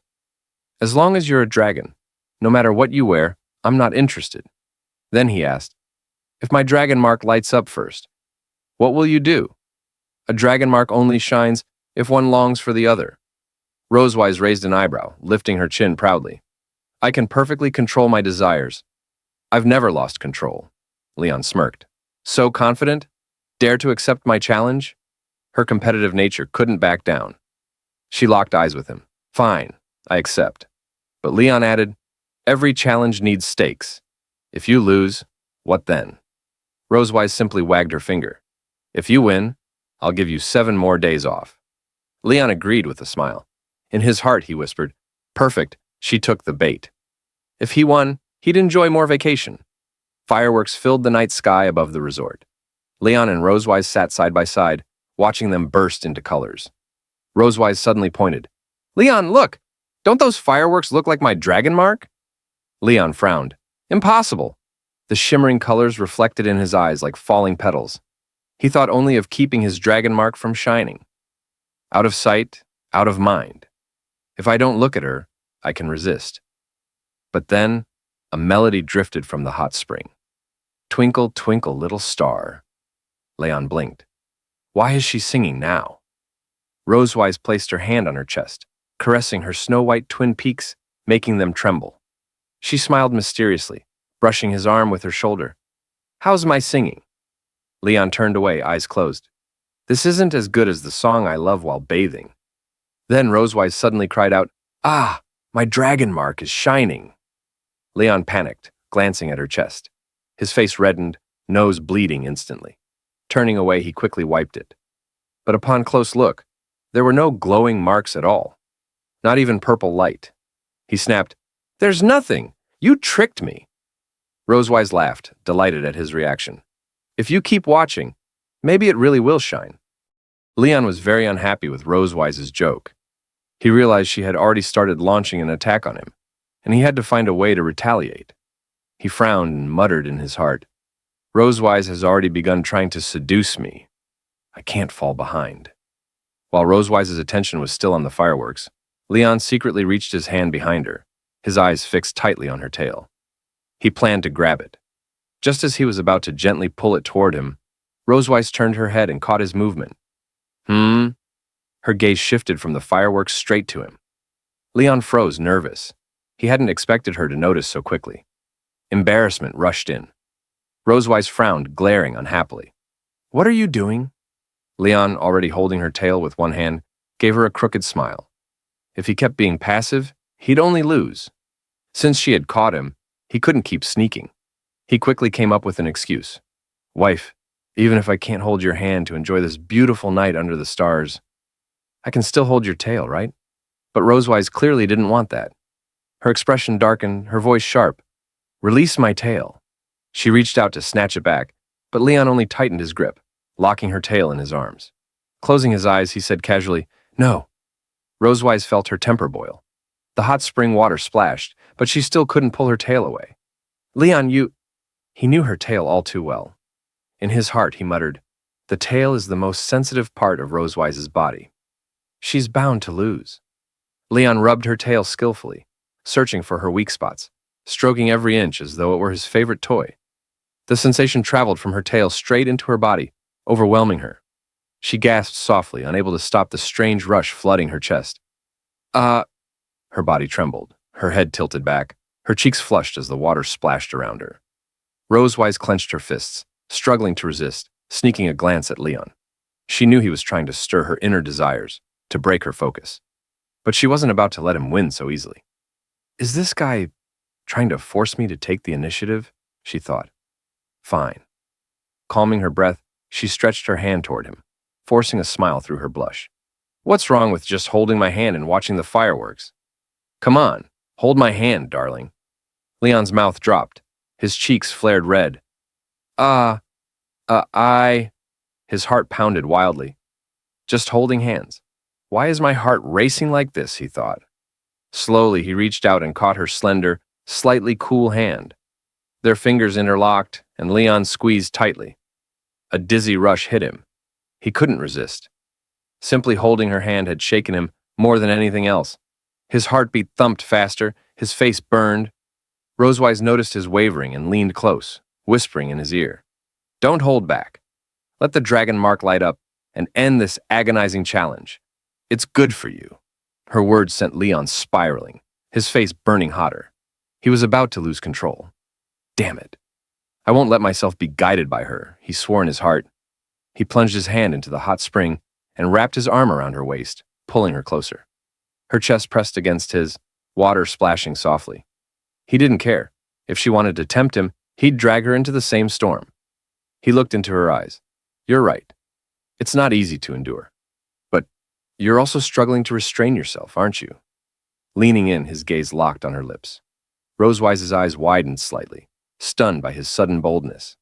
In that moment, their dragon marks flared across their chests, glowing purple, burning like their desires. Then the light flickered and dimmed, as if echoing their struggle to suppress their emotions.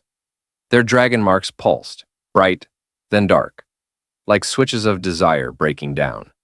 With the loss of control, their breaths grew hot, their bodies edging closer until their lips finally brushed. Leon cradled the back of her head, deepening the kiss. Rosewise slipped her hand to his waist, melting into it. Behind them, fireworks burst in full bloom, dazzling brighter than before, as if celebrating them. But Leon and Rosewise no longer heard anything. Beneath the glowing night sky, they shared their first kiss of the evening. The next morning, their daughters came to the door to wake them up, but they didn't respond. What the girls didn't know was that the Silver Dragon Queen and Leon had spent another passionate night, leaving their bodies satisfied. For Leon, it was his first true kiss with her. The Silver Dragon Queen also felt shy about that kiss. Later, they took their daughters to play in the pool, when suddenly a dragon couple approached them. They sat nearby and chatted for a while. By then, the morning sun had already shone into the hotel corridor. The light reached the door of Leon and Rosewise's room, hinting that the two inside had not yet woken up. Noah and Muan, however, were already awake. They walked to their parents' door, planning to have breakfast together. Muan knocked lightly and called out, "Dad! Mom! Wake up! The sun's going to dry your butt and tail." But after waiting, there was still no response. Muan tilted her head, confused. She pressed her ear gently against the door, hoping to hear something inside, but there were no voices or footsteps. She turned to Noah with a puzzled tone. "Noah, what's going on? Haven't Mom and Dad woken up yet?" Noah frowned, doubting it too. At this time of day, they should already be up. Resting her chin on her hand, she thought silently for a moment. Then, she recalled their usual routine. If they're following their schedule, it should be Mom's turn to go to the bathroom right now. Muan blinked, tilting her head. Huh? What about Dad? Where did Dad go? She thought Leon had disappeared again without telling them, just like last time. Holding her cheeks with both hands, she made a suggestion to Noah with a hopeful look. "Noah, do we have to offer tribute to Dad for him to appear? I want steak again this time." She could almost imagine the smell of steak drifting before her. Noah sighed helplessly at Muan's endless food fantasies. Folding her arms, she gave her a look. "You just want steak, don't you?" Since their parents were still asleep, Noah decided not to wait. She took Muan's hand and led her toward the elevator. "Let's go eat first," she said, running. "Even if they don't come, I'll still take you." Muan cheered, raising her hand. "Yeah." And so, while the two sisters went off for breakfast, Leon and Rosewise were still in bed, bodies pressed close together. Rosewise's skin bore both small and large kiss marks, traces of the fierce passion from the night before. The sunlight streamed through the window onto their bed, as if urging them to get up. Maybe it was the brightness, maybe the warmth, but Leon stirred. He slowly opened his eyes and muttered, "Ugh, my whole body is sore." Sitting up with effort, he rubbed his head, trying to clear his thoughts. Last night's heat still lingered in his body, leaving him drained. Turning his head, he saw Rosewise still sleeping. Watching her peaceful face, he thought silently, "We both failed the Dragon Mark challenge last night. And I even kissed her." Her long lashes, soft cheeks, and moist lips drew his gaze. That kiss had made her lips look even more enticing. Our first real kiss. Remembering it, Leon felt his face heat up, cheeks turning red. Though they had been intimate before, they had never kissed with such seriousness until last night. Almost without thinking, his hand reached out, brushing lightly against her lips. They were soft, warm, elastic. So soft, he thought, before snapping back to reality. Startled, he pulled his hand away quickly, face blazing. His heart pounded, his head buzzing.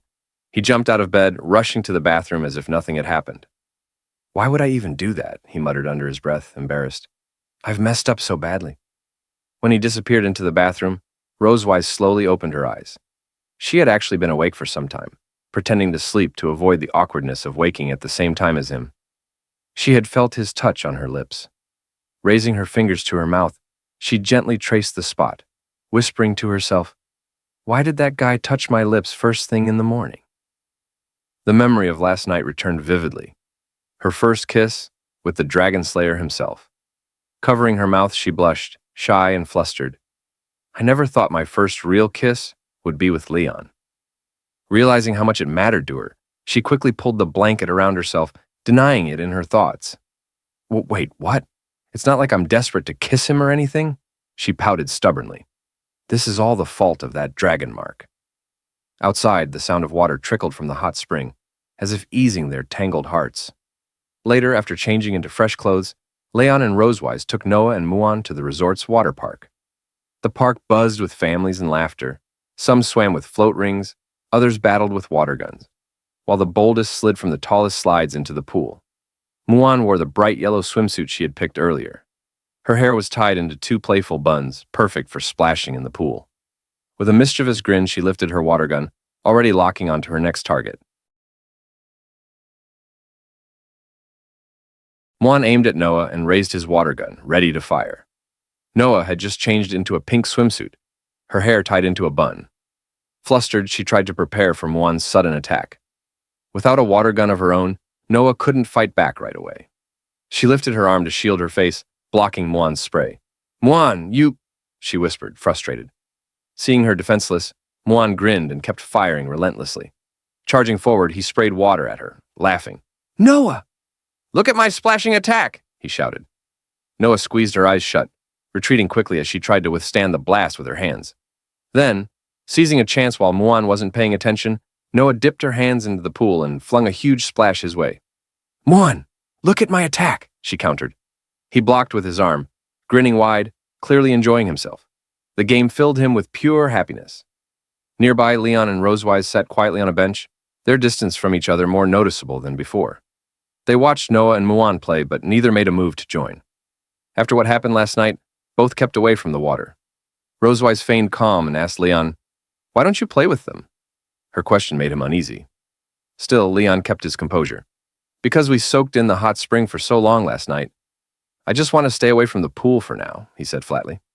Rosewise had no quick reply, falling silent. She frowned, her eyes lingering on him. "Last night, it was just..." Before she could finish, a strange voice interrupted. "Oh, what a lovely child. Are you their parents?" Two dragons stood nearby. Rosewise turned to them and answered, "Ah, yes." Leon followed her gaze, noticing the couple. A man with short black hair, golden eyes dressed in a blue hoodie, and a woman with short brown hair, red eyes wearing a swimsuit. They walked hand in hand toward them. The woman smiled warmly. "Hello, my name is Yuna. This is my husband, Zai. Can we sit and chat for a while?" Rosewise returned the smile politely, introducing herself and Leon. "Of course. I'm Rosewise. And this is my husband." Leon nodded in greeting. Yuna's face lit up with gratitude as she and Zai took a seat. "We're newlyweds here on our honeymoon," Yuna said. "We planned to visit Emerald Sea, but with the Dragon Clan dispute nearby, we decided to come here instead." Hearing this, Rosewise felt a jolt of unease. Constantine moved so fast. Even if Emerald Sea is far, I still need to watch their movements closely. Noticing Leon and Rosewise's closeness, Yuna grew curious. "You two seem married for many years. Your relationship looks so good." Rosewise laughed awkwardly, waving her hand. "Haha, many dragons say the same." Leon, however, frowned silently. "Do we really seem that close? Our child's running around, yet we only kissed for the first time last night," he thought. Meanwhile, Noah and Muan kept playing. Muan fired his water gun with gusto, and Noah, refusing to lose, grabbed a swimming ring to block him. Yuna watched with envy. "I admire you both, having two such lovely children." Her cheeks warmed as she nervously scratched her face. "My husband and I have been thinking about children. As experienced dragons, could you share some advice?" Rosewise stiffened. She couldn't possibly explain Noah and Muan's true origins. Her fingers fidgeted as she stammered, "Actually, it was my husband. He wanted to be a father, and I just agreed." Leon covered his mouth, chuckling secretly. She-dragons making things up again. He thought of how her story could sound. High emotional intelligence. I didn't think much, just agreed. Low emotional intelligence. It was the blood curse, no choice at all. He looked at Yuna kindly. "It'll come naturally. Don't force yourself, or your husband. And don't fear it, just go with the flow." Zai leaned forward. "Mr. Leon, do you two really argue? How do you resolve it?" Embarrassed, Yuna quickly admitted, "Sometimes I'm too dominant. We argue over small things. Leon smirked and leaned against Rosewise, teasing, I can't answer. My wife may look tall, aloof, and fierce, but she loves to act spoiled. Right, dear? He laughed quietly. Rosewise bristled. This guy's mocking me again. She pressed closer to Leon, secretly pinching his waist with a forced smile. Dear, how embarrassing of you to say that. Leon twitched, whispering in pain. Oh, is that so? Zai sighed, slightly disappointed. But Leon's tone suddenly grew serious. Even if a woman is strong, she still has a soft side, he said, recalling Rosewise's dual nature, her stern, queenly face, but also her shy, gentle moments. He hugged her lightly, looking at Zai. No matter who your wife is, you must stand up and protect her. Rosewise froze, touched. This is a responsible man. Leon flashed a cheerful grin and gave Zai a thumbs up. That's my principle of being a good man. 7 days had passed. Now, life had returned to normal. Back at the Silver Dragon Castle, Rosewise immediately buried herself in work, handling the mountain of documents that piled up during the holiday. It was then that Sherry, sent to track down Leon's master, returned. She knelt before Rosewise's desk and delivered her report. At first, Rosewise was shocked by the news, forcing Sherry to confirm it again. You've found the tiger and his wife? She asked. Yes, Your Majesty. Sherry rose to her feet, her hands folded neatly behind her, and spoke with unusual seriousness. While circling the Empire's borders, I stumbled upon their hiding place. It's heavily shielded with magic arrays. Without flight, no one could ever reach it. Rosewise frowned. For humans, such a dangerous, isolated place was unthinkable. Why would they choose to hide there? And more importantly, how did they even get there? Then Sherry added something else. Your Majesty, the man called Tiger, he is powerful. He's not on the same level as other dragon slayers. If he wished, he could kill me instantly. Her voice trembled at the memory of his gaze. His presence alone crushed her aura, leaving her shaken even now. She lowered her head, unable to shake the sharpness of his eyes from her mind. Rosewise was taken aback. Sherry, though weaker in combat, was one of her best confidants in infiltration and intelligence. Even the strongest dragon slayers couldn't take her down so easily. For Sherry to admit such fear, Tiger had to be extraordinary. It seems Leon's master is no ordinary man, Rosewise thought, tapping her desk thoughtfully. Sherry then remembered something else. He discovered me, but when he realized I was from the Silver Dragon clan, he spared me and gave me a message for you. Rosewise leaned forward. A message? He wants to see you. Just those words, nothing more. Yet Rosewise was surprised. Few would dare request to meet the queen of the Silver Dragon clan in person. She almost admired his courage. Very well, she decided firmly. I will meet him. Night fell over the Silver Dragon castle. Under the glow of the rising moon, Rosewise and Sherry spread their wings, transforming into their true dragon forms. Together they soared across mountains and valleys, heading toward Tiger's hidden lair. Hours later, they reached a land of steep cliffs and roaring waterfalls. No villages, no signs of life. This was a place unfit for humans. Sherry pointed to the waterfall. They're behind it, but Tiger said, You must go alone. Rosewise nodded. If I don't return, you know what to do. Sherry bowed deeply. Please, Your Majesty, be careful.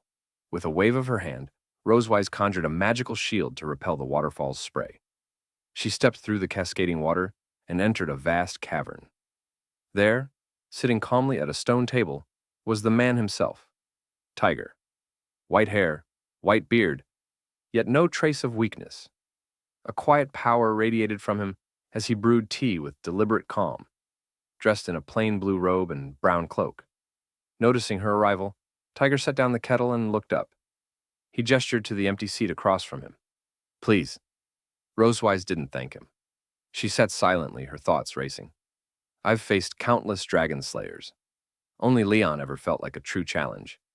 Yet this man before me, his presence feels even greater. Tiger poured the tea, his steady eyes never wavering. Rosewise could feel it, an aura unlike any she had encountered before. Sliding the cup toward her, Tiger finally spoke. 2 years have passed. I've been waiting for the chance to meet you. Rosewise folded her arms, cautious. She didn't touch the tea. Leon, is he well? Tiger lifted his gaze and met hers. Rosewise picked up the teacup, carefully inspecting it for flaws.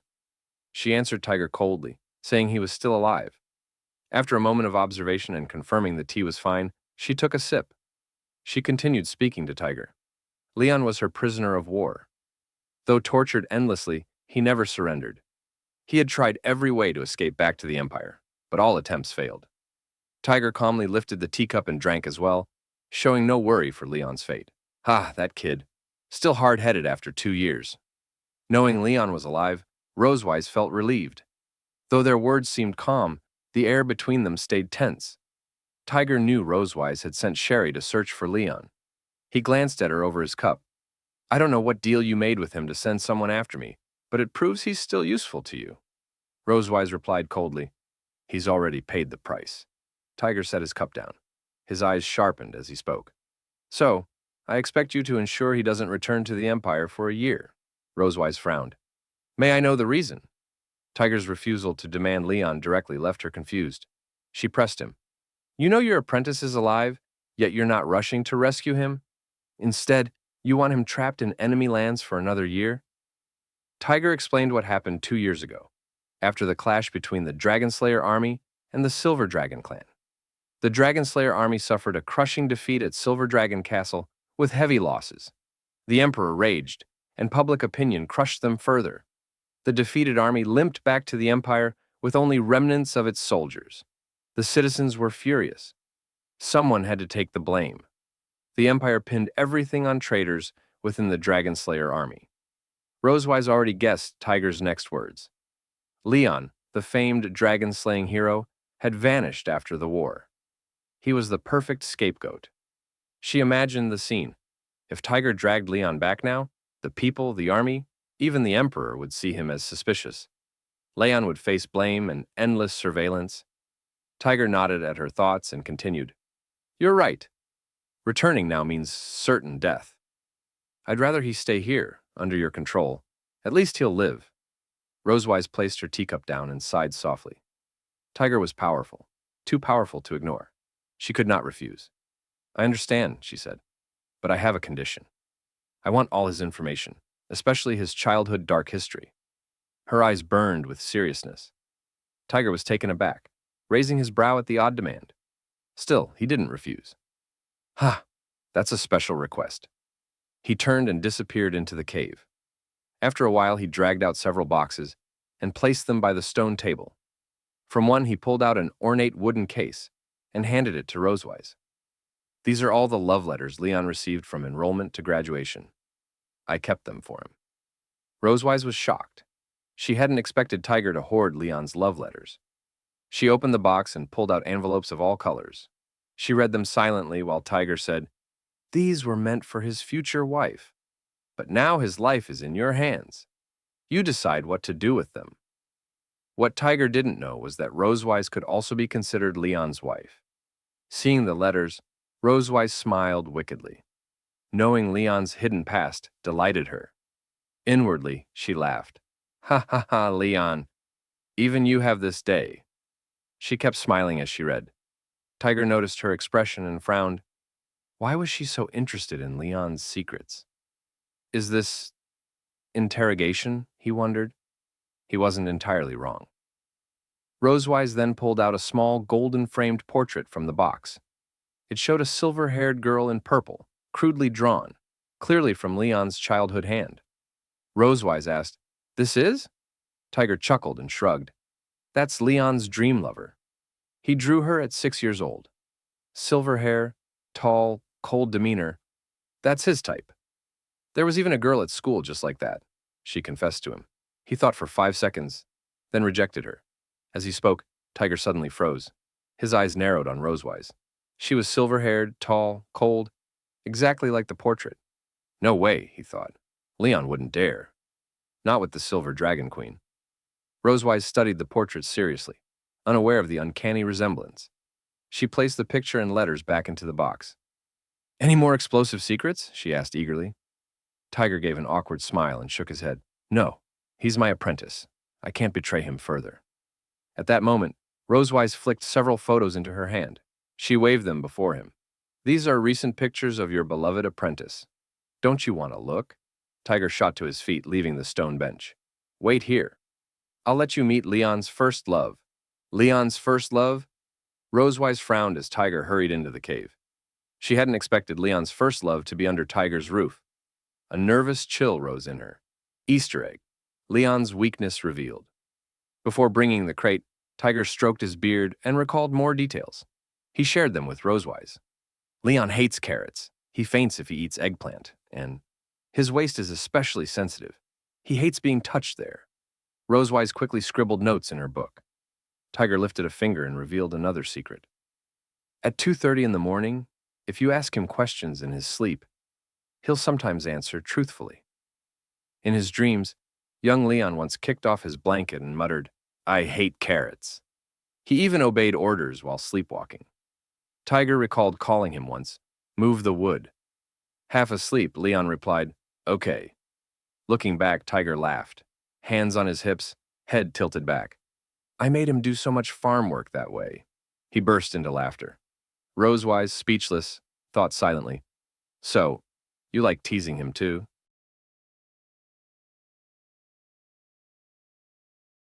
Tiger then turned and walked deeper into the cave, intending to bring Leon's first love to show Rosewise.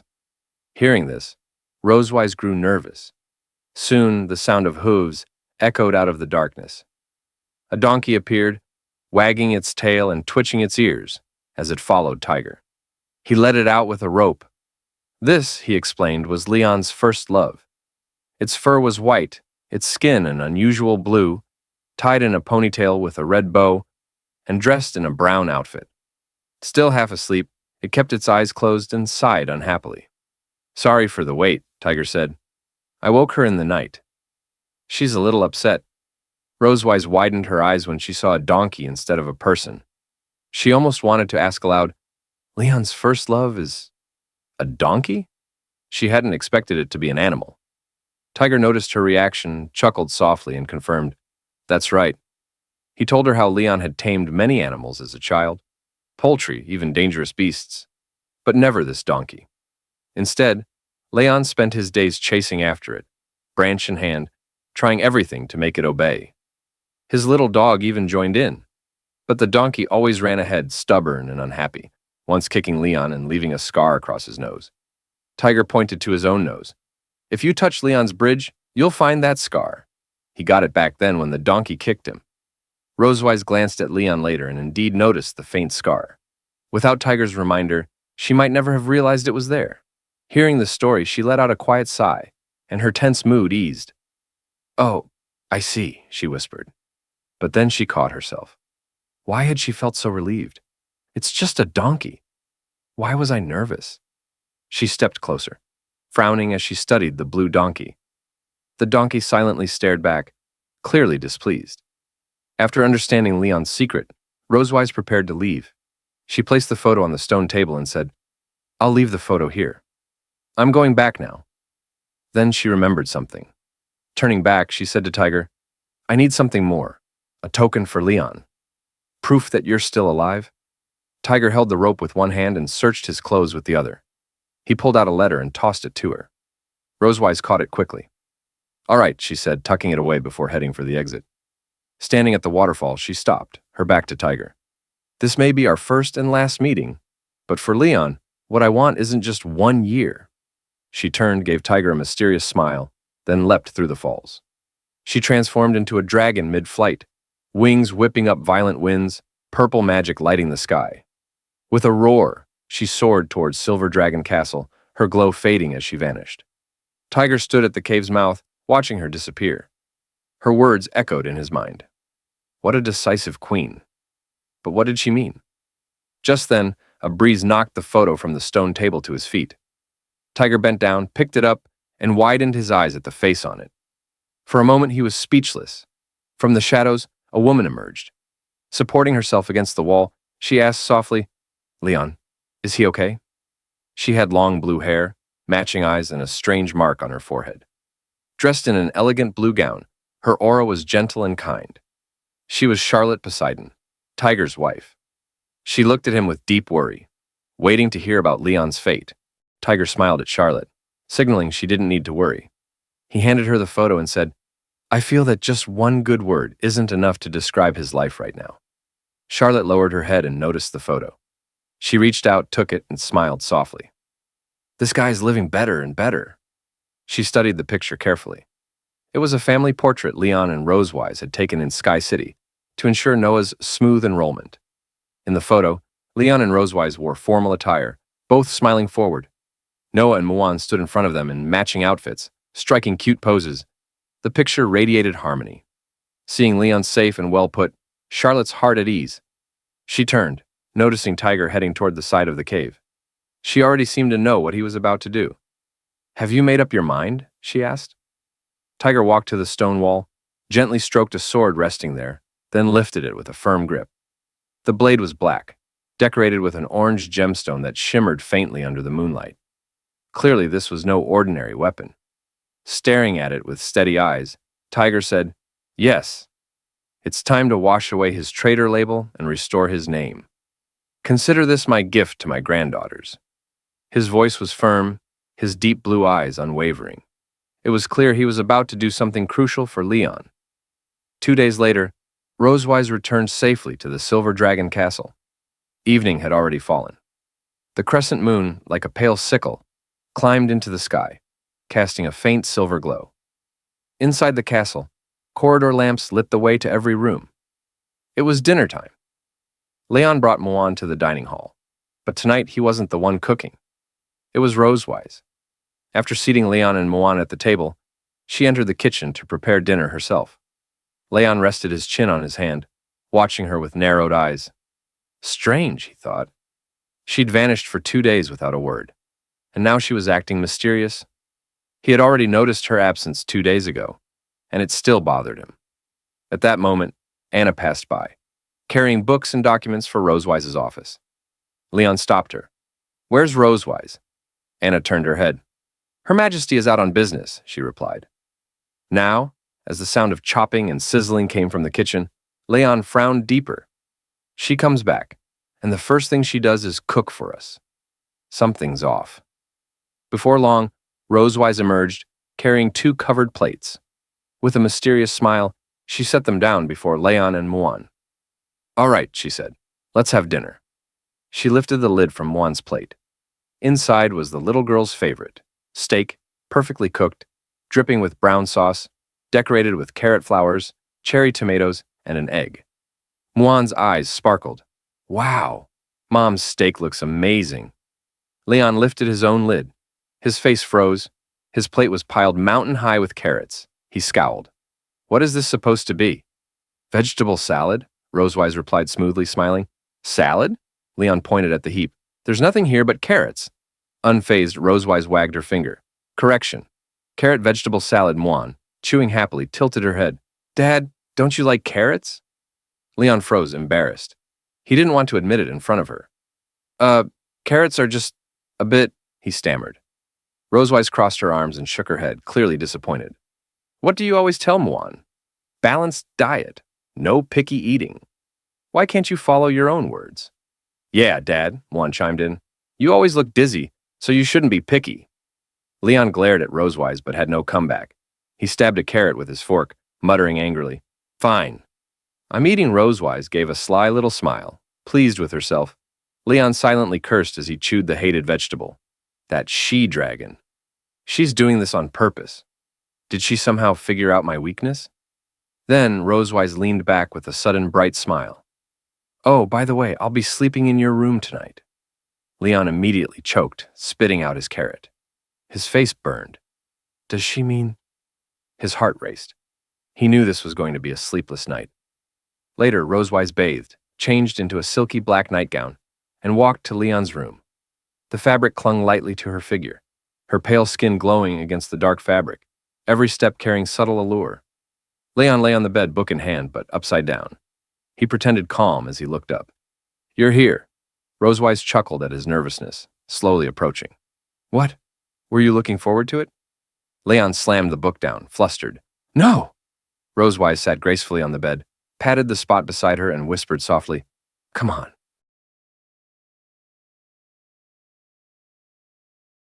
Later, Rosewise changed into a seductive black nightgown. thin enough to outline her graceful figure. With every movement, her curves trembled slightly. Leon, reluctant, lifted his hand and pulled off his pajamas. He thought she would torture his body again, just as before, but he couldn't refuse her. With a frown and a trace of bitterness, he shut his eyes and sighed. Walking up to Rosewise, he muttered, "I haven't seen you for 2 days. Are you in that much of a hurry?" She only smiled mysteriously. "That's right. Turn off the lights." Leon obeyed, turned off the lamps, climbed into bed, and slipped under the blanket beside her. Rosewise placed one hand on the blanket, closed her eyes, and smiled calmly. But Leon was tense, heart racing. He knew what she usually wanted. He clenched his jaw, shut his eyes tight, and rested a hand behind his head, bracing for the long night. Though he hated the thought of it, he was prepared for the discomfort to come. But half an hour passed, and Rosewise made no move. No words, no touch, nothing. At this time before, she would have already struck. Leon opened his eyes, staring at her in disbelief. What was going on? He watched carefully. Still, no reaction. Rosewise lay there quietly, breathing evenly, as if she had simply come to sleep. Confused, Leon whispered, "Are we really just sleeping?" Without opening her eyes, she answered, "What else did you expect?" Flustered, Leon turned his back to her and wrapped himself tightly in the blanket. He didn't want her to see his conflicted thoughts. "Of course not," he snapped, forcing himself to sleep. Rosewise cracked her eyes open, amused by his reaction, but said nothing. Realizing she wasn't going to torment him tonight, Leon told himself, "Since she's leaving me alone, I might as well rest. If I'm to strike back one day, I'll need my strength." With that thought, he drifted into slumber. The castle grew silent as the hours slipped by. On the bedside table, the alarm clock ticked quietly beneath the moonlight. Its hands pointed close to 2:30. Rosewise opened her eyes.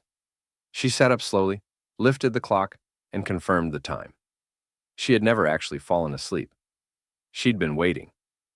Tiger's words echoed in her memory. At 2:30 in the morning, if you ask Leon a question while he sleeps, sometimes he'll reveal his deepest thoughts. Smiling mysteriously, she turned to look at Leon, lying unaware beside her. She had waited for this moment. Tonight, she would test the secrets of his heart. Placing the clock back down, Rosewise leaned closer, whispering in her mind, "Let's start with something simple." She pushed his shoulder lightly. Leon didn't stir. She softly asked, "Leon, what is the name of your youngest daughter?" In his dream, Leon mumbled, "Muan." Her eyes lit up with delight. Success. Tiger's words were true. Leaning closer to his ear, she pressed on. "What kind of girl do you like?" Leon answered without hesitation. "Silver hair, tall stature."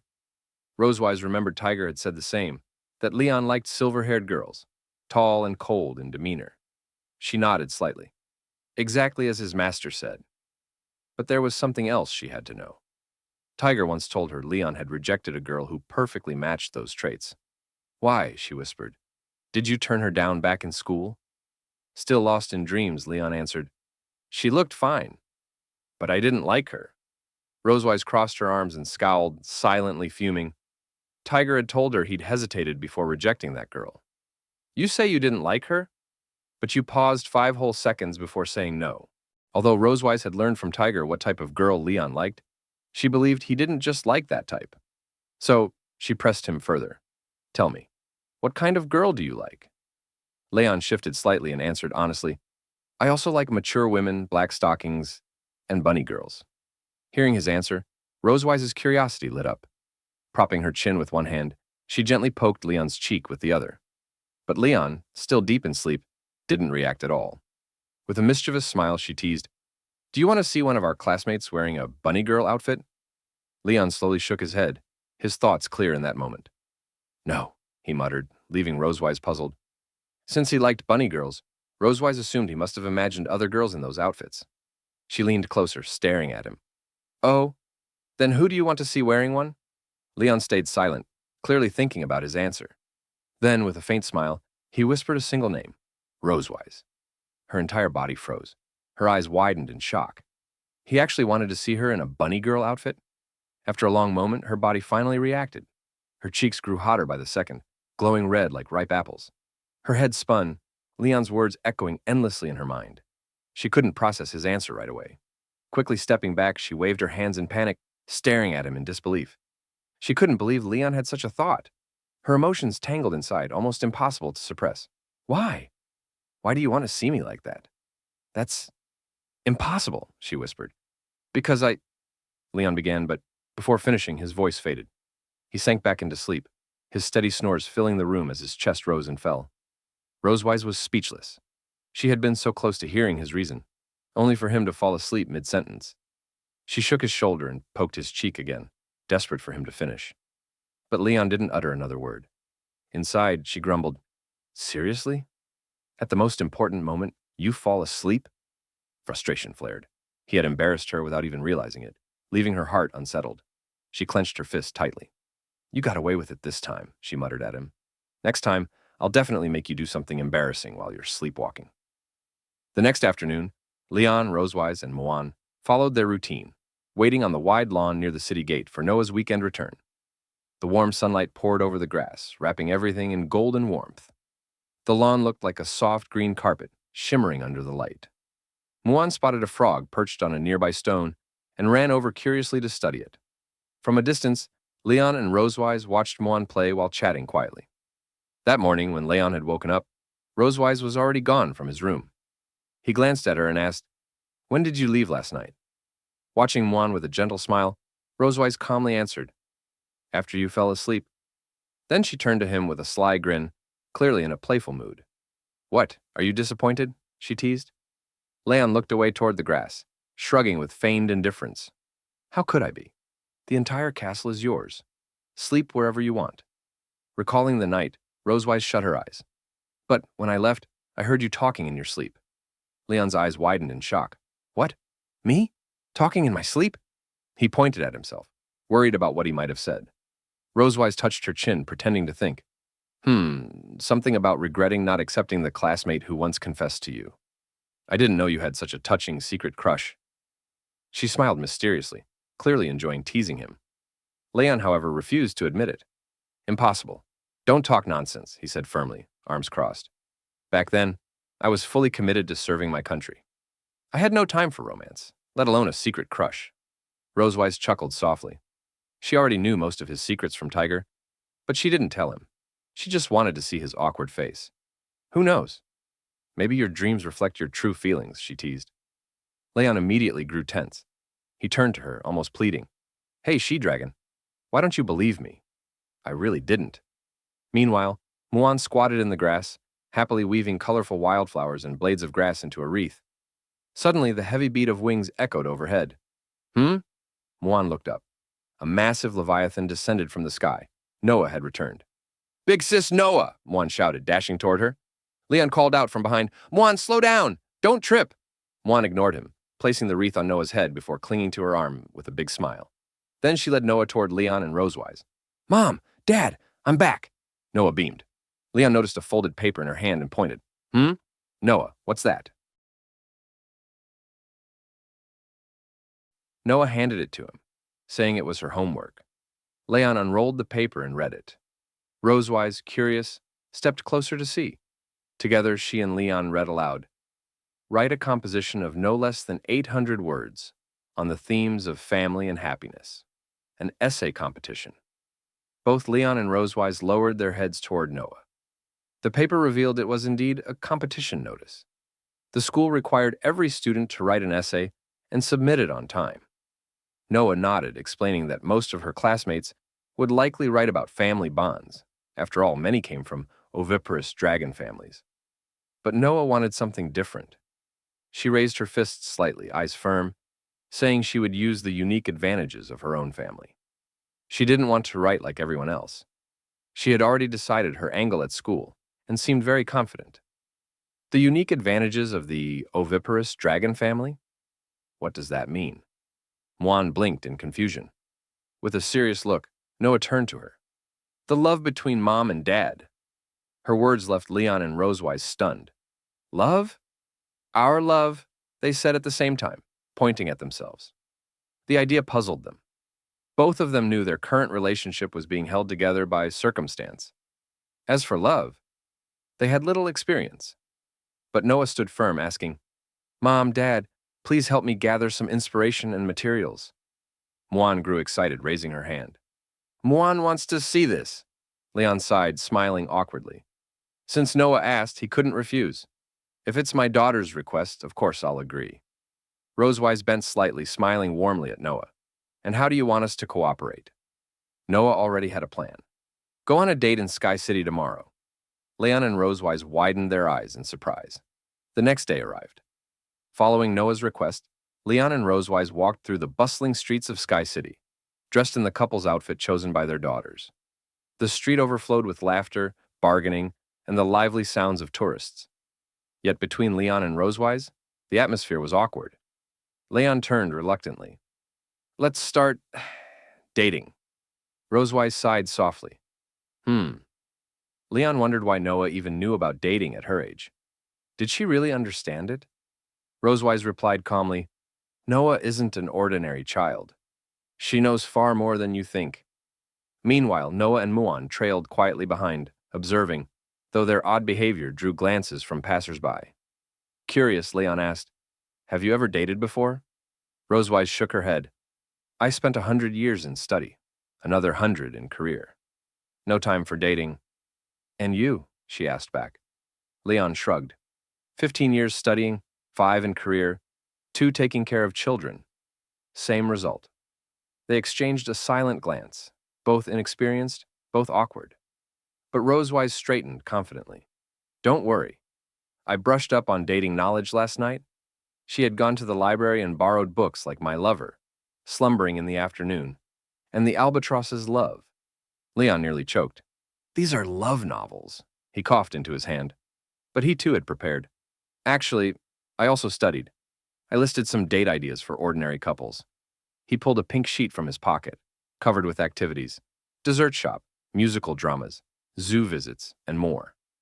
These don't include awkward games or excessive intimacy, Leon explained, but still capture the warmth of parental love.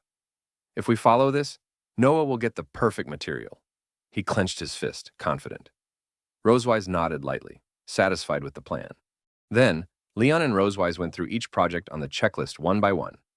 Their first stop was the dessert shop, where they each bought an ice cream and continued eating as they visited the zoo. Leon soon spotted an unusual animal nearby. Rosewise turned her head and noticed the same strange creature behind them. Hidden in the bushes, Noah observed them carefully, jotting down detailed notes. Muan squatted beside her, happily licking her ice cream. Afterward, Leon and Rosewise headed to a clothing store. Rosewise picked up a pink dress and held it in front of herself. She turned to Leon for his opinion. He touched his chin, studied both the dress and Rosewise carefully, and after a pause, offered his advice. Meanwhile, Noah and Muan lay flat on a rooftop near the shop, secretly watching. Noah nodded lightly, recording every detail. Soon after, Leon and Rosewise entered a theater to watch a stage play themed around the albatross. They sat side by side, seriously watching the actors and occasionally applauding. A woman seated behind them noticed Noah and Muan crawling quietly beneath her feet. Muan pressed a finger to her lips, urging silence. She wished the audience would remain quiet, not disturbing their parents. When the play ended, it was time for audience interaction. The host began selecting lucky participants to join on stage. His eyes fell on Leon and Rosewise. He stretched out his hand and invited them up. The two pointed at themselves, wide-eyed, shocked they had been chosen. Surprise lingered on their faces. With a smile, the host asked Leon to place a ring on Rosewise's finger. Holding the ring box, Leon knelt on one knee before her. It was his first time doing something like this before so many people, and his face flushed with embarrassment. Rosewise's cheeks also turned pink. She hadn't expected the interaction to unfold this way. Under the gaze of the crowd, Leon slipped a ring set with a purple heart-shaped gemstone onto Rosewise's finger. Applause burst throughout the theater. Behind the stage, Noah and Muan disguised themselves as eggs and mushrooms, watching secretly. Muan, seeing the proposal, beamed with joy. For Noah, it was the first time witnessing such a scene, and she too was surprised. She quickly jotted it all down in her notebook. After leaving the theater, Leon and Rosewise continued to their next stop, the divination room. A purple tent awaited, its entrance lined with boxes of mystical tools and glass jars. Inside, the fortune teller greeted them warmly.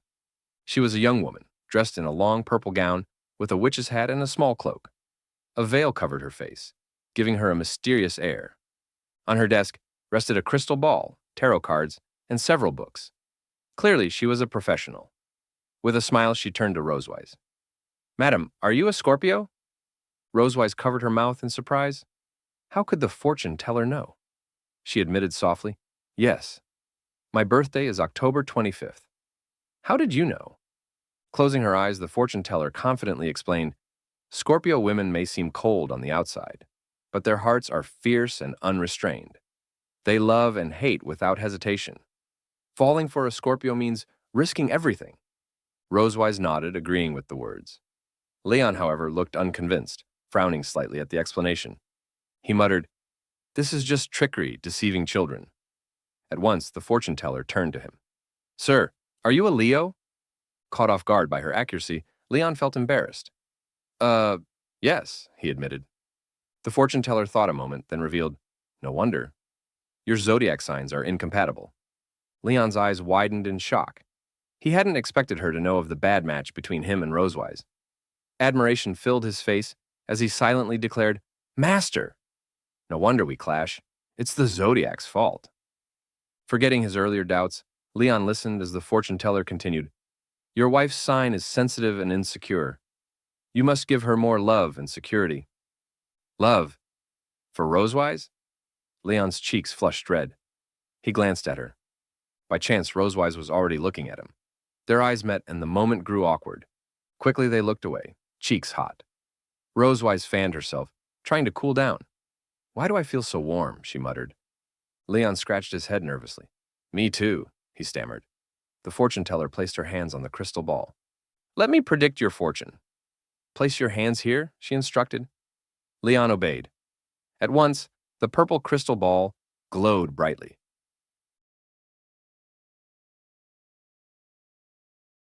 After Leon placed his hands on the fortune teller's crystal ball, its interior began to swirl and glow with a strange purple light. Soon, the fortune teller could see the faint shapes forming within. She placed her hands firmly on both sides of the crystal ball, guiding it to reveal more. Her eyes widened with excitement. "Oh, I see it. Iron railings. Weeds." "Sir," she said gravely, "you will face imprisonment." Upon hearing this, Leon frowned deeply, pulling his hands back from the crystal ball. The fortune teller's words unsettled him. He stared at her, expression dark. He hadn't expected her to uncover a part of his past. Rosewise, however, couldn't help but laugh, clearly amused by Leon's so-called misfortune. After all, she was the one who had imprisoned him before. The fortune teller, seeing her chance, leaned forward eagerly. "For just 100 gold coins," she said with a sly smile, wagging her finger, "I can help you escape this disaster." Leon crossed his arms, his tone sharp. "Actually, I've already been through it." Disappointed by her prediction, he no longer hid his irritation. Rosewise smirked, patting his shoulder teasingly. "If you really need to spend money to avoid disaster, I can lend you some." Leon stood abruptly, clearly displeased. "Let's go," he said coldly. "We shouldn't waste time on this nonsense." Rosewise chuckled and followed him out. The fortune teller's smile faltered as she realized they were leaving. She glanced desperately at the crystal ball and blurted, "Wait, don't go! I can see more. Oh, I see it! You will have children in the future. Truly, I didn't predict it wrong. You'll have many children." But Leon and Rosewise were unmoved. The fortune teller reached out toward them, her face desperate. But Leon had already lost faith in her words. Together, he and Rosewise lifted the curtain and left. Back in the bustling streets of Sky City, Leon still looked irritated. Arms crossed, he sulked in silence. Seeing this, Rosewise's lips curled into a mischievous smile. She followed behind him and asked playfully, "Why don't you keep playing along?" Leon looked at her suspiciously. "Did you hear what she said? About us having children? Do you really think that's possible?"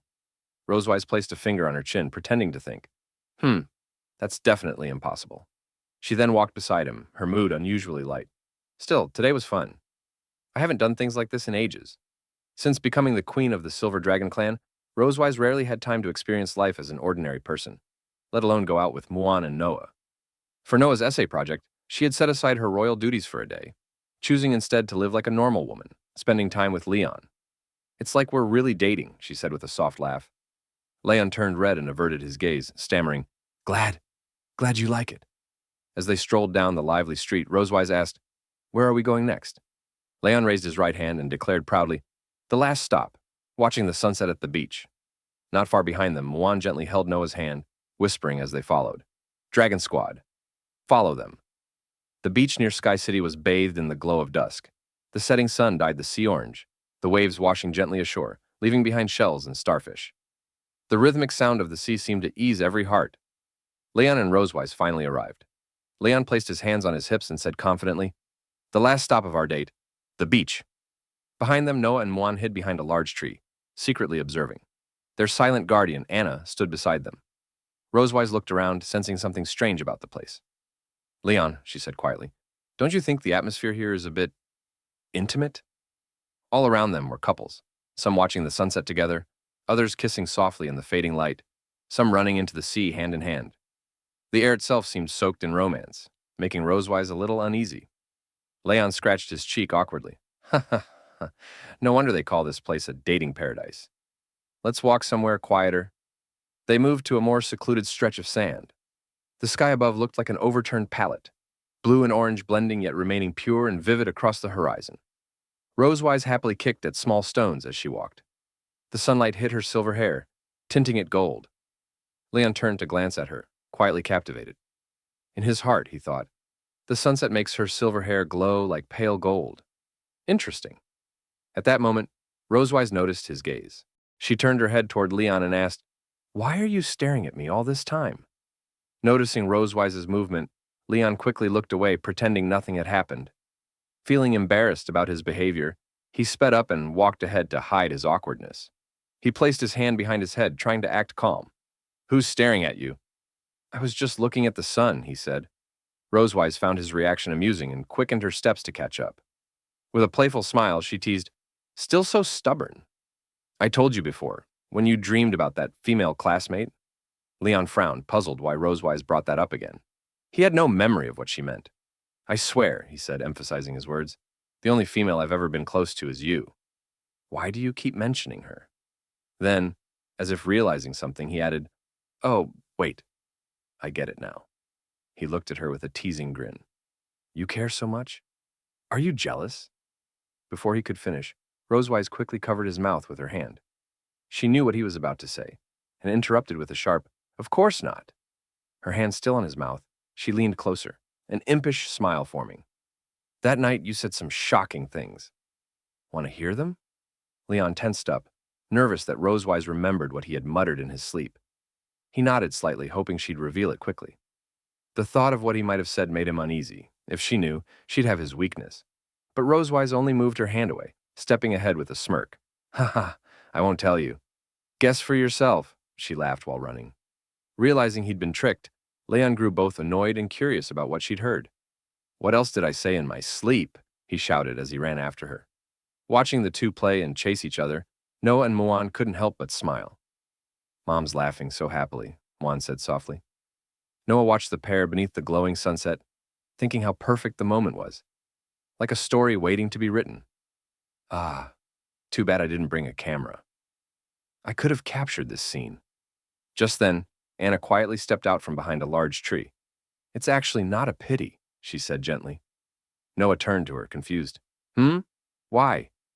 Anna's gaze drifted toward Leon and Rosewise by the sea. A moment later, Leon tripped on a stone, crashing clumsily onto the sand. Hearing the noise, Rosewise stopped and turned, concerned. Anna smiled faintly and explained, "Her Majesty once told me, the life of the dragon clan is too long. All good things must end. That's why fleeting beauty is worth remembering. Let's keep this moment in our hearts." By then, Leon and Rosewise had started splashing water at each other by the shore. Though seawater sprayed across Rosewise's face, her laughter only grew brighter. Noah and Muan watched, eyes wide, wanting to memorize that radiant smile forever. They nodded in agreement with Anna's words. Rosewise cupped her hands and threw a wave of water toward Leon. "Ha ha ha! Look at my attack!" she shouted playfully. Leon barely had time to react as the splash hit him full on, soaking his face and clothes. "Damn it! You she-dragon!" he yelled, wiping his face. Seeing him prepare for revenge, Rosewise stepped back quickly, trying to dodge. But the waves surged toward her feet, and before she could steady herself, "Ah!" she screamed as she lost balance, falling backward. Leon's heart jumped. "Be careful!" he shouted, rushing toward her. In a swift motion, he caught her by the waist and pulled her close. Their bodies collided with a soft thud, and Rosewise froze, realizing how tightly she was pressed against him. Her cheeks flushed crimson. She exhaled softly, looking up at him, her shyness mixing with the warmth between them. Leon, too, was caught off guard. The air between them had changed, heavy and delicate. He breathed out slowly, eyes locked on hers. They both knew what might happen next. Rosewise, still close, placed her hand gently on his cheek and leaned in. Leon didn't move away. In fact, he seemed to welcome it. She closed her eyes and brushed her lips against his. The kiss was soft, filled with the joy and warmth they'd shared that day. The sunset bathed them in gold, its glow sinking into their hearts like a memory they would never forget. Not far away, Anna quickly crouched behind Noah and Muan, covering their eyes with her arms. "Children can't watch this," she murmured softly, closing her own eyes. The two were startled, not quite understanding what had happened, but perhaps it was better that way. They quickly pulled apart, shy and flustered, their cheeks tinted pink, perfectly matching the color of the setting sun. Neither dared meet the other's gaze. The gentle waves tapped the shore, echoing their unspoken feelings. Knowing it was the last event of their date, Rosewise wanted to end it beautifully. She looked at Leon with a shy smile and said softly that every story's perfection lies in its ending. "So, dear Leon, do you dare hold the hand of the most incompatible Scorpio?" she teased, extending her hand. The sunset cast a hazy orange glow on her, softening every strand of her hair as the breeze brushed by. Leon closed his eyes and chuckled. Though he knew she was joking, he had no intention of refusing. For him, this was a simple matter. "Why wouldn't I dare?" he said, reaching out and interlacing his fingers with hers. Their palms fit together naturally, like a couple who had long known each other's warmth. They walked quietly along the sea-dyed orange by the sunset, leaving 4 long trails of footprints on the golden sand. Soon, the waves came and gently erased them, but new footprints appeared nearby, just like their tightly held hands that refused to let go. Their date ended in the warmth of twilight. Around the same time, Noah's essay won the Excellence Award. When St. Hiss Academy announced the winners, parents were invited to hear the best essays read aloud. Noah's piece stood out.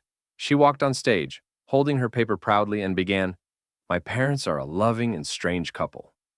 In the audience, Leon and Rosewise were overjoyed. Leon listened intently, his eyes glistening with tears, while Rosewise blushed, lowering her head in shy embarrassment at Noah's words.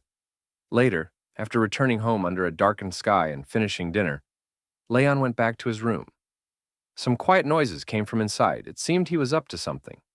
After checking that no one was around, he shut the door and crawled under the bed, rearranging a few hidden items. His head hit the bedboard, but he ignored the pain and kept working. When he finally crawled out, a thin layer of dust clung to his face and clothes. He grinned slyly, holding a small stack of photos, pictures of Rosewise dressed as a bunny girl.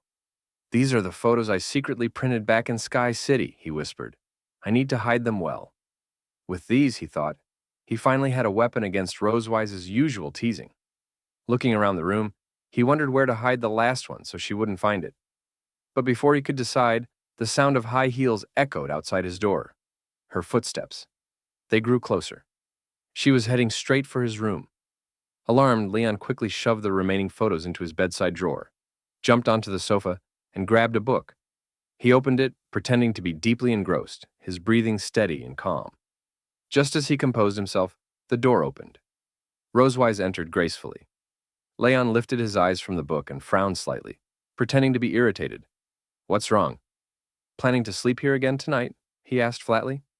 Rosewise folded her arms and gave him a playful smile. "What, you don't allow it?" she teased. Leon sighed and put the book down, pretending to give in. "Tsk, it's up to you." Inside, he was secretly amused. "Now I've got a trump card," he thought. "No matter what tricks this she-dragon plays, I can handle them." As long as she didn't discover his hidden stash, he finally had something to counter her endless teasing. Rosewise walked toward Leon and slowly sat down on the sofa. She seemed to be in a very good mood. Closing her eyes, she suddenly said something that caught Leon completely off guard. "Leon, do you like bunny girls?" Hearing her words, Leon froze in place. "Huh?" Still lost in thought, he didn't immediately process what she said. When he finally did, his heart skipped a beat. How did she know? It hit him that she was talking about something he secretly liked. He had no idea how she found out. Could it be she discovered those bunny girl photos I've been hiding? The thought made him tense up. Seeing his reaction, Rosewise chuckled softly and looked at him teasingly. You said it in your dream that night, she said. You wanted to see your female classmate wear bunny girl clothes. But in truth, what Leon had mumbled in his sleep was nothing like that. Rosewise had simply twisted his dream talk as a joke. Since she'd done similar things before, Leon didn't buy her words this time. It only made him more annoyed. He frowned and snapped, That's impossible! That's nonsense. I'd never say something like that. And even if I did, I'd say you should wear bunny girl clothes for me. Hearing that, Rosewise blinked, her cheeks warming with a faint blush. This guy? He actually said it out loud. She hadn't expected her little prank to expose his true feelings. Finding his reaction amusing, she decided not to stop there. Leaning back with her elbow on the sofa and her chin resting on her hand, she smiled wickedly. You want me to wear bunny girl clothes? Impossible. I'll never wear that for you in my life. Leon quietly glanced at his bedside table. Judging from her words, she hadn't noticed the hidden photo of her in bunny attire. He let out a subtle sigh of relief. Good. She doesn't know yet. That means I still have the upper hand. Since Rosewise remained unaware, Leon figured he still had a chance to strike back. He could already imagine her reaction once he revealed his secret weapon. A smirk tugged at his lips. Oh, and what would you do if you did wear bunny girl clothes? He asked. Rosewise tilted her head, not understanding his sudden confidence. She assumed he was trying to trick her into dressing up. I don't care what tricks you're planning, she said sharply. Even if you try using enchanting magic, it won't work. You can't fool my eyes. Then, with a confident grin, she added, If you can really convince me to put on bunny girl clothes, you can do whatever you want with me. Leon stared at her, skeptical. Really? Of course, she said coolly. But think carefully, Dragon Slayer. If your little plan backfires, you know exactly what will happen. She warned him, yet he remained silent. Suddenly, she noticed him standing up and walking to the bedside table. Confused, she watched him open the drawer. She had no idea her earlier words had just sealed her fate. Leon turned and said, Dear Queen, I don't need any tricks. Everything's already done. He shot her a mischievous smile. Then, striding to the sofa, he tossed a photo onto the table. In the picture, Rosewise, unconscious and dressed in bunny girl clothes, had her hair tied like rabbit ears. Her expression was calm, unaware of what had happened. This one's a masterpiece, Leon said proudly. Oh, and this one too. He placed several more photos on the table, clearly satisfied with his collection. But instead of fear, Rosewise's expression darkened with rage.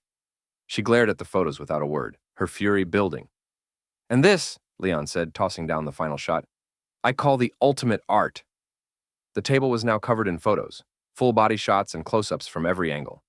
It was clear Leon had gone to great lengths for this revenge. Suddenly, purple dragon flames burst from Rosewise's hand and engulfed the photos. The fire devoured everything in seconds. Leon froze, eyes wide, realizing things had just turned very bad. Rosewise rose from the sofa, her voice trembling with restrained anger. When did you take these photos? Leon smiled awkwardly, trying to stay calm. Ah, the dragon is angry. He raised his hand slightly in surrender. Don't get so worked up, he said nervously. Remember when you were unconscious after using the blood curse last time? So that's it, she said coldly. You're planning to use these to threaten me. Her tone dripped with fury as she took a slow step toward him, her eyes blazing. Leon's heart pounded. For once, the Dragon Slayer had no words left to defend himself.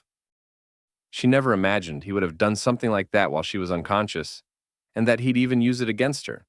Her silver eyes burned with anger as she strode up and seized his collar. Are you planning to use these photos against me? She demanded. Leon felt the weight of her rage, but didn't flinch. He remembered her earlier words, her own promise, and that gave him the courage to face her. He smiled nervously. No, no, no. I'm not threatening you. But you did say if you ever wore the bunny outfit, you'd follow my command, right? Rosewise glared at him. She remembered her careless words and let go of his collar, her face dark with frustration. She knew she couldn't simply break her word now. Sitting back on the sofa, she crossed her arms and frowned. Fine.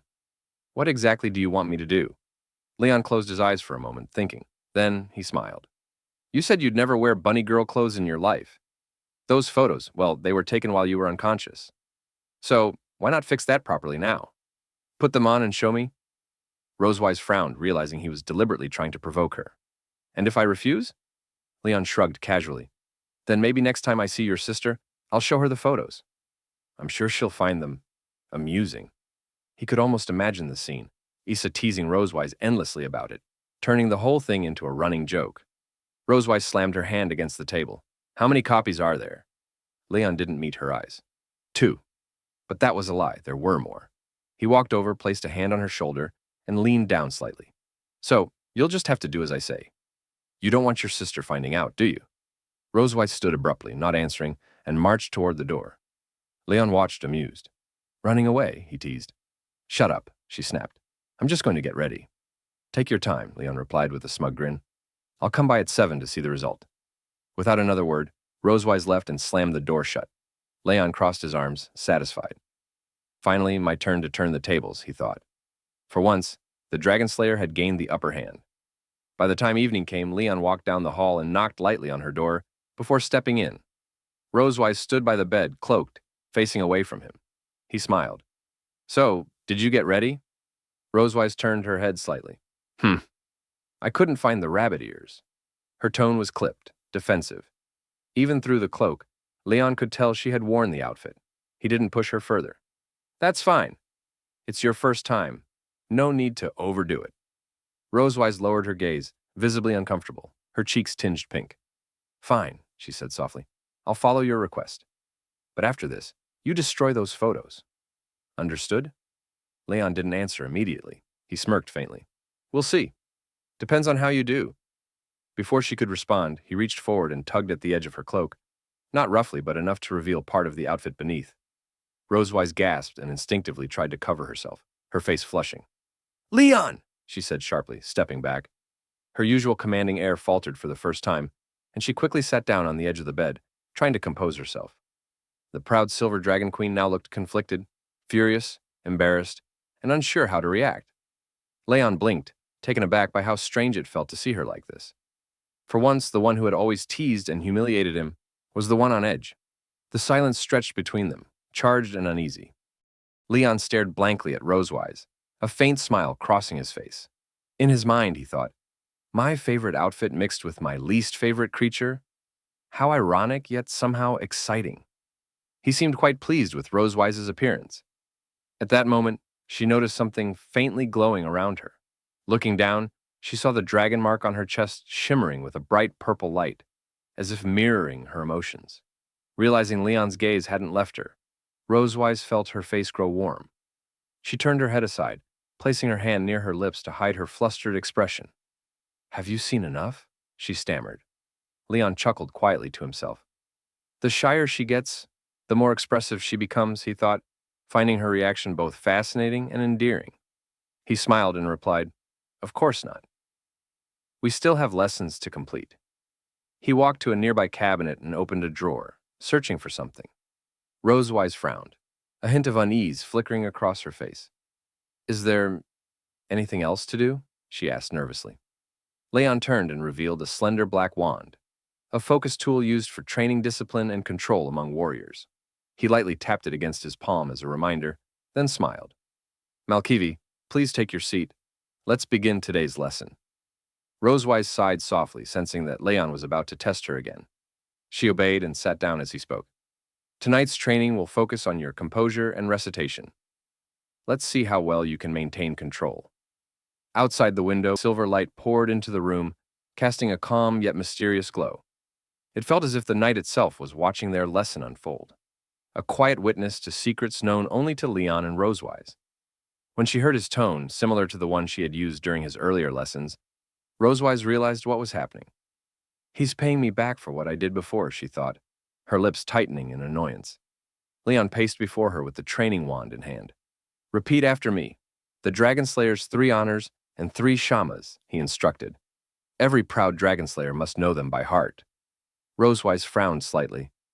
Mr. Leon, she said softly, I'm a dragon, not a Dragon Slayer. Leon approached her, his tone firm but not cruel. He lifted her chin slightly with the tip of the wand, guiding her to meet his gaze. Mind your attitude, Malkivi. Whatever I ask you to do, follow the lesson carefully. Understood? Annoyed but unwilling to argue further, Rosewise turned her head aside and murmured, I understand, Mr. Leon. He stepped back and began to recite, his voice calm but authoritative. Proud of being loyal to the Empire, ashamed of betraying it. Rosewise hesitated but followed along. Her voice grew quieter with each repetition, embarrassment and resistance mixing in her tone. Leon sighed softly, tapping the wand against his palm once more. Your voice. Too soft. Say it like you mean it. Rosewise clenched her fists in frustration. He's enjoying this too much, she thought, glaring at him. But she took a deep breath, lifted her head, and declared clearly, proud of being loyal to the Empire, ashamed of betraying it. Her voice rang through the room, strong and clear. Leon smiled approvingly. Excellent. Much better, he said. Rosewise shot him a fierce look, muttering under her breath, You better not push your luck, Dragon Slayer. Under Leon's guidance, she continued her recitations, each phrase smoother and steadier than before. Time passed quietly as the lesson deepened, their exchange a rhythm of challenge and control. Finally, the clock struck 8. The air in the room seemed to ease as their training came to a natural pause. Leon nodded in satisfaction. You've done well, Malkivi. You now recite the honors with clarity and strength. Rosewise crossed her arms, half irritated, half relieved. Thank you for your praise, Mr. Leon, she replied dryly. Noticing the time, she pointed to the clock.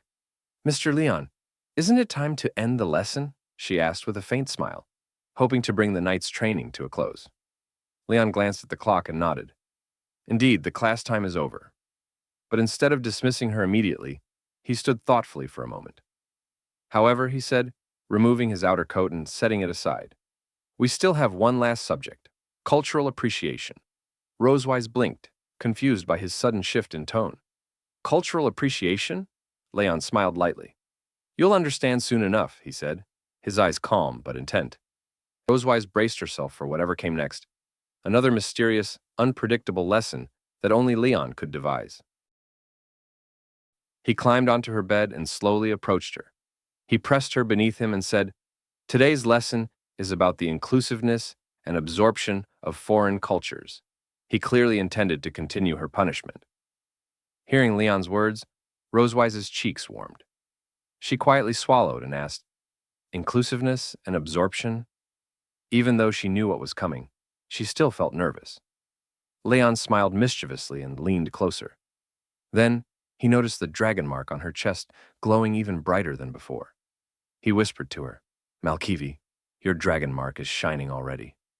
Don't you know what that means? He reached out and gently stroked Rosewise's face. She didn't find the gesture annoying at all. Instead, she enjoyed it. She felt her temperature rising and let out a soft, warm breath. Leon's fingers brushed against Rosewise's lips. Instinctively, she parted her mouth and gently bit his finger. He felt a slight sting, but the pain barely mattered. Her reaction made Leon blush as well. He took it as an invitation. He smiled and said, Malkivi, you're misbehaving. How dare you tease me? He slowly leaned closer. Their noses touched. Rosewise felt his breath so clearly that her inner desires slipped further out of her control. Her breathing grew erratic, swept away by his warmth. She thought silently, ever since that hot spring night, kissing has become natural. I'm no longer shy or resistant like before. Maybe I've fallen in love with kissing. Soon, Leon's lips pressed against hers in a deep, affectionate kiss. Rosewise didn't resist. She welcomed it and melted into the warm ripples that belonged only to her. Leon's body pressed against her twin peaks, rubbing gently as though teasing her. His actions echoed what Rosewise had done to him countless nights before. The dragon pattern sensed her growing desire and shone brightly. Leon cupped her head and deepened the kiss. Rosewise clung to him tightly, her body swaying gently as she craved more kisses filled with desire. The soft, wet sounds echoed like a love song, stirring their hearts. They were lost in each other's warmth. Eventually, they pulled apart slightly, breathing in small, fresh breaths. Their faces were hot, but neither cared. Suddenly, Leon thought of a new punishment. Turn around, Malkivi, he ordered. Rosewise looked confused. Huh? Wait! Before she could react, Leon grabbed her arm and turned her around, pushing her toward the pillow. She had no choice but to comply as he straddled her and pinned her beneath him. He placed his arms on either side of her, preventing escape. Rosewise turned her head toward him with difficulty, unsure what he planned. Leon leaned in and said, Malkivi, Recite the Dragon Slayer's 3 honors and 3 shames I just taught you. Rosewise's eyes widened. Now? The demand felt strange. Leon gave a wicked smile. He was thrilled to have full control. He knew she couldn't refuse. Pinned to the bed, she had no way out. Even though she hated repeating the embarrassing lines, she had no choice. She closed her eyes and whispered, proud to be loyal to the Empire, ashamed of colluding with the Dragon Clan. Leon leaned close to her ear and spoke softly. And then? A deep blush spread across Rosewise's ears as his breath tickled them, but Leon didn't intend for her to stop. She had to continue. Proud to be loyal to the Empire. Before she could finish, Leon suddenly grabbed her tail and pressed a gentle kiss to it. He knew it was her weakness, and used it instantly. A strange sensation shivered through her tail, and she let out a soft moan. One kiss wasn't enough for him. He kissed her tail several more times. Rosewise tried to endure, but the sensations only grew stronger. Each kiss came with a deliberate wet sound, confusing her even more. She clenched the sheets tightly. Ah! Another moan escaped her. She was furious at the humiliating treatment, but she had no way to resist, unable to endure another kiss. She turned and said, I won't recite anymore. Just punish me. Hearing this, Leon smiled triumphantly. She had finally spoken those words herself. He paused for a moment, then decided on what to do next. You said it yourself. Malkivi. Foreign culture has both dross and essence. You've just learned how to embrace culture, so now we should learn how to absorb it. Although Leon didn't clearly explain what he was about to do, Rosewise could already guess from his words. She showed a very angry expression and snapped, You! Then the ambiguous sound of water and soft, broken moans echoed again in Rosewise's room. They were both lost in an atmosphere thick with desire. Time slipped by minute after minute. On the clock, the pointer showed it was already 2 a.m. That meant Leon had been teaching Rosewise for a long time. Clearly, this class was difficult. After attending several intense classes, Rosewise's body was already exhausted. She could still feel the soreness spreading through her limbs. Wrapped in a blanket, she lay on the bed to rest. Even the slightest movement made her feel discomfort. She didn't expect Leon's special course to leave her feeling completely drained. Leon, on the other hand, was very satisfied with today's lesson, and with Rosewise's performance, he left Rosewise's bed, picked up his clothes from the floor, and put them on. Straightening the folds, he turned and said, Malkivi, your performance was very good. That's all for today's class. Hearing this, Rosewise clenched her fist, furious. You! She hissed. But she didn't have the strength to get up and hit him. Leon, feeling proud after doing to her what she once did to him, gave her a smug smile and waved. I'll go back to my room. Rest well, he said. Then he opened the door and stepped out. Rosewise was furious about everything Leon had done tonight. She stared at the door he left through, gritting her teeth with a frustrated, unwilling expression. She punched the bed and whispered, Damn it! Once I find that photo, you're dead. Time moved on to the next day. The weather was exceptionally clear, sunlight flooding the garden and breathing life into the green lawn and vibrant trees. At this moment, Leon brought Muan to the garden to fly a kite. He slowly released the yellow dragon-shaped kite into the sky, letting the string stretch out. Watching the kite rise higher and higher, Muan jumped excitedly, feeling delighted. They chatted happily while flying the kite. Meanwhile, Rosewise quietly slipped into Leon's room. She came with only one goal: find and destroy the photos Leon had hidden. She searched the cabinet, under the sofa, under the bed. Nothing. Where did this bastard hide them? She muttered. After searching for a while, she still couldn't find anything. Frustration built up. Arms crossed, expression sour, she told herself. Only by finding those photos can I regain control and keep my family status. If she couldn't find them, Leon would torment her again like last night. She had to destroy them. Suddenly, Rosewise heard footsteps outside. From the sound, she could tell Leon had returned with Muan. Quickly, she slipped into the bathroom and hid. Outside, Leon and Muan had finished flying the kite.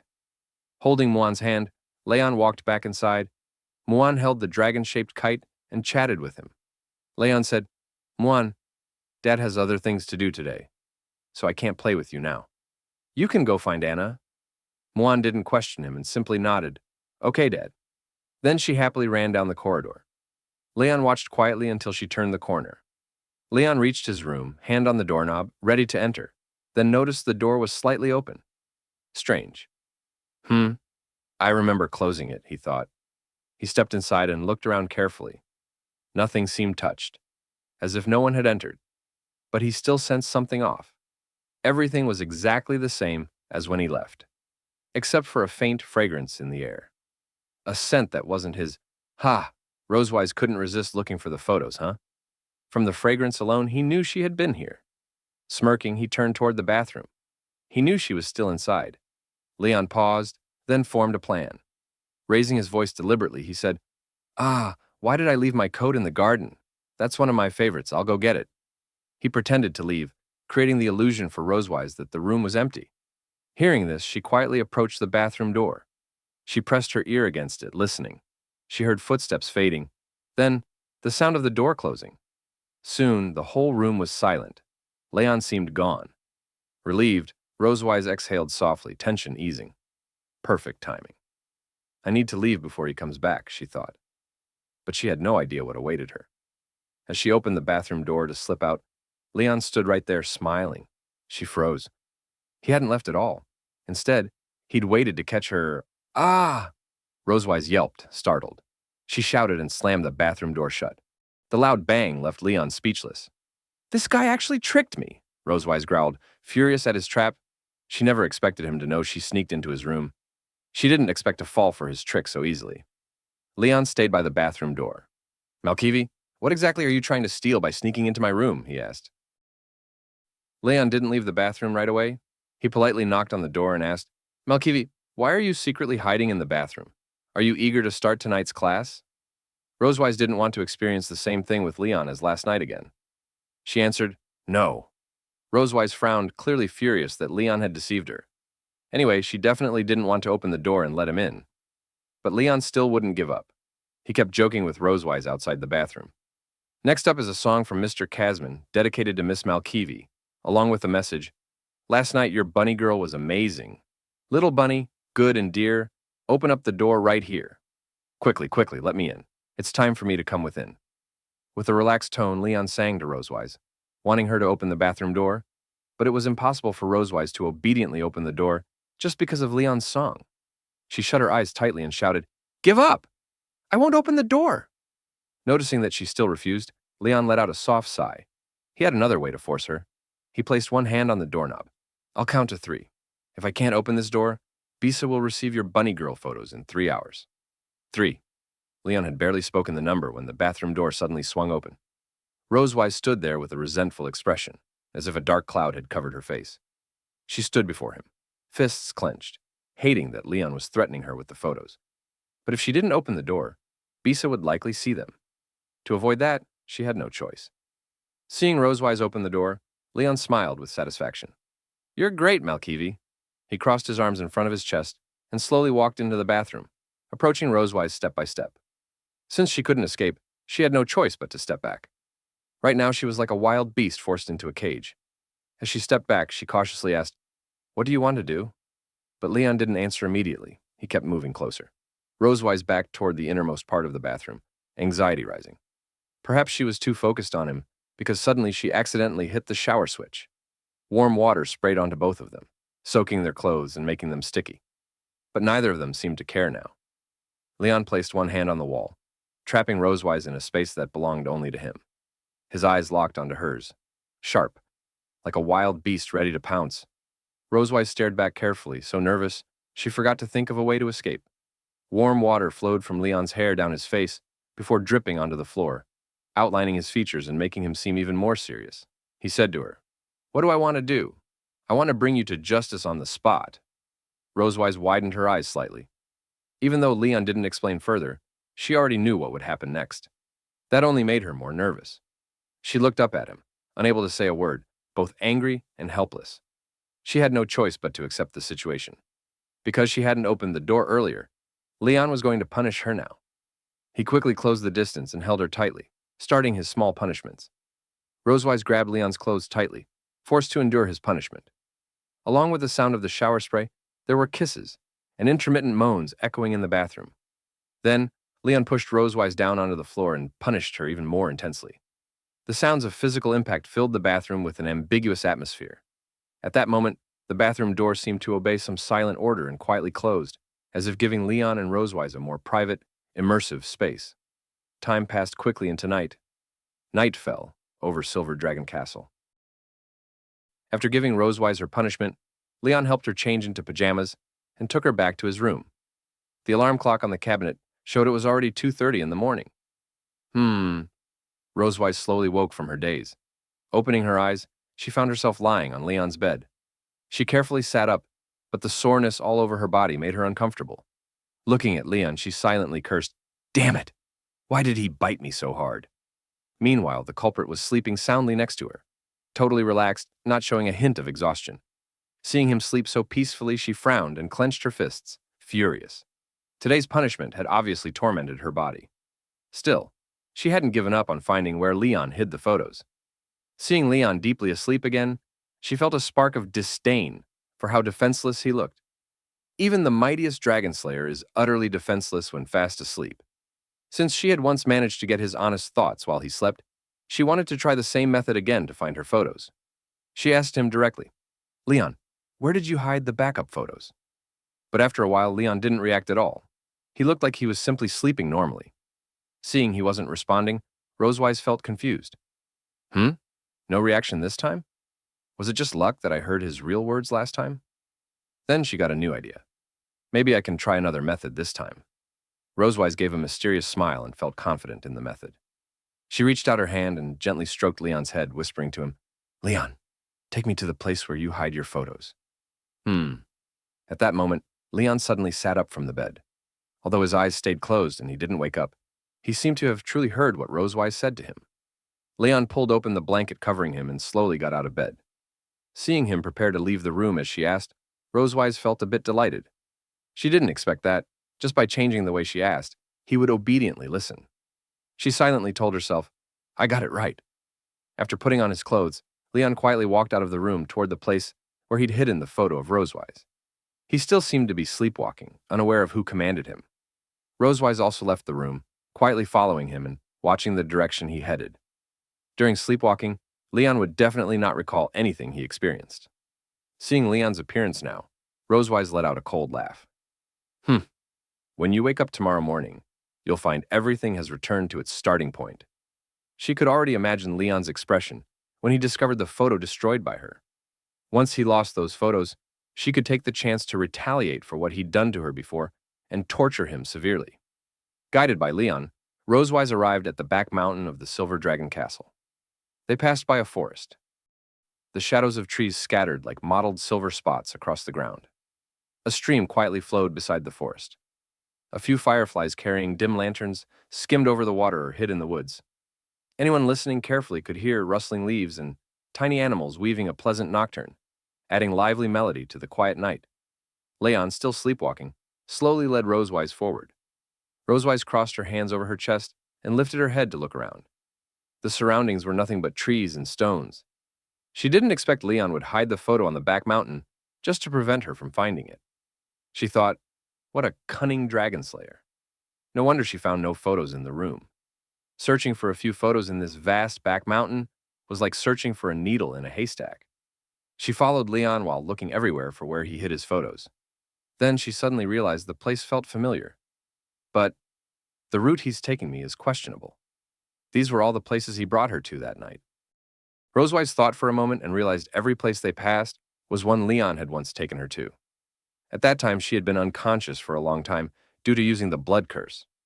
After she woke up, Leon dragged her through these places and tortured her fiercely in retaliation for what she'd done to him earlier. After a while, Leon, walking at the front, suddenly stopped. He stood in the forest and went no further. Rosewise quietly asked, "Have we arrived at our destination?" Leon slowly turned around to face her. Though his eyes remained closed, he didn't look asleep. Suddenly, a smug smile lifted his lips, clearly pleased that Rosewise followed him. Damn it! I've been tricked! He wasn't asleep at all. He'd been acting from the start. Seeing the change in his smile, Rosewise realized she'd been deceived. In truth, Leon had never fallen asleep. In the room, he pretended to be asleep to tease her. then cooperated and brought her to the back mountain to help her find the photos. Rosewise tried to calm herself, not wanting him to sense how flustered she was. She clenched her fist, stared at him, and pretended she had seen through everything. "You don't need to pretend to be asleep. I know you're awake." Hearing that, Leon opened his eyes. Since she already exposed him, there was no reason to keep pretending. He looked confident as he said, "Although I don't know what charm you plan to use to make me obey you, it's obvious it didn't work." Rosewise was surprised. He still hasn't realized he can sleepwalk. From his words, she understood he thought she was trying to control him with magic to find the photo. She never expected he still wouldn't know he had been sleepwalking and would speak his true thoughts while doing it. Leon opened his arms and stepped toward her. Rosewise wanted to escape, but it was too late. She slowly backed into the forest behind her. Leon approached while asking, "Malkivi, you should be familiar with the places we passed, right? What's your favorite part of this outdoor class?" It seemed he intended to give Rosewise an additional lesson. Her back hit a big tree. There was nowhere to go. She shouted, "I don't like anywhere, especially here." Leon instantly closed in and placed one hand on the tree behind her. He caged her in his space again. As he leaned closer, Rosewise immediately realized what he intended next. Though she had imagined the worst scenario, she didn't expect him to repeat tonight what he once did. She asked, "Wait, do you want to?" Leon already knew. Before she finished, he leaned into her ear and softly answered, "Relaxed? Well, that's right. Let's have tonight's last class here." He wrapped his arms around her waist, closed the distance completely, and made intimate contact with his hands and mouth on her body and neck. Rosewise couldn't endure Leon's carefully planned lesson. Her face flushed faintly from her physiological reactions, and she couldn't hold back her voice. "Ah, damn Dragon Slayer." Her shout echoed through the forest. Birds resting nearby were startled and flew away. Small animals rushed out to investigate the noise. Today was a very fulfilling day for Leon. But for Rosewise, it was a terribly bad one. One evening, Rosewise was writing today's diary in her office. Ever since that night, she had not been peaceful. Whenever she wanted to refuse what Leon tried to do, he would threaten her with the bunny girl photo, keeping her awake at night. After recording what she experienced today, she slammed her diary on the desk in anger. "Damn it! This man has been torturing me in various ways for the past half-month." Rosewise closed her eyes and quickly wagged her tail, showing her frustration toward Leon's actions. She covered her head with her hands, extremely annoyed. When she thought about the torment she had endured for half a month, she felt helpless. The purple notebook on the desk was Rosewise's diary. It recorded Leon's misdeeds and everything she had suffered. "I can't go on like this anymore. I must do something to end this." Rosewise believed that if Leon continued to torment her at will, she would never have peaceful days again. She slowly calmed herself and thought carefully about how to change the situation. Then, she lowered her head and looked at a drawer in her desk. She remembered what she had placed there not long ago, and suddenly a solution came to mind. "I originally intended to use this letter to control Leon, but now I have no choice but to use it early." Without hesitation, Rosewise opened the first drawer. Inside were documents related to the Silver Dragon clan and some books. On top of them was a brown envelope. She had received it during a recent meeting with Leon's master. This letter could let Leon learn about his master's situation. Now, to retrieve the photos Leon was hiding, she had to use this letter to threaten him. Soon, someone knocked on her office door. Rosewise immediately recognized who it was. Without hesitation, she spoke. "Come in." Leon grabbed the doorknob, opened the door, and walked in. He wore a mysterious smile, clearly unafraid that Rosewise might retaliate. He was pleased with the punishments he had imposed on her. Even if she tried something, he still had the bunny girl photo to force her to obey. Leon raised his hand and politely greeted Rosewise. "What is it, Your Majesty? Did you need me for something?" Rosewise opened her drawer and took out the brown envelope. It bore the name of Leon's master. She held it up and gently shook it so he could see. She smiled calmly and explained. "You haven't seen your master for more than 2 years. You must want to know how he's doing, right? This is a letter from him.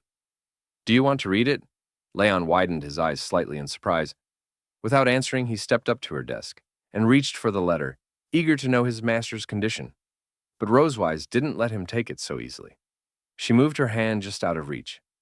Leon clicked his tongue in irritation. Rosewise smiled and shook the envelope again. If he wanted the letter, he'd have to meet her condition, and it was the one she needed most. "How about it? You can exchange this letter for those backup photos." Leon looked at her with clear dissatisfaction. He tapped his fingers lightly on her desk, expressing his displeasure. He knew her only goal was to get the 2 sets of photos. Based on what he knew of her, he doubted whether the envelope truly contained anything. Leaning down, he asked skeptically, "And how can I be sure this isn't just blank paper you're using to trick me into handing over the photos?" Rosewise already expected his suspicion. She didn't waver. "If you don't believe me, then forget it. This is your only chance to know your master's situation. If you don't want it, I'll burn it." She summoned purple dragon flame in her left hand. The flame burned fiercely, ready to turn the letter into ash. She held the envelope over it. Just as the dragon flame was about to touch the envelope, Leon grabbed her wrist to stop her. "Wait." Realizing she was forcing him into a choice, he hesitated, nervous, thinking to himself, "Rosewise only knows about 2 backup sets. Even if I give her those 2 sets for the letter, I still have 2 more hidden. It's fine. I still have the advantage." He lowered his head smugly. She had no idea he had stored her photos elsewhere. Even if he surrendered 2 sets, he could still control her with the others. Damn it! Leon slammed his hands on the desk, pretending to be angry. He raised his head, face tense. "Fine. I'll get the photos." Seeing him finally compromise, Rosewise smiled, pleased. Soon, Leon returned from his room and threw the photos onto her desk. "These are all the backup photos." Rosewise nodded, satisfied with his sincerity. Then she slid the letter to Leon. "Take it." The brown envelope quickly arrived in front of Leon. Without hesitation, Leon picked it up, while Rosewise immediately brought over the photo on her desk. Rosewise lifted the photos and checked them carefully. As expected, they were exactly the same as the ones Leon had shown her not long ago. She could already imagine how Issa would react if she received these. She furrowed her brow slightly, whispering in her heart, "If my sister sees these photos, Silver Dragon Castle won't have peace for the next 200 years. These absolutely cannot stay here." This group photo? Rosewise suddenly noticed a special selfie. In it, Leon stood beside an unconscious Rosewise, smiling at the camera with a victory sign. It clearly showed he'd successfully pranked her in retaliation. Staring at the picture, Rosewise hesitated, lifted her head, and secretly glanced at Leon. At that moment, Leon was opening the envelope Tiger gave him. He pulled out the letter and read it with a very serious expression, paying no attention to what Rosewise was doing. "I'll just keep this one photo." While Leon focused on the letter, Rosewise quietly opened her drawer and slipped the selfie of Leon and her inside. At the same time, she closed her eyes and pretended to be indifferent as she burned all the remaining photos with dragon flames. She wanted to keep this one photo as a souvenir and didn't want Leon to know. After reading the contents of the letter, Leon silently pressed it against his face without saying a word. His body trembled slightly, as if the contents were too heavy for him. Clearly, his emotions were slipping out of control. Rosewise noticed something was wrong and was puzzled by his reaction. She asked curiously, "What did your master write that made you react like this?" Leon lifted his head, answering in a dissatisfied tone, "Nonsense. If I'd known he wrote only this, I wouldn't have given you the photos." He raised the letter and pointed at the lines. "Kid, the donkey is fine. Don't worry." After seeing those 2 sentences, Leon felt a little sad about his master. He deeply regretted giving Rosewise the 2 sets of photos. Rosewise was amused. She gently covered her mouth and let out a laugh. Leon never expected that his master wouldn't worry about his safety at all, just the donkey he liked.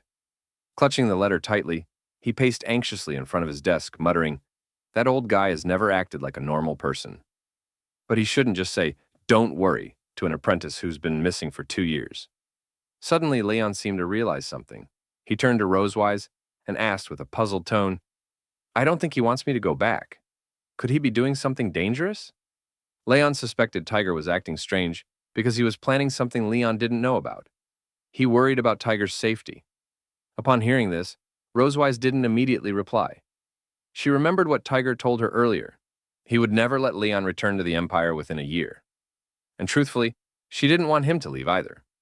But she didn't want Leon to know Tiger's true intentions. She closed her eyes and shrugged casually, pretending not to care. She smiled lightly and improvised a lie. "Maybe your master thinks you're weak and wants you to train under me." Leon immediately felt offended. "What? Before I came here, I consistently ranked first in the Empire's dragon-slaying inventory. I hold multiple physical test records at the Dragon Slaying Academy. Even if you gave him 2 years, he still couldn't surpass me.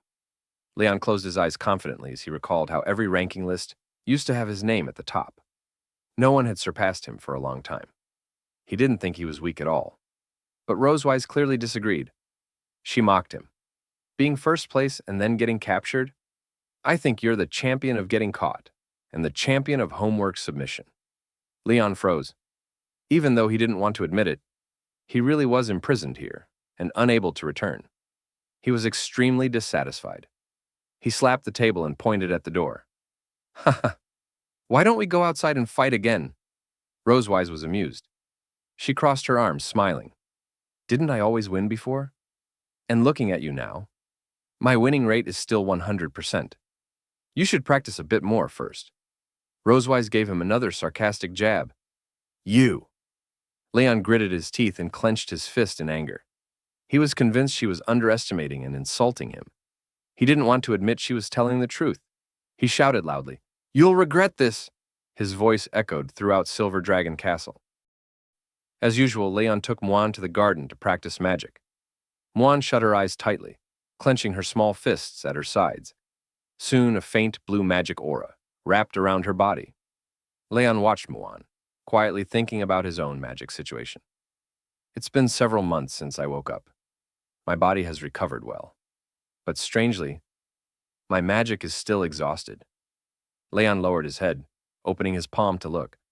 My attribute is Thunder, a highly aggressive element, perfect for clearing out soldiers or striking the Dragon King.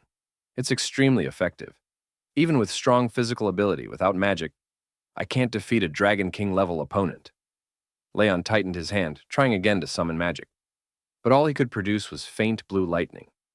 He felt disappointed. As expected. Still the same. If I want to defeat Rosewise, I have to figure out why my magic is drained. He clenched his fist again. At that moment, Muan poked out her head, staring at the lightning in his hand, curious. Dad, what are you doing? Leon smiled and lifted his hand gently. Dad is practicing thunder magic. Muan's eyes sparkled with interest. Thunder magic? Can Muan also use it? Leon replied. Everyone awakens the magic that suits them. You're getting close to your magical enlightenment. Then a question struck him. By the way, what magic will Muan awaken? Muan looked up at Leon with pure eyes, not understanding why he was staring at her. No matter which race, they will awaken a magical element during the enlightenment and awakening stage. This represents the user's original power. For example, Leon's awakening element is the thunder element. The awakening element of Rosewise is the fire element. Through postnatal learning, people can master elemental magic of other attributes. However, in terms of control difficulty and learning speed, elemental magic of other attributes is never as powerful as one's innate element awakened at the beginning.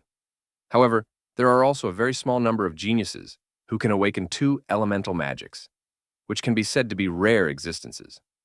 For example, some can awaken both the wind element and the water element at the same time, and they can use them simultaneously. Whether in battle or daily life, awakening two elements is a very beneficial thing for users. There was a knock on the door of Rosewise's office. Then Leon opened the door and walked in. He told Rosewise his purpose for coming. At this moment, Rosewise was sitting leisurely in her seat, reading a book. She knew it was Leon without even looking up. She supported her head with one hand and flipped the book to another page with the other. Do you want to go to my private library? Leon crossed his hands in front of his chest and leaned casually against the office door. He explained to Rosewise. Muan is about to start her magic enlightenment. I don't have much experience in this area, so I'd like to borrow some books related to Dragon Clan enlightenment magic and go back to study them. In order to help Muan smoothly begin her magical enlightenment, Leon hoped to use the books in Rosewise's private library to learn about the magical enlightenment of the Dragon Clan and provide Muan with some magic-related knowledge. Rosewise didn't immediately agree. She lifted her head and stared at Leon for a moment, seeming to have doubts about his purpose for entering her private library. However, Rosewise didn't think too deeply about it. She answered Leon. Okay. She opened the second drawer of her desk. In this drawer, aside from the two books she needed for work, there was also a brown box placed on top of them. She kept the two keys to her library there. Rosewise took out the two keys and tossed them directly to Leon standing at the door. Then she lowered her head and continued reading the book on the table. She told him, "You can take whatever book you want to read by yourself. Leon raised his hand and easily caught the key. He thanked Rosewise. Thanks. Leon turned around and secretly smiled. He tightly grasped the key and silently said in his heart, I didn't expect to get the key so easily. I searched through the library before, but couldn't find anything related to magic exhaustion. I can only try my luck in Rosewise's private book collection. In fact, besides looking for books related to magic enlightenment, Leon also planned to find the reason for his magic exhaustion from the relevant books in Rosewise's private library. He needed to know what exactly was causing his magic to not be fully unleashed. When Leon was about to leave Rosewise's office, Rosewise suddenly called out to him, Oh, wait! Upon hearing her voice, Leon froze in place for an instant. He slowly turned his head to look at Rosewise and asked, What's wrong? At this moment, he felt a bit nervous and silently said in his heart, Don't tell me you're going back on your word. He worried that Rosewise might suddenly change her mind and refuse to let him enter her library. Rosewise placed her hand on her chin and pondered for a moment. She asked Leon, What kind of magical element did you awaken during your magical enlightenment? Perhaps because Leon had just mentioned magical awakening, Rosewise became curious about Leon's element. Leon turned around and answered her, Thunder element. How about you? Rosewise casually placed her hands on the desk and answered, Fire element. After enlightenment, almost all dragons of the dragon clan awaken the fire element. Don't you know? Leon felt a little annoyed by Rosewise's tone. For someone like him, who ranked first in every subject, it was impossible for him not to know this knowledge. He frowned slightly and muttered, Of course I know. Just asking casually. At this moment, Leon seemed to remember something. He crossed his arms over his chest, thinking seriously for a while. So, what element will a human-dragon hybrid awaken? He knew that Noah and Moan were both mixed-race children between humans and dragons. Due to being in a coma for the first 2 years, he had missed Noah's magical enlightenment period, so he didn't know what element she awakened. Leon walked up to Rosewise's desk and asked her, What element did Noah awaken at the beginning? Rosewise lowered her head slightly and looked aside, not wanting to look directly at Leon. She seemed unwilling to reveal Noah's awakening element to him. She rubbed her hands together, feeling conflicted. She answered softly, Thunder. Because Rosewise's voice was too low, Leon didn't catch it clearly. He leaned forward and said, What? Rosewise couldn't help slapping her table hard and shouting, Thunder element! Noah's awakening element is the same as yours, okay? Rosewise felt a bit annoyed at Leon's attitude. Although she didn't want to admit it, she still had to tell him the truth. She knew Leon would definitely feel proud of it, like he had scored a point ahead of her. Upon hearing that Noah's awakening element was thunder, Leon felt very satisfied. This meant Noah's body carried his own power. This made him very happy. He spun the key between his fingers and showed off to Rosewise. Oh, my daughter follows her father. It's normal she inherited my power. Hey, maybe Moan will also awaken the thunder element. Leon showed a proud expression and tightened his grip on the key. He was extremely confident about the element Moan might awaken. Rosewise was furious at Leon's words. She didn't think Moan's awakening element would be the same as his. She responded with an unhappy tone, Ha! You wait. Moan's awakening element must be the fire element. A strange desire to win sprouted between Leon and Rosewise. Leon stepped closer to her and emphasized his answer. It's thunder. Rosewise refused to lose. She also firmly affirmed her answer. It's fire. After a while, Leon and Rosewise realized they couldn't win at all. So they gave each other an angry look and turned their backs, arms crossed in front of their chests. They were both dissatisfied with each other's answers.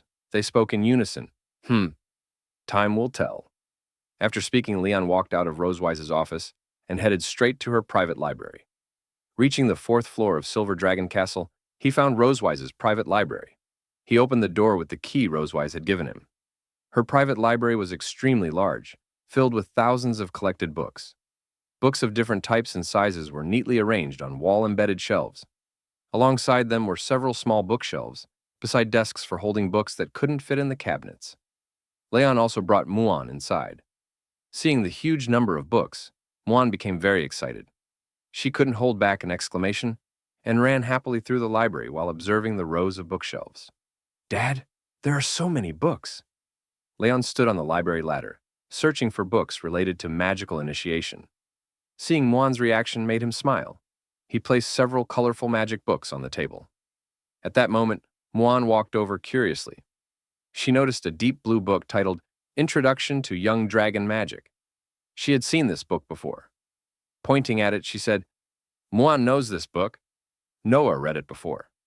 Leon said, now Muan also needs to follow Noah's footsteps and study seriously. Let's start today's lesson. He clenched his fist with a confident smile to encourage her. Muan was influenced by his energy. She raised her tiny fist high, showing her determination, and responded excitedly. Okay. Leon placed a magic-related book in front of her, then pulled a mobile blackboard from the corner. He wrote basic magic knowledge on the board and drew a diagram beside it. Holding a teaching whip in his left hand, he raised his right hand to explain. Magic is a mixed force. It's formed through both physical and mental strength. Guided by the internal magic circuit, it releases the effect the user wants. Leon pointed to the diagram with the whip, showing Muan what a magic circuit looks like inside the body. He then pointed to several key parts on the diagram to explain how magic flows. Muan held her cheeks with both hands, listening carefully, though she didn't understand one point. Dad, what is mental strength? Leon tapped a point in the book with his whip. Mental strength is just a term. You can think of it as strong thoughts toward a goal. He picked up a book and showed it to her. Then, he gave a simple example. For example, did Dad use some strength to pick up this book with my hands? Muan nodded lightly. Leon shook the book gently. While using strength, I also had the desire, I want to pick up the book. With both forces working together, I can complete this action. Muan thought quietly.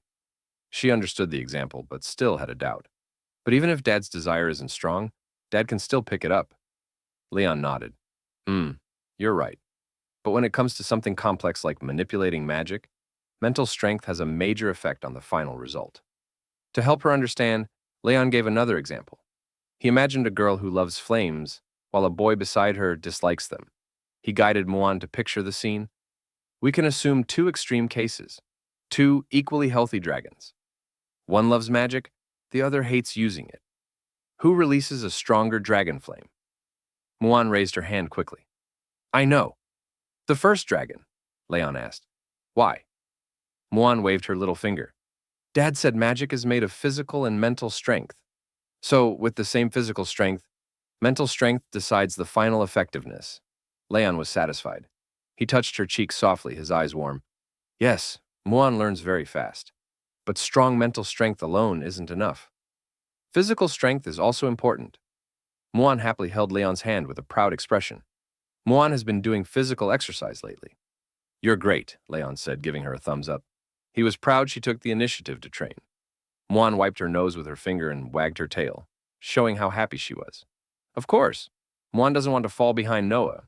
To become as strong as Noah, she kept trying. Although she couldn't match his pace yet, she started with small steps to adapt to learning and training. She lifted her head and gave Leon a cute smile. Leon gently touched her head, proud of her effort. Good daughter, he praised inwardly. If she studied hard from childhood, she could surpass other dragon kings someday. Confident in her future, he assigned some classroom work to help her review today's lesson. He placed the assignment in front of her. Muan, finish the homework first. Dad needs to find some materials. Muan picked up her pen and began writing diligently. I know, Dad. Leon walked to the second floor and searched the bookshelf for the knowledge he needed. He took out a related book and read carefully. He read while thinking about the cause of his magic exhaustion. From my situation, physical and mental issues can basically be ruled out. When refining Black Dragon Bolus and dueling Rosewise, I used lightning magic. That means there's no problem with synthesizing magic. So is the issue in my magic circuit.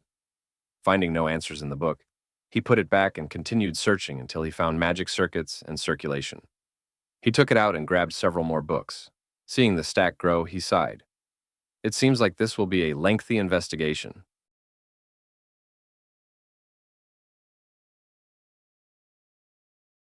Time quickly slipped into night.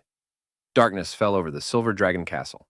The moon and stars gathered, silently illuminating the dim sky with their faint glow. Leon, Rosewise, Noah, and Moan enjoyed a delicious dinner together in the dining room of the Silver Dragon Castle. Tonight's dinner was steak made by Rosewise. Because it was so delicious, Moan couldn't help but eat a lot. After dinner, she held a knife and lay sprawled on the dining table. She wore a satisfied expression as if she were extremely content with tonight's meal. I really can't eat anymore. My stomach is so full. Noah sat beside Moan, drinking water from a cup. Hearing Moan's words, Noah gently reminded her, "After eating so much, of course you'll feel uncomfortable if you lie down." Moan lightly shook her head and giggled a few times. She lazily replied to Noah, "Mom's steak is so delicious." Noah put down the cup in her hand and thought for a moment. Suddenly, she came up with a way to help Moan feel less stuffed. She gently took Moan's hand and led her toward the dining room door. "Let's go for a walk outside to help with digestion. We'll walk 2 laps and then come back." Hearing this, Moan instantly perked up. She really enjoyed spending time and playing with Noah. She looked at Noah with hopeful eyes and said, "Yeah, Moan wants to go for a walk with Noah." Moan smiled and happily grabbed Noah's arm with both hands. Leaning against her, she left the dining table together with Noah. Noah turned her head and told Rosewise that they were going out for a while so she wouldn't worry. "Mom, we're going out for a bit," Rosewise responded while tidying up the dishes and utensils on the dining table. "Okay, be careful. Leon is responsible for washing the dishes today." At that moment, Leon was wearing an apron and gloves, standing in front of the kitchen sink washing dishes. Rosewise brought the remaining bowls and plates to the kitchen and said, "This is the last pile." Leon turned his head, looked at them, and replied, "Oh, just put them here." After a while, Leon finished washing all the bowls, plates, and utensils. Just then, he suddenly remembered something. He casually asked Rosewise, "Speaking of which, next Tuesday is your birthday, right?" Leon picked up a clean cloth, wiped the plate in his hand, and turned his head to ask her. Rosewise was slightly surprised by his sudden question. She put one hand on her chin and raised her head, thinking for a moment. "Tuesday is October 25th. That is indeed the day I was born." When it comes to the Dragon Clan's birthdays, a bit of explanation is needed. Dragons calculate birthdays slightly differently from humans. Their lifespan is long, and before reaching adulthood, they celebrate once every year. After becoming adults, however, they celebrate their birthday only once every 10 years. Rosewise is an adult dragon, so her birthday is celebrated only once a decade. However, she seemed to have other ideas. "Although there are still 2 years before my next birthday, I won't tell him that." She didn't want Leon to know the Dragon Clan's birthday rules yet, and intended to tease him. She gave him a mischievous smile and asked, Why did you suddenly mention my birthday? Are you planning to give me a gift?" Hearing this, Leon immediately felt annoyed, as if her words had poked him. He answered quickly, "How is that possible?" He tidied the plates and prepared to put them into the cupboard. He had no intention of giving her a gift. After all, their relationship was quite special. With his back turned, he said, "Since ancient times, there has never been a reason for a prisoner to give a birthday gift to the victor." Seeing Leon's reaction, Rosewise found it quite amusing. Leon placed some of the bowls and plates on the table, preparing to get the rest. He closed his eyes, refusing to look directly at her. At that moment, Rosewise came up with another idea. She walked over to Leon and bent down slightly to look at him. "But since you don't want to give me a gift, you should at least celebrate in some other way, right?" Leon seemed a little interested. He opened his eyes and looked at her. Other ways of celebrating. Rosewise closed her eyes and gently pressed her temple, pretending to think hard. "For example, you could help me hold a birthday party." Leon was shocked. He pointed at himself and asked in disbelief, "Me?" He never expected Rosewise to want him to plan her birthday party. Still, he didn't agree immediately. He frowned slightly, troubled by her suggestion. "You're the queen of the Silver Dragon clan. There will be plenty of dragons lining up to celebrate your birthday. Do you really need me to handle this?" As the queen, Leon believed she could simply use her authority. As long as she announced she wanted to celebrate, others would surely organize a grand and luxurious party, even without his involvement. Rosewise gently shook her head, slightly disappointed by his answer. "Last year you were still unconscious, and the children kept asking to celebrate my birthday with you. Now that you're awake this year, shouldn't you make it up to us?" Leon looked nervously at her and murmured, "Compensation?" He could imagine how missing Rosewise's birthday last year must have made Muan and Noah sad. Still, Leon truly didn't want to celebrate Rosewise's birthday. "I don't want to disappoint my daughters, but I also don't want to obediently host a birthday party for her." Rosewise gently patted his shoulder and gave him an expectant look. "To put it nicely, as the model husband of this family, it's normal for you to celebrate your wife's birthday. You don't want others to think we're having relationship problems, right?" Leon was speechless and unsure how to respond, so he deliberately argued back. "What if you don't put it tactfully?" Rosewise immediately understood what he meant and became very unhappy. She crossed her arms over her chest, showing an angry expression. With the poise of a queen, she shot Leon a sharp glance and issued a threat. "What right does a prisoner have to bargain with me? Do whatever I ask you to do." Leon felt her dissatisfaction radiating outward. In daily life, Rosewise often spoke to him this way. That's her normal reaction. Although unwilling, Leon had no choice but to figure out how to organize her birthday party. He pointed at her and said, "Just wait and see. I'll give you an unforgettable birthday in human form." Hearing his agreement, Rosewise felt pleased. She shrugged, appearing indifferent, but added another condition. "Okay, however, if you still can't satisfy me in the end, you'll have to give me another explanation. Do you understand?" She gave Leon a meaningful smile. Leon felt slightly nervous, but understood her meaning. "I'll definitely satisfy you." He raised his hand toward her. Rosewise raised hers as well and held his, sealing their agreement. The next day arrived. Leon brought Noah and Muwan to Rosewise's private library. Noah found a book on the shelf and sat on the sofa, reading seriously. Beside her, Leon attentively gave Muwan a lesson. Magic in this world is ever-changing, with countless ways to use it. Magic circles are one of them. By combining circles, many magical effects can be achieved. For example, Muwan's favorite fried steak. We can integrate cutting magic and flame magic into a magic circle. After a while, Leon finished the lesson. "That's all for today. Do you have any questions?" "No. Muwan understands everything," she replied happily. Leon was pleased. While chatting with her, Noah secretly glanced at them. Muwan is lively and dislikes a strict classroom atmosphere, so he teaches her in a way she enjoys. He's the best father in the world. When vacation comes, I'll ask him to teach me thunder magic too. Her face flushed slightly as she hid behind her book. Leon organized the books on his desk, then looked up. "Muwan, Noah, do you know what Mom usually likes?" I know. Muwan raised her hand excitedly. Leon felt relieved. Dad didn't raise you for nothing. Mom likes Dad. She likes Dad very much. Leon was speechless. That wasn't what he meant. Seeing him stare blankly, Muwan asked, "Dad? Was Muwan wrong?" Leon sat down and lifted her onto his lap. "You're right, baby. Dad just wants to know if Mom likes anything else besides me." Noah closed her book and recalled something. Mom once said that Dragon Clan's life is too long, and all good things must end. For her, fleeting beauty is more worth remembering. Fleeting beauty? Leon pondered deeply. Suddenly, he clapped his hands together. "I've got it.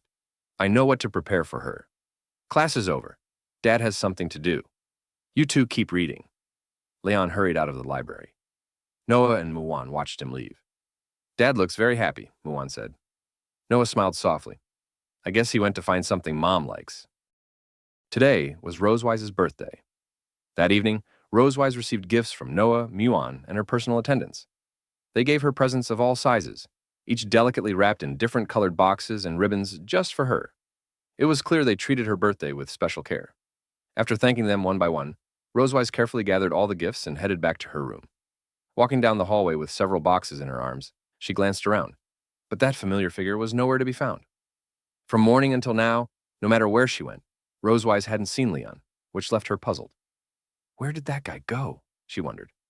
"He said he'd help me hold a birthday party, but he's been missing all day."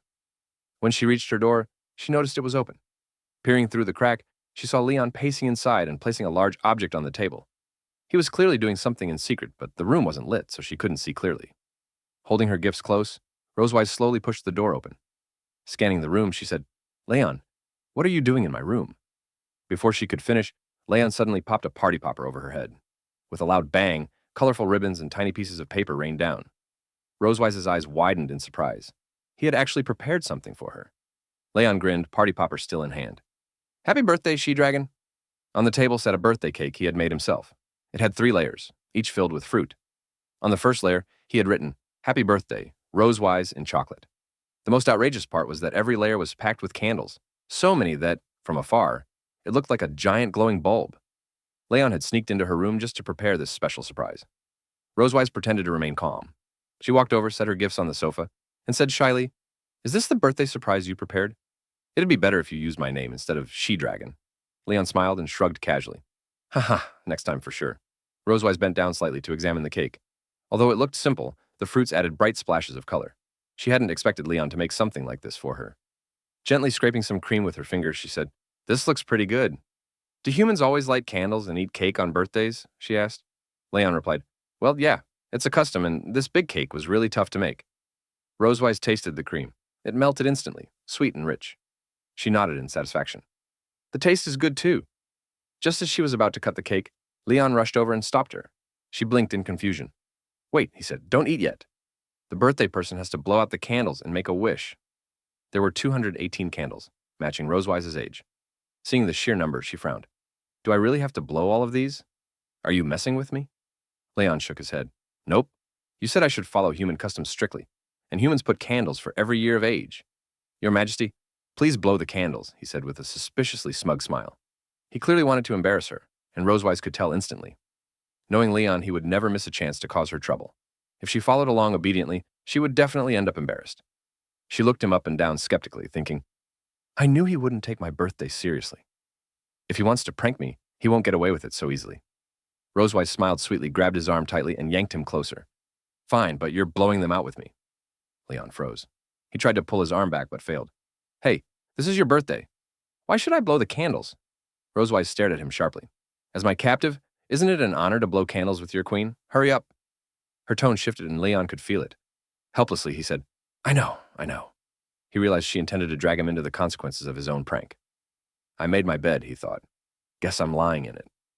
The two stood before the cake, took a deep breath, and blew with all their strength. With so many candles, a massive cloud of smoke rose. They accidentally inhaled it and began coughing nonstop. Persistent coughing filled the room as they covered their noses and mouths. Rosewise scowled. Humans are so boring. Why do you even do this? Leon replied irritably. Oh, please. Normally, there are only 20 or so candles. Humans don't live for centuries like dragons. The smoke finally drifted away with the wind. The candles were out, leaving only faint wisps behind. Leon urged, Hurry up and make a wish. Rosewise closed her eyes in annoyance, then straightened up. I know. Rosewise folded her hands together and placed them before her chest. She lowered her head slightly, quietly pondering the wish she wanted to make.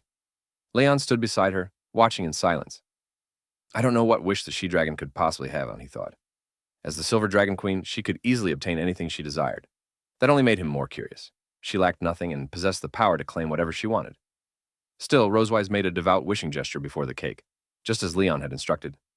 She closed her eyes and whispered her wish. I hope my captive can never escape. Hearing this, Leon froze in shock. Confused, he muttered, Huh? He absolutely hadn't expected something like that. Leon turned toward Rosewise, clearly displeased. If that wish came true, he truly would never be able to leave Silver Dragon Castle. To him, it felt like a threat. He complained, Wishes aren't meant to be used like that. What if it really works? Rosewise cracked one eye open and gave him a mischievous smile.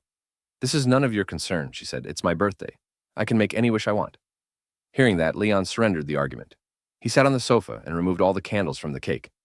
Picking up a knife and plate, he muttered, Forget it. Your birthday. Your rules. I won't argue anymore. Leon sliced a piece with Happy Birthday written on it, placed it on a plate, and handed it to Rosewise. Here, have some cake. Rosewise accepted it with both hands and murmured, Thank you. Leon cut another slice, this one with Rosewise written on it, and placed it on his own plate. Seeing this, Rosewise felt slightly annoyed. Wait, why are you eating that one? She demanded. Leon replied calmly, Why not? I just want to eat it, Rosewise. He forked a bite and popped it into his mouth. The sweet flavor instantly relaxed him. He flashed Rosewise a satisfied grin. Wow, this is sweet and sour.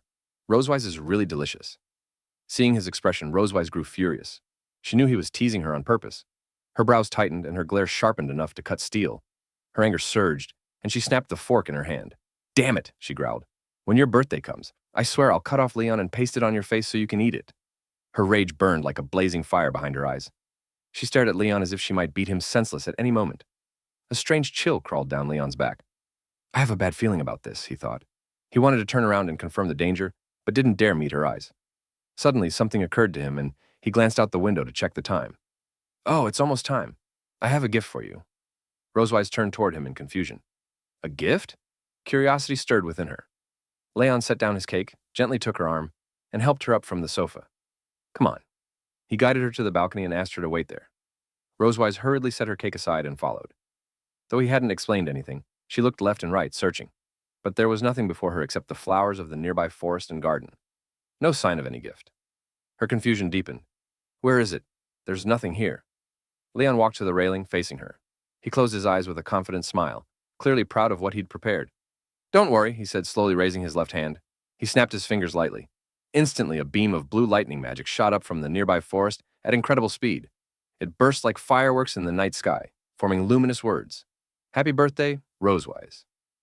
A halo of blue lightning circled the message, lighting up the dark sky. Even the stars seemed dim beside its brilliance. Thunder rumbled through the air, as if nature itself were offering birthday blessings. Leon opened his arms, presenting the spectacle. The electric glow reflected vividly in Rosewise's eyes, which widened in awe. "This is," Leon explained. "I drew it using a thunder element magic circle, but it only lasts a few seconds."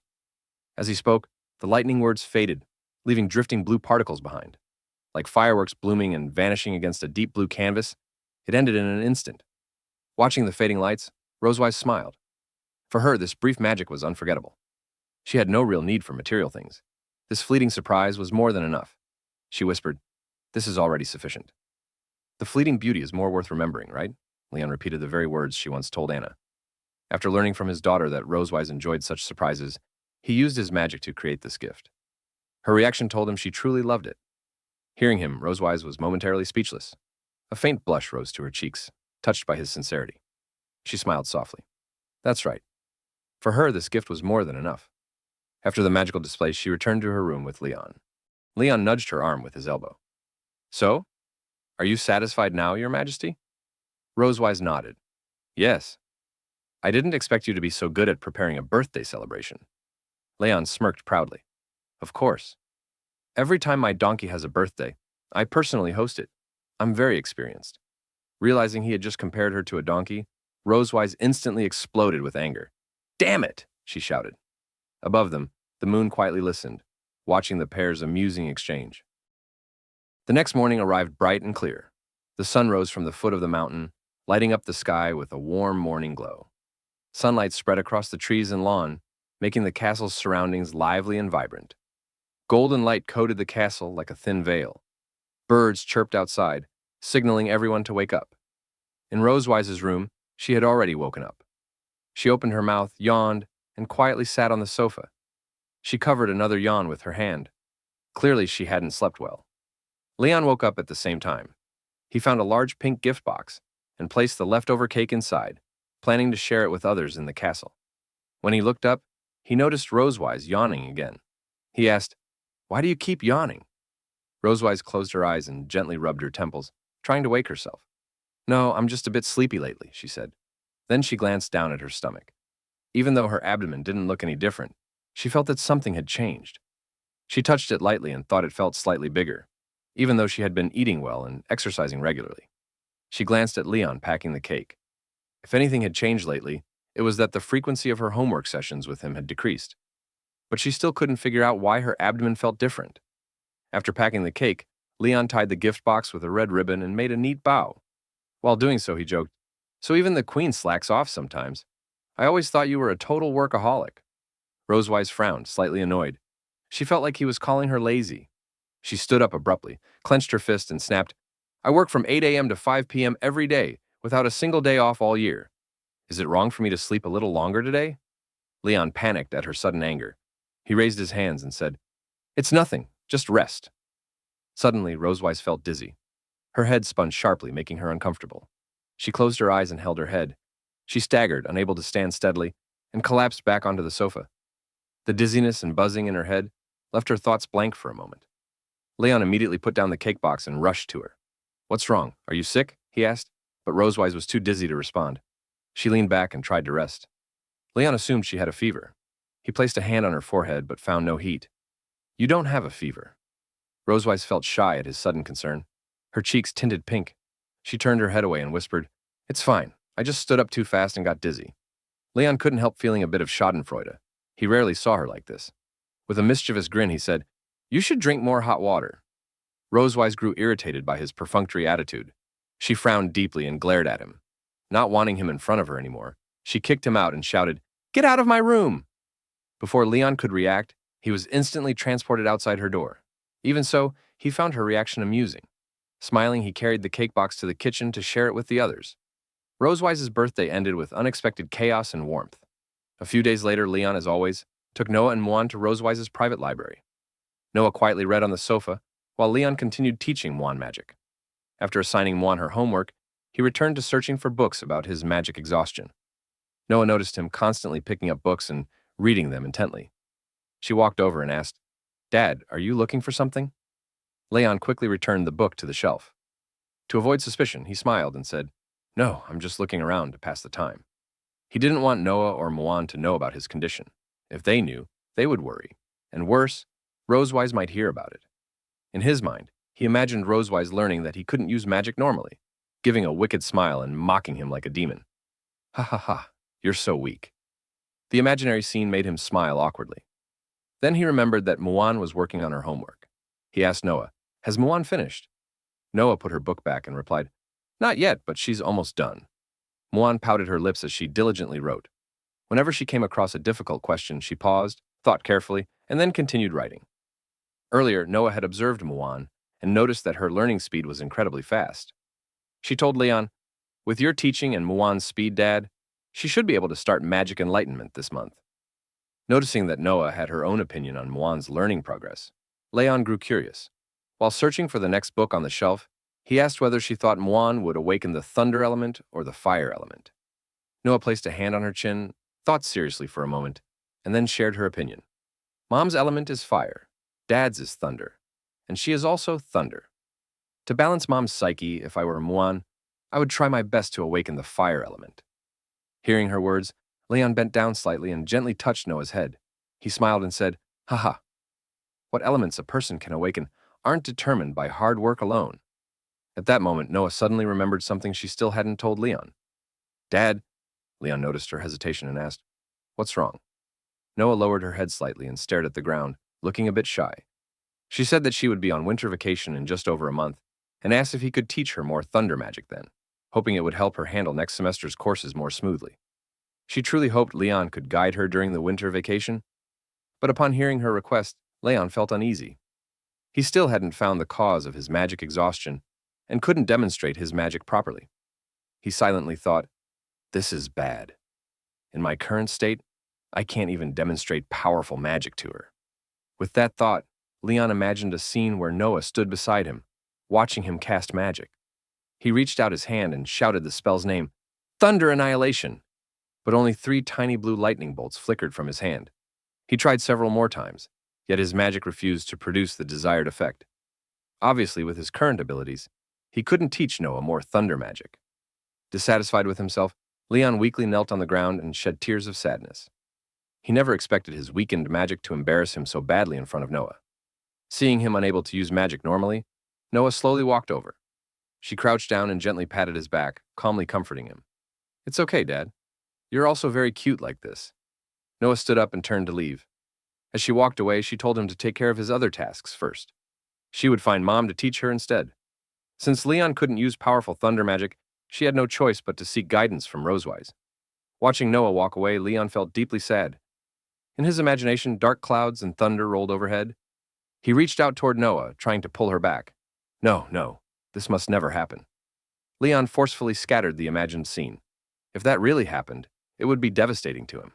He didn't want Noah to be disappointed in him, nor did he want Rosewise to steal the chance to show Noah his powerful magic. Flames of determination lit up in his eyes, and his fighting spirit erupted. He clenched his fists tightly and made up his mind. My family status is earned by me, and my place in my daughter's heart must also be earned. To maintain his position in the hearts of Noah and Muan, he absolutely couldn't refuse her request. He didn't want them to ever doubt his powerful image. Noticing that Leon still hadn't responded, Noah grew a little disappointed, thinking her request was too difficult. She looked at him and said, "If it's not convenient, forget about it." Just as she was about to give up, Leon bent down slightly and gently patted her shoulder. Looking at her with unwavering determination, he promised, "Of course, no problem. Don't worry. Dad will definitely teach you thunder magic seriously." Upon hearing his agreement, Noah's eyes sparkled. Her face couldn't hide her excitement. "Really?" Leon nodded. "I keep my word." Noah happily approached him and hugged his neck. She kissed him gently on the cheek and thanked him. "Dad, thank you." Leon froze, stunned by her sudden affection. He didn't expect Noah to express her feelings so directly. Noah quickly let go and turned around, not wanting him to notice her shy expression. He stood there with a slight blush, his mind blank, unable to find the words to respond. Not wanting to linger, Noah walked quickly toward Muan, saying, "I'm going to see Muan." Though she tried to hide her excitement, her pace was quick and her steps light. She looked genuinely happy. Leon watched blankly as Noah headed toward Muan's table. Leon reignited his fighting spirit. It felt as though a blazing flame roared behind him. He clenched his fists and declared silently, For my daughter, I must restore my magic before the holiday. Noah's affectionate gesture deeply encouraged him. He swore to uncover the cause of his magic exhaustion before winter vacation and find a way to restore it quickly. After calming down, Leon stepped forward and continued searching the shelves for books on magic exhaustion. He touched his chin and thoughtfully reviewed the methods he had tried and what he had read over the past 2 weeks. He had ruled out several causes and attempted various restoration methods, yet gained little. Was his entire research direction wrong? Suddenly, Leon thought of something.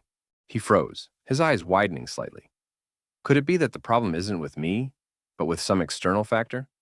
Ever since becoming Rosewise's captive, the only new thing on his body was the dragon mark. Leon lowered his head and brushed his fingers over his chest. Ever since Rosewise imprinted that strange purple dragon mark on him, his magic had never returned to full strength. He had never noticed its influence until now. Did it absorb his magic? As if responding to his thoughts, the dragon mark slowly appeared on his chest. It emitted a faint purple glow, as if trying to send him a message. Since Leon mentioned things related to the dragon mark, let's briefly explain it. The dragon mark is an auxiliary magic used by dragon couples to maintain loyalty and enhance charm. It is usually inconspicuous, but when missing the other person, it turns a light purple. When the couple's bodies are entwined, it becomes a deep purple. If their physical intimacy deepens, the deep purple dragon mark continuously emits a bright light. During this time, Leon tried many methods and read countless books in the library, yet he still couldn't find the reason for his magic exhaustion. At that moment, he realized he had never considered his physical condition. He speculated that the dragon mark inside his body might be affecting his magic. So he returned to the bathroom in his room, took off his shirt, and summoned the dragon mark on his chest. He lowered his head and gently caressed the dragon mark, silently thinking, "At first, Rosewise was just tormenting me with the dragon mark. If she had known it would steal my magic, she would have taken the chance to tease me long ago." Leon planned to release the magic within his body, to test whether the dragon mark would absorb it. "Let me give it a try." He closed his eyes and slowly guided the magic within him. Leon lowered his head slightly and clenched his hands. Soon, countless blue lightning bolts appeared around his body, the magic of Leon's lightning element. The lightning tightly wrapped around him, crackling with loud sounds. They waited for his command. Leon silently guided the flow. The magic moved through his palms, arms, shoulders, and finally toward his chest. He could clearly feel the magical energy from his head, shoulders, and hands converging through the magical circuits in his body. However, the moment the magic entered Leon's chest, it vanished, as if instantly absorbed by something inside him. The dragon mark emitted faint lightning, as though proving it hadn't completely absorbed the magic. Sensing the situation, Leon frowned slightly. He looked down at the dragon mark and whispered his conclusion. "As expected, my magic disappears as soon as it reaches my chest. But strangely, the dragon mark only absorbs a tiny fraction. The main thing stealing my magic is something else. As for magical circuits, here's a key point to understand. After magical enlightenment, a magic user can store refined magic within their magical circuits through continuous circulation, allowing it to be used at any time. These magical circuits spread throughout the body. Magic can be drawn from many areas, such as the brain, shoulders, or chest." Leon gently touched his chest. Based on his earlier test, he reached a conclusion. Something inside his body was stealing the magic flowing through his circuits, preventing him from storing it and creating the illusion of magic exhaustion. But the question remained. When did this thief appear in his body? And why did it devour his magic? Leon looked puzzled. He scratched his head in irritation. At least now, he understood the cause of his exhaustion. Yet no matter how much he thought about it, he couldn't identify what was secretly absorbing most of his magic. Leon turned to face the mirror, staring at his reflection with a serious gaze, and muttered softly, "So far, there's been no abnormality in my body. I should be fine, right?" Suddenly, something clicked. During the experiment, most of the magic had been absorbed by that unknown thing, but a small portion was absorbed by the dragon mark, and the magic stored there remained intact. Leon lightly tapped his right hand against his left, as realization dawned on him. If the magic in the dragon mark isn't being absorbed, does that mean I can store magic there? Leon was delighted by the discovery. He patted his chest happily. Even if the storage speed was slow, it was far better than having nothing. As long as he slowly stored magic in the dragon mark, it wouldn't be completely devoured by the mysterious thing inside him. Leon stepped out of the bathroom, stretching his arms confidently. "Let's do it. Starting today, I'll gather magic bit by bit." From then on, Leon gradually stored magic in the dragon mark every day. At the same time, he continued teaching Muan magic theory and release techniques as usual. After a period of diligent learning, Muan finally met the requirements for magical enlightenment. Leon and Rosewise chose an auspicious day for her ceremony. That day, the weather was exceptionally clear. Sunlight bathed the Silver Dragon Castle, as if cheering for Muan. Leon woke up early. Yawning, he left his room and headed to the first floor lobby. Today was Muan's elemental awakening, and as her father, he had to be there. Rosewise also happened to wake up around the same time. She opened the hall doors and ran into Leon, who had just arrived. Seeing Rosewise, Leon raised his hand and waved. "Good morning. The weather's really nice." Hearing his voice, Rosewise lifted her head and noticed that Leon had arrived earlier than her. She was slightly surprised by his greeting. After all, in the past, he rarely treated her so politely. She crossed her arms and glanced at him. "You're actually taking the initiative to greet me. Seems like you're in a good mood." Leon closed his eyes and spoke confidently. "Of course. Muan is about to awaken the same element as me. How could I not be happy?" Then Leon and Rosewise headed to the auditorium hall together to accompany Muan during the ceremony. Hearing his words, Rosewise snorted in dissatisfaction. Muan will definitely awaken the fire element. The Dragon Clan's genes are far stronger than you think." Leon laughed. "If dragon genes are that powerful, why is Noah still a thunder element user?" "Tsk, that's just probability," Rosewise replied. Seeing that she refused to admit Muan might awaken thunder, Leon stepped closer, his expression serious. "If the thunder symbol appears in Muan's magic circle later, I wonder if you'll still be this stubborn." Rosewise frowned slightly and replied angrily, "Just wait and see." In the auditorium of the Silver Dragon Castle, Muan and Anna had arrived long ago. Anna was preparing for Muan's magical enlightenment ceremony. She held a book on magical enlightenment and carefully drew a magic circle on the hall floor, according to the instructions in the book. Muan stood quietly beside Anna, waiting for the ceremony to begin. The massive golden magic array occasionally emitted dazzling light. It was the first time one had seen such a magic formation. She couldn't help being deeply drawn to the golden glow, watching it with excitement. At that moment, she heard a commotion outside the auditorium. She turned her head and curiously looked toward the entrance. Suddenly, the auditorium doors were pushed open by Leon and Rosewise. The moment they stepped inside, they exchanged serious looks, their shoulders pressed tightly together as they pushed against one another. They were still arguing about which element Muan would awaken. Rosewise said angrily that Muan would definitely be just like her. Leon, unwilling to back down, loudly refuted her. "No, she must be like me." Seeing Leon and Rosewise enter, Muan happily ran toward them. "Dad, Mom." Noticing Muan, Leon and Rosewise immediately stopped arguing and smiled at her. Muan raised her hands and gently waved. Her eyes were filled with excitement and joy. She was truly looking forward to today's magical enlightenment ceremony. She lifted her head to look at Leon and Rosewise and said, "I'm about to awaken my innate element. You'll keep watching me later, right?" Rosewise bent down slightly and gently stroked Muan's head. With a soft expression, she replied, "Of course.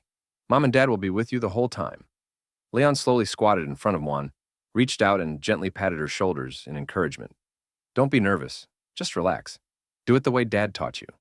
Muan nodded lightly and replied confidently, At that moment, Anna had already finished drawing the magic circle.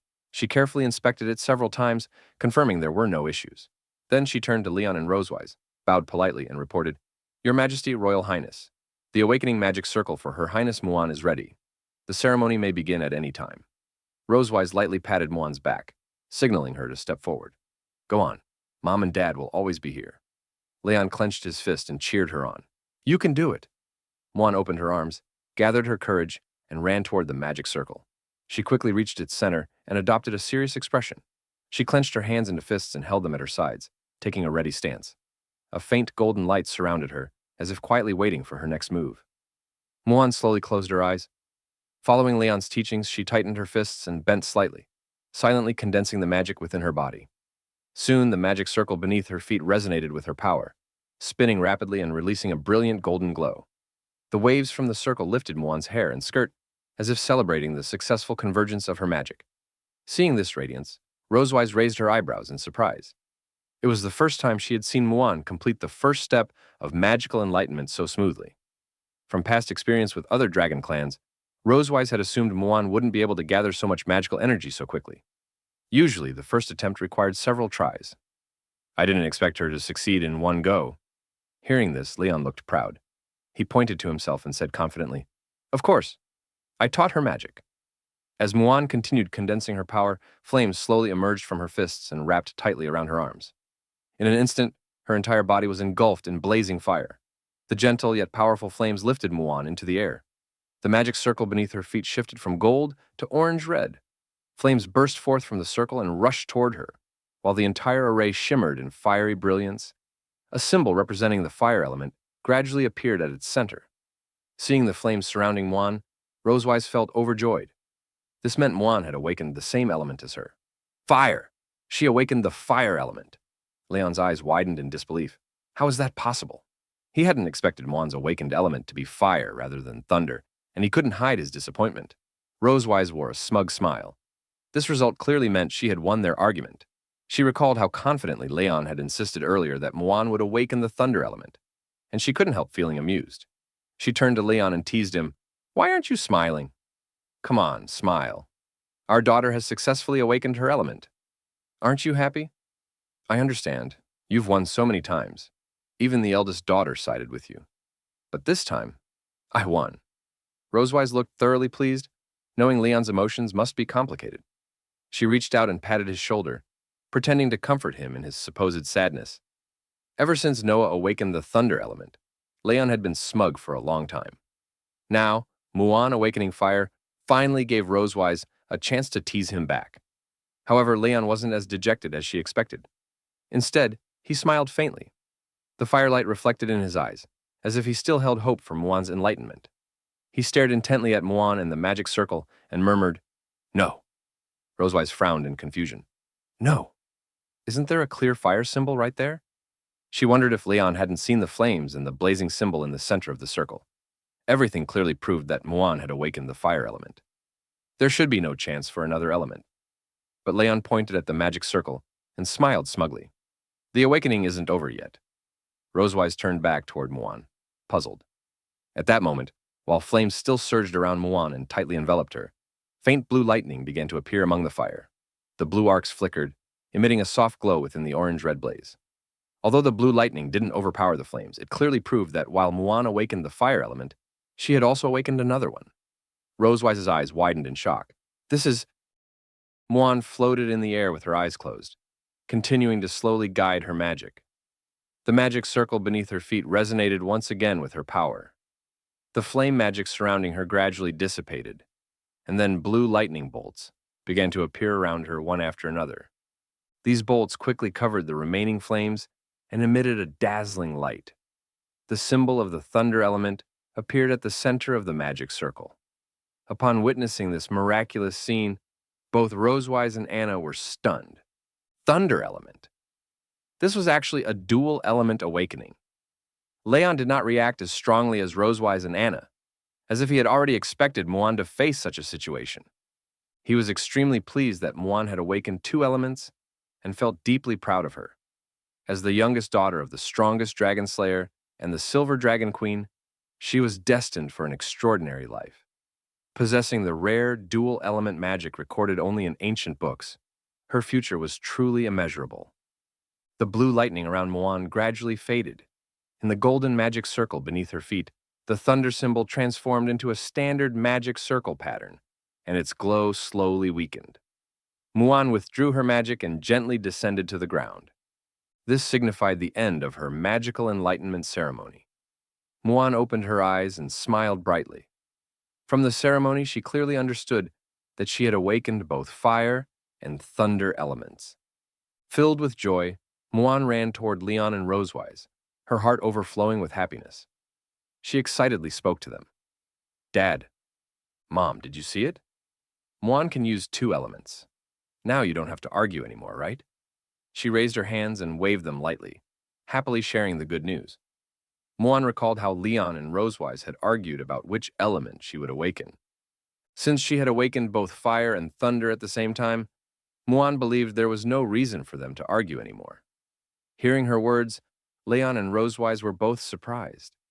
They had not expected Muan to work so hard just to stop them from arguing over her. Silently, they thought to themselves that she had truly gone to great lengths to prevent her parents from arguing. At that moment, Leon secretly touched Rosewise's arm. Rosewise lowered her head and noticed Leon's subtle movement, instantly understanding his intention. She leaned closer to him and gently placed her hand on his chest. Leon immediately wrapped an arm around Rosewise's waist. They pretended to be very affectionate and smiled warmly at Muan, not wanting her to feel disappointed by their reaction. Leon said to Muan, We're extremely happy. How could we argue? Rosewise nodded lightly in agreement. That's right. Dad and Mom are very happy for you. Leon gently lifted Muan into his arms. He carried her toward the auditorium entrance, along with Rosewise and Anna. To celebrate Muan's successful completion of the Enlightenment ceremony and her dual elements, Rosewise decided they would hold a celebration that night. Muan happily raised her hand and said, "Yeah, Muan wants to eat steak." Leon immediately volunteered to cook for the evening. He closed his eyes and said confidently, "Leave it to me." It was already evening. The moon slowly rose into the sky, casting a faint glow over the night. The maids of Silver Dragon Castle lit the rooms, bringing warmth and light inside.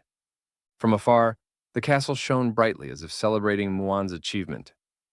That night, Leon used his cooking skills to prepare many of Muan's favorite dishes. One exquisite plate after another was placed on the dining table. There were grilled steaks, roasted chicken, grilled oysters, and fresh vegetable salad. The steaks were topped with Leon's rich sauce and finished with rosemary to enhance the aroma.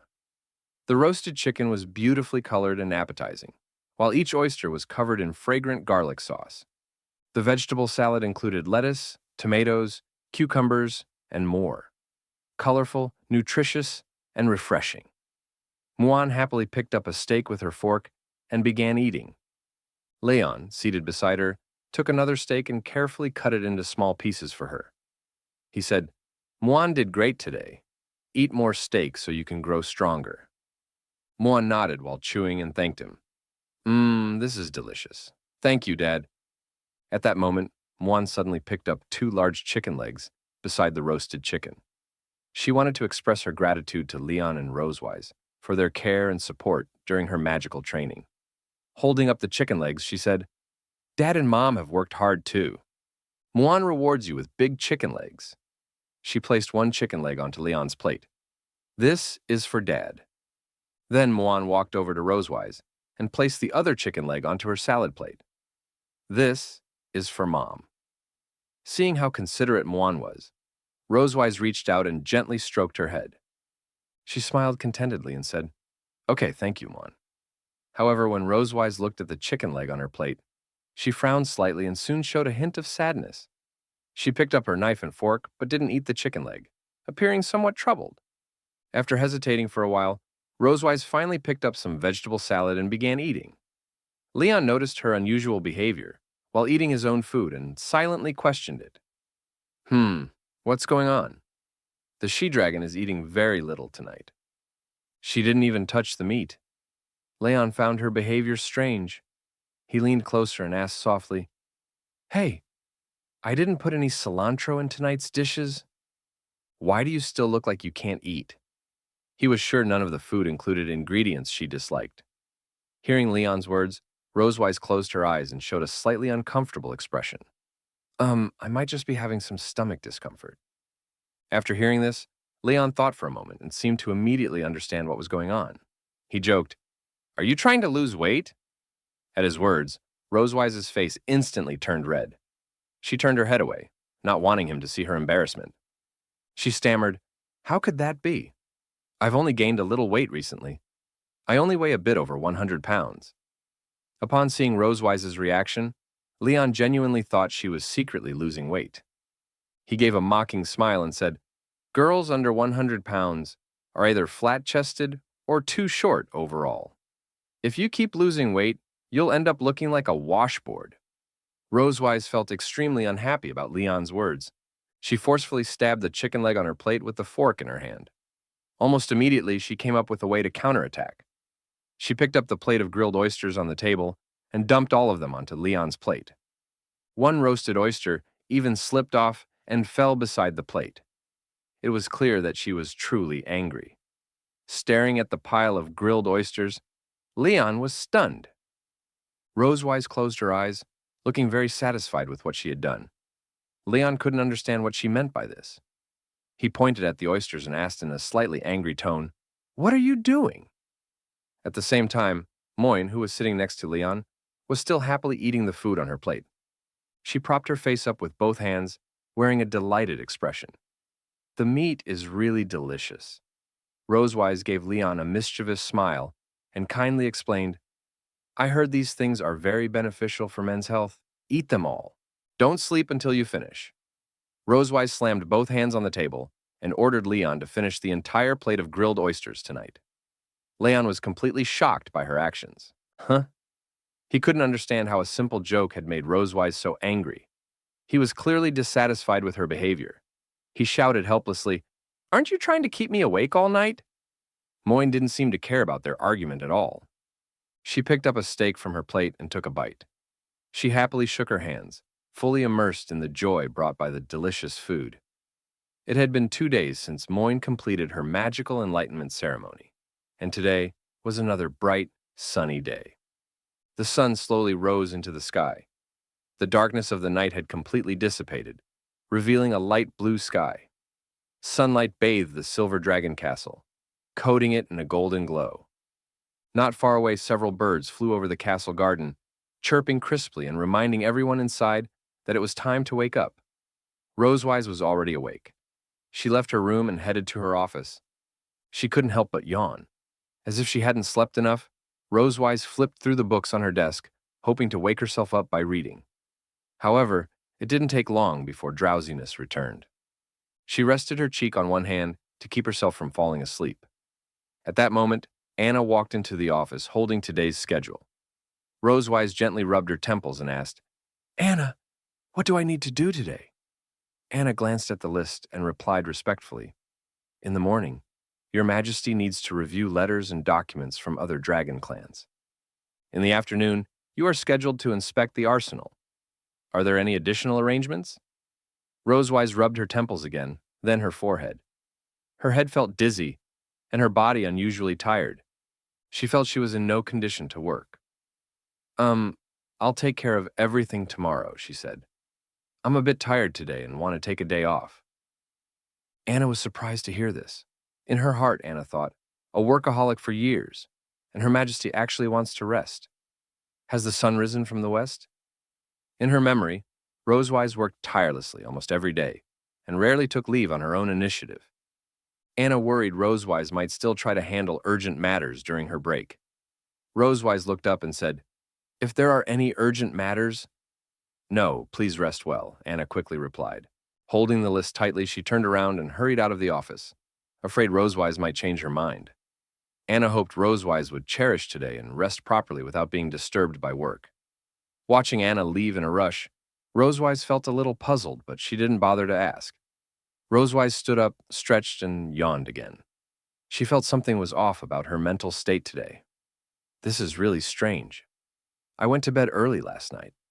Why am I still so groggy? Unable to understand it, she opened the office window, letting the breeze flow in to clear her mind. At that moment, she noticed Leon and Muan sitting on the nearby lawn. Leon sat across from Muan, seemingly explaining something. Rosewise thought to herself, is he teaching Muan magic? Leon raised a finger and gently waved it, seriously instructing Muan on techniques for using lightning magic. Muan listened attentively, nodding from time to time to show she understood. After finishing the explanation, Leon asked, Muan, I just explained many characteristics of thunder magic. Do you remember them? Muan nodded. Yes, Dad. She lowered her head slightly, resting one hand on her chin as she recalled what he had said. Thunder magic excels at both single target and area attacks, while balancing offense and defense. Master thunder magic, and you can face any challenge across the lands. Leon was pleased and praised her. That's right, you remembered it very well. At that moment, Rosewise walked out of her office and onto the lawn. She had already heard Muan's explanation. She asked Leon, Why do you only teach thunder magic and not fire magic? Noticing Rosewise watching, Muan became very excited. Mom! She ran over and hugged Rosewise tightly around the waist, smiling brightly. Mom, let me tell you, thunder magic is really powerful. Dad specializes in thunder magic. Muan was surprised to learn that Leon's abilities were tied to lightning. Leon smiled proudly. I just taught her some basic techniques. Then he said, Muan, show Mom. Okay, Dad, Muan replied happily. She stepped back a short distance from them and stood on the lawn. She closed her eyes and stretched out her hands. Hey! Blue lightning sparks appeared around her palms. The lightning wrapped around her hands, emitting a bright glow. Hey! She quickly gathered the energy, forming two blue lightning spheres. The two orbs collided, producing a sharp sizzling sound. The glow of the lightning illuminated Muan's joyful face. Rosewise watched in amazement. She hadn't expected Muan to manipulate magical forms so skillfully already. After only 2 days since her awakening, Muan had already grasped the transformations of magical energy. She looked at Rosewise with eager eyes and asked, Mom, Moin is amazing, right? Seeing how quickly Moin demonstrated her progress, Rosewise widened her eyes slightly in surprise. She hadn't expected Moin's learning speed to be so fast. Although forming spheres was the most basic form of energy manipulation, Moin's progress had already caught up with Noah's. In Rosewise's view, with a normal learning pace, an ordinary dragon might not even master magical transformations this quickly. If Moin continued working hard, her learning speed might truly rival Noah's. Rosewise bent down, gently stroked Moin's head, smiled, and praised her. Moin is really impressive. What about fire magic? Won't you show it? Rosewise wanted to see what Moin's fire magic looked like. However, Moin showed an awkward expression. She rubbed her hands together, hesitated for a moment, and then answered, Dad hasn't taught me yet. Dad said fire magic is only good for roasting chicken. It's not very useful. Moin innocently repeated what Leon had told her before, already imagining the scene of roasting a fragrant chicken. To her, that roasted chicken must be delicious. Hearing Moin's blunt words, Leon panicked and hurriedly tried to stop her. Ah, Moin! Rosewise, however, felt displeased by Leon's evaluation of fire magic. She turned and glared at him fiercely. Can you explain this? Leon grew nervous when he sensed the change in Rosewise's mood. He forced an awkward smile and tried to explain. Haha, I'm worried that learning 2 types of magic at once would be too tiring for Moin. So I plan to take things step by step. Whether it's thunder or fire, both are equally powerful. It doesn't matter which one I teach first. Leon stepped forward and raised his hand, waving it slightly in an attempt to please Rosewise and calm her down. However, Moin looked puzzled. She blinked and said, No, Dad, that's not what you told me yesterday. It was obvious that Leon had just made up a lie to deceive Rosewise. Hearing Moin speak so honestly, Leon panicked even more and hurriedly tried to stop her from continuing. No, that is what Dad said. Before he could finish, Rosewise covered Leon's mouth with her hand. Shut up. She then looked at Moin. What did Dad say yesterday? Leon desperately tried to signal Moin not to speak, but his mouth was firmly covered by Rosewise. He couldn't make a sound. Moin didn't understand why Rosewise was so curious, or why Leon was acting so sensitive. Since Rosewise asked, she answered honestly. She thought for a moment, lowered her head, and began counting on her fingers, listing Leon's negative comments about fire magic one by one. Dad said fire magic is too simple. It's easy to learn and doesn't give any sense of achievement, and it's not as practical as lightning magic. Only stupid dragons focus on fire magic. Rosewise grew furious as she listened. Realizing that Leon was practically scolding her, she could barely suppress the flames of anger in her heart. She cracked her wrist and stared at Leon fiercely. Oh, stupid dragon, she said coldly. Who are you talking about? Leon felt extremely nervous and quietly turned away, unwilling to meet Rosewise's gaze. He could almost feel the blazing flames behind her. Suddenly, Rosewise pounced on Leon, grabbed his head and rubbed it roughly. She bit him hard to vent her anger. Leon cried out in pain, struggling to escape, but Rosewise held him tightly. He could only wave his hand weakly. Watching this, Muan felt curious and asked, Hey, Mom, why do you look like you want to eat Dad? Hearing Muan's words, Rosewise froze. She stopped beating Leon, realizing that doing this in front of Muan wasn't good for her mental or physical well-being. Grabbing Leon by the clothes, she dragged him away. She planned to move to another place and continue punishing him. Turning to Muan, she said, Muan, it's break time. I need to deal with your dad. You go play with Anna. Class dismissed. Muan happily replied, Okay. She watched Rosewise and Leon leave and gently waved goodbye. Soon, evening arrived, and it was time for dinner. Rosewise went to the kitchen and personally prepared the meal. She placed Muan's favorite steak in front of her, then set plate after plate of vegetarian dishes in front of Leon. Roasted eggplant, stir-fried eggplant strips, deep-fried eggplant, and carrot salad. All of them were foods Leon hated. Seeing the table filled with eggplants and carrots, Leon showed an awkward expression. His emotions were complicated. Is this the legendary last meal? It seemed that Rosewise still hadn't forgiven him for what happened earlier. Leon stared at Rosewise and complained silently. I just didn't teach our daughter fire magic. How could she treat me like this? Rosewise noticed his gaze, but pretended not to understand. While eating her salad, she said, Why are you staring at me? Let's eat. Leon had no appetite at all. He forced a smile and said, I don't feel very hungry today, so I don't really want to eat. Rosewise immediately rejected that. She picked up an eggplant with his fork and said, No, you've worked hard all day. If you don't eat, your body won't hold up. Leon looked at her unhappily but couldn't say a word. Rosewise then turned to Muan, who was happily eating her steak. Muan, do you think Dad should eat? Muan gently shook her fork and said seriously, Dad, you taught me that 3 meals a day are important. Eating on time keeps you healthy.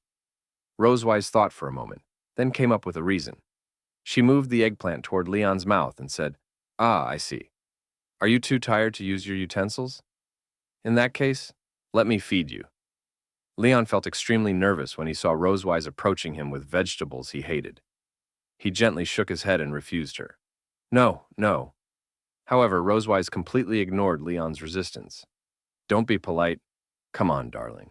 Open your mouth. Ah. Before Leon could resist, Rosewise swiftly stuffed a piece of eggplant into his mouth.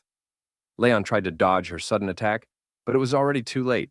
He was forced to swallow the eggplant. According to Leon's master, Leon would faint immediately after eating eggplant. At this moment, his reaction had already begun. His face turned ashen, and intense discomfort surged through him. He clutched his throat, trying to spit the eggplant out. However, it had already reached his stomach. Soon, Leon collapsed onto the dining table and fainted, losing consciousness. He lay there motionless, as if asleep. Seeing Leon suddenly faint, Muan began to worry. She asked Rosewise in confusion, Mom, why did Dad faint? Rosewise replied calmly, Oh, your dad is probably just too tired. Let him rest. After all, she had deliberately prepared food Leon disliked to make him faint. She had learned about his weakness from his master. Using that weakness, she retaliated against his negative evaluation of fire magic. Rosewise helped Leon up and took him out of the dining room. She turned to Muan and said, Mom will take Dad to rest first. Finish your meal like a good kid. Muan then asked Anna to come over and help her cut the steak. Hearing Rosewise's words, Muan happily raised her hand and waved. I'll finish my meal obediently. Mom, take good care of Dad. Anna politely bowed to Rosewise and Leon and watched them leave. Muan innocently believed Rosewise was simply helping Leon rest. What she didn't know was that what followed was something only Leon and Rosewise would know. After leaving the dining room, Rosewise took Leon back to her room, worried he might catch a cold. She gently covered him with a blanket and went about her business. Leon continued sleeping soundly on her bed, clearly out for a while. His breathing echoed softly in the silent room. Suddenly, Leon woke up. He slowly opened his eyes and surveyed his surroundings. Noticing this, Rosewise asked, You're awake? Leon sat up slowly, rubbing his forehead as dizziness lingered. As his consciousness returned, he realized he was in Rosewise's room. He wasn't surprised. After all, this wasn't the first time. However, he was clearly unhappy that Rosewise had used food he hated to retaliate earlier. You actually used eggplant on me. That's despicable. Rosewise didn't think there was anything wrong with it. There's nothing strange about what a dragon and a dragon slayer use against each other. How is this despicable? Besides, I never said what I was going to do. Leon lifted his head and noticed Rosewise approaching. Rosewise had changed into a new outfit. She slowly walked toward the bed, her boots clicking clearly against the floor, each step reminding Leon of her presence. I just want to help treat your illness. Dressed as a special nurse, Rosewise approached him. She had secretly changed into the uniform while Leon was unconscious. She wore a nurse's cap, a tight-fitting uniform, and alluring white suspender stockings. Her curves were faintly visible beneath the fabric, swaying subtly with each step.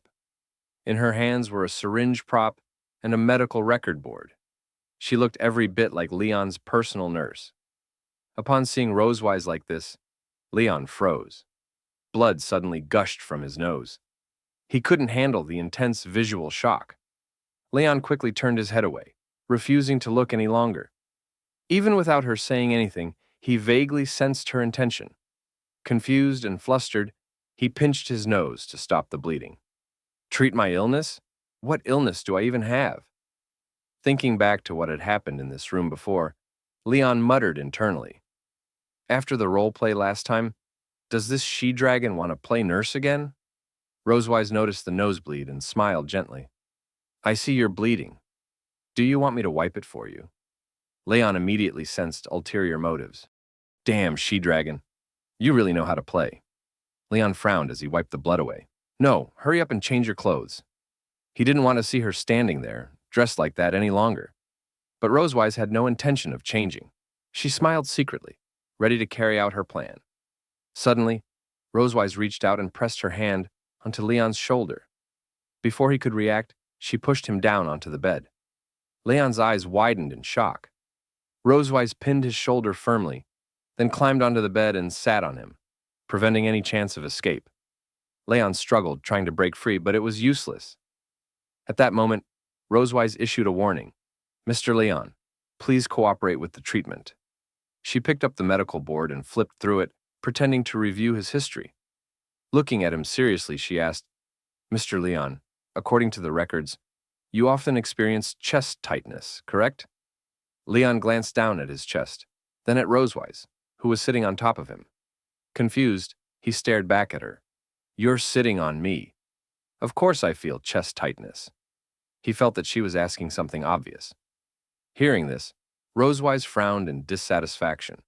She tapped Leon on the head with the board and spoke sternly, telling him to cooperate with the treatment, Mr. Leon. Leon shut his eyes tightly as pain shot through his head. Ah, he groaned, rubbing the spot she had hit. He then admitted that he did feel chest tightness. Forced to play along, Leon thought silently that he would cooperate for now, but that she would definitely be punished later. She put on a seductive nurse's gown and pressed him onto the bed.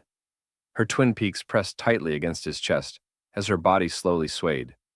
She grabbed his shirt, leaned closer, and said softly, Let's start the treatment. Leon frowned, gritted his teeth, and felt extremely dissatisfied with Rosewise's sudden assault. However, he had no chance to escape or counterattack.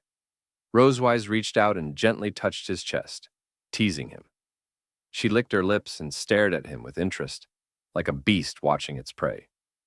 Tear off your clothes, she said. Seeing her outfit, Leon's face instantly flushed. He clearly understood what strange things she intended to do next, but he didn't want to comply. Nervously, he retorted, As a nurse, is it appropriate for you to use the word tear? Hearing this, Rosewise became visibly unhappy. She patted his chest and urged him, Stop talking nonsense. Tear it off now.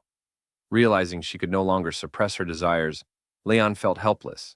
He unbuttoned his shirt and pulled it open as she demanded. Impatiently, he said, Your tone is fiercer than a jackal or a hungry tiger. No, even worse. As he opened his clothes, he noticed the dragon pattern on his chest, glowing bright purple. The light flickered continuously, as if reflecting his current emotions. Leon was displeased with the dragon mark and silently cursed it. Tsk! The dragon mark has appeared already. Seeing it on his chest, Rosewise felt delighted. She reached out and gently stroked it, asking, What is this tattoo, Mr. Leon? Clearly, she was pretending not to know. Leon smiled awkwardly and replied, I don't know, Miss Nurse. Why don't you check if you have the same tattoo on your chest? In truth, dragon lines were also present on Rosewise's chest, glowing brightly. However, she clearly didn't want Leon to notice. She raised her other hand to cover her chest and revealed a sly smile. Please don't say such offensive things, Mr. Leon, or I'll sue you for harassment. Rosewise continued caressing Leon's chest while slowly swaying her body. Hearing her words, Leon felt deeply dissatisfied, left speechless by her blatant contradiction. Struggling, he shouted, "Who's the one sitting on top of me in a short skirt and telling me to tear off my clothes? You abnormal nurse!" Rosewise ignored his protest completely. Smiling, she said, "Don't move. I'll examine you carefully." She prepared to conduct a thorough examination and punish him for his earlier criticism of fire magic. Leon felt extremely nervous as she approached. He could do nothing but obey. At that moment, Rosewise suddenly sensed something strange. Her eyes widened and her expression froze. She quickly pulled away from Leon, jumped off the bed, and rushed toward the bathroom. She covered her mouth as if about to vomit, clearly sensing something abnormal in her body. Leon found her sudden behavior confusing. Propping himself up, he looked toward the bathroom, unsure of what was happening. Inside, Rosewise gripped the sink and retched violently. Yet nothing came out. She gagged several more times but still vomited nothing. It didn't feel like food poisoning. Frowning, she stared at the sink, puzzled. Silently, she thought, "I've been feeling nauseous lately. Could it be?" She recalled experiencing this several times recently. Based on the frequency and symptoms, only one explanation fit. After a while, the nausea eased. Supporting herself against the wall, Rosewise slowly exited the bathroom. Leon was already sitting upright on the bed. He hadn't expected her to face such an unexpected situation and found it oddly amusing. Crossing his arms, he smiled and joked, "Nurse, what's wrong? Can't a doctor heal herself?" Rosewise glared at him angrily, warning him to stop talking. Suddenly, Leon realized something. He remembered that Rosewise had recently lost her appetite. He had also just seen her retching nonstop. Only one possibility matched her condition. His eyes widened slightly as he voiced his thought. Are you pregnant?" Rosewise refused to accept it and shook her head violently. "That's impossible. Absolutely impossible. I always take safety measures. There's no way I could be pregnant." Leon felt speechless and began doubting the reliability of those measures. Is that method really 100% effective? Rosewise explained that it was purification magic. When used within 24 hours, it prevents Dragon Clan conception with a 99.9% success rate. Every time she punished Leon, she purified her uterus afterward. The purple light flashing within proved the magic had worked. This purification spell is the Dragon Clan's contraceptive magic, considered completely safe and reliable. However, Leon pointed out a flaw. But there's still a 0.1% chance. Rosewise continued her explanation. The 99.9% is just conservative data. In thousands of years of Dragon Clan history, not a single exception has occurred. In short, if the purification magic is used correctly, accidents shouldn't happen. Rosewise turned away angrily, unwilling to accept Leon's conclusion. She was confident she had never missed using the spell. While putting on his shirt, Leon said calmly, "If you're so sure, why not test it anyway? Otherwise, these symptoms will keep bothering you. You're uneasy too, aren't you?" Rosewise turned back toward him, clearly hesitant. Leon looked at Rosewise with a sincere expression and said that no matter what the outcome was, he would face it with her. If Rosewise was truly pregnant, Leon was prepared to bear the consequences with her. He would never let her face such a result alone. After hearing Leon's words, Rosewise lowered her head slightly and gently touched her stomach. Although she still didn't want to face this outcome, the strange physical changes she had experienced recently made her doubtful. Since Leon had already brought it up, she felt there was little left to hesitate about.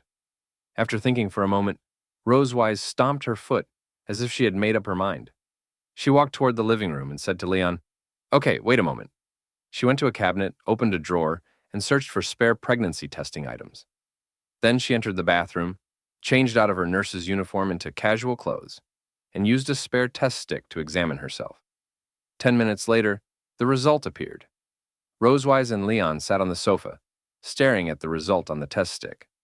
2 red flame icons were displayed. This meant that Rosewise was truly pregnant. Seeing the result, Rosewise's hand trembled slightly as if she couldn't believe it.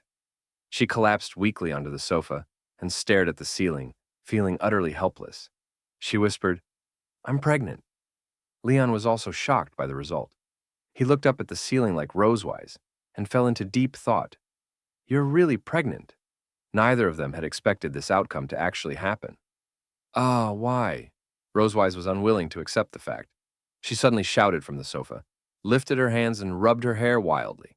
She felt deeply distressed and couldn't understand why things still turned out this way. Seeing her intense reaction, Leon didn't stop her. He let her vent and tried to calm her down. Don't get excited. When did you forget to cast purification magic? Leon recalled the punishments and homework they had done before and asked if she had used purification magic each time. The time we soaked in the hot springs together? He remembered it clearly. Rosewise replied calmly, I used magic. The time I made Black Dragon Bolus? Leon remembered pressing her onto the bed and spending a wonderful night together. Rosewise answered with certainty, I also used magic. The time we went to the back mountain together? Leon remembered taking her to the back mountain of the Silver Dragon Castle and imposing severe punishment while her body hadn't fully recovered, as revenge for what she had done to him before. However, Rosewise's answer was the same again. I used magic when I woke up the next day. Since she always remembered to cast purification magic, it seemed unlikely that today's situation should have happened. Leon carefully recalled everything from that period. Suddenly, he remembered something. There might have been one day when Rosewise hadn't used purification magic. He lightly patted his head and said, Ah, I know. The time you used the blood curse. You were asleep for 3 days. After using the blood curse, Rosewise had fallen into a coma. During that time, she couldn't perform purification magic, which led to the unexpected situation today. Hearing Leon's analysis only made Rosewise angrier. She turned around, grabbed Leon by the collar, and shook him hard, cursing at him. This is all your fault. She believed her pregnancy was entirely caused by him. Leon couldn't stop her emotional outburst and was shaken like a toy as he argued back. But you're also at fault, Rosewise snapped. If you hadn't used that on me in the dungeon, would I still have been able to use it on you? Leon felt wronged as well.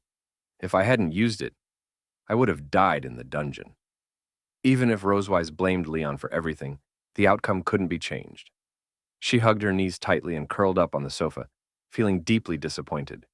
She couldn't believe she had failed like this. She whispered, Why did this happen? I actually failed. Seeing her dejected expression, Leon sighed softly. He hadn't expected things to turn out this way either. He reached out, gently patted her shoulder, and comforted her. What's done is done. There's no use regretting it now. You should focus on raising the fetus first. Rosewise lifted her head slightly and looked at Leon, as if she had realized something. Leon had learned from Rosewise's sister that she had endured enormous pressure alone during her first pregnancy. He knew she would feel the same fear now. Looking at her sincerely, he said, I know that during your first pregnancy, you endured the physical changes and emotional struggles all by yourself. It's normal to feel worried and confused. But this time is different. I will stay with you. Leon reached out and firmly took Rosewise's hand, making a serious promise. Since he hadn't been by her side the first time, he wouldn't let that regret repeat itself now. I had no experience before. Starting today, I will study how to raise a fetus properly. Hearing his sincere words, Rosewise's eyes widened slightly, deeply moved. Her cheeks flushed with shy warmth. She hadn't expected him to share this pressure with her. Rosewise turned her head away, afraid he might notice her emotions, and spoke haltingly. Let me explain the precautions during pregnancy. She lowered her head slightly, placed her hands on her knees, and carefully told Leon about possible situations during pregnancy.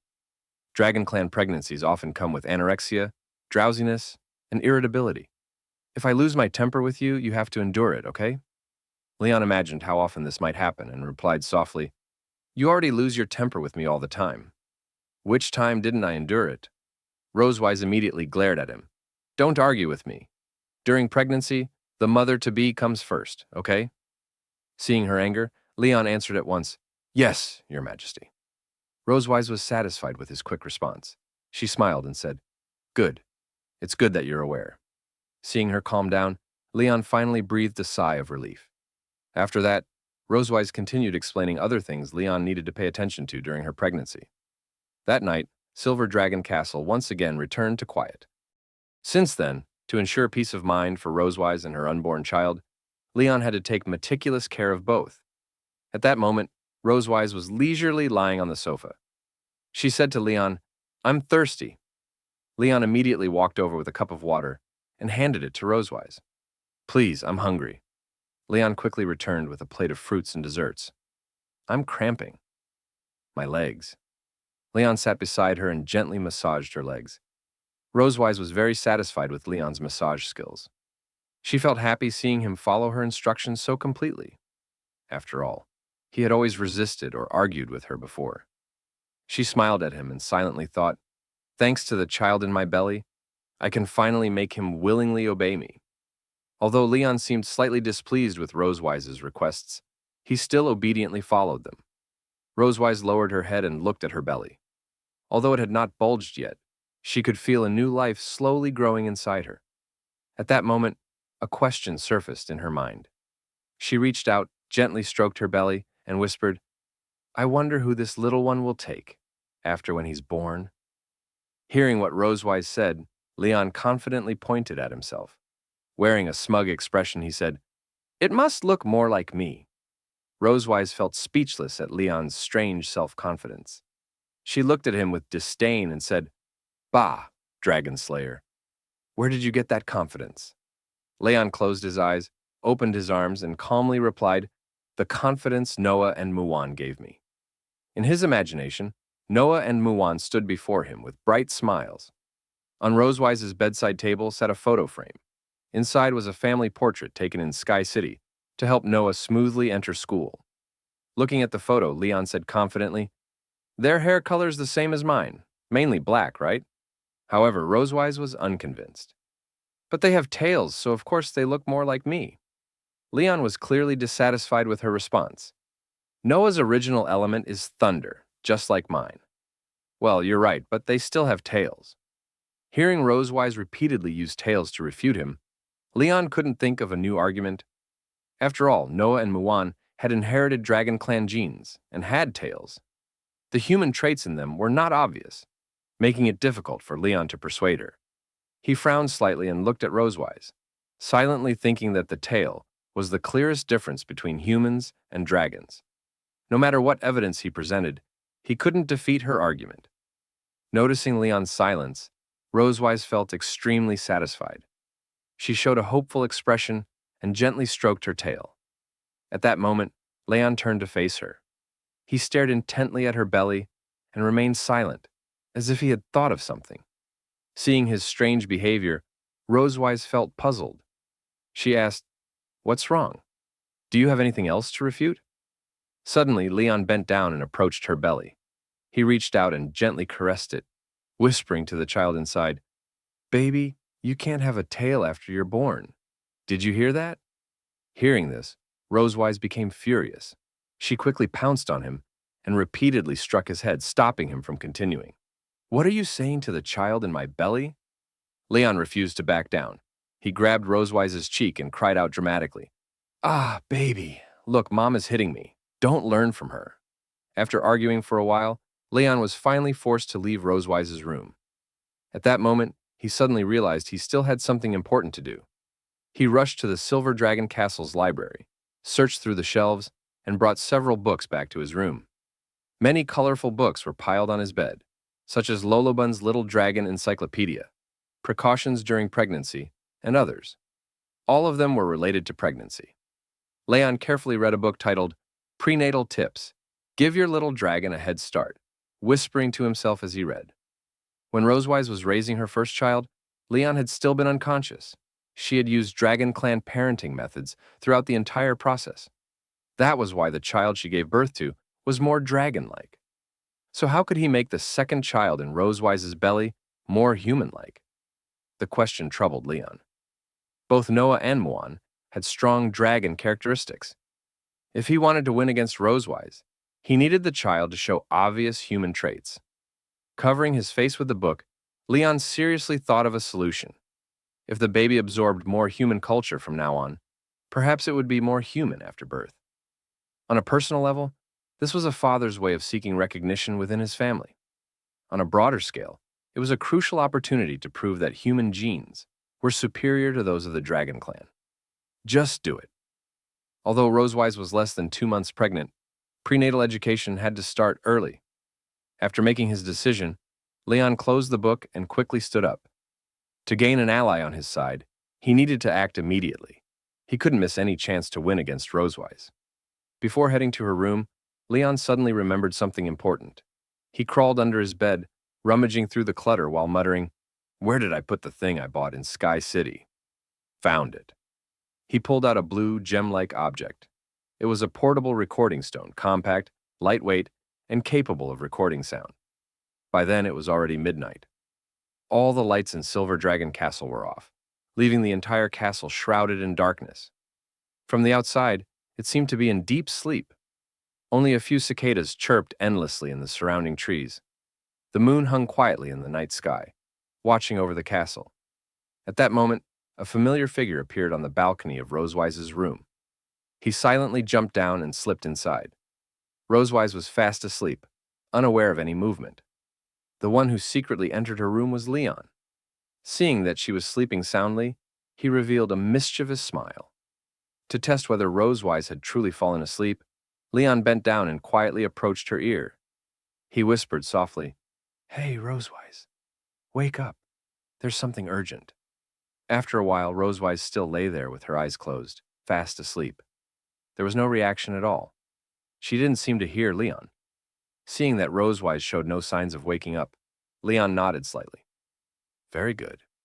A pregnant woman really does sleep well. In that case, I don't have to worry about waking her." Leon quietly crouched beside Rosewise's bed, took out the portable recording stone from his pocket, gently pressed the button, and placed it next to her belly. At that moment, the recording stone began to play audio. Long, long ago, on the distant western continent, a wise and brave race was born. They called themselves humans. To help the child in Rosewise's belly absorb more human culture, Leon had recorded stories and human history in advance using the recording stone. Since it was portable and the volume adjustable, he didn't have to worry about Rosewise noticing it while she slept. He decided to subtly influence the unborn child this way. Listening to the audio, Leon whispered to Rosewise's belly, "Baby, humans are the world's first race. You should look more like a human in the future." Time slowly passed, minute by minute. A few hours later, the moon above Silver Dragon Castle quietly set, and the sun slowly rose into the sky. Dark clouds gradually dissipated, revealing a bright blue sky. Sunlight softly streamed into Rosewise's room, gradually lighting up the entire space. The portable recording stone continued playing. Human beings are a great race, a brave race. They are resilient, they never give up, and they will always fight for a better tomorrow. Before long, the recording stone finished playing Leon's pre-recorded audio. Aside from occasionally turning over or murmuring in her sleep, Rosewise showed no sign of waking throughout the night. She never heard the recording. She was still sleeping deeply. Seeing how peacefully Rosewise slept, Leon felt very satisfied. He hadn't expected his plan to go so smoothly. He gently retrieved the recording stone and silently thought, the recording quality is really good. I can record more books for the baby to listen to." However, Leon had no intention of leaving Rosewise's room yet. After putting the recording stone back into his pocket, he placed one hand on his chest and dramatically waved the other, striking an exaggerated pose. He closed his eyes, stood beside Rosewise's bed, and passionately began reciting poetry. "Next, Dad will compose a poem for you. The name of this poem is The Greatness of Humanity, Beyond Words." Although Rosewise showed no reaction, the child in her belly seemed unable to tolerate Leon's performance. "Ah, humanity, you are so magnificent. The dazzling sun rises in the east, its light awakening resolute and courageous souls. Every wicked dragon king shall be vanquished by humankind. Ah, the greatness of humanity needs no words." As Leon passionately recited, sunlight gradually bathed the Silver Dragon Castle, as if draping it in gold and awakening it from darkness. In the sky, the morning glow slowly blended into the blue, as if someone had melted rouge into a clear lake. Nearby, early birds chirped brightly, reminding everyone it was time to wake up. Rosewise had already woken early. As usual, she changed out of her pajamas, put on her usual clothes, and walked into the dining room for breakfast. However, her complexion looked poor, as if she hadn't slept well. She poked at the salad on her plate with a fork, while gently rubbing her head. Last night She paused. Last night? What happened last night? Hearing her words, Leon began to feel nervous. He lightly shook the knife and fork in his hands and looked away to hide his unease, silently thinking, I climbed back over the balcony before she woke up. She shouldn't have noticed me, right? He worried that Rosewise might have realized he had been in her room. Rosewise then spoke about her nightmare. I had a nightmare. I dreamed that I became a human, even praising the greatness of humanity. It was terrifying. She put down her fork and covered her mouth, feeling so disgusted by the dream that she almost wanted to throw up. Hearing this, Leon felt completely speechless. He hadn't expected his plan from the night before to have such an effect on Rosewise.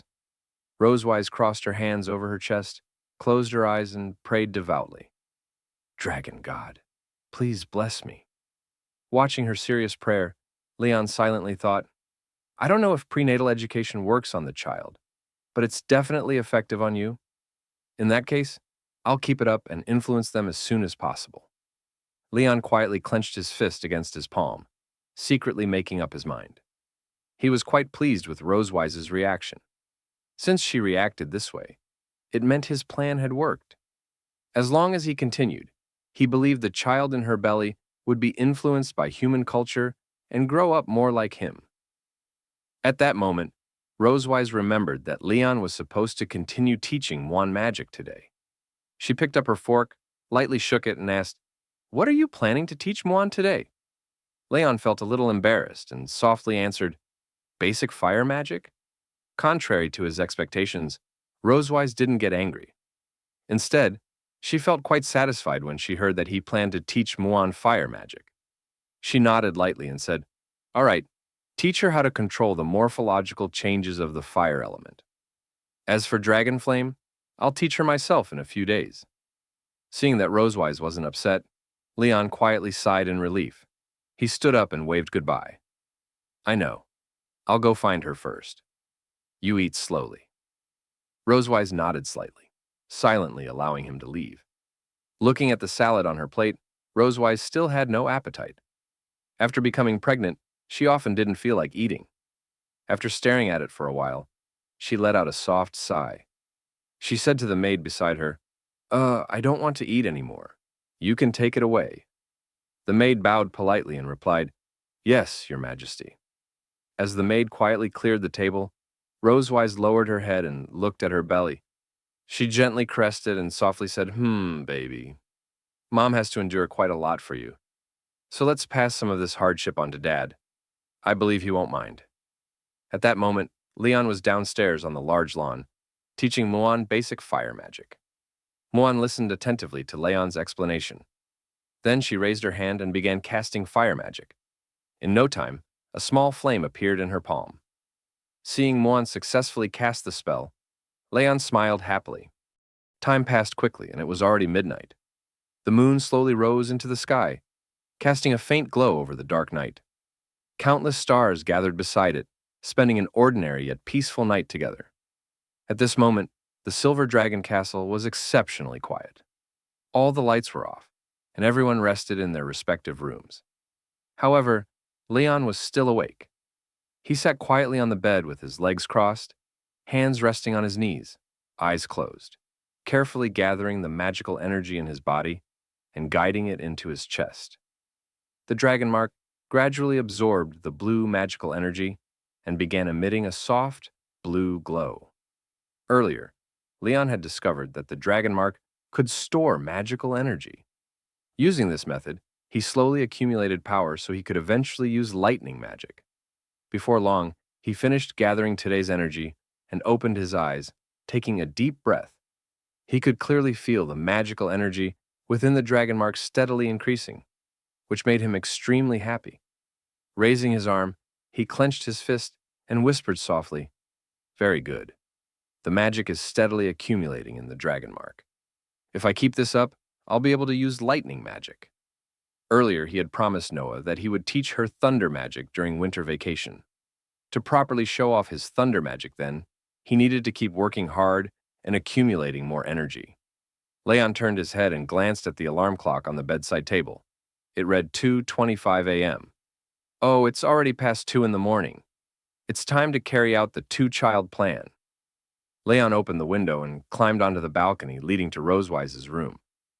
Yesterday, he had placed a portable recording stone beside Rosewise's belly, playing stories related to humans. Not only had Rosewise not awakened, she had also been subtly influenced by the stories. Leon believed that, as long as she kept listening to human stories every day, the child in her belly would grow to resemble a human more. But could his plan really go smoothly? Just minutes before Leon climbed onto the balcony, Rosewise had been lying in bed. Soon after, the sound of shifting blankets echoed through the quiet room. She clearly wasn't asleep. She kept tossing and turning, unable to fall asleep no matter what she did. Rosewise opened her eyes and gazed at the night scenery outside. She knew she wouldn't be able to sleep tonight. Looking at the sky, she silently thought, "There are too many thoughts in my mind. I can't sleep at all." During dinner, that man had deliberately avoided the topic of having a second child. What is he thinking this time? Rosewise slowly sat up in bed. Thinking back to dinner, she and Leon had brought up the topic of children, but Leon seemed unwilling to discuss it, as if deliberately avoiding it. Even after dinner ended, he refused to say anything. This left her confused and deeply curious. Rosewise glanced at the clock in her room. It read 2:25 a.m.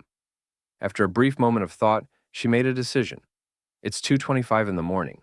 The timing is perfect. I'll go ask him directly. Rosewise put on her clothes and quietly left her room. Just like before, she planned to ask Leon about his innermost thoughts while he was asleep. Only this way could she truly understand why he kept avoiding topics related to children. No matter what, she wanted to know his true feelings. What Rosewise didn't know was that Leon had secretly left his room a few minutes earlier. He had effortlessly climbed from his bedroom window onto the balcony of Rosewise's room. He carefully opened the balcony door and stepped inside. At the same time, Rosewise arrived at Leon's door and quietly opened it using her spare key. After entering, Leon carefully observed the room and realized Rosewise wasn't there. The room was completely silent, as if no one had been there at all. After checking several times, he was certain she had left. Seeing the empty bed, Leon felt puzzled. Why isn't she here? At the same time, Rosewise had entered Leon's room and discovered he wasn't there either. His bed was untouched, with no signs of use. She realized Leon must have left before she arrived. He hasn't slept yet. Where did he go?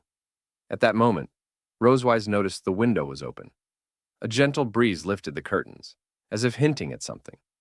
After staring at the window for a while, realization struck her. Her eyes widened slightly. The balcony door's open? Could it be?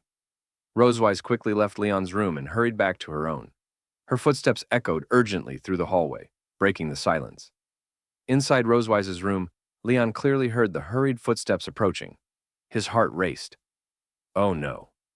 Why did the she-dragon come back now? I absolutely cannot let her catch me sneaking into her room in the middle of the night. Otherwise, my honorable life will be completely ruined. He originally planned to escape through the balcony, but the accelerating footsteps told him it was too late. Glancing around, he saw the wardrobe, the only suitable hiding place. There's no time. I'll hide here for now. He quickly opened the wardrobe, climbed inside, and shut the door just in time. At that exact moment, Rosewise returned and opened the door. She had suspected Leon might have snuck into her room, which was why she rushed back. After closing the door, she carefully inspected the room, but saw no sign of him. Then a gentle breeze drifted in from the balcony. She turned and noticed the balcony door was still open, as if someone hadn't had the chance to close it. Rosewise walked over and gently shut it. Based on that detail, she deduced something. It seemed he hadn't had time to climb out and escape. She was now certain Leon was still hiding somewhere inside her room. She checked the bathroom and under the bed, nothing. She searched every possible hiding spot, yet found no trace of him. There was only one place left. Rosewise walked toward her wardrobe. If she opened it now, she might finally find Leon. Inside, Leon couldn't hear her footsteps anymore. Through the narrow crack in the door, he saw her standing right in front of it. He grew extremely nervous. Leaning back against the wardrobe, he anxiously prayed, "Don't come over here." Did she discover me so quickly? Rosewise grasped the handle. It looked like she was about to open it. Leon covered his mouth and held his breath, afraid she would hear him. His heart pounded wildly. He stared at the door, not daring to move. At that moment, Rosewise revealed a wicked smile. Even though Leon hadn't made a sound, she seemed to know he was inside. But she wasn't in a hurry to expose him. Instead, she thought of a playful way to tease him. She turned and walked to the table. A cute green eye mask lay there. Pretending to be surprised, she muttered, "Oh, my eye mask was here. I wouldn't be able to sleep without you." She picked it up and walked to the bed, secretly glancing at the wardrobe. She deliberately lowered Leon's guard. Leon completely believed her. Seeing her move away, he quietly sighed in relief. Fortunately, she didn't notice me. Through the crack, he saw Rosewise put on the eye mask and lie down. It looked like she was going to sleep. As long as she fell asleep, he could regain his freedom. He planned to wait until she was fully asleep before leaving quietly. Time passed. It was already 3 in the morning. Rosewise's room was silent. To be safe, Leon checked again. Through the crack, he saw her lying motionless. Hearing nothing, he confirmed she must have fallen asleep. After making sure everything was fine, he gently pushed open the wardrobe door and carefully climbed out. Rosewise still seemed unaware. Leon cautiously peeked out, nervously watching her, afraid she might suddenly wake. After waiting a while with no movement, he slowly turned to leave. Just as he thought his escape was going smoothly, Rosewise suddenly sat up. She removed her eye mask and looked at him with a mischievous smile. In a cheerful tone, she said, "Hi, dear captive. What are you doing in my wardrobe so late at night?"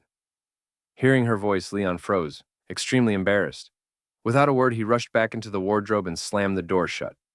Rosewise found his reaction amusing. She placed the eye mask on the bed and moved it from the head to the foot of the bed. Leon widened his eyes in shock, panting nervously as he pressed tightly against the wardrobe. This she-dragon really tricked me. He had no idea Rosewise had been awake the entire time, deliberately planning this to tease him. In his current situation, he had no chance to escape. Rosewise looked at the wardrobe with interest. She clearly understood how dangerous Leon's position was. She remembered how he had once trapped her the same way before. Seeing him in the same situation now made her very happy. Imitating his tone from last time, she said, "Does this situation feel familiar?" "Ah, that's right. Now I need to play a song for you, don't I?" "Dear Leon, open the door. Open it quickly. I'm right outside." Leon frowned and shouted back, "Give up, she-dragon. I can't open the door for you." No matter what, he couldn't open it. The moment he did, his safety would no longer be guaranteed. Rosewise wasn't angry at all.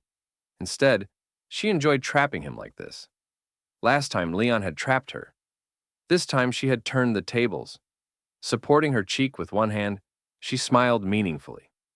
"So, this is what it feels like to catch someone in a jar. Not bad at all. Can the Silver Dragon Queen do that kind of thing during pregnancy?" Leon didn't want to be drained dry. No matter what, he wouldn't come out of the closet. "Rosewise, you can't do anything reckless." The lustful mother dragon didn't deny it. "I won't do anything to you, just chat, okay?" "I don't believe you only want to chat." "No need to worry, my dear Leon." Leon had no reason to continue hiding in the closet. "What are you doing in my room at this hour?" "I came to see if you slept well." "Ooh, you're disgusting." "And stop talking nonsense." Rosewise straddled Leon in her usual forceful position. "Tell me the truth, or don't blame me for being rude." At this point, Leon wasn't panicked anymore. After all, they had a rule that they couldn't have sex during pregnancy. However, soon, a smile appeared on the mother dragon's face. "Who said it has to be sex? As long as you give me your share, the method doesn't matter, right?" Then, Leon's hands were tied, and his upper body was hung in front of Rosewise like a roast duck. His lower body was also firmly held by the mother dragon, and the mother dragon's powerful tail snaked into his clothes. "Hey, stop! Using your tail is cheating." The mother dragon knew he was still being stubborn. After all, he usually loved this position. With the tail wrapped around him, I'll satisfy you as always. Why are you resisting now? A mere tale can't corrupt my will. But he was very hard right now, especially with the mother dragon's seductive pose. The tail gradually wrapped around his strong arm cannon. It ignited his desire even more. Wow. You won't do it yourself but use your tail? You're so cunning. Shh, don't move. What if I accidentally break it? Rosewise loved his stubborn but helpless look. Don't worry. Our dragon race has very precise control over our tails. Leon worried that if Rosewise aroused his desire, the power stored in his dragon mark would also leak out. Then all his efforts and training would definitely be wasted. Leon, how could you be so depraved? Hold on. But no matter how hard Leon tried to hold on, the mother dragon just blew a breath into his ear, and all his rationality vanished. A surge of impulse erupted from the source, followed by a sense of emptiness and weakness. Leon's CPU had completely burned out. Rosewise, like a victor, gently wiped her tail clean. It seemed that the interrogation of the captive was quite effective. Are you still not going to tell the truth? Why did the light of your dragon mark turn blue? Maybe it's out of control again. Didn't it go out of control in the hot spring last time? Leon knew that she was probably electrocuted by the lightning element leaking from his dragon mark. But he couldn't let the mother dragon find that out. It's already early morning. Pregnant women should rest now. But the mother dragon remained unmoved. You have to explain why you sneaked into my room. I'm really concerned about you. Now you're the most important one in our family. So our grudges can be put aside for now. It was my fault for sneaking into your room tonight. You can punish me however you want. The mother dragon couldn't tell whether he was lying or not. Okay then. I'll have plenty of opportunities to punish you in the future. But from now on, after 7 p.m., you're not allowed to enter my room without permission. The consequences, you know them well. Her daughter Noah asked to live with her during the pregnancy. It all went back to Friday dinner. Leon and Rosveth shared a common concern. They planned to tell their daughters tonight about Rosveth's pregnancy, but they weren't sure how the girls would react. So, they decided to test the waters first. Noah, who always acted like a little adult, sensed that her father's topic carried a hidden meaning. But the innocent Moon didn't think in that direction at all. Then, it was Mommy Rosveth who spoke up. Moon, this new family member isn't a slime or a pet.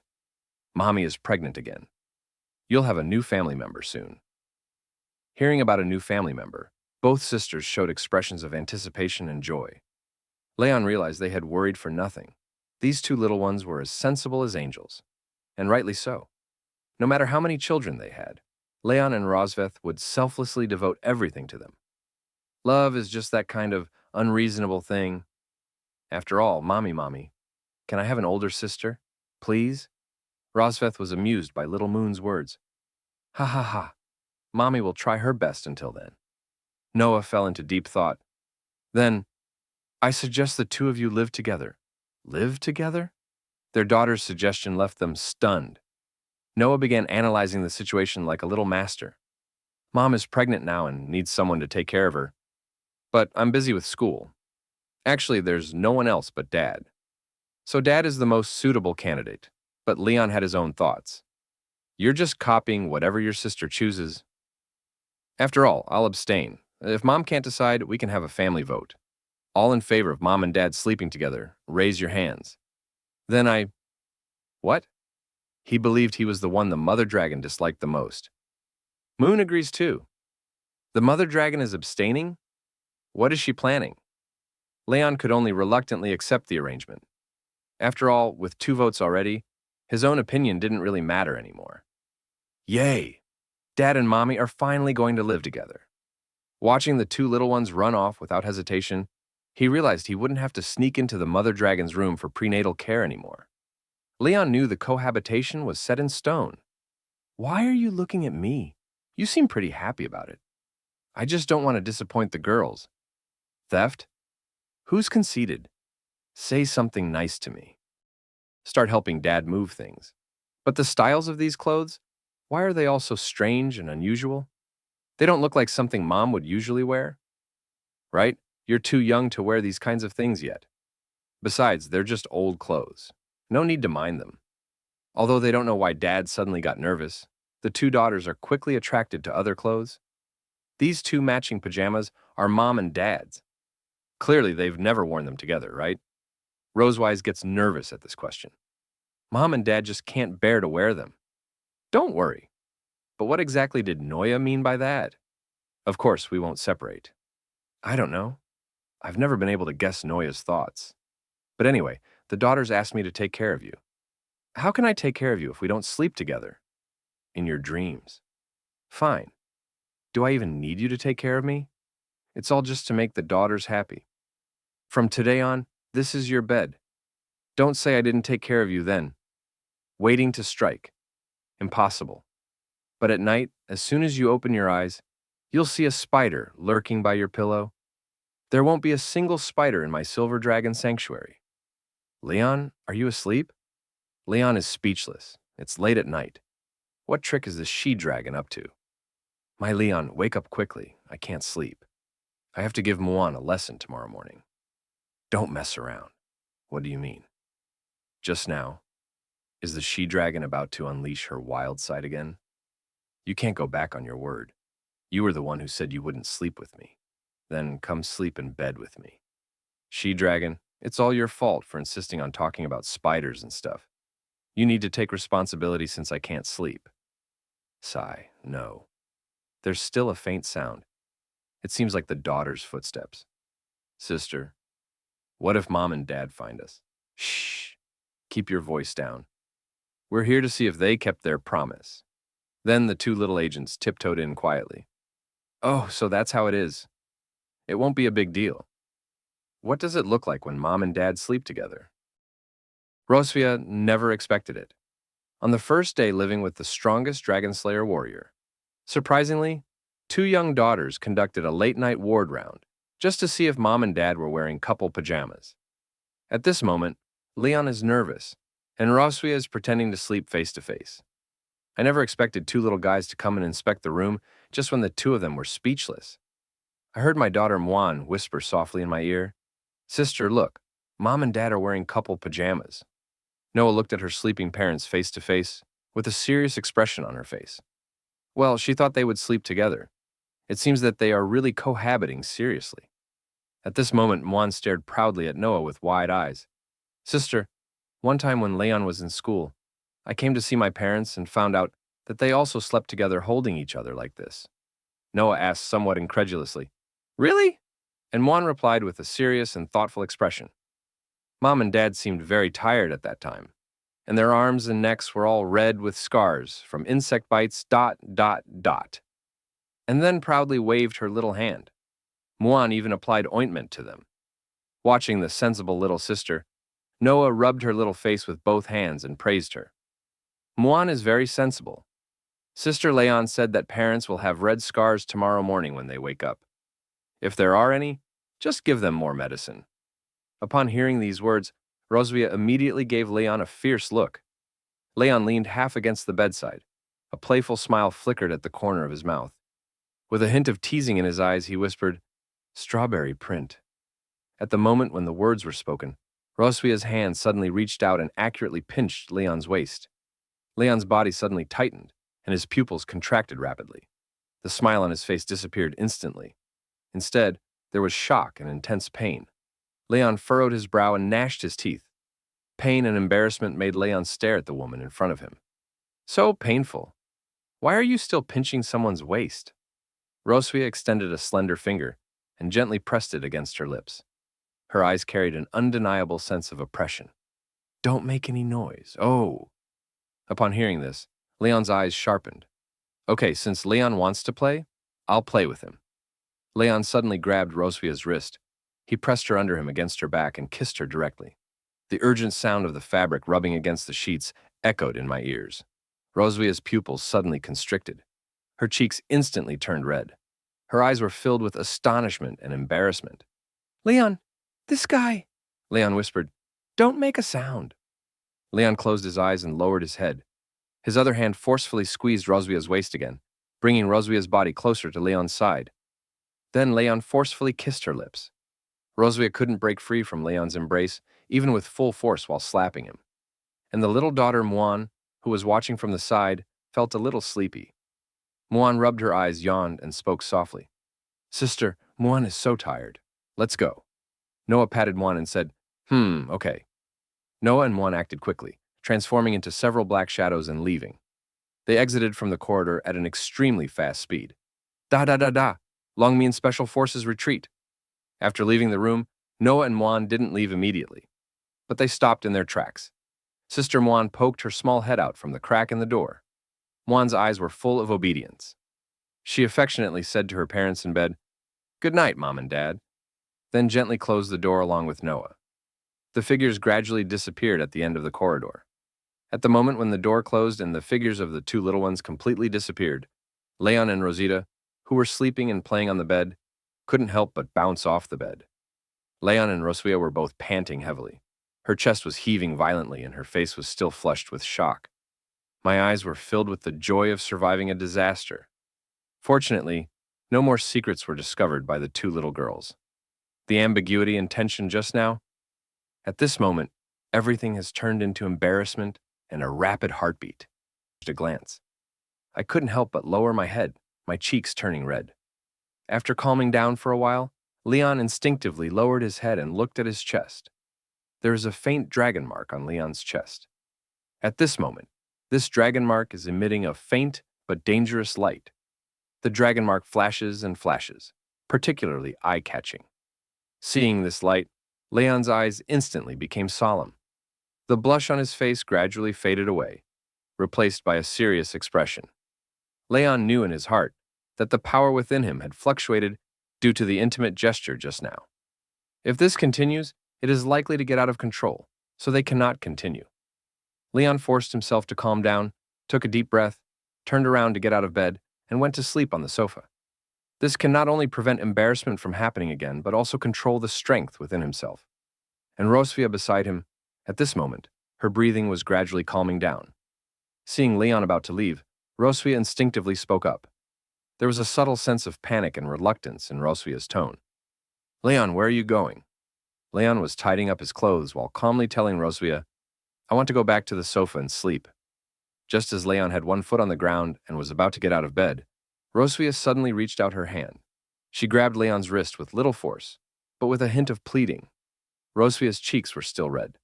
Her eyes were full of shyness.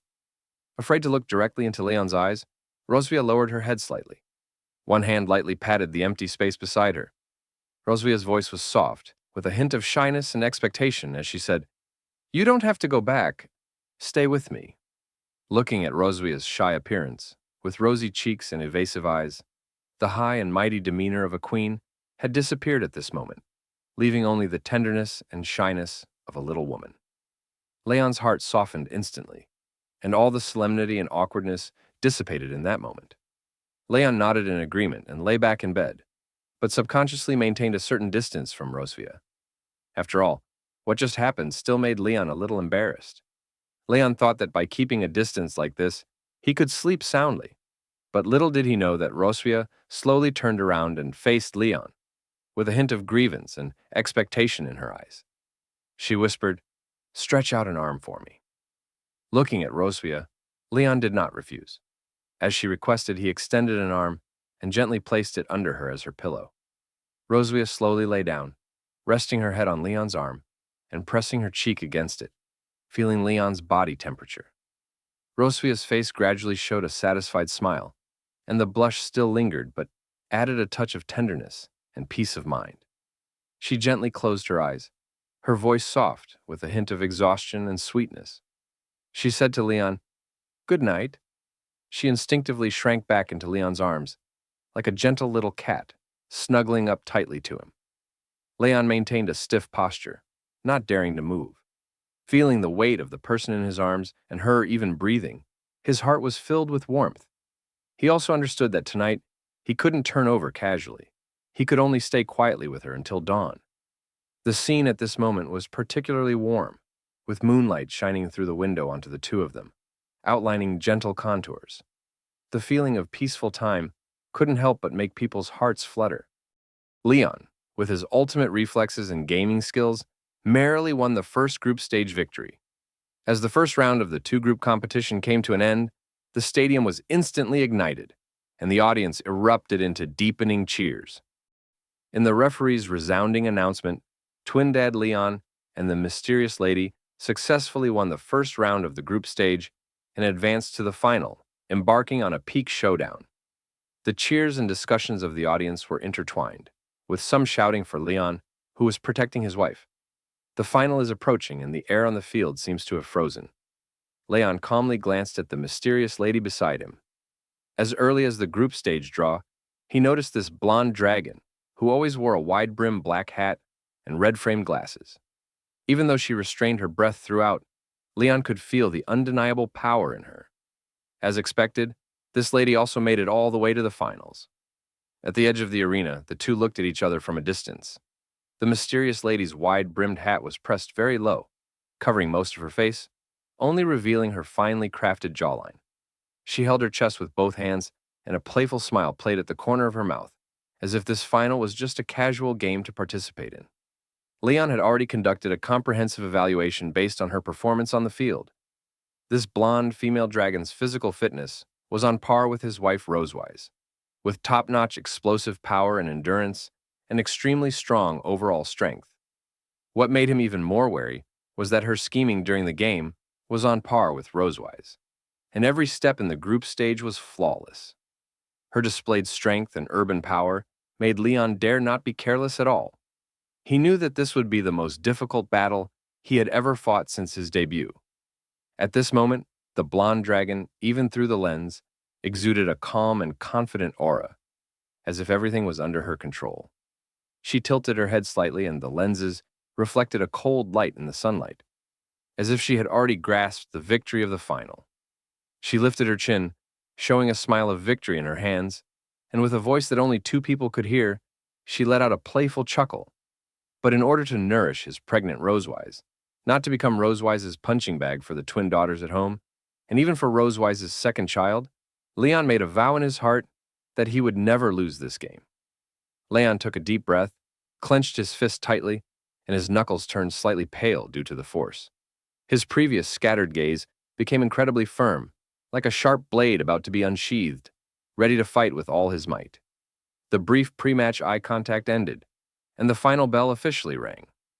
The arena in the center of the square had been rearranged, and the circular track of the group stage had been cleared, replaced by two opposing red square tables. The retro flip-style scoreboard stood at the corner of the table, with bright red numbers displaying 0 points. The clicking sound of each score change was particularly clear in the quiet arena. The host's voice echoed through the microphone and said, "Now please enter the venue, contestants." Leon took a step toward the left seat with a straight back and an undeniable aura in every step. Ms. Mysterious Dragon walked slowly to the right. Her steps were lazy, but carried an undeniable sense of oppression. After the two of them took their seats, the atmosphere on the field instantly changed. From the excitement of the group stage, it turned into a tense atmosphere, and the audience held their breath involuntarily. The host immediately revealed the rules of the final. The game rules were very simple, called I Have, You Don't. Both sides take turns saying something they have or have experienced before. As long as the other party does not have it, they will add 1 point. The camera turned to Leon, whose gaze swept over the scoreboard and landed on the mysterious lady across from him.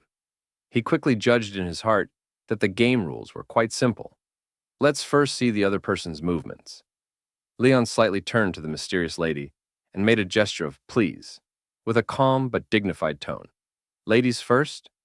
The mysterious lady on the other side raised her hat brim upon hearing this, and the corners of her mouth behind her red-framed glasses curved playfully. Her voice carried a lazy smile. Thank you. Then I won't be polite. Miss Long spoke first and calmly threw out the first chip. I have a younger sister. Leon was slightly taken aback, then calmly responded with a confident smile on his lips. I don't have one, but I have a wife. In one sentence, while acknowledging the opponent's score, he calmly revealed his ace. The audience erupted in cheers, and Rosewise in the audience blushed, with a gentle smile in her eyes. Miss Long was not surprised, and with a gentle smile she continued to press on. her gaze firmly fixed on Leon. I have two nieces. Leon slowly closed his eyes, and when he opened them again, his eyes were filled with tenderness and pride. He said word by word, I have twin daughters. The scoreboard on the field flipped wildly. The numbers kept refreshing and finally froze at 8-3. Leon was currently leading with an absolute advantage. Rosewise, in the audience seat, kept her gaze tightly fixed on Miss Long in the center of the arena. Her brow furrowed slightly, and a growing doubt arose in her heart. How do I feel like that dragon is becoming more and more familiar to me? She frantically searched for familiar figures in her mind. Their tone, red-eyed contours, and casual movements all resembled her own sister, whom she hadn't seen in many years. Sister? But she was clearly stationed deep in the dragon domain. How could she appear here? She shook her head, thinking that she was too sensitive because of pregnancy, but the familiarity grew stronger and stronger. Her intuition frantically reminded her that the identity of this mysterious lady was not simple. In the arena, the showdown between I have, you don't continued to heat up. Leon threw out a seemingly nonsensical experience. I have a donkey that I have hoofed before. This made the whole room burst into laughter. But Leon knew in his heart that such a routine competition, which was neither painful nor itchy, could not determine the winner. Cold sweat broke out on his forehead, and he anxiously pondered. If we keep comparing like this, we won't be able to distinguish between high and low, even after a few hours. We need to think of some tricky things and use one move to determine the winner. Just as Leon was pondering a way to break the deadlock, the mysterious dragon lady across from him spoke slowly. Her voice was full of playfulness and provocation, spreading throughout the entire arena. I have my first kiss, she spoke while lightly tapping her lips with her fingers. Her eyes behind the red-framed glasses were full of teasing, as if saying, well, you don't have it, do you? As the words fell, there was a deathly silence throughout the room, followed by deafening cheers. Everyone's eyes were focused on Leon. Leon completely broke through the defense and suddenly stood up, pointing at the woman across from him. His voice trembled slightly with shock and astonishment. Isn't this the opening event of the maternity supply store? What are you, a dragon with your first kiss still here, trying to join in the fun? His roar made the whole audience laugh even louder. But the rules of the game will not change because of it. The final whistle sounded, and the host's voice spread throughout the arena. Mr. Leon's speaking time is over. The winner of the game is this lady. With a decisive blow, Ms. Long won the final. She leaned back in the chair, crossed her hands, and smiled lightly at the corner of her mouth, as if everything on the field was under her control from beginning to end. The camera swept over the arena, and Leon froze in place, his face filled with disbelief. A short "ah" expressed his astonishment and confusion. Immediately afterwards, a strong sense of unwillingness surged in Leon's chest. He clenched his fists, his nails deeply embedded in his palm, and gritted his teeth, shouting softly, Damn it, it's only a little bit short. He hung his head, his mind filled with the hopeful gaze of Rosewise and the child in her womb. A huge sense of frustration instantly overwhelmed him. At this moment of loss, Leon's gaze subconsciously drifted towards the audience, and his biggest fear was disappointing Rosewise. Rosewise, sitting quietly in the audience, gazed at him with gentle eyes, without any blame, only full of tolerance and heartache. Leon's heart suddenly contracted, and his inner voice was incredibly firm. No, we can't let her down. He was aware that Yulu Longfruit only had miraculous effects on pregnant women, and was the ultimate treasure that could protect Rosewise and the child safely. For the sake of his wife and children, he must obtain this dragon fruit no matter what. Leon quickly adjusted his state, suppressed his disappointment and unwillingness, and rushed towards the mysterious dragon lady who had just won the game and was preparing to leave with a gift box. The lady stopped in her tracks and turned to look at him rushing over, with an expected smile flashing in her eyes. Leon stood in front of her, bowing slightly with a tone of final sincerity and desperate hope. Madam, the first prize Yulu Longfruit only works for pregnant women. If you don't eat it, can you sell it to me? He had even made up his mind to get this dragon fruit no matter what price the other party offered, even if he exhausted all his savings. Upon hearing these words, the mysterious dragon lady slowly looked up, her red-framed glasses under her wide-brimmed hat shimmering with a faint light. She looked at Leon, whose eyes were so eager that they had turned red, and a thought-provoking smile curved her lips. I did come to the competition for fun, and Yulu Longfruit is of no use to me either. In a simple sentence, Leon's heart instantly reached his throat, and he held his breath waiting for the next words. But in the next second, his request was pushed back by the other party's words, and the air instantly froze. Miss Long was holding the gift box of dragon fruit, her tone still playful. But why should I sell it to you? Leon's emotions were completely unsettled. My wife is pregnant with our second child and needs this fruit to nourish her body. This can be critical to the lives of several people. Miss Long's red eyes narrowed slightly through the lenses, and her tone was deliberately surprised. Oh, second child. She looked at Leon up and down, with a hint of teasing in her tone. It seems that you love your wife very much. Are you willing to come to me like this for her? Leon almost shouted out, his eyes filled with unquestionable determination. That's right. I love her so much. As soon as he spoke, Rosewise, who had come over, heard him attentively. Rosewise stood at the edge of the arena, with a bag of clothing supplements. Her face filled with shock and emotion, her eyes slightly reddened, and she listened to every word. Miss Long looked at Leon's excited expression, then glanced at Rosewise in the distance, and the smile on her lips gradually softened. She handed the gift box in her hand forward, her tone relaxed, yet sincere. Considering how much you love your wife, I'll give you the dragon fruit. Leon was completely stunned and instinctively took the gift box. The cold body of the box touched his palm, but he didn't react for a long time and stuttered. Ah, thank you. The fierce competition for the jade dragon fruit did not end in a cold deal, but was gently resolved by a deep love. At this moment, Miss Mysterious Dragon turned her head to look at Rosewise beside her, raised her hand to support her wide-brimmed hat, and smiled softly. Did you hear that? He said he loves you very much. As soon as the words fell, she took off her wide-brimmed hat and sunglasses, and the magic of disguise dissipated instantly. Her original blonde hair underwent a revolutionary change. A head of fiery red hair poured down her shoulders, shining brightly in the sunlight. She took off her glasses and revealed ruby eyes just like Rosewise, with a hint of mature charm and sharpness at the corners of her eyes. She looked at Rosewise, who was standing still, chuckled softly, and said, Congratulations on having a second child, little sister. At the moment when the lady's true form was revealed, Rosewise's pupils suddenly shrank, and her face was filled with disbelief. She was stunned for 2 seconds, then suddenly rushed forward, shouting loudly, Sister! Warm yellow light fell from the chandelier, and the air was filled with a strong aroma of coffee.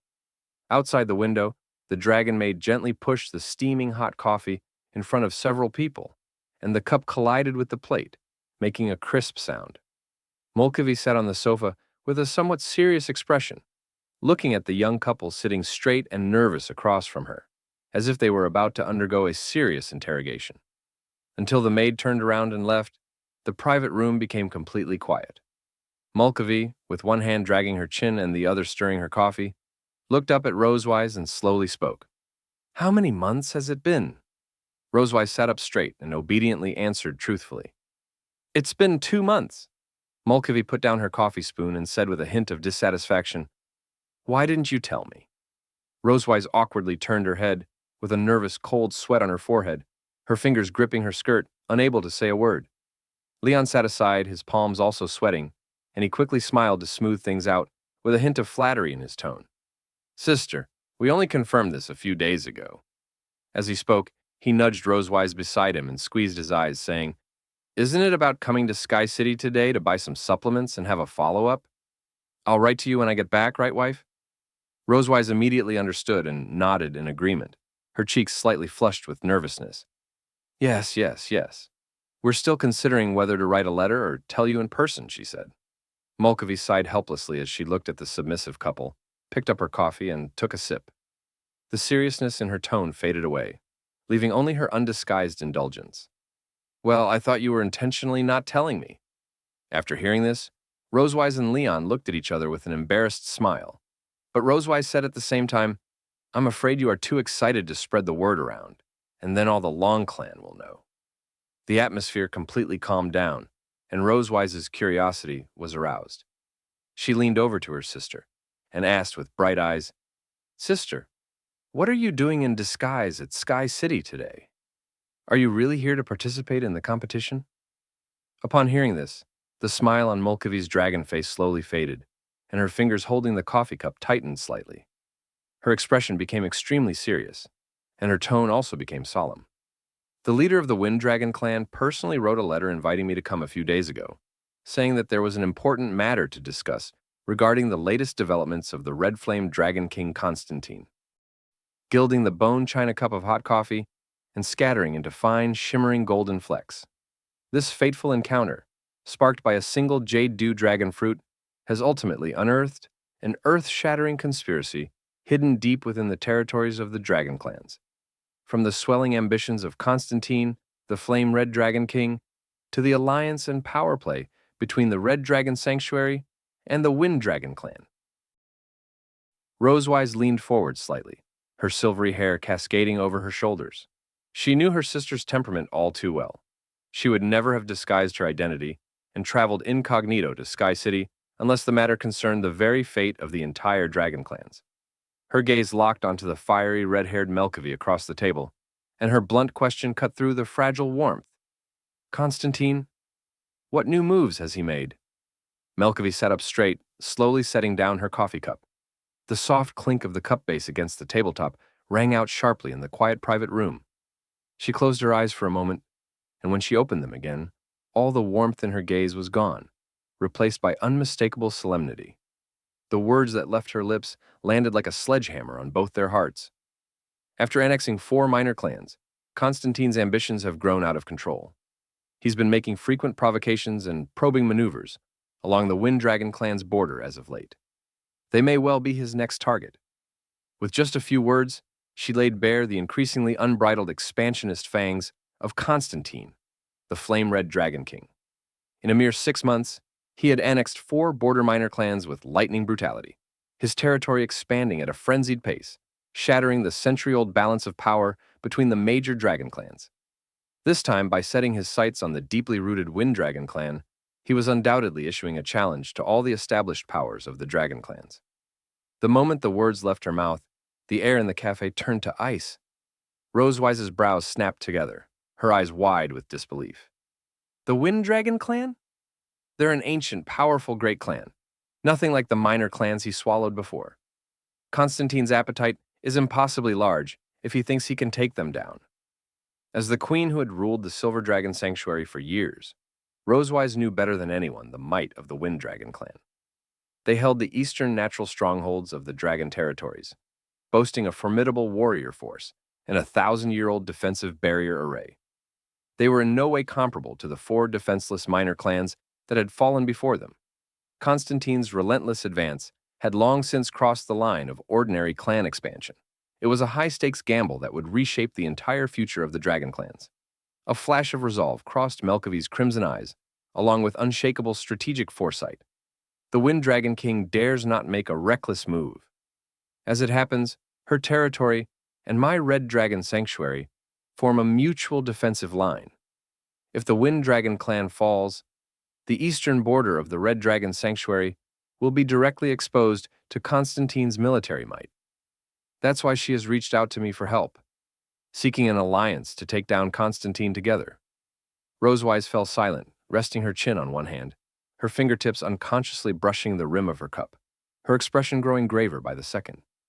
If Constantine really intends to wage war on the Wind Dragon clan, the scale will be far greater than when he annexed the 4 clans. Sister, if you get dragged into this, I fear you won't be able to walk away easily. Her voice was thick with worry. She knew all too well the cruelty of war, and feared that with her pregnancy, she would be unable to help her sister in the slightest, only becoming a burden. The reflection in the coffee cup mirrored the resolve and hidden worry in Melkavy's eyes. She understood the principle of when the lips are gone, the teeth are cold all too well. She lifted her cup and took a sip. Her voice was calm, yet carried unyielding determination. I cannot stand by and do nothing. If the Wind Dragon clan falls, my Red Dragon Sanctuary will most likely be his next target. Rosewise's heart clenched, and she spoke up hastily, her voice earnest and urgent. Sister, let me send some Silver Dragon soldiers to your side. Even if they can't enter the direct fighting, they can help you garrison the rear borders.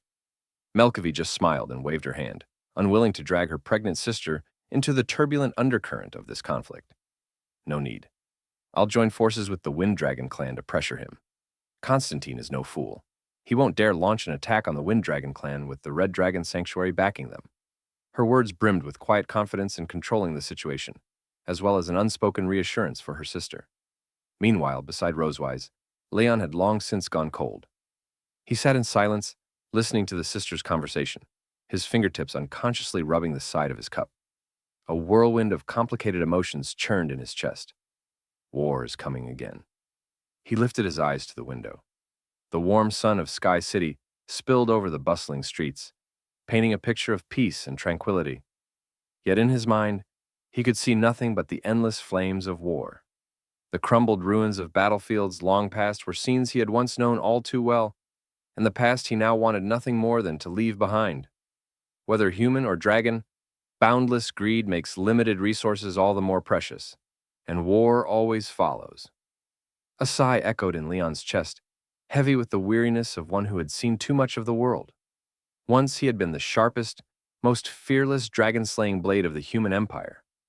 The words his master had spoken to him before the turning giant gears had once been the creed carved into his very soul. This world is a colossal, exquisitely calibrated machine, and we are nothing but tiny cogs within it. He had stood on countless blood-soaked battlefields. The towns behind him burning, the roaring dragons before him, his sword stained crimson with dragon blood. He had never stopped to question the meaning of the war, never wondered if the dragons that fell to his blade were truly irredeemable.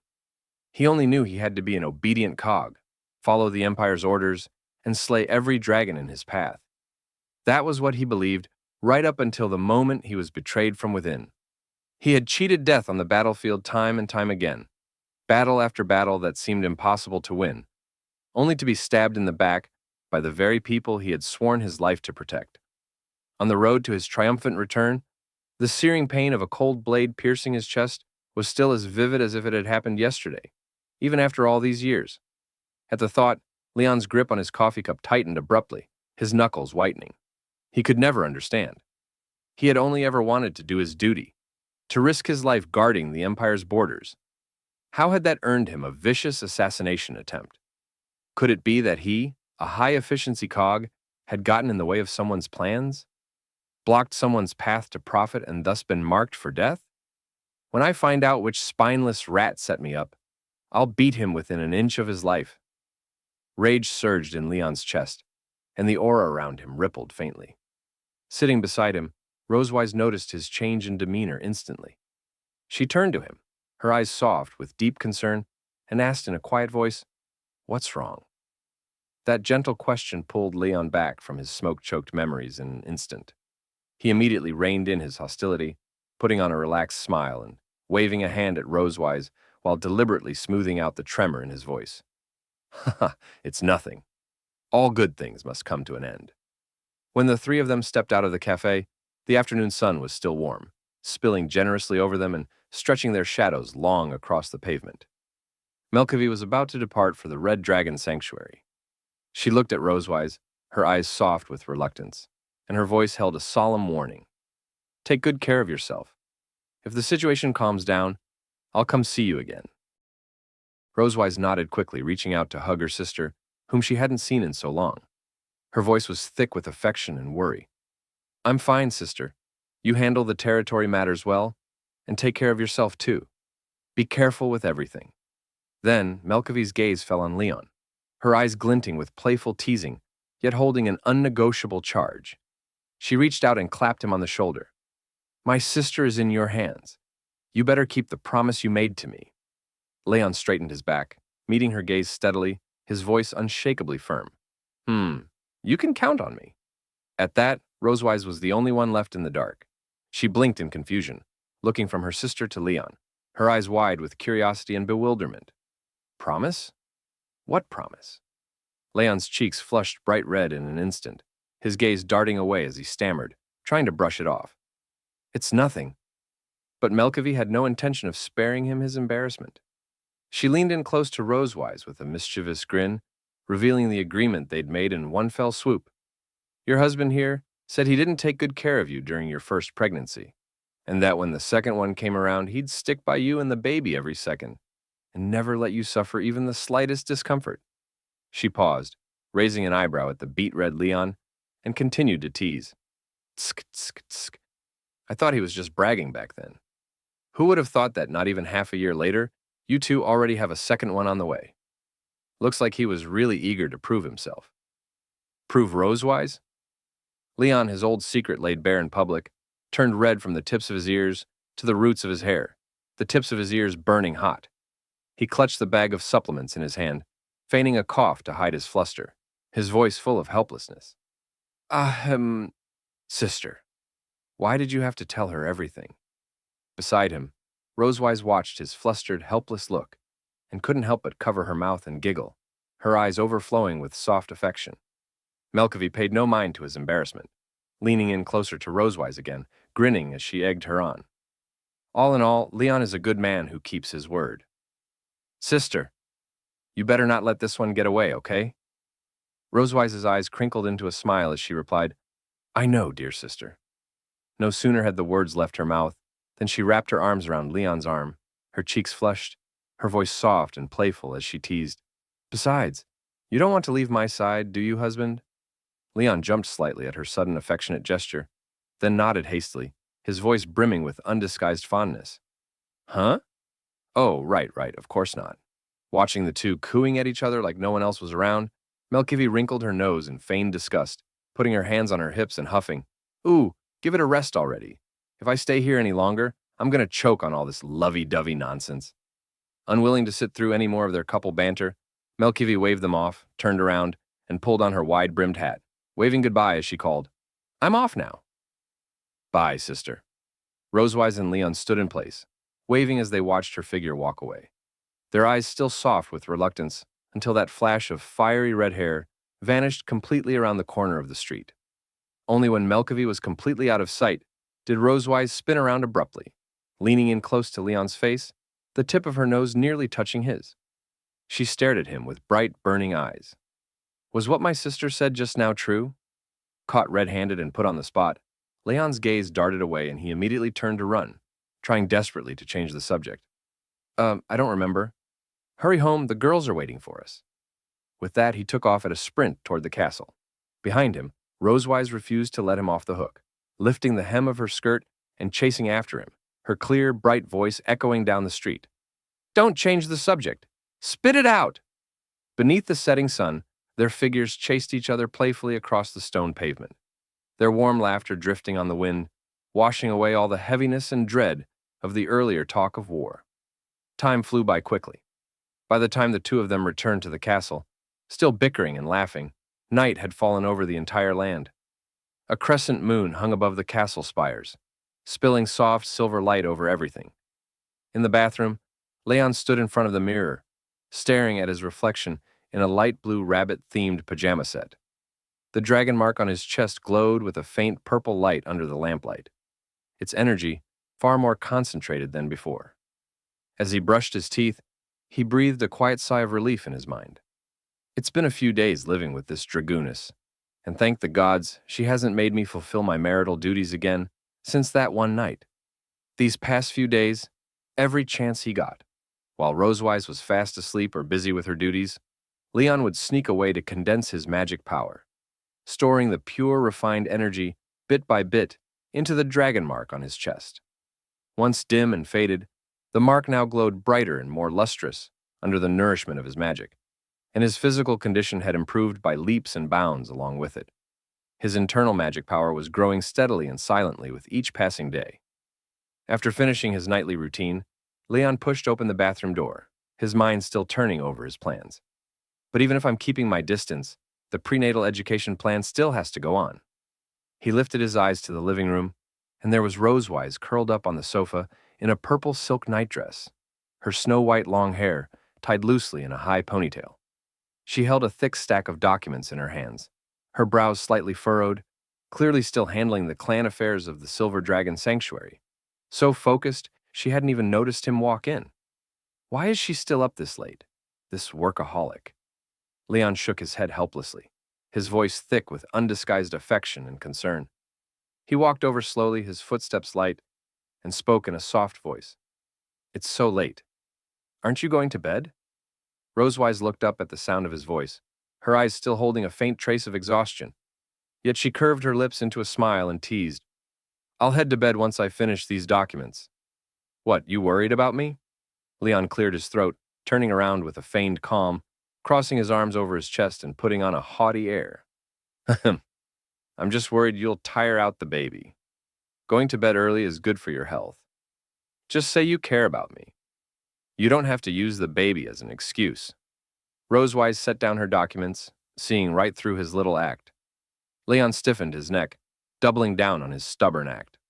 Huh? Care about you? The only thing I care about is when you're going to hand over the Silver Dragon King's throne to me. Once I sit in that seat, the entire Silver Dragon Sanctuary will belong to me. Leon Casman. As he spoke, he put on a grandiose, ambitious air. Yet his eyes drifted to the cold glass of water beside Rosewise's hand. He quietly reached over, swapping it out for a warm glass of honey water.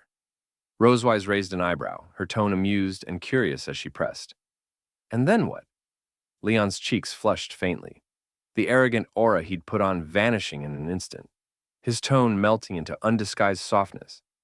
And then I'll do all your work for you.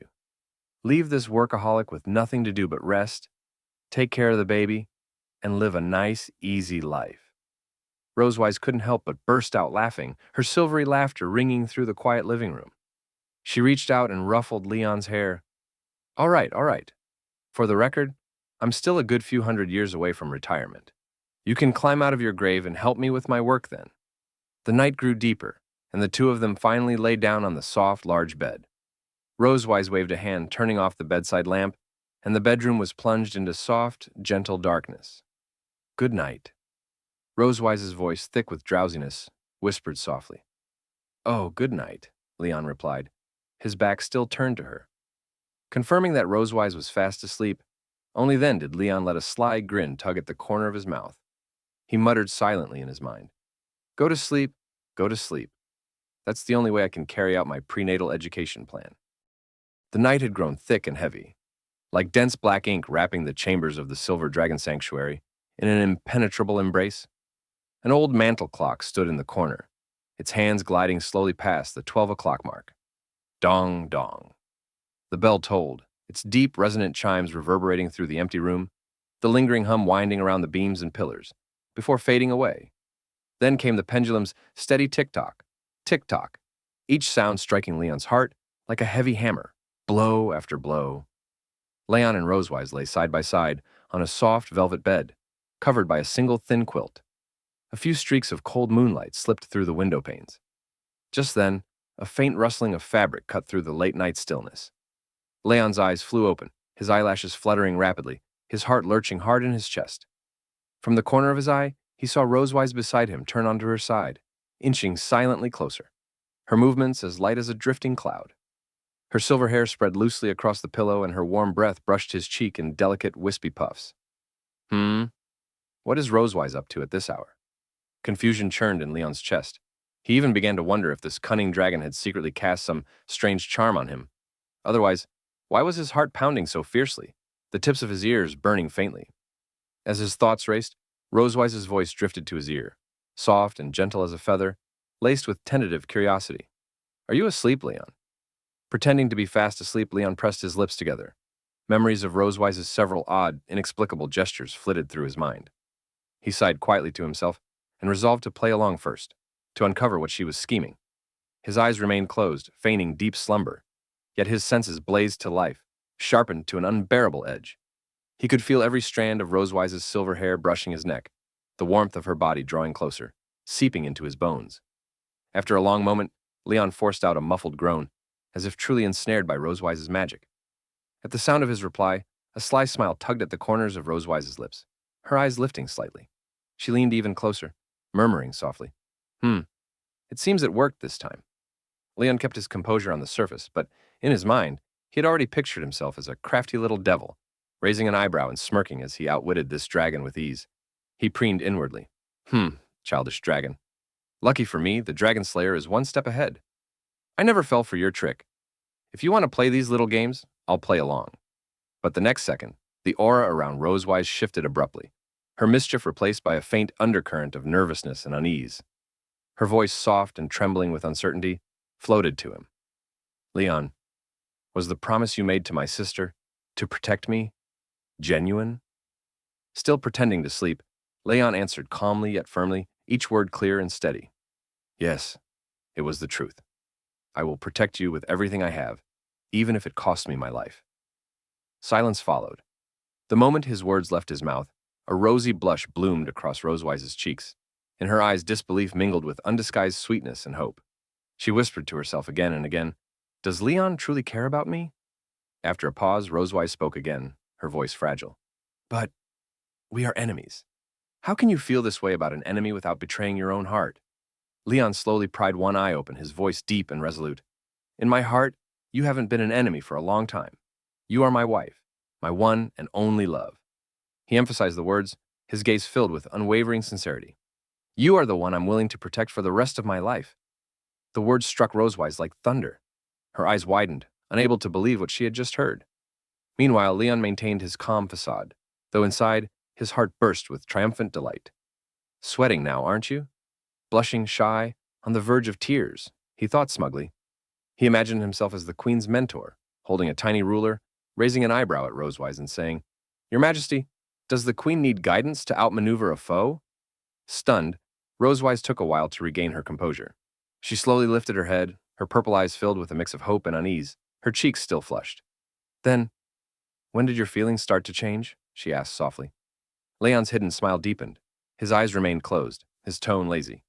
"A long time ago." Hearing this, Rosewise ventured a guess, her voice hesitant. "How long ago?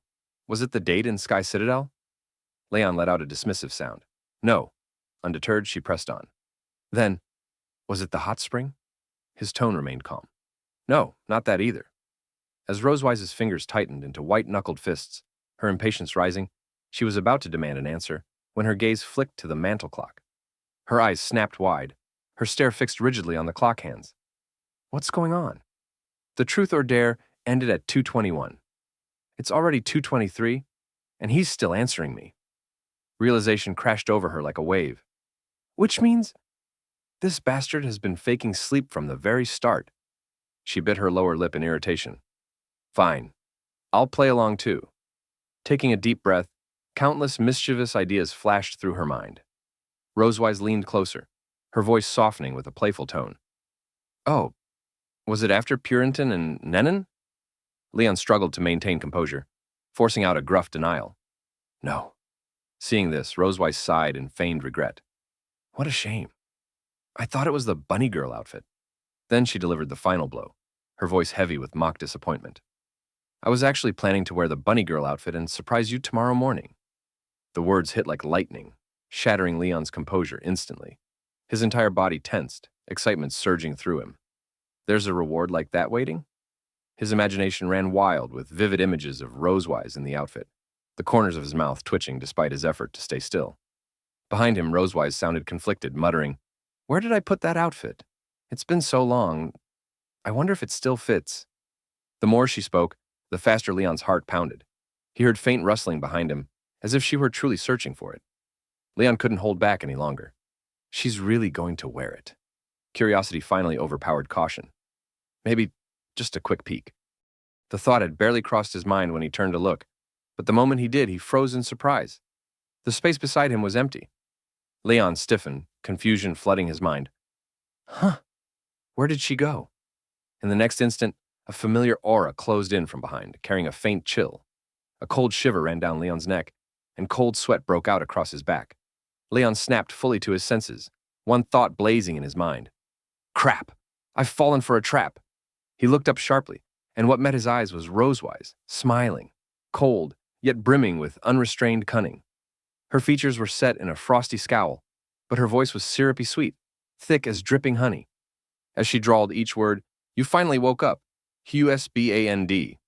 A bead of sweat slid down Leon's forehead, and only one thought echoed loudly in his mind. Crap. He opened his mouth, about to stammer an explanation, but Rosewise gave him no chance.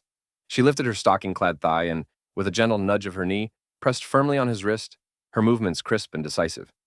Then, with a flick of her left hand, a wisp of pale purple magic coiled around her other stocking, binding his other wrist in the blink of an eye, before fastening it tightly to the headboard.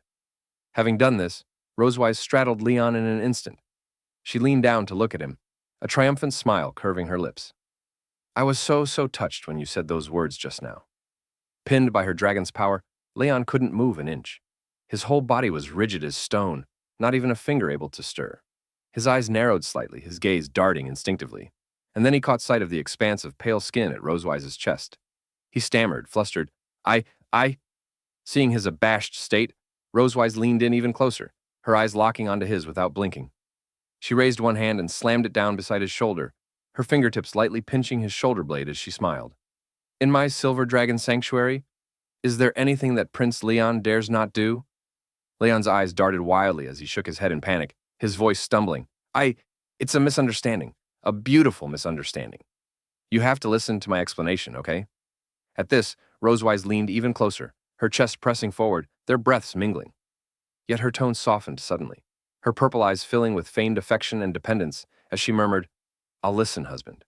I'll listen to everything you say." Deep in the night, within the silver dragon sanctuary, moonlight filtered through the curtains, spilling a soft silver glow across the floor. Leon's wrists were bound tightly by stockings as he lifted his gaze to meet Rosewise's, a hint of helplessness and resignation in his eyes.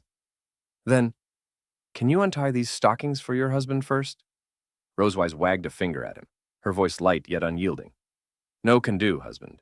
Tonight these stockings will either bind your hands or be stuffed in your mouth." At her words, cold sweat streamed down Leon's face. He shook his head quickly, forcing a stiff, awkward smile. "No need, really. Being tied is fine. Totally fine like this." The atmosphere shifted instantly. The smile faded from Rosewise's face, replaced by a faint flicker of disappointment in her eyes. She leaned closer, her voice edged with quiet anger. You dared to lie to me. Those words you said to my sister.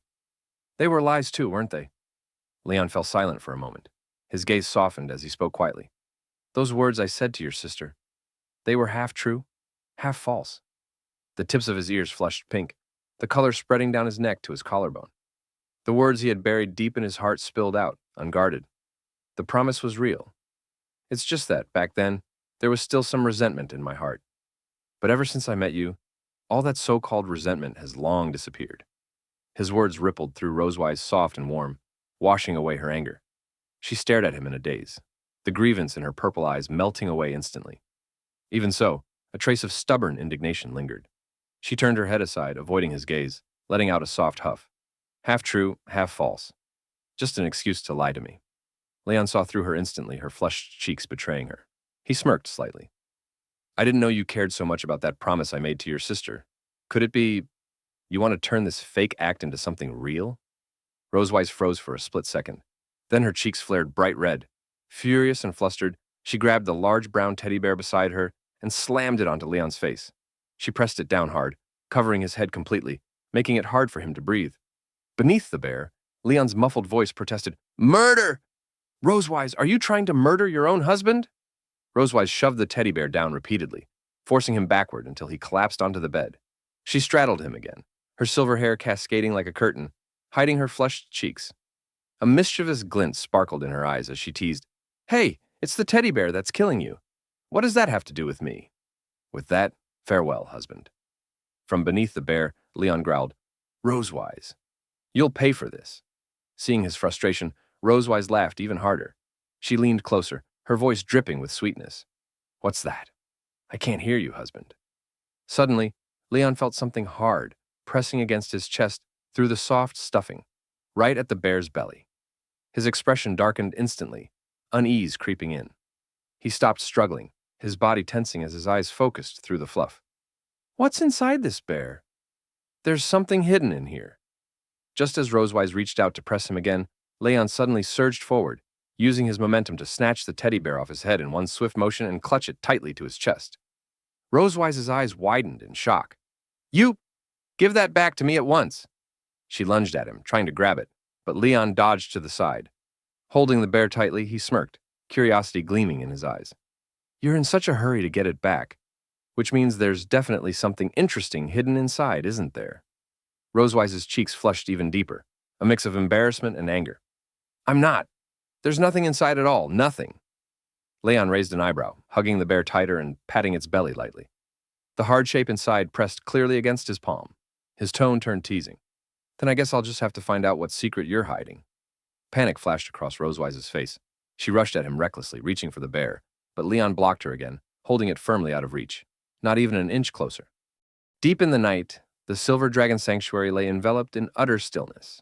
The night wind swept through the carved balcony railings, carrying the faint fragrance of flowers from the garden below. Moonlight poured down like liquid silver, illuminating Leon, who was crouched in the corner of the balcony. Dressed in a light blue rabbit-themed pajama set, he was furtively rummaging through the half-human tall brown teddy bear in front of him, his eyes blazing with determined triumph. This teddy bear was a gift he had given Rosewise long ago, and she cherished it more than anything. On most days, she never even let him touch it, insisting on cleaning it herself. Leon had long suspected there was something hidden inside. He tugged hard at the zipper on the back of the teddy bear and slipped his hand inside. His fingers immediately brushed against a thin slip of paper. Leon's eyes lit up instantly, and he let out a quiet, triumphant laugh. Ha! I knew it. There was something hidden in here. He pulled out the paper and unfolded it, only to freeze completely the moment he saw what was on it, holding the photo perfectly still in his fingers.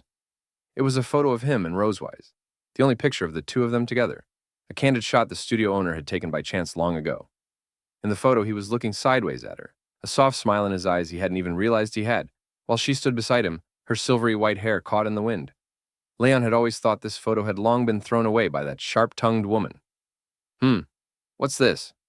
Leon was still staring intently at the photo when familiar footsteps sounded behind him. He spun around sharply, only to see Rosewise standing in the balcony doorway, in a purple dress.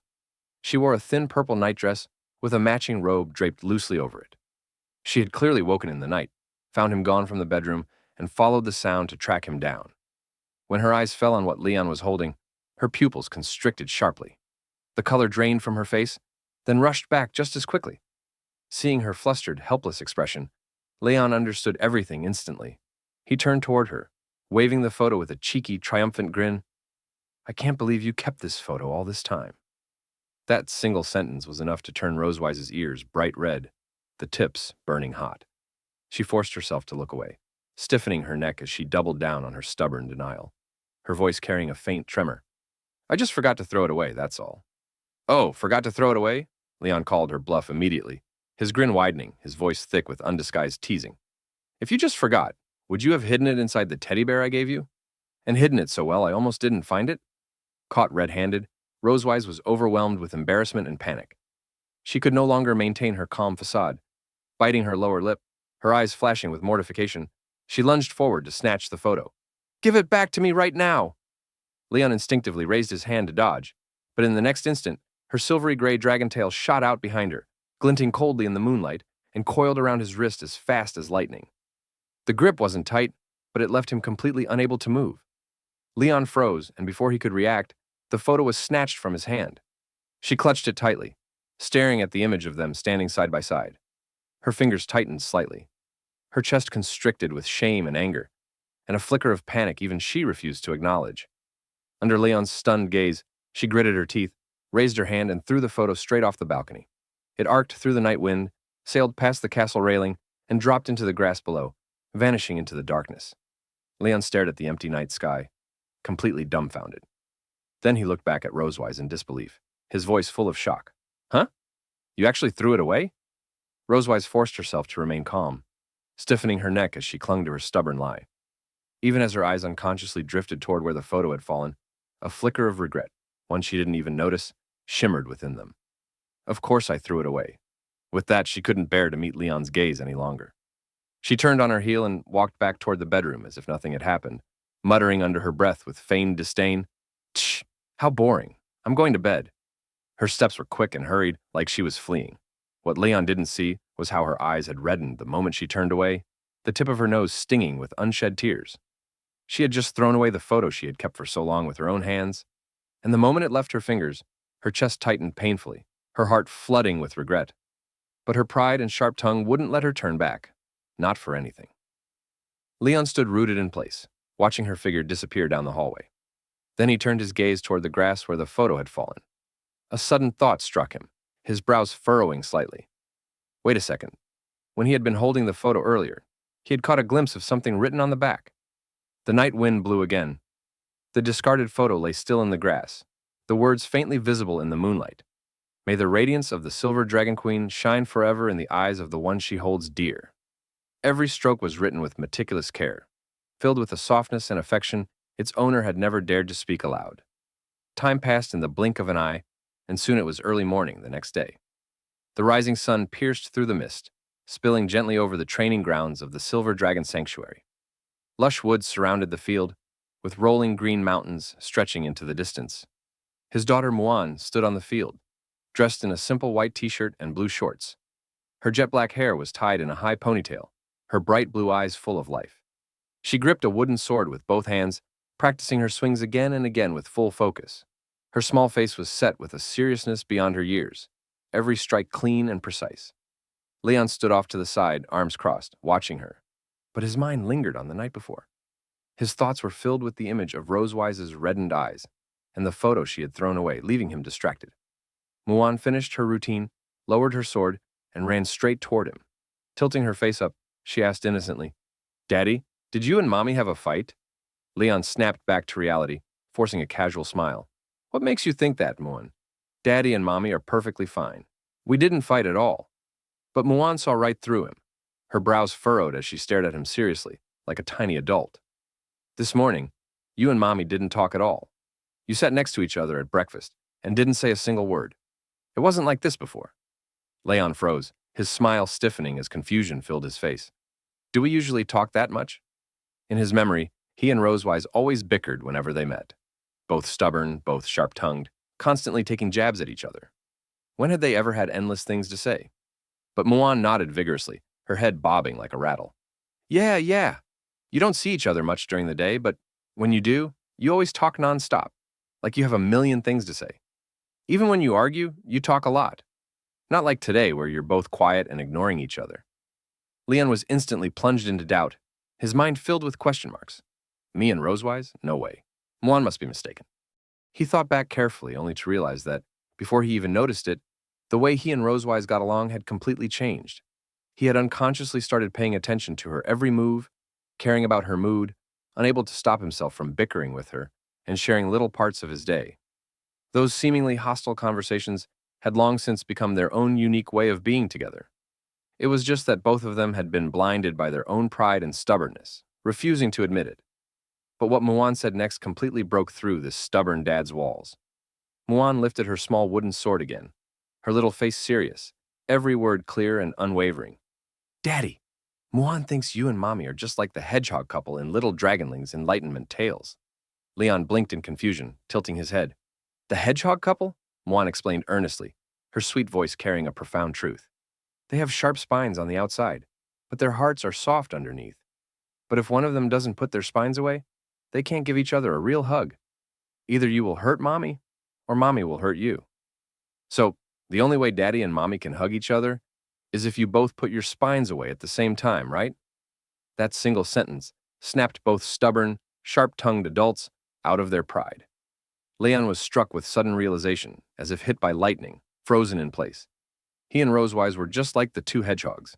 They cared deeply for each other, their hearts soft and tender, yet they insisted on raising their sharp spines, hiding their feelings behind stubborn words and pride. They both refused to back down first, refused to be the one to soften first. That was why they kept missing each other, time and time again, hurting each other without meaning to. Leon snapped back to reality. He reached out and gently stroked Muan's hair, a warm, soft smile forming on his face, his eyes filled with emotion.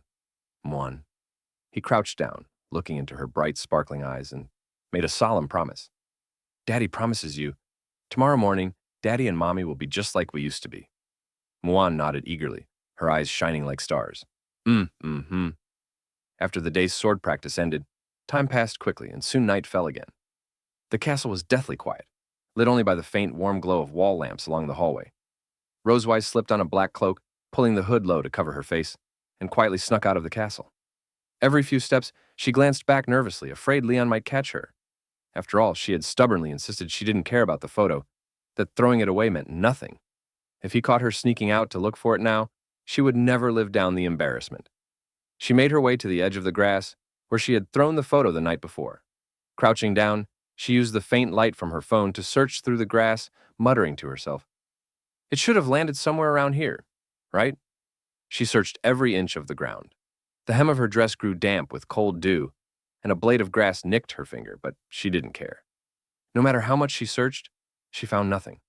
Her heart began to race with panic and anxiety, her voice trembling with tears. It's not here. It's not here. Why can't I find it anywhere? She crouched down, smacking her forehead in frustration, overwhelmed with regret, her eyes red like a rabbit's. Why did I have to be so prideful? If I had just stopped being stubborn, I could have kept it. Now I'm out here in the dark, looking like an idiot. The more she thought about it, the worse she felt.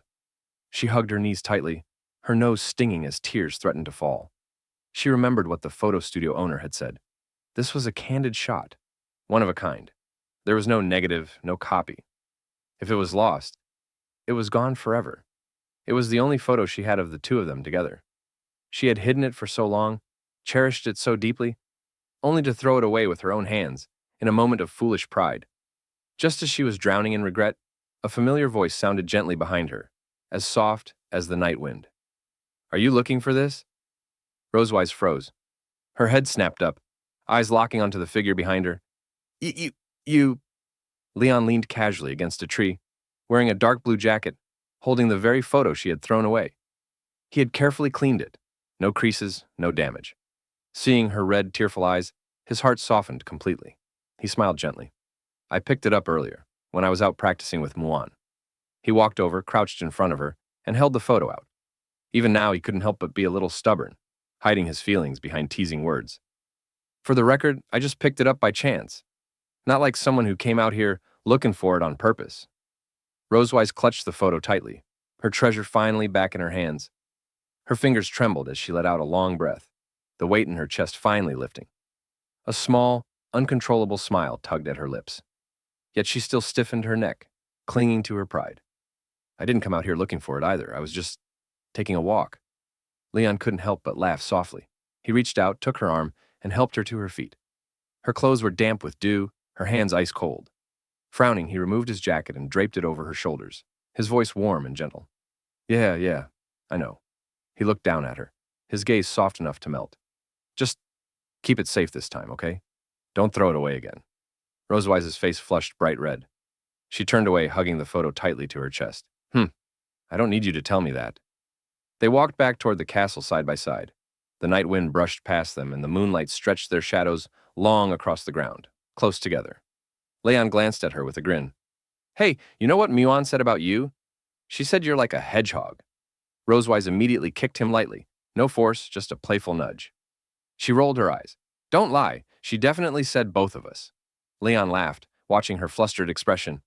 You're really smart, honey. Rosewise's face turned red again, even to the tips of her ears. She shoved him lightly. Shut up. I'm not your honey. But even as she said it, her steps slowed and she unconsciously leaned closer to him. The jacket around her carried his warmth, seeping deep into her heart. Later, in the quiet bedroom, the soft golden glow of the bedside lamp filled the room. Rosewise carefully placed the one-of-a-kind photo into a delicate wooden frame and set it by the window, where it could be seen clearly. Moonlight streamed in, illuminating the two smiling figures in the photo. She sat on the edge of the bed staring at it, a soft, unrestrained smile forming on her lips. Her fingertips brushed lightly over the frame. Then she whispered softly into the quiet night, Good night. 2 months slipped by quietly. The past entanglements and tentative exchanges had long since settled into a tender bond. Snow-white mountain peaks glinted faintly in the sun, and within the bitter winter wind lingered a warm, homely comfort. Leon, wrapped in a blue winter coat lined with white fleece, stood in the snow, his gaze resting softly on his daughter, Noah.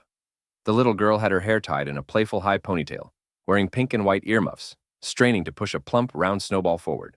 The tip of her nose was bright red from the cold, and she hummed a cheerful little tune under her breath. Heave-ho! Heave-ho!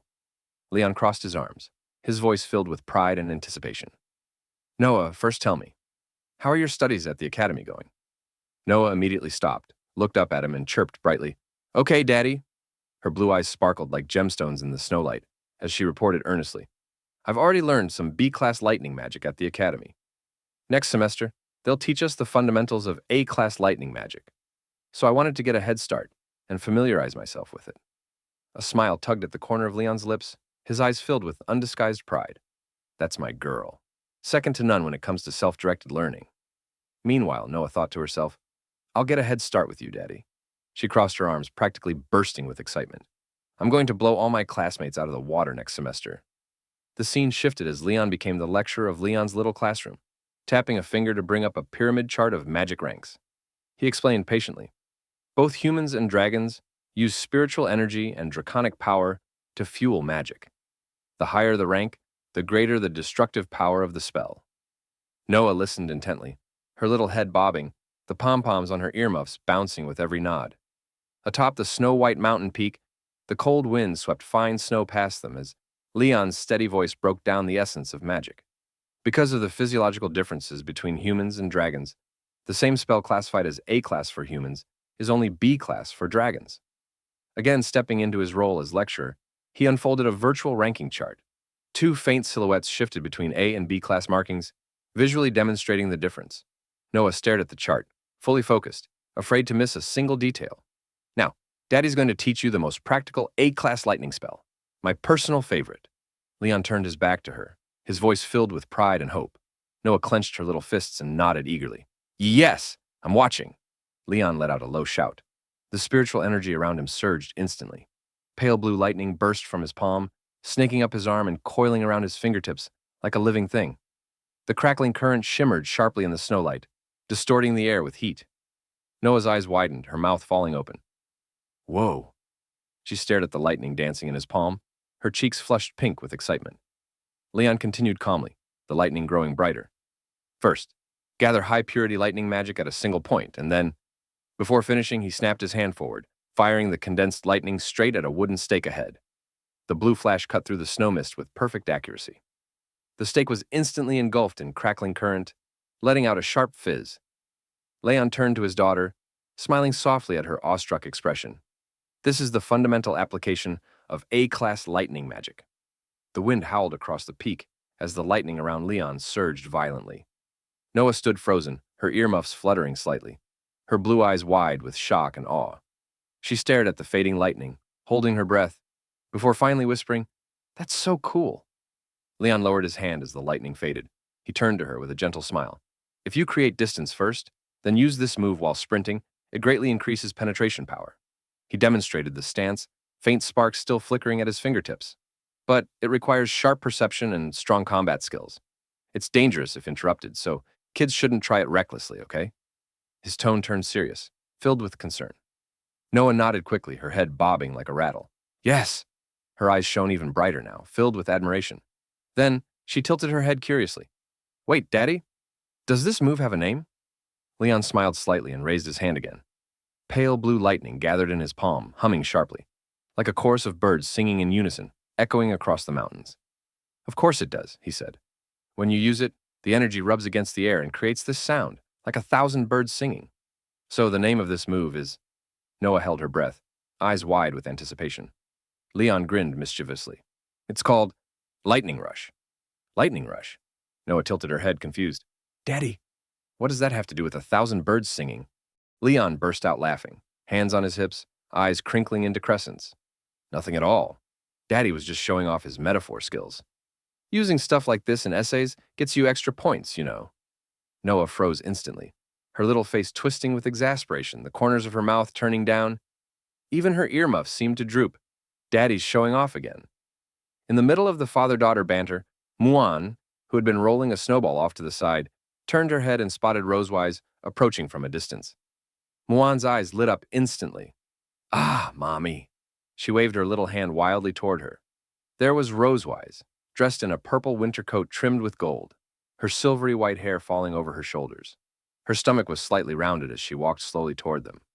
She was 4 months pregnant now, and a soft maternal glow surrounded her. Muan, Are you building a snowman? Her voice was as gentle as the winter sun, her gaze landing on the huge snowball beside Noah, her eyes full of fondness. Atop the snow-white mountain peak, the cold wind drifted soft flakes around them. Noah stood between two enormous snowballs, her little face glowing with pride. Mm-hmm. Muan rolled the body and the head. She stood on tiptoe trying to lift the top snowball, but no matter how hard she tried, she couldn't do it. She muttered dejectedly, "But Muan is too short. I can't stack them." Rosewise looked at her daughter's disappointed face, her eyes soft with affection. She stepped forward slowly, gently patting Muan's head. "Then how about Mommy helps you?" Her movements were careful, protective of the life growing inside her. Her silvery white hair shimmered softly in the snowlight. "Yay!" Muan's eyes sparkled. She hurried over, pushing the snowball alongside her mother, humming cheerfully, "Heave ho, heave ho!" Even while pregnant, Rosewise used her draconic power to steady the snowball. Together, they carefully placed the head on top of the body, her movements both gentle and strong. In no time, a round, plump snowman stood in the snow. "Let's give it arms and eyes." Muan ran off excitedly, grabbing 2 twigs and 2 black stones, carefully attaching them. Her movements were clumsy but sincere, her nose red from the cold, her eyes shining with joy. She stepped back, staring at the snowman, brows furrowed slightly. She poked her cheek, thinking. Tilting her head, she frowned in confusion. "What do you think it's missing, Moan?" Rosewise asked gently. "Mommy's never built a snowman before either." Just then, Leon walked over through the snow, hands in his pockets. "What's wrong?" Muan ran up to him. "Daddy, look! Mommy and Muan built a snowman." Leon leaned in, taking a closer look. How come this snowman doesn't have a nose?" "That's it!" Muan's eyes lit up in realization. "Perfect timing," Rosewise said, suddenly pulling out a bright orange carrot, a mischievous glint in her eyes. "This should fit perfectly." She pushed the carrot into the snowman's face. Now, it was complete. Leon stared at the carrot, then at Rosewise's proud smile, and sighed, pressing a hand to his forehead. "Why do you even have a carrot on you?" Muan ignored them completely, happily circling the snowman. "It's done! It's so cute!" Rosewise casually pulled out a purple eggplant from her sleeve, raising a brow playfully as she leaned toward Leon. "What? Not satisfied? I have an alternative." A cold sweat slid down Leon's temple. He waved his hands quickly. No, it's fine." He didn't dare complain, but he definitely felt bad for the snowman. Leon gently held Rosewise's arm, concern in his eyes. "More importantly, what are you doing out here in the cold? What if you fall?" His gaze drifted to her rounded stomach, his voice filled with worry. Rosewise flicked her silver dragon tail proudly, its scales gleaming in the sunlight. "Dragons don't fall. Our tails help us balance better than humans." She flicked it lightly to demonstrate. Then she pouted, hands behind her back, stamping her foot lightly. "Besides, the maids have been watching me nonstop. It took so much effort to sneak out. I just want to have some fun." Seeing her playful pout, all of Leon's helplessness melted into fondness. "What do you want to play?" he asked softly. Rosewise's eyes sparkled. She tilted her head, thinking seriously. Teach Muon fire magic? Build another snowman? Or maybe a snowball fight?" Just then, "Your Majesty!" The smile on Rosewise's face froze instantly. She turned sharply to see the headmaid approaching with several others, all looking worried. Rosewise's pupils shrank. Oh no. The next second, the headmaid exploded with anger. "Fire magic? Snowman building? Snowball fights? Tell me, which of these is appropriate for a pregnant woman?" You tricked me into saying that." Rosewise spun around, glaring at Leon, her dragon tail trembling with anger. Leon raised his hands quickly. "I didn't. I would never." But the headmaid was unmoved. She bowed slightly. "Your Majesty, if this continues, it will be a dereliction of my duty." She raised her hand. "Escort Her Majesty back." "Yes!" The maids responded in unison, surrounding her immediately. Rosewise was trapped like a small animal, her eyes turning red as tears welled up. She pouted miserably and let out a soft whimper. "Wah!" She struggled, but the maids gently held her in place, even her dragon tail restrained, leaving her no room to resist. Leon watched as Rosewise was escorted back to the castle and sighed helplessly, a faint smile on his lips. "Your Majesty, do get some rest." The days slipped by one after another in a quiet, warm routine, and Rosewise's belly gradually swelled with the passing weeks, growing more and more prominent with each day. The once sharp, decisive Silver Dragon Queen, her edges honed by years of rule, was now wrapped in a soft maternal radiance. The cold sharpness in her eyes and brows softened, replaced by gentle warmth, with Leon by her side every step of the way, tending to her with meticulous care. Her pregnancy was far more peaceful and comfortable than her first had been. Leon researched prenatal care well in advance, preparing nutritious meals and endless new variations every day. He would silently set out a soft pillow the moment she grew drowsy, patiently soothe her when her emotions fluctuated, and stay alert through every night, terrified she might feel the slightest discomfort. The dragon-slaying warrior who once galloped across battlefields now willingly devoted himself entirely to his wife and children, giving them every ounce of his tenderness and patience. Time flew by, and the swelter of summer crept in quietly. With it, Rosewise's due date arrived right on schedule, June 29th.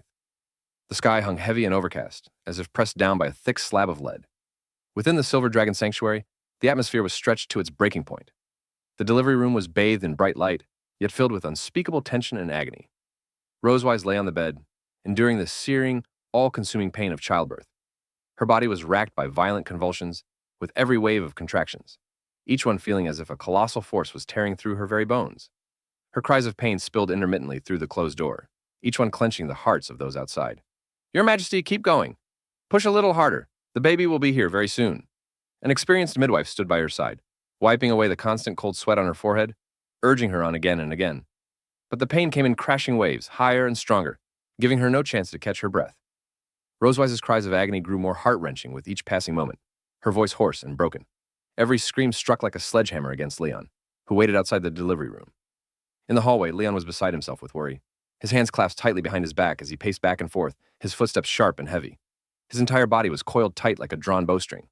His brows furrowed deeply, cold sweat dripping from his temples, his gaze fixed unblinking on the closed door, as if he could see through it. The words from the prenatal books echoed over and over in his mind, each one stabbing like a needle into his heart. From the onset of contractions to delivery, 8 to 10 hours, pain equivalent to breaking dozens of bones at once. And yet, he could do nothing. He paced helplessly outside, unable to take even a fraction of her pain away. An overwhelming sense of powerlessness gripped him, leaving the warrior who once faced dragons trembling slightly from head to toe. Off to the side, Muan and her little sister stood hand in hand in the corner, their faces streaked with tears. Their red-rimmed eyes overflowed, but they forced themselves to stay quiet, terrified of disturbing their mother. At last, the younger girl couldn't hold back any longer. She tugged gently at the hem of Leon's coat, her small voice trembling. "Daddy, is Mommy in a lot of pain?" Hearing the heart-rending screams from inside, Muan broke down. She burst into sobs, her small body shaking uncontrollably.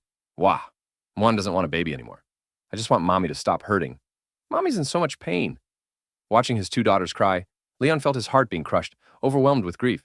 He forced down the panic and anxiety, crouched down, and gently wrapped his arms around them. "Don't worry. Mommy's strong. She'll be okay," he said softly. "Let's stay here quietly and cheer for Mommy together, okay? If she hears us, she'll have even more strength." The two girls nodded through their sobs. "Okay." Muan wiped her tears roughly, sniffled, and looked up at Leon with a small, hopeful glimmer in her eyes. "Can we go to the beach together? I want to pick seashells and splash in the water with my sister." Leon's expression softened. He smiled and nodded firmly.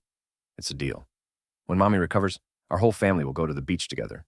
No one will be missing." The moment the words left his mouth, boom! The entire Silver Dragon Sanctuary shook violently. A deafening explosion tore through the air. Raging flames burst like a ferocious beast, shattering the thick stone wall of the hallway in an instant. Debris and broken stone flew everywhere as fire erupted skyward. A searing heatwave thick with smoke and dust swept through the space, stinging the eyes and choking the breath. Leon's pupils shrank to pinpricks, his face draining of color. Acting on instinct, he bent down sharply and shielded the two girls tightly in his arms, using his back to block the flying debris and scorching heat. "What's happening?" he shouted. The smoke cleared slightly, and what he saw made his heart drop. "Silver Dragon soldiers? No. The enemy has broken through the defenses." Clutching the girls tightly, he sprinted to the window and yanked the curtain aside, then froze. The once peaceful Silver Dragon Sanctuary was now engulfed in flames. Buildings crumbled, debris filled the air. Soldiers clashed violently with invaders, screams and roars mixing with dragon cries into pure chaos. Above them, countless flying dragons from the flame-red dragon clan blotted out the sky. Their wings stirred violent winds as they rained fire down, turning everything into a sea of flames. "It's an enemy attack. It's Constantine's flame-red dragon clan."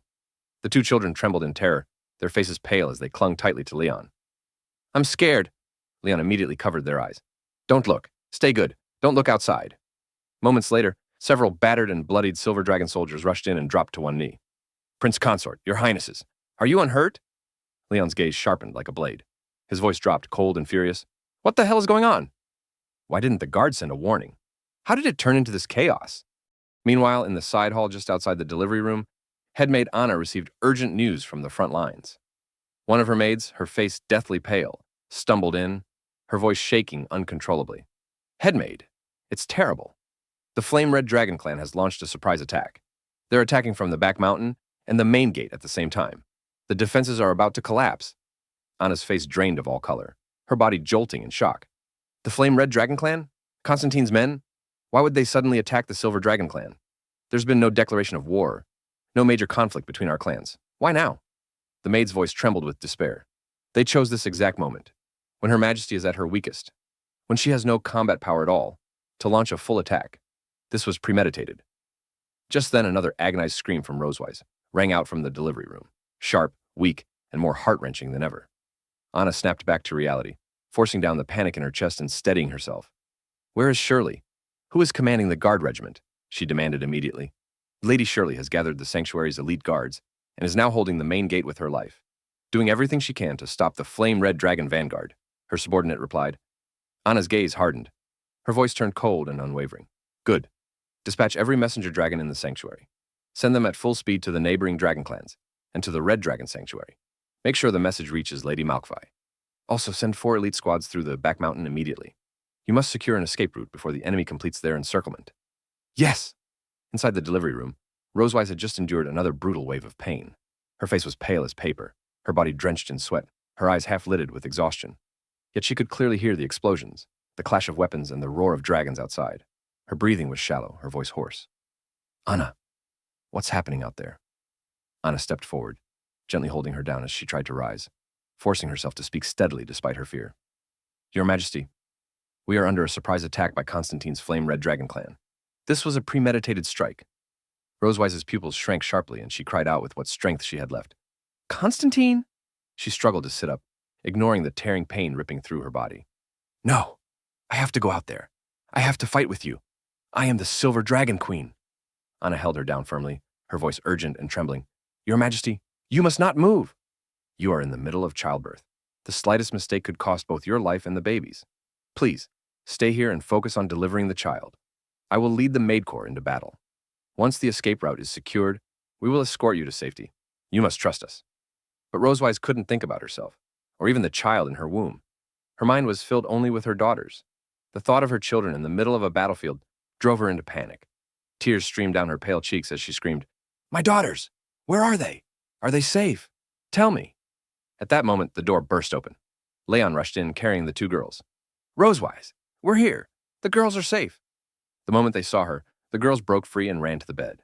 Mommy, wow, are you hurting? Seeing them unharmed, Rosewise burst into tears. She reached out with a trembling hand and grabbed Leon tightly, her knuckles white. Leon, please, protect our daughters. No matter what happens. Get them out of here. Leon gripped her cold hand firmly, his gaze unwavering. I will, Rosewise. I promise you, as long as I breathe, no one will touch any of you. No one will step inside this room. Rosewise nodded through her tears, unable to speak clearly. Okay. With the last of her strength, she whispered, The key to your weapons. 2nd drawer. Bedroom desk. Leon froze for a second, then nodded. I understand.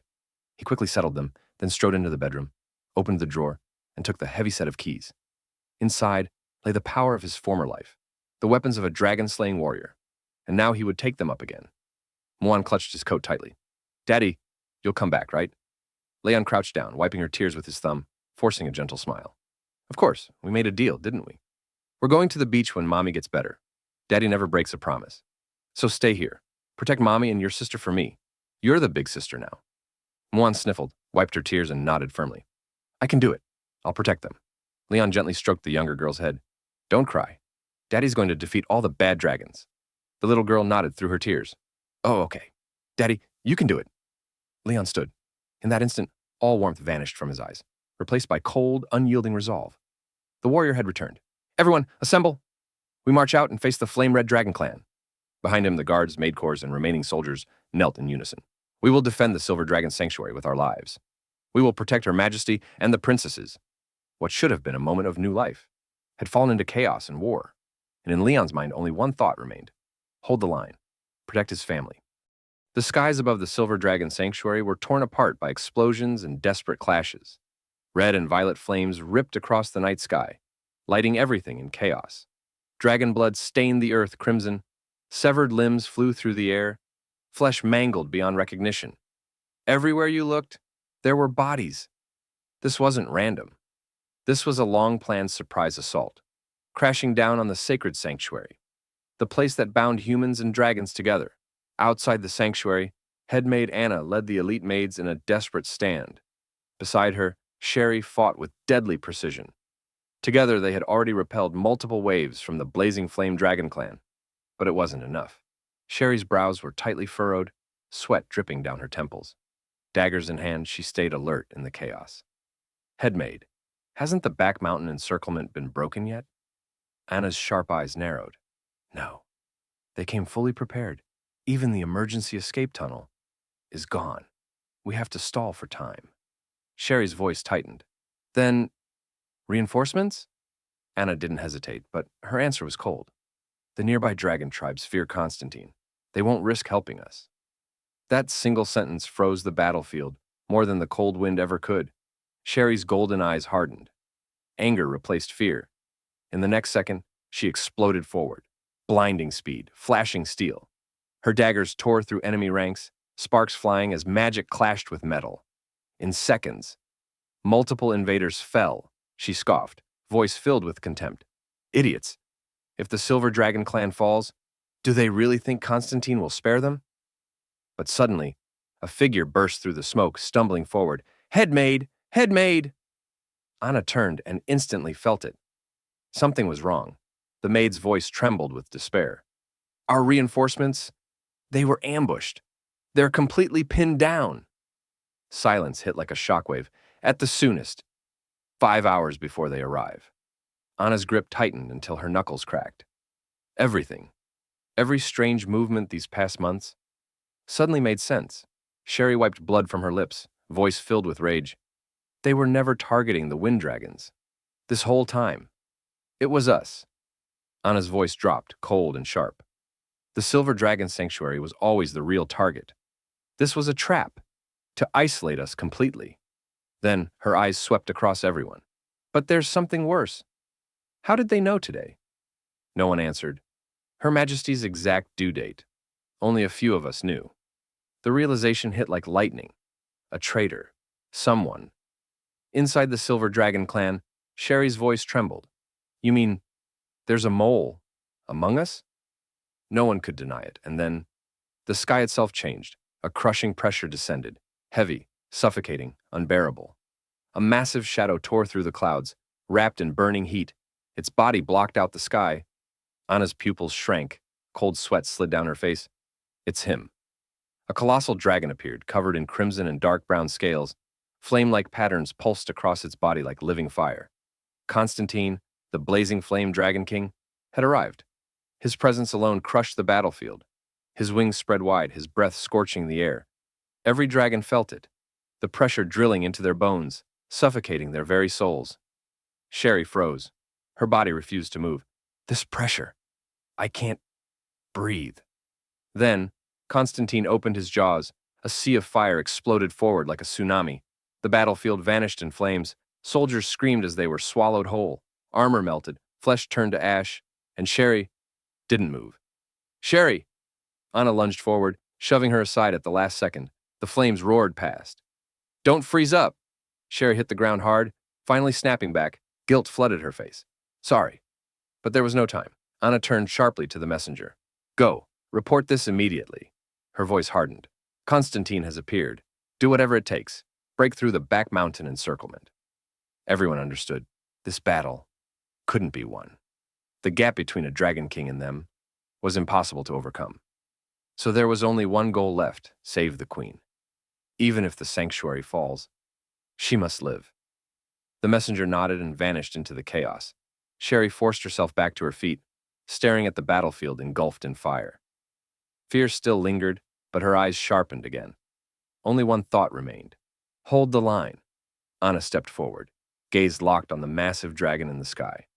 Until Her Majesty is safe, we do not let him pass. For a brief moment, her expression softened. She remembered the queen's words. A dragon's life is far too long. Sometimes brief beauty is enough. Anna exhaled slowly. You were right, Your Majesty. Then, She spread her wings.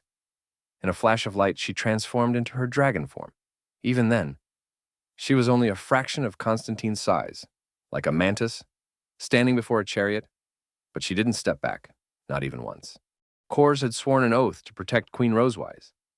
Behind her, the silver dragon maids and warriors did not hesitate.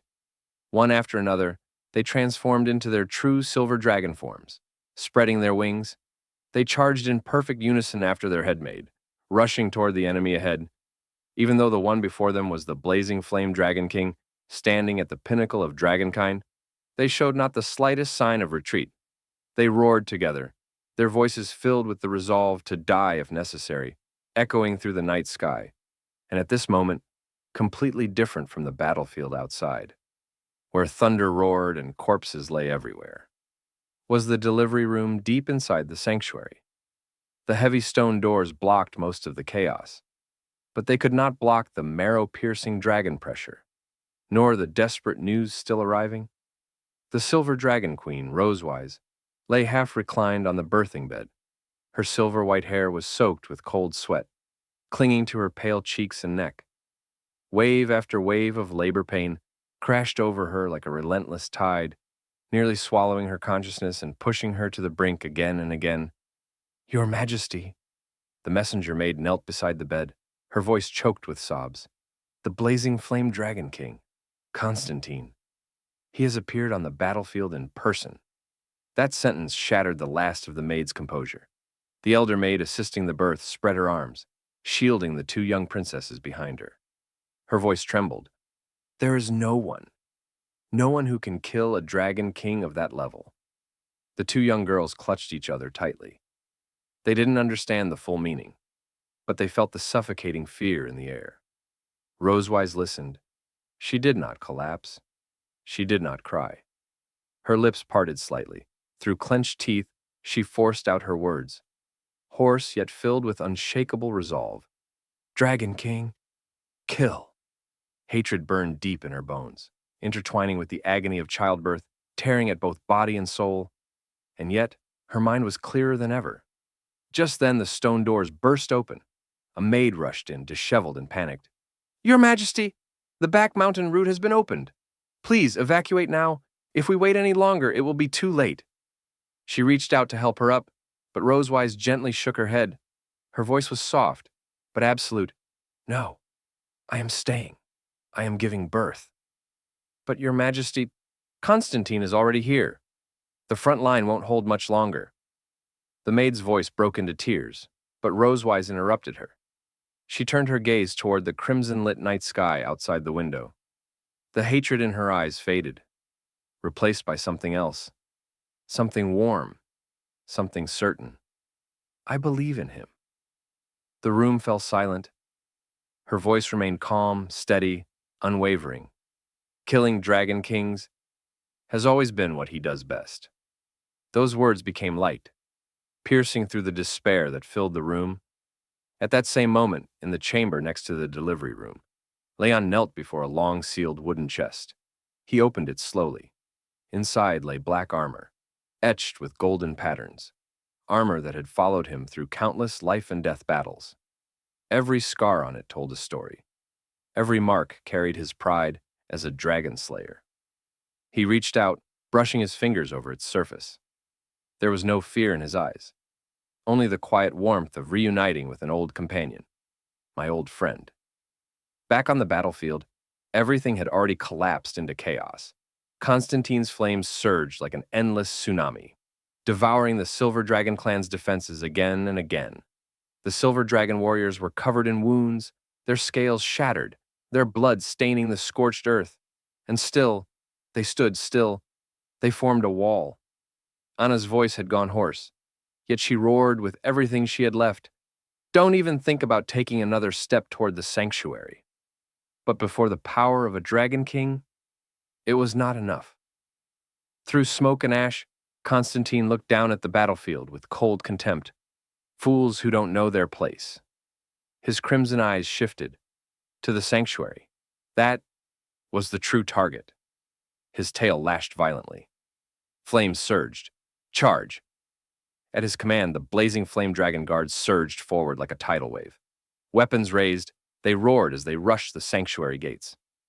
Outside those gates, only a handful of maids remained.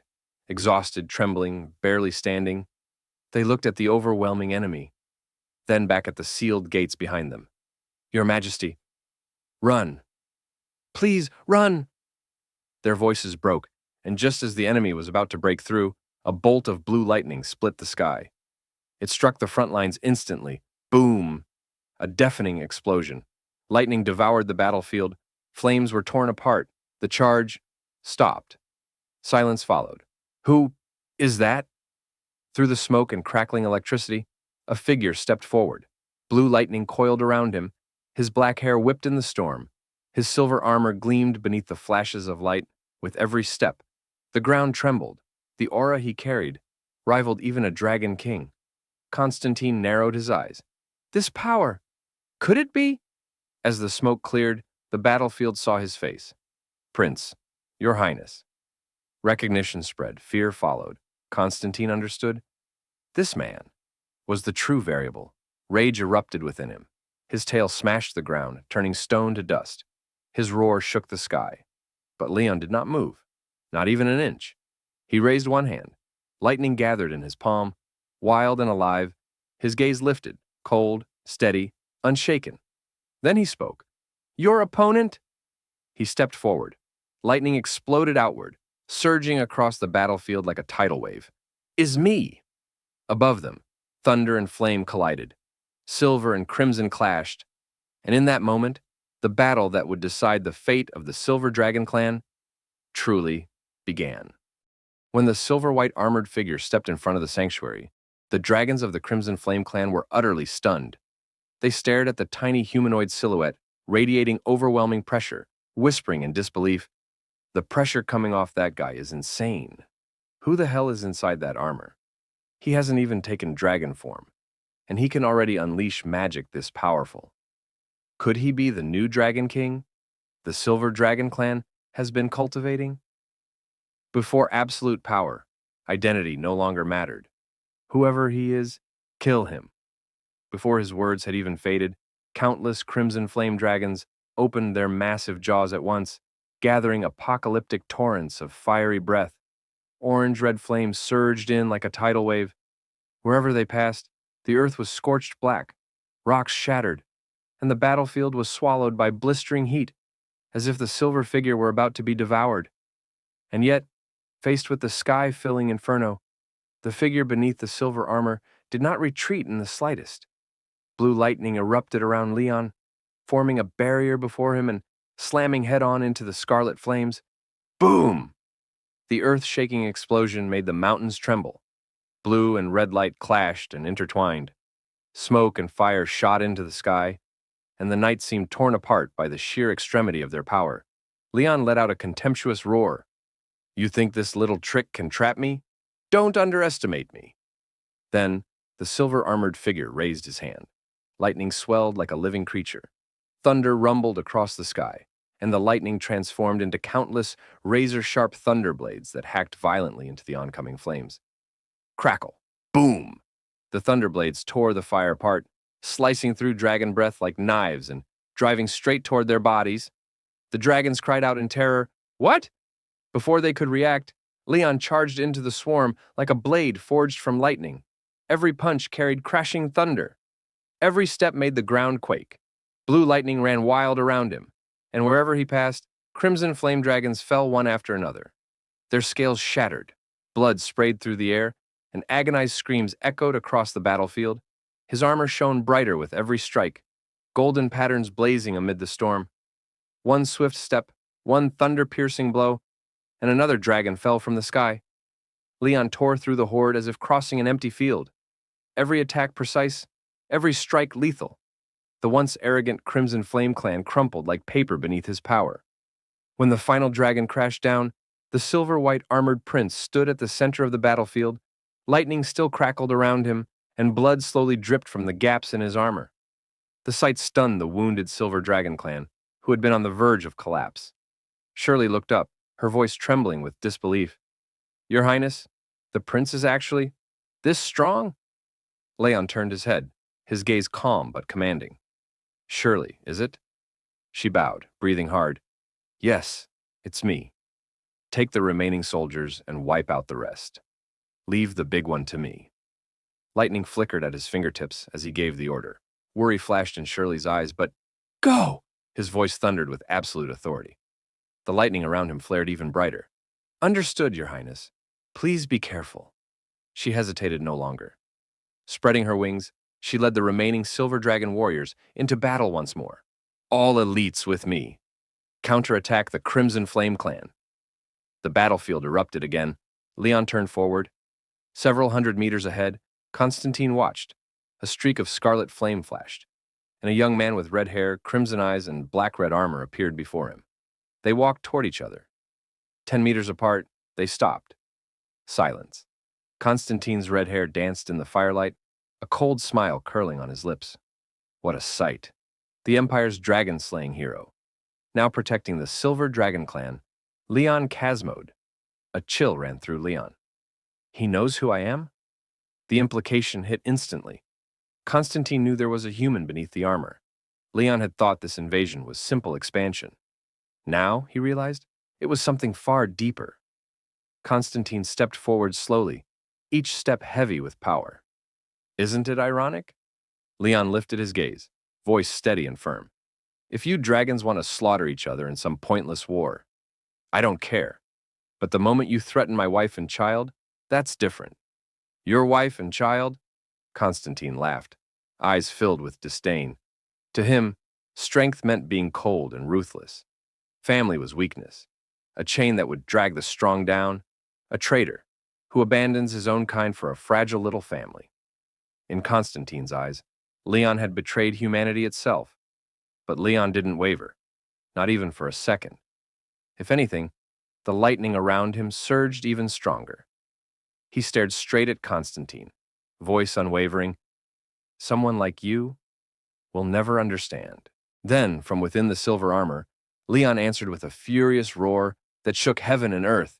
They're not my weakness. Before the words even landed, blue-white lightning exploded around him. Like an ancient thunder dragon breaking free of its chains, he hurled himself toward Constantine. With world-shattering force, a sharp cry split the air. Lightning tore through the pitch-black sky, dyeing the entire battlefield in a dazzling blue-white glow. The collision that followed was deafening. Broken stone and smoke blasted into the air as thunder crashed down. Constantine leapt away from where he stood as Leon's lightning smashed into the ground, sending up clouds of dust. Before Constantine could prepare a counterattack, Leon burst through the smoke and charged straight at him. Under the relentless storm of thunderous blows, Constantine had no time to strike back. He spread his dragon wings in defense, an instinct unique to dragons. When they couldn't overpower an enemy, they fortified. Crimson wings unfurled, hard as iron, shielding his entire body. His scales gleamed with a cold crimson sheen. His voice dripped with arrogance. Your movements are fast, but attacks like this will never break my defense. A dragon's wing defense was an absolute barrier, engraved into their bloodline. Constantine was certain. No matter how fierce Leon's attacks were, they couldn't harm him. What he didn't realize was that this arrogance would be his greatest mistake. Leon's countless battle instincts awakened at once. He adjusted instantly, stepped onto Constantine's wing, used the momentum, and launched into the air behind him. He knew dragon habits too well. That perfect defense? It had a flaw. At the point where the wings met at the back, there was a fatal gap no dragon could fully cover. A blind spot, a death point. Constantine saw only a flash of lightning, and his heart dropped. A terrible sense of danger surged through him. Before he could react, Leon's cold voice rang out. Then, I suppose you didn't consider this either. Constantine's pupils shrank. He finally understood. But it was too late. Leon turned into a bolt of lightning. With all his power gathered into one strike, he smashed down on Constantine's back. Boom! Blue lightning crashed like a celestial river, engulfing the battlefield in thunder and smoke. Leon believed that attack, point blank, full power, would end it. But he was wrong. As the Dragon King of the Crimson Flame clan, Constantine's body had reached an unimaginable level of toughness. The strike that could flatten a mountain left only shallow marks. It didn't even break through completely. Leon pulled back, creating distance. Looking at the figure still standing in the smoke, he spoke calmly, with a hint of respect. As expected of a dragon king, tough as hell, even that didn't break you. The smoke cleared, Constantine emerged, flames coiling violently around him. No fear, only pure killing intent, Casmo. You've made me angry. His roar exploded like thunder. The earth trembled, crimson dragon power erupted fully. Flames surged across heaven and earth, turning the sky blood red. Rocks melted instantly, becoming flowing magma. Leon didn't step back, not even once. He raised his hand. Blue lightning gathering again. His voice was cold, absolute. Is that so? Then once I kill you, you won't be angry anymore. Those words detonated Constantine's rage. As the ruler of the Crimson Flame clan, he had pursued absolute power his entire life. Never had anyone challenged him like this, especially not a human. Killing intent flashed in his eyes. His draconic pressure exploded outward, crushing everything like the world itself was freezing. Human! His power surged. Inferno swept the battlefield, turning it into hell. His roar shook mountains and rivers. You will pay for your arrogance. In the next instant, Constantine opened his abyss-like jaws. A terrifying crimson glow surged from deep within his throat, like molten lava ready to erupt. Then, boom! A pillar of fire exploded outward like a falling star, crashing down with overwhelming force. The heat twisted the air, the explosions deafened everything, and flames swallowed the battlefield whole. The ground split, burned black, and sparks rained through the sky. Leon gritted his teeth and moved. He didn't dodge normally. He weaved through the flames at insane speed, slipping through tiny openings between explosions. Step after step, he pushed forward. To the naked eye, he vanished, just flashes of blue lightning streaking toward Constantine. The Dragon King roared and swung his massive claw down. The impact alone sent a shockwave tearing through the battlefield. Stones exploded outward like artillery. Smoke covered everything. But then, a streak of lightning tore through the haze. Leon appeared beneath Constantine's arm. Too fast, too precise. Constantine tried to pull back, but it was already too late. Lightning erupted around Leon as he unleashed his trump card. S-rank magic, myriad thunder, heavenly draw. Thousands of bolts crashed down from the sky. They wrapped around Constantine like chains, forming a massive lightning net. In an instant, the Dragon King's body locked up, paralyzed. For the first time, Constantine felt it. Shock, then rage. A Dragon King, stopped by a human. Unacceptable. His body swelled violently, muscles twisted, bones cracked, and his full dragon form erupted into the sky. With a furious roar, he unleashed a devastating wave of fire, turning everything below into a burning hell. When the flames died down, Leon was gone. No body, no trace. Constantine's rage exploded. He searched wildly. Nothing. Then suddenly, danger. Leon appeared behind him, covered in blinding blue lightning. He had already landed on the dragon's back. Constantine struggled, beating his wings, trying to throw him off. But Leon didn't hesitate. He moved like a predator, cold, precise. Lightning burst from his body and spread across the dragon's spine. He sprinted forward, eyes locked on the weak point. His voice broke out in a roar. I have to protect my family. Inside the sanctuary, Noah and Muan pressed against the barrier, watching the sky. Then they saw it, that familiar lightning. Their eyes lit up instantly. That's Daddy. Back on the battlefield, Leon leapt. Lightning surged into his hand, compressing violently until it formed a massive blade of pure thunder. He raised it and struck. At that exact moment, Constantine turned and unleashed a blast of molten fire straight at him. Red and blue collided, lightning and flames exploded against each other in a blinding clash. The shockwave froze the battlefield. Both dragon clans stopped, staring at the explosion that would decide everything. The light spread far into the sanctuary, brushing across Rosewise and the newborn child in her arms. It was bright, but calm, like destruction and life existing in the same moment. Then, silence. The light faded, the sky cleared, and dawn broke. Golden sunlight slowly covered the ruined battlefield. At the very center, Leon stood alone, leaning on a massive sword of lightning, half of it buried deep into the ground. It was only by relying on that sword that he could barely keep his body upright. On the verge of completely falling apart, Leon removed his helmet. The black hair beneath the steel faceplate and half his face were covered in blood that had seeped through the cracks of his armor. Looking at the sun slowly rising over the horizon, he finally released the breath trapped in his chest and let out a long sigh of relief. After enduring the entire night, daybreak had finally come. Constantine's gigantic body lay sprawled on the ground like a collapsed mountain. Dragon blood flowed down his back like a river. The arrogant, overbearing Red Dragon King, who had seemed invincible just moments ago, had lost all light in his proud eyes. Now he lay motionless at Leon's feet. One of the oldest Dragon Kings had fallen. The wounded Sherry approached, clutching her shoulder, with several silver dragon warriors behind her. "Your Highness, good news. The remaining Crimson Flame dragons saw their king fall. They've completely collapsed and scattered. Our elite troops' morale is back. They've already moved to the back mountain to wipe out the remnants." Leon didn't even have the strength to respond properly. He simply waved a hand. "Pass the order. Don't chase desperate enemies. Gather our people. Search for survivors. Save anyone still alive. Clean the battlefield." Not far away, Milan found the unconscious headmaid. "Headmaid! Please hold on. The medics are coming. Please don't die." Leon swallowed the pain in his chest and looked at Sherry. "Remember this. Cut off that dragon's head. Hang it where everyone can see it. Let it be a warning." Sherry straightened immediately. "Understood, Your Highness. I'll handle it myself."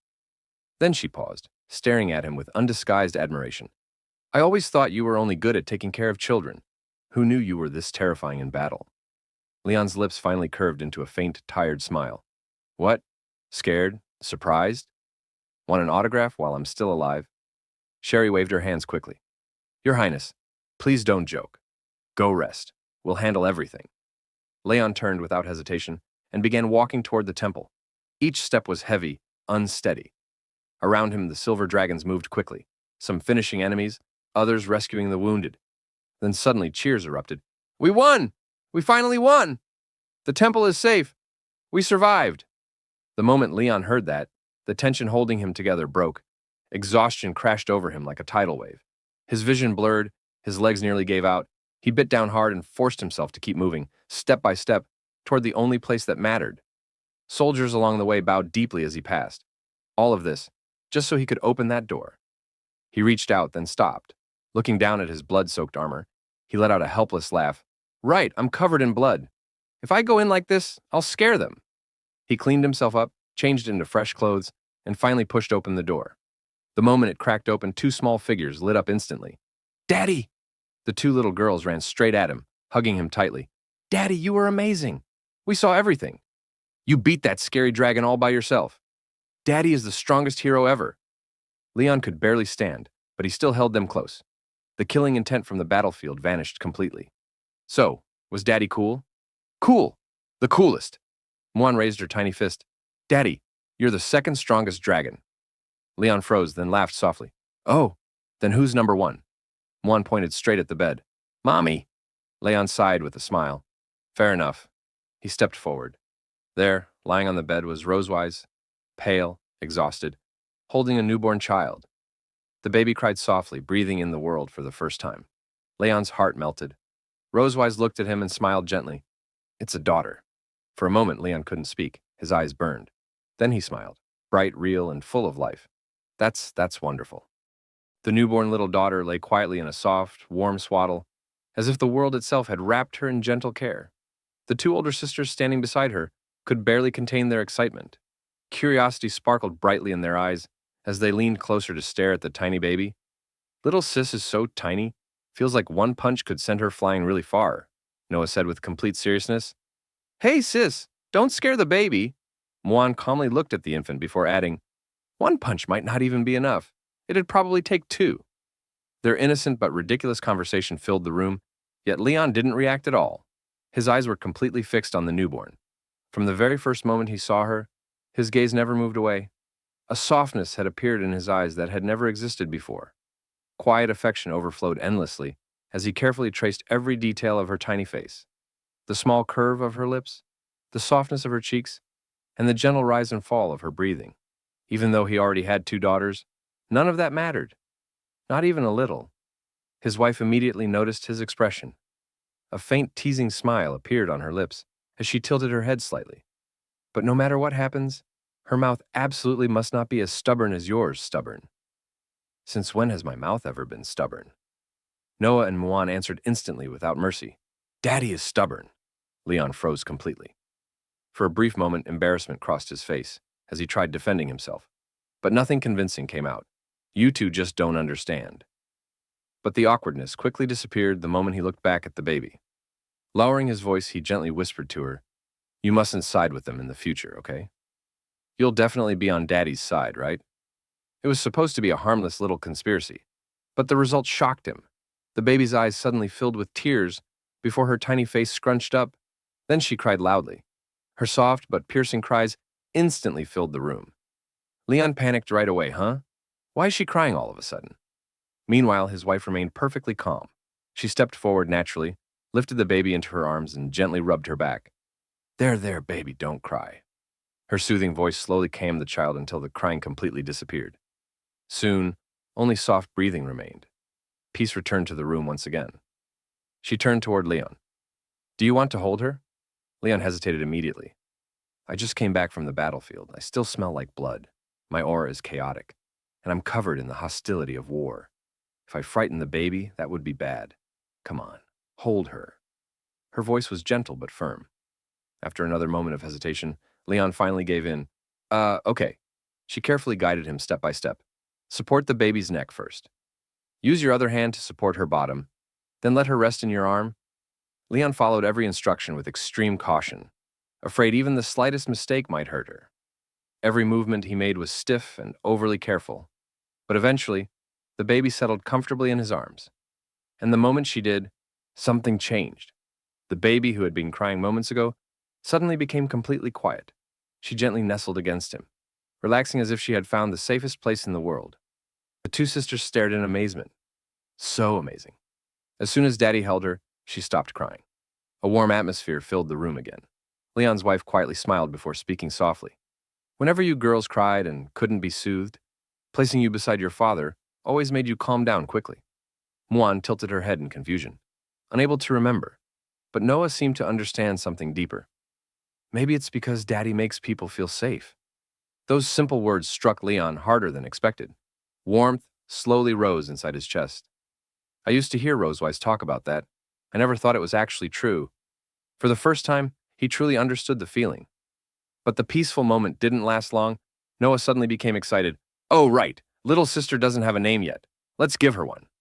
My name comes from the ancient hero Noah of the dragon race. So little sis should have a heroic name too, Blazer."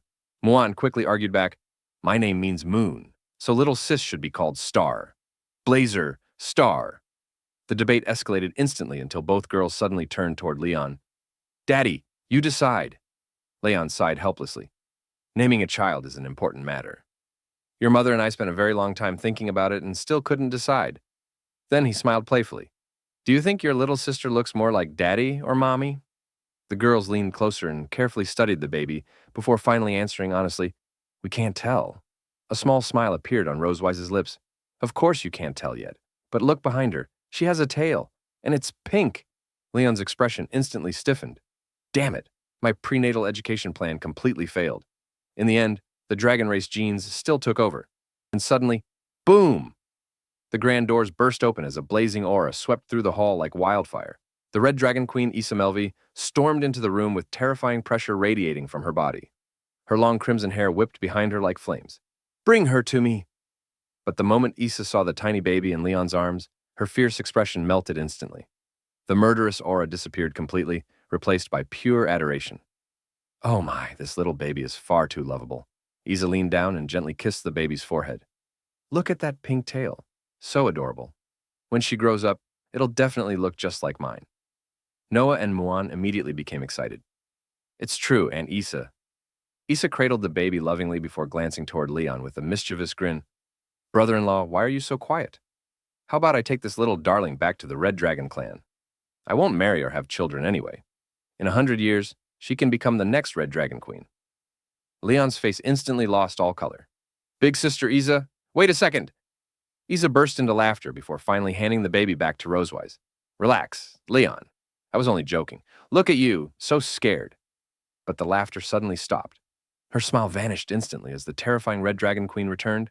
A powerful aura exploded around her, while her sharp eyes locked onto Leon. "Now then, let's talk business, brother-in-law." Power crackled around her as her voice turned cold. "How exactly did you kill Constantine?" The atmosphere instantly grew tense, as Issa's suspicion turned into a direct accusation. She stared at Leon with narrowed eyes, and admitted she never expected her brother-in-law to be such a terrifying hidden master. According to her sister Rosewise, Leon was supposed to be a weak and useless dragon who had fallen into a coma barely a month after their marriage. Now, standing before her with overwhelming power, Leon looked nothing like the pathetic man she had heard about. Issa openly questioned whether he could truly be trusted. Feeling the danger closing in, Leon immediately forced a laugh, gave a thumbs up, and claimed his recovery came from consuming dragon kidney treasure supplements every day. Rosewise quickly stepped in and defended him, proudly saying her loving care helped him regain his strength and energy. But Issa wasn't convinced at all. She pointed out that even if an ordinary dragon consumed every supplement in existence, it still wouldn't give them enough power to kill a dragon king. Like Constantine, Leon felt cold sweat running down his back. His identity as the legendary dragon slayer was dangerously close to being exposed. Despite his complicated relationship with Rosewise, he knew the truth would completely destroy their family. Then his eyes shifted toward his daughters, Muan and Noah. Fear immediately gripped his heart. What would happen if they learned they weren't pure dragons but hybrids? Even worse, what if both dragons and humans hunted them down forever? Leon realized right then that no one could ever be allowed to discover the truth. Suddenly, Leon shouted dramatically, "This has actually been my childhood dream!" Everyone froze. Leon then struck an exaggerated pose and began weaving a ridiculous story about how he always dreamed of living a peaceful married life. He claimed he traveled across mountains and rivers, searching for happiness until one day, lost in darkness, he finally met her. Grabbing Rosewise's hands, Leon loudly declared that she was the woman who rescued him and gave him the warmth of a true home. He swore he would protect her forever. Rosewise nearly felt sick from how overdramatic he sounded. While Muan and Noah watched with sparkling eyes, Muan innocently asked if Dad had loved Mom since childhood. But Noah corrected her, saying Leon simply meant Mom was exactly his type. Issa slowly clapped, pretending to be touched by the emotional story, before reminding Leon she had asked about his background, not his romance. Leon remained completely unfazed. He insisted the answer was hidden within the story itself. To protect Rosewise, he desperately sought power through countless hardships. Clutching his chest dramatically, Leon declared every painful struggle had been worth it because, today, he finally succeeded in protecting his wife and daughters. Rosewise quickly supported his story, assuring Issa that Leon had absolutely no secrets from her and was fully devoted to the family. Faced with their united front, Issa finally sighed and gave up questioning him further. She admitted that continuing would only be rude, considering how harmonious they looked together. Before leaving, Issa softly reminded everyone not to wake Rosewise while she rested and took Muan and Noah away to find food. The moment they disappeared, Leon finally let out a huge breath of relief. He muttered that hiding the truth felt even more exhausting than fighting on a battlefield. Completely drained, Leon climbed back into bed beside Rosewise and their baby. Warm sunlight slowly filled the room as peaceful silence settled around them. But after a while, Rosewise suddenly woke up and found Leon sleeping right beside her. For some reason, she felt an urge to touch his face. Slowly reaching out her hand, she quietly whispered that she wanted to give him a dragon tail. Still half asleep, Leon casually responded that he wanted to cut off her dragon tail instead. Rosewise instantly jumped back in embarrassment. "Wait, you were awake?" Leon smirked and admitted he woke up the moment she touched him. Their playful teasing continued as Leon mocked her for secretly staring at him. Although Rosewise denied it and claimed she was only looking at their daughter, the blush covering her cheeks completely betrayed her. Eventually, however, her expression turned serious. "You almost got exposed today," she warned him. "My sister nearly discovered your real identity." Leon slowly sat up, his face becoming grim. He admitted Issa almost learned he was human, but what worried him more was Constantine. The Dragon King somehow knew exactly who he was. Rosewise was shocked and immediately asked whether they had met before. Leon explained that although he fought the Red Flame Dragon tribe many times, he had never personally met Constantine. He even disguised himself during battle, meaning nobody should have recognized him. Yet somehow, Constantine still knew both his name and title. Now that the Dragon King was dead, the source of that information remained a complete mystery. Rosewise quietly fell into deep thought, remembering the secret agreement she once made with Leon's master. The promise that Leon would not return to the Empire within a year.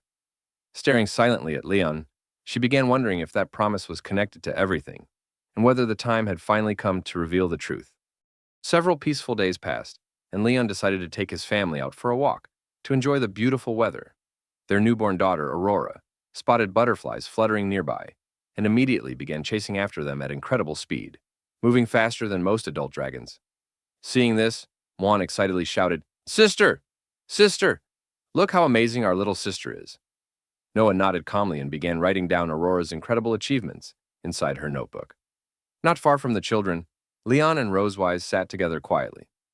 Leon asked his wife when dragon children usually started speaking. Rosewise explained that most young dragons begin talking around 2 months old, but proudly added that Noah called her Mama when she was barely over 1 month old. Watching Noah teach Aurora how to say Mama and Papa, Leon felt proud, though slightly intimidated by how talented his daughters already were. Curious Rosewise then asked when human children normally begin speaking. Leon answered that it usually happens between 8 and 12 months. Trying to tease him, Rosewise smirked and asked, "Since you're such a genius, were you speaking the moment you were born?" Leon snorted confidently and replied that, while he might not have spoken early, he could already slay dragons from birth. Their playful conversation was suddenly interrupted. When Noah carried over her exhausted little sister and explained that the baby seemed tired, Rosewise gently took Aurora into her arms and softly whispered that it was time to sleep. She carefully placed the baby into a cradle and quietly hummed, "Sleep well, my joy. Mommy will stay right here until you fall asleep." Meanwhile, wanting to spoil his daughters during the walk, Leon opened a basket filled with sandwiches he prepared himself. "Is anyone hungry?" he asked proudly. Muan instantly exploded with excitement. "Yes! Yes! Yes! I want one!" But Noah refused the offer, wanting to prove she was mature already. Muan immediately took a huge bite, her eyes sparkling as she loudly declared that it tasted amazing. Noah, however, wanted something far more important from her father than food. She looked toward Leon and explained that she had already mastered the lightning strike technique he taught her during winter break. Now, she wanted him to teach her something even stronger. Leon asked what exactly she meant, trying desperately to hide her blush of excitement. Noah hesitated before finally forcing out her request. "I want to learn that move, the one you used to defeat Constantine. Teach me your cool lightning sword technique." Leon immediately realized she was talking about the lightning sword transformation. At first, Leon found the request a little strange. After all, the technique itself was only considered B-rank magic, though it required extremely precise control over lightning condensation and shaping. But after a few seconds, Leon remembered the terrifying truth behind that battle. That night, he had consumed months' worth of stored mana just to finish Constantine quickly. Even now, his body still hadn't fully recovered. Trying to avoid embarrassment, Leon awkwardly explained that he was still exhausted and promised to teach her properly in a few days. Unfortunately for him, Rosewise immediately interfered. She casually suggested that a small demonstration would be harmless, since Noah was asking so. Sincerely, Noah's eyes instantly lit up with excitement. Leon stared at Rosewise in disbelief, silently wondering why she suddenly decided to betray him when she clearly knew he had almost no mana left. Cornered with no escape, Leon reluctantly agreed. He slowly stood up, inhaled deeply, and focused his remaining strength. Clapping his hands together, Leon activated the B-rank lightning magic. Electric sparks crackled violently between his palms as he shouted the name of the technique, "Lightning Sword Transformation." A brilliant flash of blue lightning erupted from his hands, forming the legendary weapon that once killed Constantine. But unlike that terrifying sword from the battlefield, what appeared now looked absolutely pathetic. Instead of a mighty blade, Leon produced something closer to a tiny lightning dagger. Trying to maintain his dignity, Leon awkwardly extended the tiny blade toward Noah. Noah stared at it silently with clear disappointment written all over her face. Then she slowly raised her eyes toward him and complained that she asked for a lightning sword, not a glowing toothpick. The moment she said that, Rosewise burst into laughter. Embarrassed beyond belief, Leon quickly defended himself by claiming the full-sized version was simply too dangerous to demonstrate casually. Still laughing, Rosewise stepped closer, placed a hand on his shoulder, and leaned toward his ear. Then she whispered teasingly that the tiny sword looked incredibly cute. As they prepared to head home, Leon quietly muttered under his breath that one day he would definitely make her regret mocking him. However, while they walked back, darkness suddenly covered the sky much faster than expected. Once they returned to the palace, Rosewise decided to give her daughters an important task for the night. Carefully placing Aurora into Noah's arms, she explained that tonight all 3 sisters would sleep together to strengthen their bond as siblings. Hearing that, Muan became unbelievably excited and immediately declared how badly she wanted to sleep beside her little sister. Noah quickly hushed her and warned her to stay quiet before she accidentally woke the baby. Muan instantly covered her mouth and apologized through her hands. Seeing their enthusiasm, Rosewise smiled warmly and told them to complete their mission properly. Noah proudly hugged Aurora close and promised not to disappoint her mother, while Muon skipped happily behind her, loudly declaring that the Special Dragon Girl unit was officially back in action. Left alone together, Leon quietly watched his daughters taking care of their younger sister and realized they were slowly growing old enough to help carry the burdens of the family. But the moment the girls disappeared, Rosewise suddenly called Leon's name in a suspiciously sweet voice. Leon instantly felt danger approaching. Stepping closer, Rosewise reminded him how hard he worked defeating Constantine and insisted such great service deserved a very special reward tonight. The moment Leon saw the look on her face, he immediately realized exactly what she meant and understood there was absolutely nowhere left to run. Leon seized the moment and slipped out of Rosewise's reach and bolted from the room. He raced down the corridor while desperately calling for help, fully convinced that the Dragon Queen had completely lost her mind. Unfortunately for him, Rosewise was already right behind him.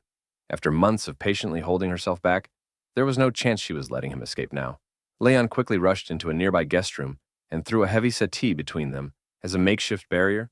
Pointing a trembling finger at the Dragon Queen, he desperately tried to stop her by claiming that he had read a book stating that Dragon Queens were supposed to rest for at least 2 months after giving birth. However, Rosewise wasn't convinced in the slightest. Curious, she asked what kind of book he was talking about, only for Leon to reveal that it was supposedly called Postpartum Care for Dragon Queens. The answer left Rosewise completely unimpressed. According to her, a dragon's body recovered far faster than a human's, making Leon's excuse completely useless. Before he could think of another argument, she casually pushed the furniture aside as if it weighed nothing. At that moment, Leon realized he was in serious trouble. Towering over him, Rosewise reminded him that he already knew exactly what she wanted, so there was no point in continuing to run away. Refusing to surrender, Leon immediately brought up his legendary battle against Constantine. He proudly reminded her of the incredible power he had displayed during that fight and warned her not to underestimate him. Unfortunately, the intimidating speech lost all of its impact when Rosewise effortlessly picked him up before he could even finish talking. Amused by his attempt to appear threatening, she pointed out that if he truly possessed the overwhelming power he claimed to have, he wouldn't be standing there desperately trying to negotiate. Leon quickly argued that he simply didn't want to use force against her. He also insisted that he hadn't done anything wrong and therefore didn't deserve to be treated this way. Rosewise wasn't interested in hearing excuses. Instead, she reminded him that 6 full months and 7 days had passed since they had last spent any meaningful time together. The fact that she knew the exact number immediately caught Leon off guard. When he realized she had been counting every single day, he couldn't help but regret asking. Trying to defend himself, Leon argued that he had managed to endure those 6 months without any problems, so he couldn't understand why she seemed so determined. Naturally, Rosewise ignored the complaint entirely. As she continued approaching him, Leon found himself slowly running out of space. Every attempt to escape had failed, every excuse had been destroyed, and every threat had only made things worse. Still unwilling to give up, Leon declared that if he had known things would turn out like this, he would have left Constantine alive. According to Leon, when Constantine eventually returned for revenge, he would have happily surrendered and let the former enemy deal with the Dragon Queen instead. In her eyes, Leon's ridiculous statement sounded less like a threat and more like proof that he genuinely cared about her. The reaction left Leon completely speechless. Nothing was working. Every argument backfired, every attempt to regain control failed. Eventually, exhaustion began taking over. Looking up at the Dragon Queen, Leon finally accepted that there was no easy escape from this situation. However, if he was going down, he intended to do it on his own terms. Gathering the last traces of his determination, Leon suddenly made his move. Catching Rosewise by surprise, he managed to reverse the situation and force her backward onto the bed. For the first time all night, Leon found himself with the upper hand. Immediately, he declared victory and demanded to know who was in charge now. But instead of panicking, Rosewise simply looked up at him with a calm and amused expression. Her reaction instantly shattered most of the confidence Leon had managed to build. Even so, he stubbornly refused to back down. The two continued challenging each other, neither willing to admit defeat. After what felt like an endless battle of wills, the night finally came to an end. When morning arrived, Leon slowly sat up and immediately felt soreness throughout his entire body. Groaning in exhaustion, he rubbed his eyes and looked around the room. That's when he noticed Rosewise sitting near a vanity table. However, something about her appearance seemed different. She had changed her hairstyle and adopted a far more mature look than usual. Noticing him staring, Rosewise greeted him with a bright smile. Leon was left speechless for a moment. Finally recovering, he asked why she had suddenly changed her appearance. Rosewise happily explained that after giving birth to their second child, she felt it was time to embrace a more mature style. Naturally, she wanted to know what he thought. Unfortunately, Leon chose the worst possible answer. After carefully looking at her, he simply described her new appearance as average. The room instantly became silent. The moment the word left his mouth, Leon knew he had made a terrible mistake. Rosewise slowly turned her attention toward him. Almost immediately, Leon began retreating across the bed.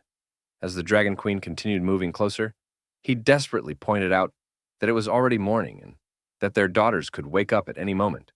He even asked whether everything that had happened previously wasn't already enough. Unfortunately, Rosewise wasn't interested in hearing excuses. Instead, she calmly informed him that she was giving him one final opportunity to rethink his answer. Despite the growing panic on his face, Leon stubbornly insisted that, even if he were given 10 more chances, his opinion would remain exactly the same. However, the second Rosewise moved even closer. Leon immediately abandoned that position. Without hesitation, he completely reversed himself and began praising her appearance with overwhelming enthusiasm. According to Leon, her new look was elegant, beautiful, unique, and absolutely stunning. Satisfied by the answer, Rosewise finally accepted his revised opinion. Only then did Leon release a sigh of relief. For the moment, disaster had been avoided. Before leaving the room, Rosewise reminded him that a celebration banquet would be taking place later that evening. Leon was surprised to learn that he would be attending as well. Confused, he questioned why a prisoner would be invited to a royal celebration. Rosewise stopped walking and turned back toward him. Then she asked a simple question. Why did he think she had never executed him, despite having countless opportunities to do so? To Leon, the answer seemed obvious. He believed she simply couldn't bring herself to do it. However, Rosewise quickly corrected him. According to the Dragon Queen, the reason was much simpler. She had no intention of letting him go. Declaring that Leon would remain her prisoner for the rest of his life, she made it clear that escaping was not an option. Now, in the grand victory banquet that Rosewise spoke of was inherently deceptive from the very beginning, for the celebration they had all gathered for had come at a devastatingly high cost. Taking the stage before the heavy-hearted crowd, Rosewise addressed her people in a solemn voice. She spoke about the recent surprise raid carried out by the Red Flame Dragon Clan, acknowledging that although the Silver Dragon Clan had ultimately emerged victorious, the cost of that victory had been crushingly high. During the battle, they had lost 234 brave Silver Dragon warriors.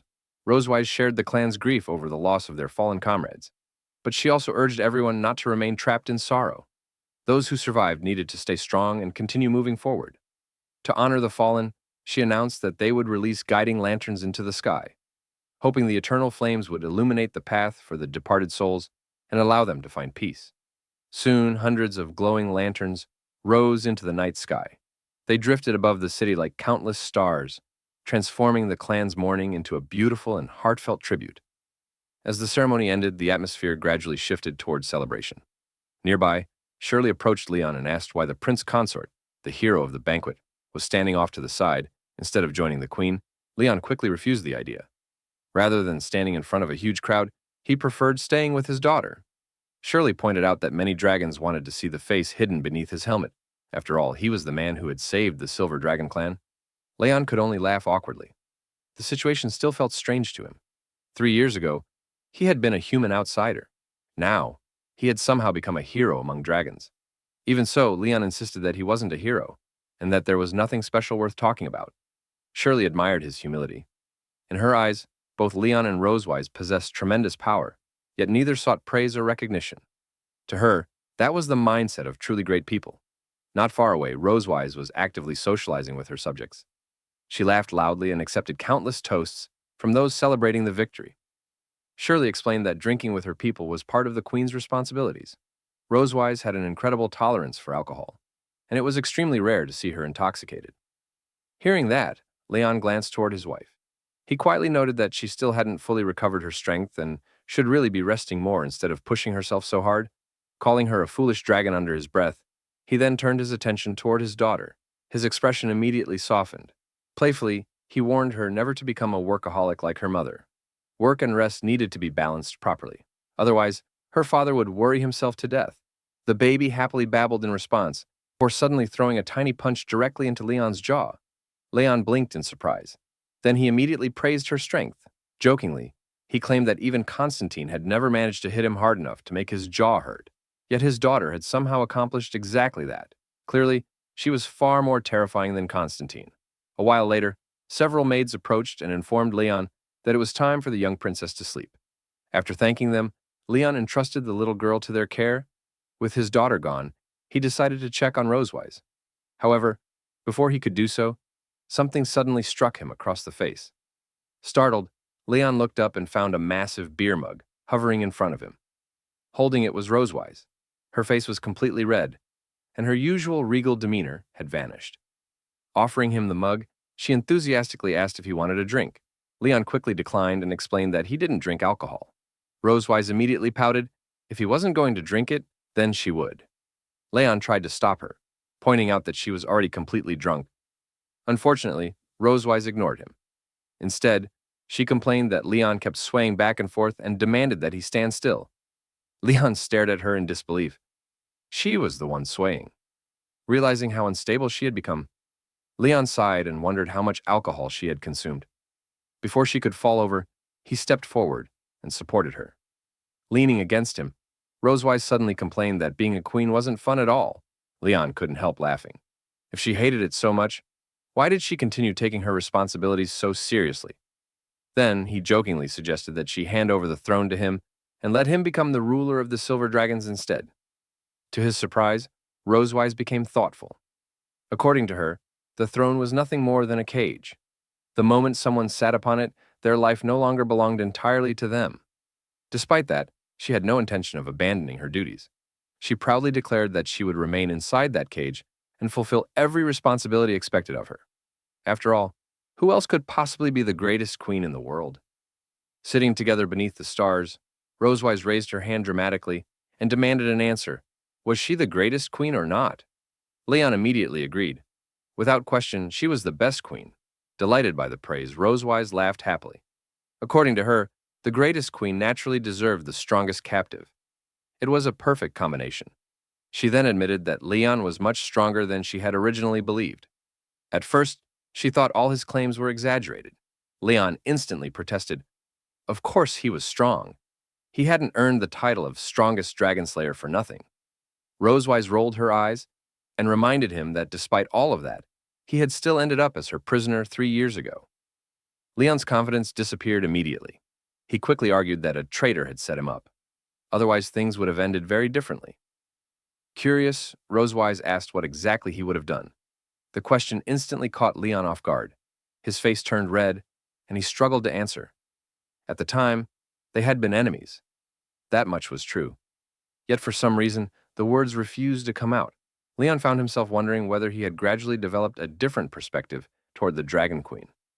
Noticing his hesitation, Rosewise tilted her head and asked whether that meant they were no longer enemies. Leon immediately looked away, embarrassed. He insisted that they were still enemies. They simply happened to be raising 3 daughters together. The answer earned an immediate reaction. Rosewise grabbed both of his cheeks and demanded to know how he could still call her an enemy after everything that had happened between them. Leon tried to free himself, but she refused to let go. Eventually, he retaliated by grabbing her cheeks as well. The two immediately started arguing. Neither wanted to release the other first. After several moments of childish bickering, they finally agreed to let go on the count of 1. Together, they counted down. 3, 2, 1. Even then, neither wanted to be the first to surrender. Eventually, they released each other and sat back down. Leon rubbed his sore cheek while Rosewise looked away with an embarrassed expression. A short silence followed. Then, for the first time that evening, Rosewise asked a serious question. She wanted to know more about the betrayal Leon had mentioned. Who had betrayed him? Why had they done it? And how had someone managed to betray a person like him? For the first time, Rosewise showed genuine curiosity about Leon's past. More importantly, she seemed to genuinely care. Now determined to uncover the truth, Rosewise wanted to learn exactly what had happened all those years ago. Leon began telling his story to Rosewise. He explained that 3 years ago, he received an imperial order to immediately launch an assault on the Silver Dragon Sanctuary. Together with his comrades, he set out on the mission at once. At first, everything went surprisingly well. The main human army engaged the Silver Dragon warriors at the city gates, successfully drawing out the sanctuary's primary defenses. Taking advantage of the chaos, Leon led his squad in a surprise flanking attack, breaking through the enemy lines with ease. Their team advanced with flawless precision, pushing through the outer defenses until they were only one step away from reaching the inner sanctum of the Silver Dragon Sanctuary. But just as victory seemed certain, everything suddenly went black before Leon's eyes. At first, he thought they were under attack by dragons, but moments later, a blade pierced straight through his chest. Much later, Leon realized that an illusion spell had been used on him. For such a spell to work effectively, the caster had to be nearby. But that wasn't the most important clue. The attacker clearly knew that Leon's armor could deflect almost any ordinary attack and deliberately used a weapon enchanted to pierce through his defenses. Because of this, Leon concluded that the culprit had to be someone close to him, someone who knew him well and was one of his most trusted teammates. Soon after the ambush, their position was completely exposed, and a unit of silver dragons charged directly toward them. Faced with overwhelming odds, Leon's teammates chose to abandon him, knowing that carrying their critically wounded commander would only hinder their escape. Left behind in the chaos, Leon was eventually captured. Now that he had finished explaining the events to his wife, Leon smiled slightly and remarked that the traitor would never imagine that he was not only alive, but had also become the fake husband of the beautiful Dragon Queen and the father of 3 adorable daughters. Looking visibly upset by his story, Rosewise asked, "Do you already know who that traitor is?" In response, Leon thought about Vice Captain Vinkus, his former classmate. Like Leon, Vinkus came from a commoner background with no powerful connections, and had climbed to the rank of Vice Captain through sheer ability alone. Leon admitted that although Vinkus had always been second to him, the man was still exceptionally capable. After Leon's fall, Vinkus took command of the army and successfully led the remaining forces out of the enemy encirclement. Leon then shifted his attention to the squad's support mage, Martin. According to Leon, Martin came from a prestigious family and was the youngest son of a powerful imperial minister. After graduation, Martin personally requested to join Leon's squad because he admired him greatly and dreamed of becoming a dragon slayer as well. Hearing this, Rosewise smirked and teased him. "So it turns out you had a male fanboy." Leon quickly waved the idea away. No, don't start imagining things." He then mentioned another member of his squad, a girl named Lyrica, who specialized in heavy fire support. Despite her small stature, she became absolutely terrifying whenever she picked up a firearm. Leon added that she was incredibly talkative and, for some reason, often stuck close to him. The moment Rosewise heard that, her expression changed. "So there was a girl in your squad? Fine then. Tell me what she looked like." "Was she prettier than me?" Leon awkwardly replied that Lyrica was fairly attractive, though he had never paid much attention to it. He also mentioned that Martin once told him she had plenty of admirers. Unfortunately, that answer only made things worse. "So you enjoyed having a beautiful girl around to look at during battle?" Trying to calm her down, Leon jokingly replied, "It seems the beer has gone bad. I can smell jealousy in the air." The moment those words left his mouth, Rosewise crushed the beer mug in her hand. "What did you just say, brat?" Panicking, Leon immediately tried to explain that it was only a joke, and that Lyrica was never his type. Rosewise grabbed him and demanded an answer. "Then what kind of woman do you actually like?" Leon shouted back in frustration. "How do you still not know by now?" Gathering his courage, he finally declared, "I like women with silver hair, strong women, tall women, beautiful women." But before he could finish his confession, Rosewise suddenly passed out from drinking too much alcohol. Deciding she had caused enough trouble for one night, Leon carried the sleeping Dragon Queen back to their room. Time passed, and the next morning arrived. Rosewise sat alone on a swing beneath a large tree, quietly staring at the ground. Ever since the Battle of Constantine, countless mysteries had begun coming to light. The more she thought about it, the more everything seemed connected to Leon. At first, she only intended to keep him by her side as a lifelong captive. But now, she found herself hesitating. Logically, she understood that Leon would eventually have to return to the Empire and deal with the conspiracies surrounding him. Tiger's future operations might also require his support and coordination. Sooner or later, he would leave, even though she knew that fact perfectly well. An uncomfortable feeling weighed heavily on her heart. Was she truly unwilling to let him go? Over time, her relationship with Leon had changed in ways she never expected. Despite belonging to different races, Leon had become the most dependable, responsible, and upright man she had ever met. He had proven himself to be an excellent husband and an exceptional father. Because of him, the daughters learned how to laugh, enjoy life, and grow closer to their mother. Leon was no longer simply a prisoner. He had become an irreplaceable part of their family, perhaps even the most important person in her life. Suddenly, her thoughts were interrupted when Leon appeared behind her and casually asked whether the swing was no longer fun. Startled, Rosewise quickly turned around. Seeing her expression, Leon frowned. "What's wrong with your face? Did you eat something bad, or did something happen?" Trying to hide her emotions, Rosewise immediately looked away and denied everything. Leon leaned closer and jokingly asked if she was suffering from postpartum depression. Flustered and annoyed, she snapped back that it was absolutely not that. Leon chuckled. "If it's not about the babies, then it must be about me." Before he could continue, Rosewise suddenly asked in a troubled voice, "Leon, do you want to return to the Empire?" Leon stared into the distance, deep in thought. Unsure of what to say, he could only force out a single word, But before he could continue, a sudden rustling sound shattered the gravity of the moment. Rosewise's eyes narrowed instantly. "Who's there? Show yourself." A moment later, Muan burst out of the bushes with a cheerful cry. "It's me, Mommy! Muan!" Rosewise relaxed slightly. "Muan, why are you here?" Realizing she had interrupted something important, Muan scratched her head awkwardly. I don't know, Mommy." Then her eyes lit up. "Oh, that's right. I came to tell Mommy and Daddy that dinner is ready." She grabbed both of their hands and eagerly tugged them forward. "Hurry up! Muan's tummy has been growling forever. Big Sister said if you two keep being lovey-dovey over here, we aren't going to wait for you." Leon chuckled and gently reminded her not to joke around. Looking back toward the bushes, he already knew Muan hadn't come alone.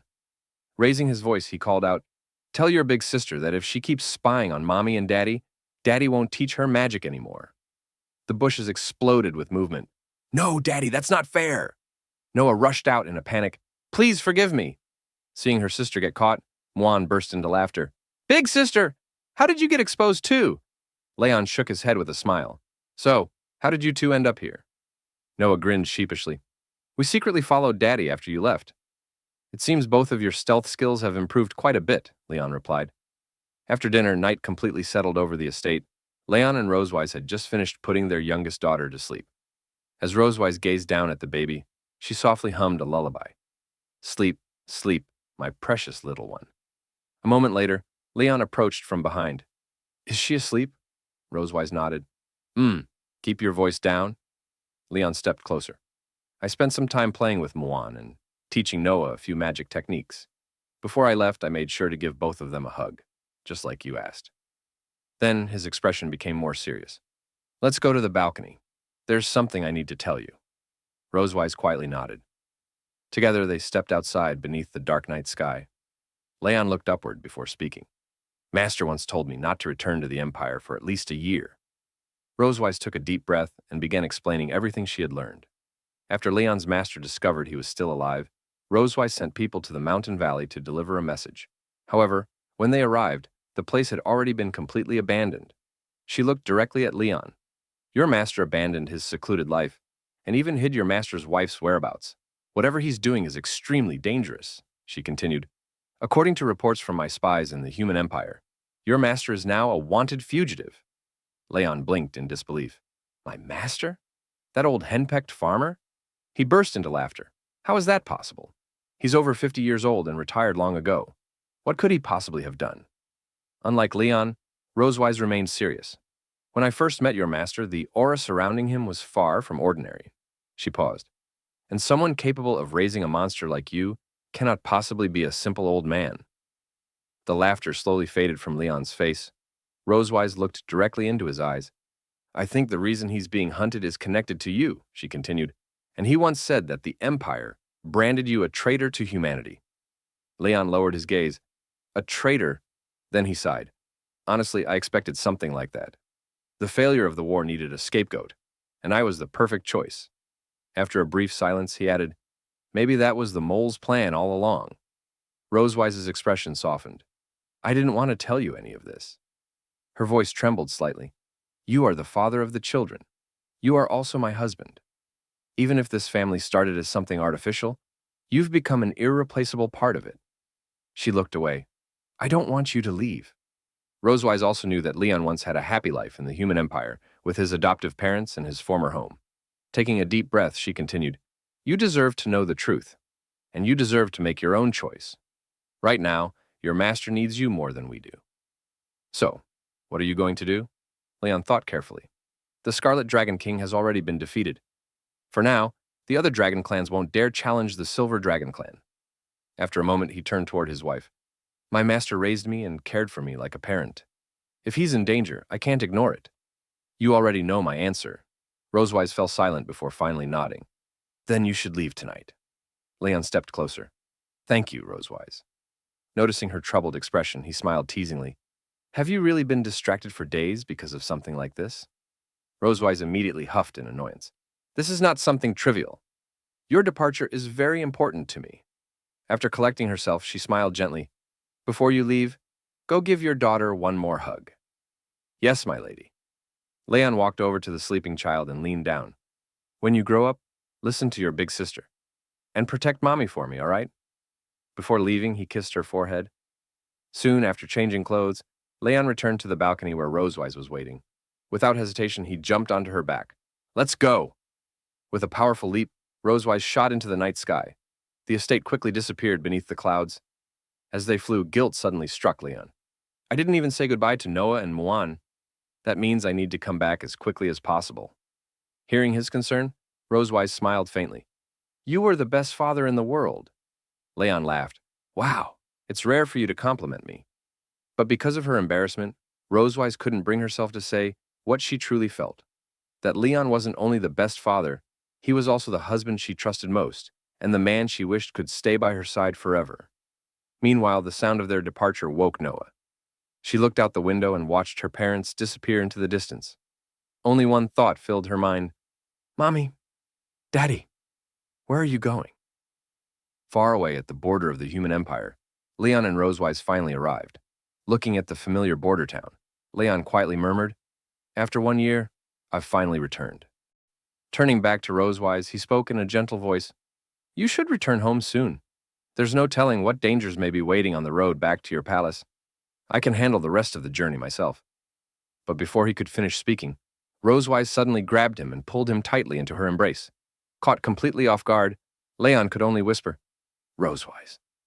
Fighting back tears, she pressed her face against his back and spoke in a trembling voice, Don't move, and don't turn around. Hearing the pain hidden behind her words, Leon gently tried to reassure her, Just wait a little longer. Once I settle these matters. I won't wait. Rosewise cut him off immediately. Who do you think you are to me? And why should I wait for you? I won't wait, and I don't want to. Understanding how much she was hurting, Leon closed his eyes. I'm sorry, my dear. Rosewise tightened her grip around him. If you don't settle everything within 3 months, you better come back here and kowtow to me under this very tree. When she tried to say what mattered most, she couldn't even bring herself to look him in the eyes. Turning away, she forced the words out. Just promise me you won't let anything happen to yourself. Are you listening?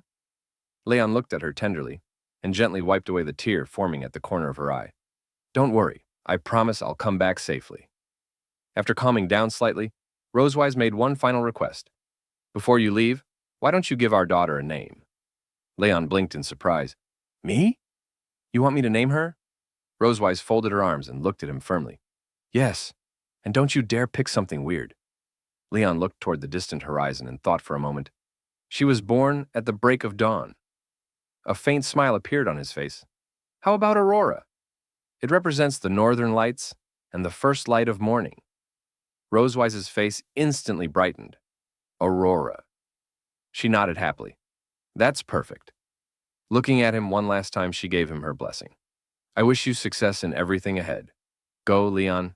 Do what you must. Not long afterward, Leon joined a merchant caravan heading toward the city. Peeking from one of the wagons, he observed the guards stationed at the gates. They're just as lazy as they were years ago. A smirk appeared on his face. That makes sneaking in much easier. Taking advantage of the opportunity, Leon slipped away from the caravan and entered the city through several hidden routes he knew well. As he walked alongside a wall, something immediately caught his attention. A wanted poster, and the face on it belonged to his master. Leon stared at it in disbelief. What exactly did Master do? Pushing the thought aside for now, he focused on his real objective. If anyone had left clues behind, they would be at home. Following familiar streets, Leon finally arrived at his old house. The moment he stepped inside, he was greeted by silence and thick layers of dust. The living room, the kitchen, the bedroom. His expression darkened. Nobody has lived here for a long time. Still, he knew his master well. Master always plans ahead. He must have left something behind. Following his instincts, Leon headed toward the barn. He began searching through stacks of hay, tossing straw aside one handful at a time. Then suddenly, his fingers touched something solid. "Ah! Found it!" Pulling the hidden object free, he smiled. "Master, you really haven't lost your touch." After wiping away the dust, a short message appeared on the cloth. "Rebecca can be trusted." Leon froze. Master already knew I was framed. A realization struck him. Does that mean he's spent the entire past year investigating the traitor? Without hesitation, Leon made up his mind. Then Rebecca is the first person I need to meet. Meanwhile, elsewhere in the city, Rebecca was walking down the street while happily humming a tune. As she passed an elderly woman, she waved cheerfully. "Good afternoon, Mrs. Hallie." The old woman smiled warmly. "Good afternoon, Rebecca." Rebecca leaned closer with a playful grin. "Mrs. Hale, you look younger today than yesterday. Did you discover some magical beauty spell? If so, can you teach me?" The old woman laughed. "Oh my, what a sweet talker. It isn't magic, I just keep a positive mindset."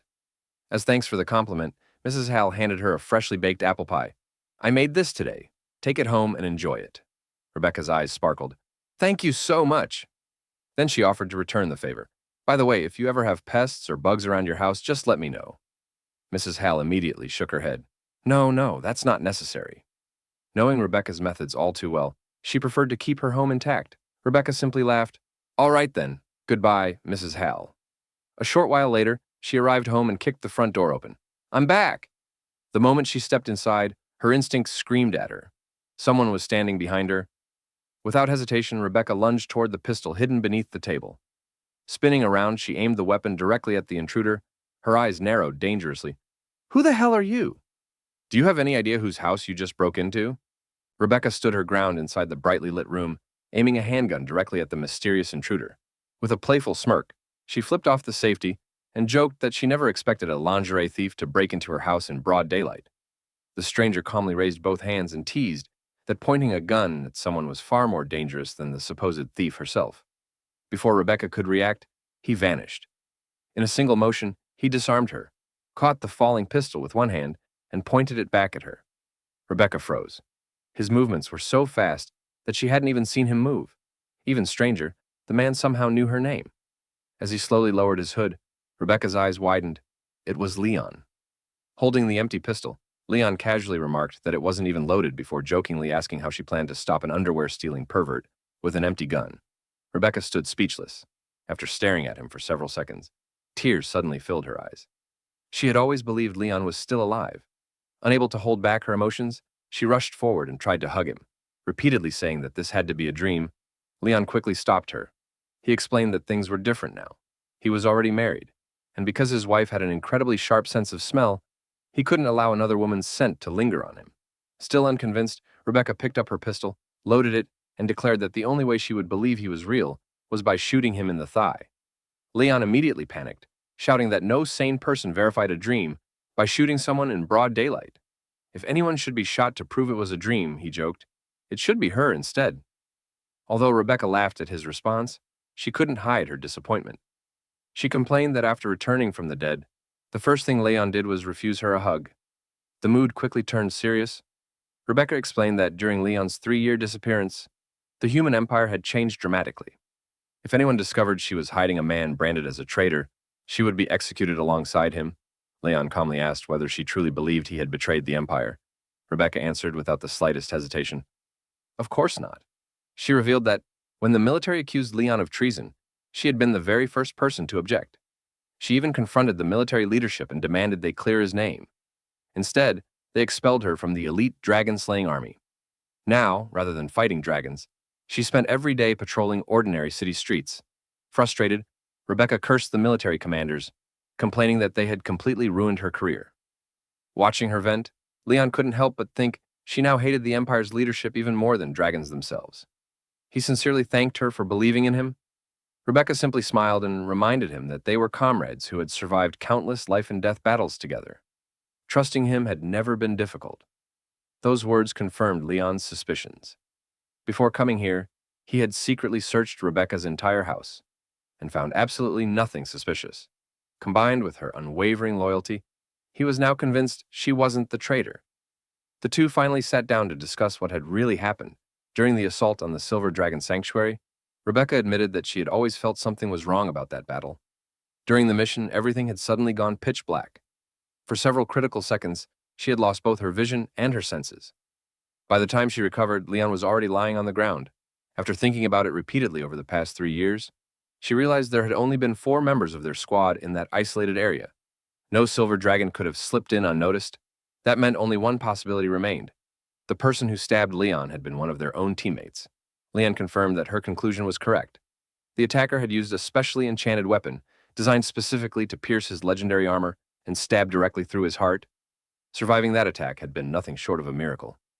Now certain that Leon didn't suspect her, Rebecca finally asked the question she had wanted answered for years. Was the traitor Victor or Martin? Leon admitted that he still couldn't identify the culprit with complete certainty. Instead, he asked if Rebecca knew what had become of the other members of their former squad.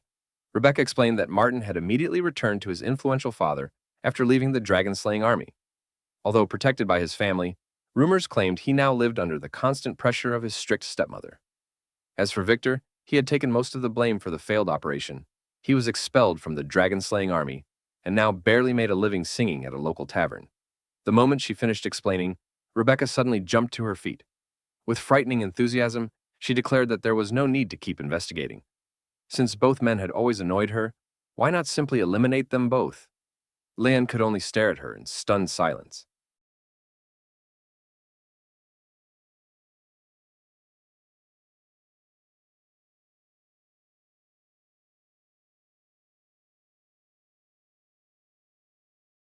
Proudly showing off the collection, she eagerly asked Leon which weapon he wanted to use. Looking at the overwhelming arsenal, Leon silently admitted that every rumor he had ever heard about Rebecca was completely true. She had somehow transformed her ordinary home into a military fortress. Still, despite Rebecca's enthusiasm, Leon quickly redirected the conversation toward the real reason he had returned to the human empire. Leon placed his master's wanted poster on the table and revealed the 2 reasons he had returned to the human empire. His first goal was to find his missing master, while the second was to uncover the traitor who had destroyed his squad and framed him as humanity's enemy. He then asked Rebecca if she knew anything about his master's whereabouts. Rebecca explained that about a year earlier, Leon's master had suddenly become one of the Empire's most wanted fugitives. According to the official report, he had personally assassinated 2 elite Imperial Palace guards. But what shocked everyone even more was that he had hung their bodies on the palace walls for the entire capital to see. The incident caused a massive uproar and dominated every newspaper across the empire. As Rebecca searched through stacks of old newspapers, Leon quietly shook his head. That wasn't his master's style. The old man was always precise and calculated. Such a loud and theatrical display didn't match the man who had trained him. Curious, Leon asked if there had been any other victims. Rebecca quickly found the reports and pointed out 3 more names: a famous brothel owner, a wealthy casino boss, and the manager of a large pharmacy. Studying the list, Leon immediately noticed a strange pattern. Every victim controlled one of the Empire's massive underground businesses, and each of them possessed powerful political connections reaching directly into the imperial royal family. Another realization soon followed. The killings had all started exactly 1 year ago. Right after his master's meeting with Rosewise, Leon finally connected everything. After learning that Leon had been framed, his master had secretly returned to the Empire and launched his own investigation into the hidden traitor. Every target he eliminated appeared to be someone connected to the conspiracy that had ruined Leon's life. His master wasn't killing randomly. He was systematically tearing apart the corrupt network, protecting the real culprit. Leon also realized something else. If the Empire truly wanted to restore his reputation, none of this would have happened. The military leadership had likely refused to reopen the investigation, leaving his master with no choice but to expose the corruption through force. Although his methods were brutal, every move seemed aimed at forcing the Empire to acknowledge the truth. Before Leon could think any further, Rebecca unfolded the latest newspaper. A fresh headline immediately caught both of their attention. According to the report, Leon's master's next target would likely be a famous priest who had publicly challenged him to appear. Rebecca quietly added another disturbing rumor. Despite his holy image, the priest was secretly involved in human trafficking and numerous other criminal activities. His influence was so great that almost nobody dared to expose him. The more Leon thought about it, the more obvious the situation became. The public challenge wasn't an opportunity. It was a trap. Rebecca nervously asked whether his master would actually walk into something so dangerous. Leon calmly smiled. He remembered one of the first lessons his master had ever taught him. A trap that's obvious to everyone isn't really a trap. It's simply a declaration of strength. Knowing his master's personality better than anyone else, Leon was certain the old man would never avoid the challenge. If corrupt officials openly provoked him, he would appear without hesitation and crush them head-on. That stubborn determination was exactly what had made Leon respect him all these years. Realizing there wasn't a moment to waste, Leon immediately decided on his next move. Finding his master now took priority over everything else. Rebecca didn't hesitate for even a second. Without waiting for Leon to ask, she volunteered to accompany him. After all, Leon had once been her commander, and she had never stopped believing in him. Now that he had finally returned, she intended to fight beside him once again, until the truth behind the conspiracy was finally revealed. And so, when they finally arrived at the location of the trap prepared for Tiger, Leon saw that the entire church had already been surrounded by Imperial soldiers. Looking at the overwhelming number of troops, Rebecca couldn't help but joke, asking if Leon's father was really such a celebrity for the Empire to send an entire army after one old man. Unable to tolerate her carefree attitude any longer, Leon turned toward her in annoyance and demanded to know why she had followed him instead of staying safely at home.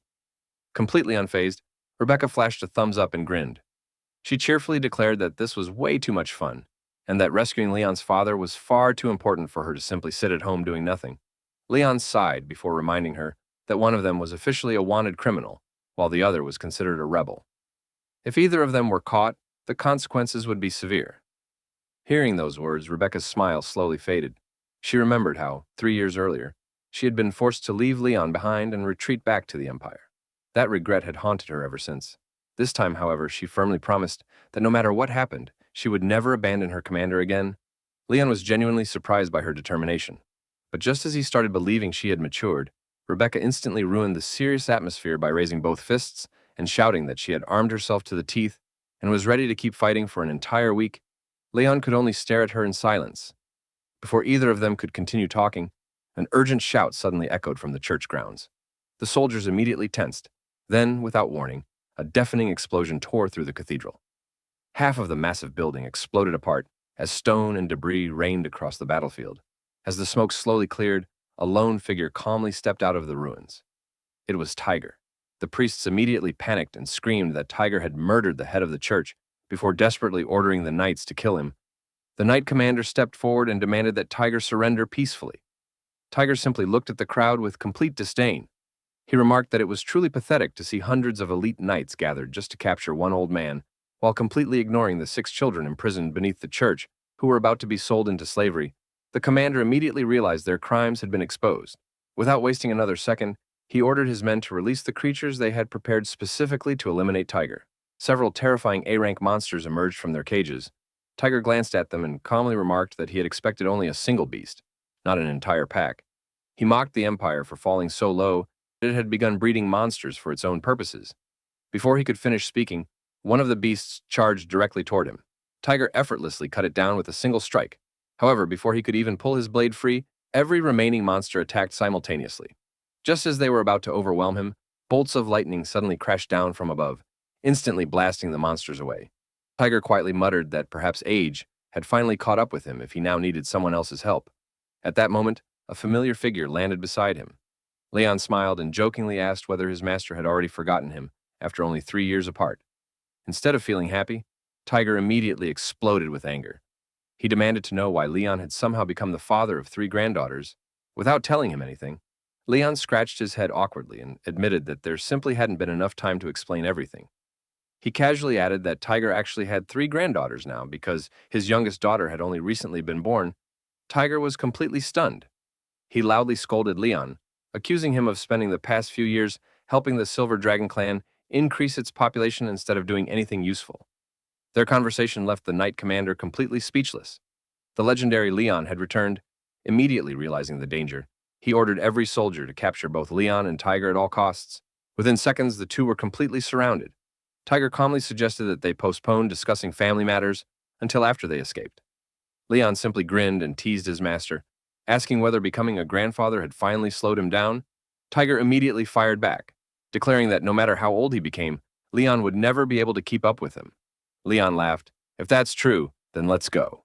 The next instant, an enormous burst of lightning erupted across the battlefield.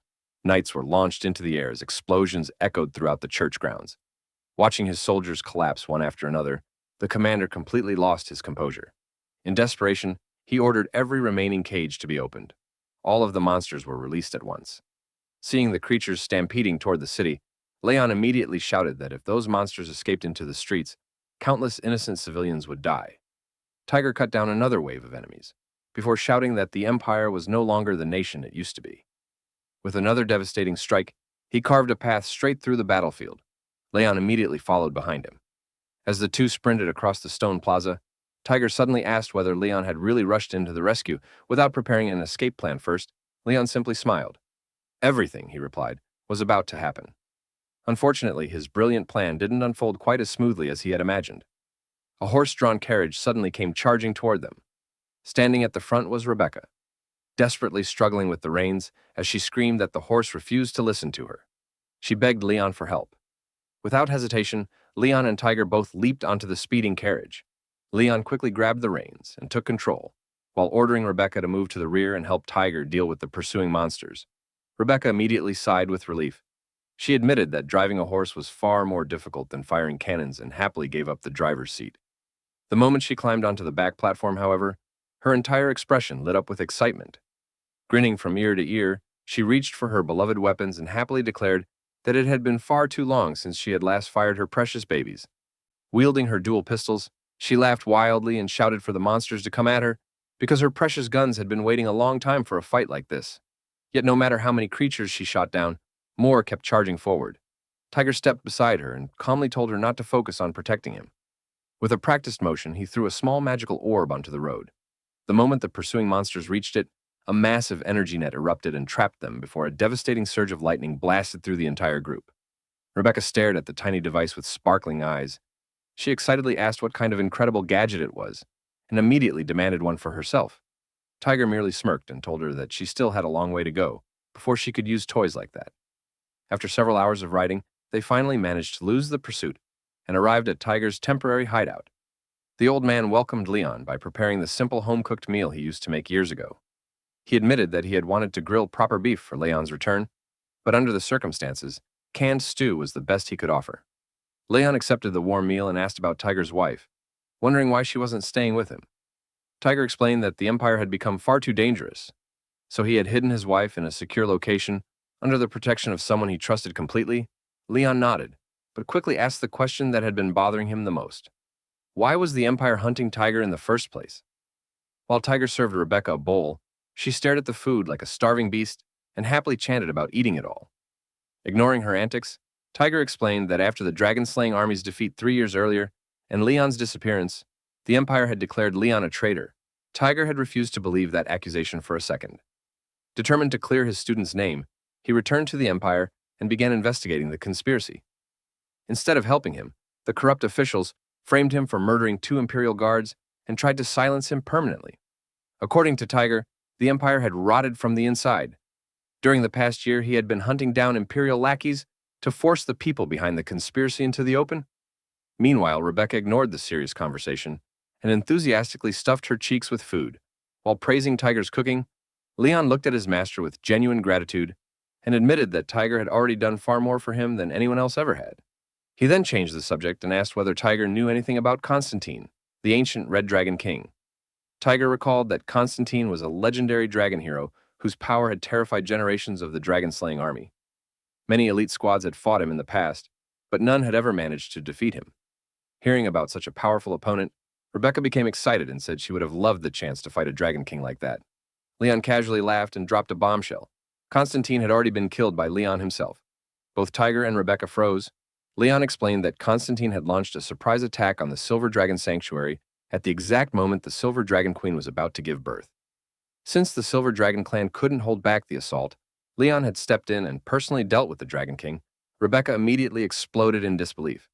She demanded to know why Leon hadn't simply escaped while the dragons were distracted.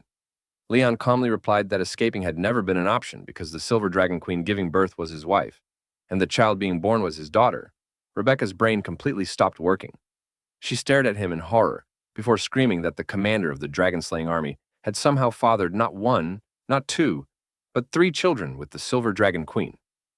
In a fit of panic, she grabbed her pistol, pointed it at Leon's head, and loudly declared that they needed to clean their ranks by shooting this traitor immediately. Tiger, who had known the truth for a while, calmly asked her to let Leon explain himself before executing anyone. After dinner, Tiger decided to completely destroy the remaining tension by pulling out a family photograph.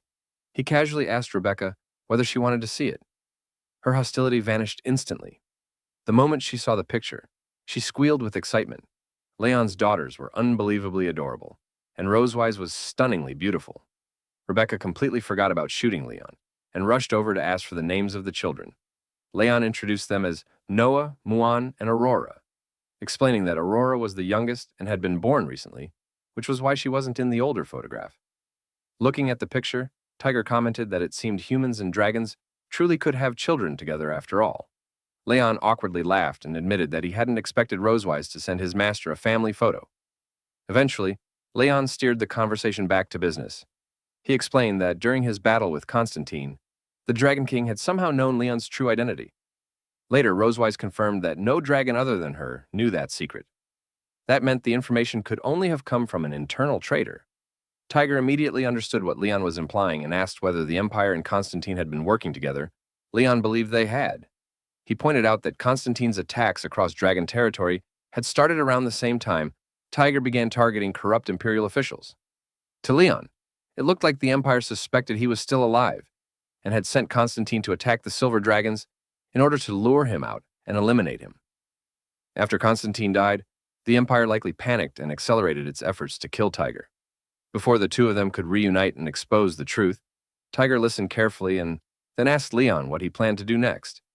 Leon answered that his original goal was to track down the internal mole and uncover the Empire's secrets through them. Tiger smiled warmly and promised that no matter what path Leon chose, his master would stand beside him until the end. Rebecca enthusiastically agreed as well, though her main motivation seemed to be that the plan involved plenty of shooting. Tiger, however, admitted that he had another reason for helping. Rosewise had already made it very clear that if anything happened to Leon, she would personally kill both Tiger and his wife. Tiger therefore declared that he would protect Leon with his life, because if Leon died, there would be nobody left to shoo away his donkey. As for Rosewise herself, Tiger claimed he would somehow deal with her later if things went wrong. Hearing this, Leon suddenly realized that Tiger's beloved donkey had somehow risen above Tiger's own wife in the family hierarchy. Just as they were preparing to move out, Leon remembered one final detail he had completely forgotten to mention. With an awkward expression, he told Tiger and Rebecca that there was something important they needed to know. He could no longer use magic. The room instantly fell silent. Tiger and Rebecca stared at him in complete shock, while Leon silently wondered how he was supposed to explain the disappearance of his power without admitting that every night he ended up fighting Rosewise to the death in a completely different kind of battle than either of them was imagining. As the three of them gathered around the campfire, Tiger asked Leon how he had possibly lost the ability to use magic. Leon explained that he still didn't know the exact reason. He could no longer channel mana normally. Instead, he could only slowly gather magical energy over time and store it inside a special magic crest on his body. Noticing Leon's unusually flustered expression, Rebecca immediately sensed something suspicious. With a teasing grin, she asked why he always looked so embarrassed whenever he mentioned that mysterious mark. Leon awkwardly tried to laugh it off, but Rebecca refused to let the subject go. She continued bombarding him with questions until, without warning, the crest suddenly began glowing with a bright violet light. Watching Leon panic only made Rebecca even more suspicious. Smirking mischievously, she declared that she was starting to understand exactly what that strange mark was for. She jokingly concluded that Leon's dragon wife must be quite the pervert. Before Leon could stop them, Rebecca and Tiger grabbed him and immediately started pulling back his clothes to inspect the crest. Leon desperately begged them to stop, repeatedly shouting that they absolutely must not look at it. Unfortunately for him, it was already too late. The moment Tiger saw the glowing pattern, his expression changed. The magic crest looked strangely familiar. Thinking carefully, he asked Leon whether it resembled some kind of romantic magic seal, or perhaps a soul bond connecting two people. Tiger then pointed out that no respectable magical crest should ever glow with such an oddly provocative violet color. Leon immediately turned bright red and frantically insisted that it wasn't what they were thinking. Although the crest looked rather suspicious, he claimed it was simply proof that he was a pure-hearted warrior of love. As for its true abilities, he firmly refused to explain. Rebecca looked at him with a knowing smile, before joking that the crest was probably active because of his little wife at that very moment. After all, dragons possessed countless strange forms of magic. Who knew what hidden abilities that crest might actually have? She even wondered aloud whether Rosewise was currently suffering in her bedroom. Because the mark had suddenly activated, Leon's face instantly became even redder, completely embarrassed. He quickly declared that whatever happened between him and Rosewise was strictly private. The only thing they needed to know was that the crest now served as his personal mana reservoir. Rebecca pouted in disappointment. She confidently declared that she would eventually discover the truth herself, once their mission at the Imperial Library was complete. She was certain there would be books explaining exactly what that mysterious crest really was. Tiger quickly returned the conversation to the mission. Since Leon could no longer use magic, every decision they made from now on had to be far more cautious, Leon agreed. According to the information Rebecca had gathered, Victor could usually be found performing at a local tavern. While Martin remained at the minister's estate, Leon proposed splitting into two groups so they could question both men as quickly as possible. Before anyone could agree, Rebecca suddenly interrupted. Since they were about to risk their lives together again, she insisted they needed an official team name. Tiger looked at her curiously and asked what she had in mind. Rebecca proudly struck a dramatic pose before announcing her masterpiece: the Old Geezer, Dragon Lover, and Beautiful Maiden Alliance. Leon stared at her for a second before immediately rejecting it because it was ridiculously long. Completely unfazed, Rebecca instantly proposed another name: the Old, Sick, Disabled, and Pretty Princess Alliance. She confidently explained everyone's roles. Tiger was obviously the old one. She herself was clearly the beautiful princess. And Leon was the disabled member because he couldn't use magic anymore. For a brief moment, Leon reluctantly admitted that her logic actually made sense.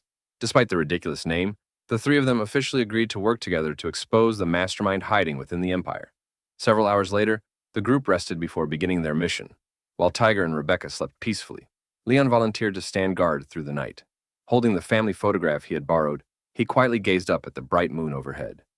He couldn't help but wonder whether Rosewise was looking at the very same moon from the distant Silver Dragon territory.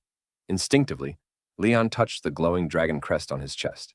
He wondered if its sudden activation earlier meant that Rosewise had been thinking about him as well. After a quiet moment, he pushed those thoughts aside and returned his full attention to keeping watch. Meanwhile, inside the Imperial Palace, two mysterious figures met beneath the cover of darkness. One informant urgently reported that Leon Cosmode was still alive. The hooded traitor was completely stunned. He clearly remembered driving a blade straight through Leon's heart. Surviving such a wound should have been impossible. The informant coldly continued his report. Leon had reunited with Rebecca and had even helped Tiger escape from the cathedral. If nothing was done soon, Leon would undoubtedly come searching for the traitor next. The informant declared that failing to kill Leon 3 years ago had been an unforgivable mistake. This time, the job had to be finished. Standing beneath the shadow of his hood, the traitor quietly promised that he would never fail again. The informant gave him one final warning. The leadership had only spared his life once out of mercy. If he failed again, they would personally take his head. Meanwhile, Leon and Rebecca had already begun making their next move. Their first destination was a tavern where Victor regularly performed. From a distance, the two quietly observed him. Leon couldn't help but notice how much Victor had changed over the years. Rebecca casually shrugged and told him not to overthink it. According to her, creative people often acted like complete idiots anyway. Just as Rebecca was about to chat with the bartender, a smug local flirt walked over. Grinning confidently, he asked whether the petite girl had run away from her mother before offering to buy her some juice. Rebecca's smile immediately disappeared. Without saying another word, she pulled out her pistol and bluntly told the man to look at what she had in her pants, because it was definitely bigger than his. The moment he saw the gun, the self-proclaimed ladies' man instantly apologized and ran away. Watching the hilarious scene unfold, the bartender laughed and offered Rebecca a free drink. Before she could accept, Leon immediately stopped her. He reminded Rebecca that Victor had already finished singing and that they still had important business to handle. They needed her sober. Rebecca happily agreed. The drink could always wait. Beating up Victor, however, sounded far more important. After finishing his performance, Victor made his way back toward his room. Just as he reached for the doorknob, a familiar voice called out behind him, "Hey, idiot! I never thought you'd actually become a music star." Startled, Victor turned around and immediately recognized Rebecca. "Rebecca, what are you doing here this late?" he asked in surprise. At first, Rebecca was tempted to joke that she had become his biggest fan and came to listen to his terrible songs. But instead, she decided to skip the nonsense and admitted that she had important business, not for herself but for the cloaked man standing quietly beside her. The mysterious figure slowly removed his hood. With a warm smile, Leon greeted him. "Well then, partner, long time no see." The moment Victor saw Leon's face, his eyes widened in disbelief. He simply couldn't believe that his former captain was still alive. Realizing they were standing in the open, Victor quickly unlocked the door and ushered both Leon and Rebecca inside before anyone could notice them. Once inside, Victor suggested opening a few beers. Just like the old days, Leon immediately talked him out of it, joking that tea would be a much better choice, especially for Rebecca. As Victor poured everyone's drinks, he smiled nostalgically and admitted that he had always believed the captain couldn't possibly die so easily. After all, Leon had once been the pride of their academy. However, Victor's smile slowly faded.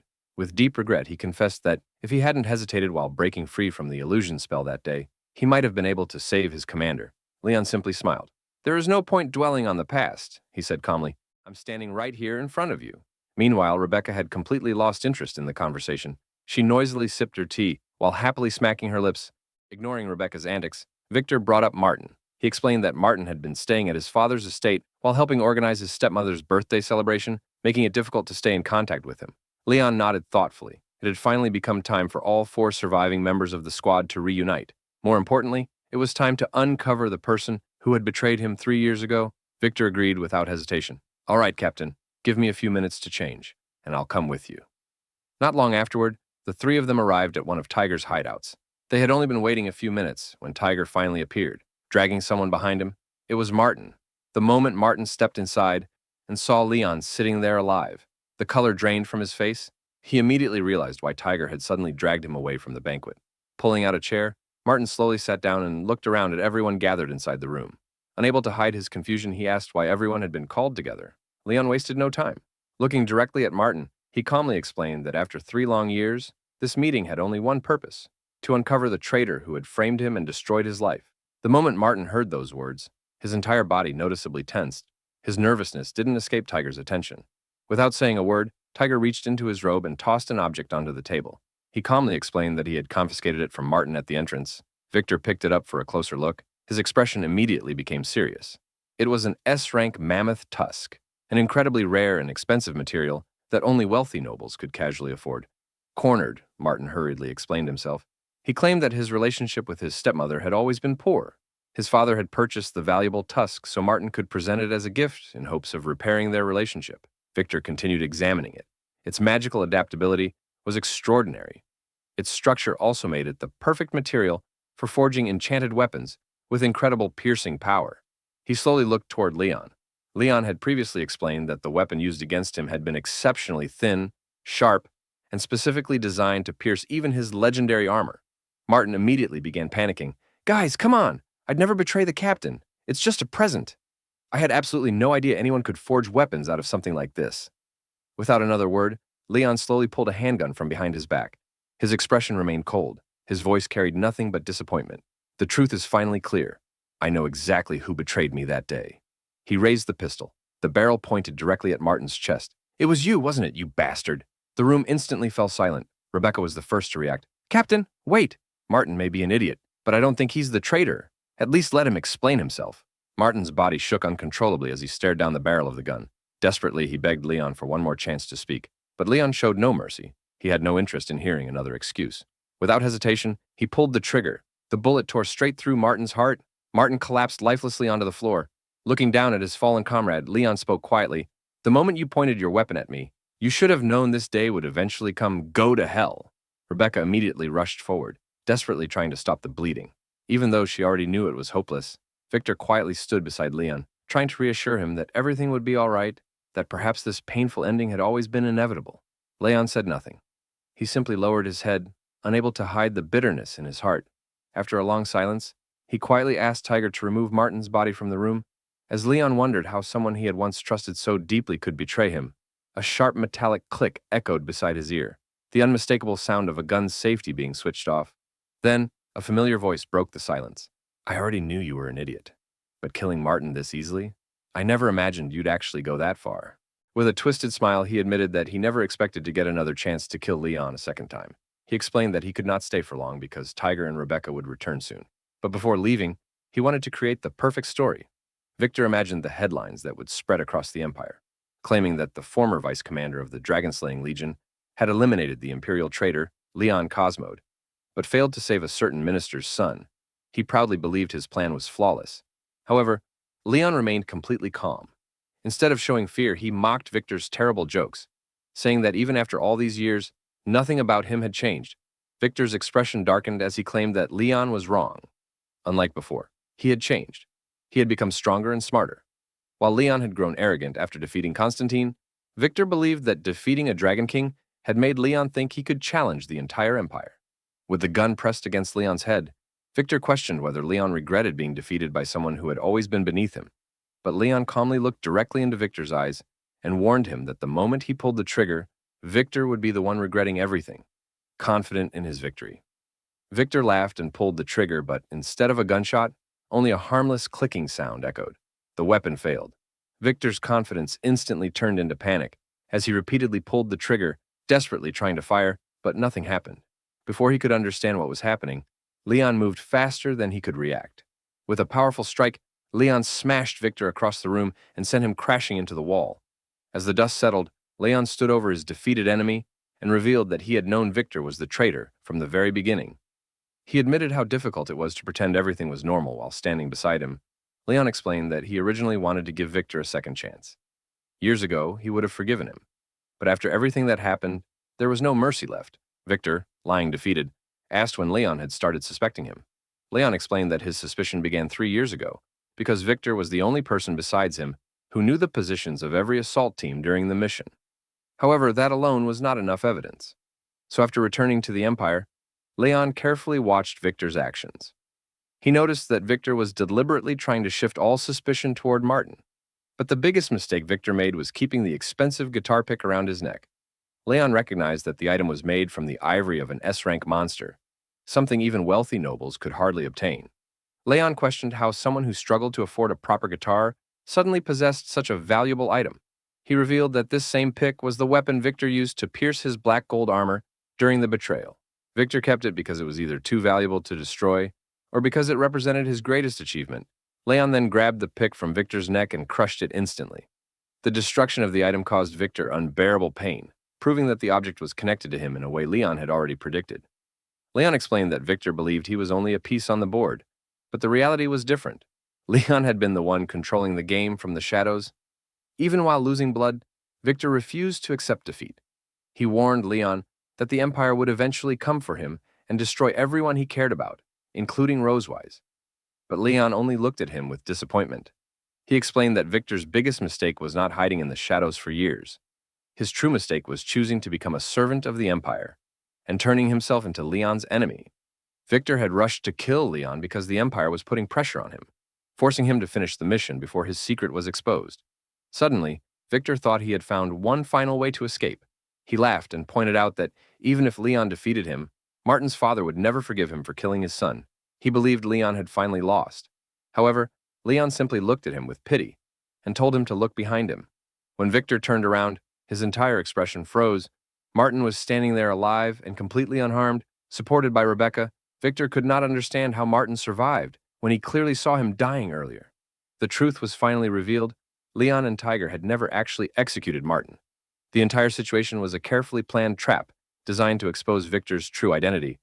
Rebecca, unable to contain her anger, looked at Victor in disbelief. She could not understand how someone could be foolish enough to betray them, even after being given a second chance.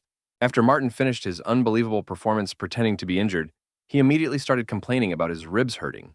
Even though the bullets were only blanks, he acted as if his entire body was in unbearable pain.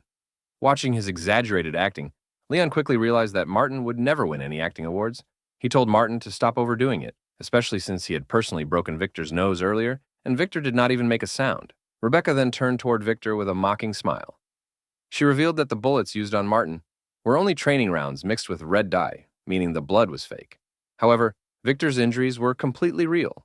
Victor's mind desperately tried to figure out where he had made his mistake. He could not understand how his betrayal had been exposed so easily. Rebecca handed Leon a pistol loaded with real bullets. Leon aimed the weapon directly at Victor and gave him one final opportunity. If Victor revealed the Empire's secrets, Leon might consider sparing his life. Completely broken by fear, Victor abandoned all pride. The former vice commander who once betrayed his own captain began begging for mercy, desperately reminding Leon that they were once close comrades. However, Leon immediately saw through him. Victor was not apologizing because he regretted his betrayal. He was only terrified because he finally realized his death was unavoidable. Without hesitation, Leon pulled the trigger.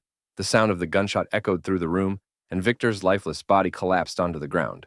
The man who had betrayed Leon would never threaten him again. Leon then asked Tiger to handle the corpse, while he turned his attention back to the bigger problem. Martin still could not understand why Victor had gone so far just to frame Leon as a traitor of the Empire. Leon told him that trying to understand the thoughts of someone like Victor was pointless. The real question was why the Empire was so determined to erase him completely. Hearing this, Tiger stepped forward and explained that the Empire's obsession with Leon was not because of jealousy or revenge over past battles. Tiger revealed that during his younger years, he had personally witnessed the Empire's hidden corruption and its dark political world. That was the reason he had always warned Leon to focus only on fighting and avoid getting involved with politics. The forces controlling the situation were far more dangerous than they appeared. Tiger then explained what he had discovered while investigating Leon's false accusation. The Empire's pursuit of Leon was directly connected to the Dragon Clan. Eliminating someone like Victor would not solve anything. Instead, it would only cause the Empire's hidden plans to become even more aggressive, eventually turning their secret operation into an open hunt. Realizing Tiger was correct, Leon apologized to Rebecca and Martin for dragging them into such a dangerous situation. He suggested that Martin return home, where his powerful family could protect him. He also suggested sending Rebecca to Tiger's wife so she could avoid getting caught in the conflict. However, Tiger immediately revealed a problem. His wife was currently staying with her parents, and due to their complicated relationship, hiding there was not a realistic option. Leon was stunned that Tiger still had family problems with his in-laws, even after decades of marriage. Tiger simply ignored the topic, saying his personal problems were too complicated to explain. Seeing an opportunity, Martin immediately offered his family's estate as a safe place for Rebecca to hide. She refused to act like a helpless princess waiting for protection. Instead, she proudly declared that she was a warrior and wanted to stay with them. Leon tried to explain that their situation was extremely dangerous. Their group now consisted of a wanted old man, a former dragon slayer who had lost his power, and themselves becoming targets of the Empire. But Rebecca did not care. She proudly explained that exactly because they were in such a terrible situation, they needed someone like her.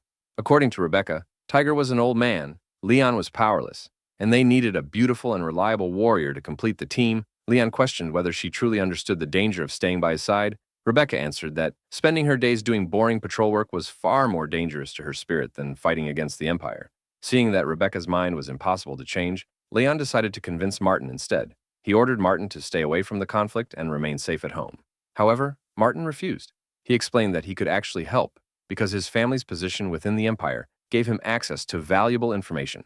Instead of becoming a burden, he could act as their source of intelligence. Leon hesitated. He understood Martin's determination, but he also knew how dangerous this path would become. Seeing his captain's hesitation, Martin desperately promised that he would be useful and begged for the chance to help. Rebecca watched the scene and encouraged Martin, joking that Leon could not possibly reject someone who was trying so hard to support him. She also reminded Leon that Martin had never truly recovered after Leon disappeared 3 years ago. Hearing this, Leon finally accepted. However, he gave Martin one strict condition. Gathering information was allowed, but Martin's safety had to remain his highest priority. Martin happily accepted and promised he would not act recklessly. Rebecca celebrated their growing team and jokingly suggested giving their group a new name. But before their jokes continued, Tiger suddenly became serious. He ordered Leon to return to the Silver Dragon Clan territory. Everyone was shocked by his decision. Tiger explained that investigating the Empire alone would never reveal the full truth. If they wanted to understand the connection between the Empire and the Dragon Clan, they needed information from both sides. Someone had to investigate the Dragon Clan directly, and the only human capable of doing that was Leon. Leon was embarrassed and questioned whether the Dragon Clan truly trusted him that much. Rebecca immediately reminded him of the obvious truth. Leon was married to the Dragon Queen and already had 3 children with her. Martin was completely stunned after hearing this. To Martin, Leon looked less like a soldier and more like a legendary figure. Leon tried to explain that having children with the Dragon Queen did not automatically mean he had a perfect relationship with the entire Dragon Clan. Seeing that the discussion was going nowhere, Tiger decided to settle the matter with a vote. The question was simple. Should Leon remain here and continue investigating the Empire, or should he return to the Silver Dragon territory and uncover the truth from the Dragon Clan? Now Tiger called for a final vote. He proposed sending Leon back to the Silver Dragon territory, and anyone who agreed only needed to breathe. Rebecca and Martin immediately began inhaling and exhaling dramatically, making it painfully obvious where they stood. Even Victor's foul spirit seemed to agree from beyond the grave, practically begging them to throw Leon out of the Empire already. With Tiger casting his own vote, the decision became unanimous. Leon had no choice but to accept it. Tiger explained that Leon's close relationship with the Dragon Clan made him the perfect person to investigate their territory and uncover information about the mysterious connection between the dragons and the Empire. Leon still worried about leaving his comrades behind, but Tiger quickly reassured him that the Empire would have little reason to continue hunting their small group. If Leon was no longer within its borders, the Empire could not easily reach deep into dragon territory. And even if assassins or dragon slayers were sent after Leon, he had already proven capable of dealing with them. Leon eventually admitted that his chances of surviving and gathering useful information would indeed be much higher there. Rebecca and Martin enthusiastically supported the plan, encouraging Leon to send their greetings to Rosewise. Leon immediately became embarrassed and insisted that he was not the kind of man who would abandon his comrades just to rush back to his beautiful wife. However, Rebecca and Martin could not stop laughing. They clearly believed that Leon was simply too embarrassed to admit how much he wanted to see Rosewise again. Leon continued insisting that he would never leave his friends behind because of selfish reasons. But the moment Tiger offered to help him escape the city that very night, Leon's tough attitude completely collapsed. He immediately thanked his master. Rebecca and Martin instantly noticed the change and teased Leon even more, realizing that his determination to stay had disappeared the moment he was given a chance to reunite with his wife. With no time to waste, Tiger, Rebecca, and Martin created a massive distraction at the city gates. While the guards were focused on the commotion, Leon slipped out of the city and disappeared into the darkness. He sprinted through the forest, believing that the worst part of his escape was already over. But then he heard something approaching. Instead of Imperial Knights, Leon discovered that a massive group of terrifying creatures was chasing him. He had expected soldiers at most, but these monsters were far more dangerous. Knowing that two legs could never outrun creatures with four, Leon suddenly stopped running and prepared to fight. The beasts quickly surrounded him. One of them lunged forward, but Leon reacted instantly and destroyed its head with a single devastating strike.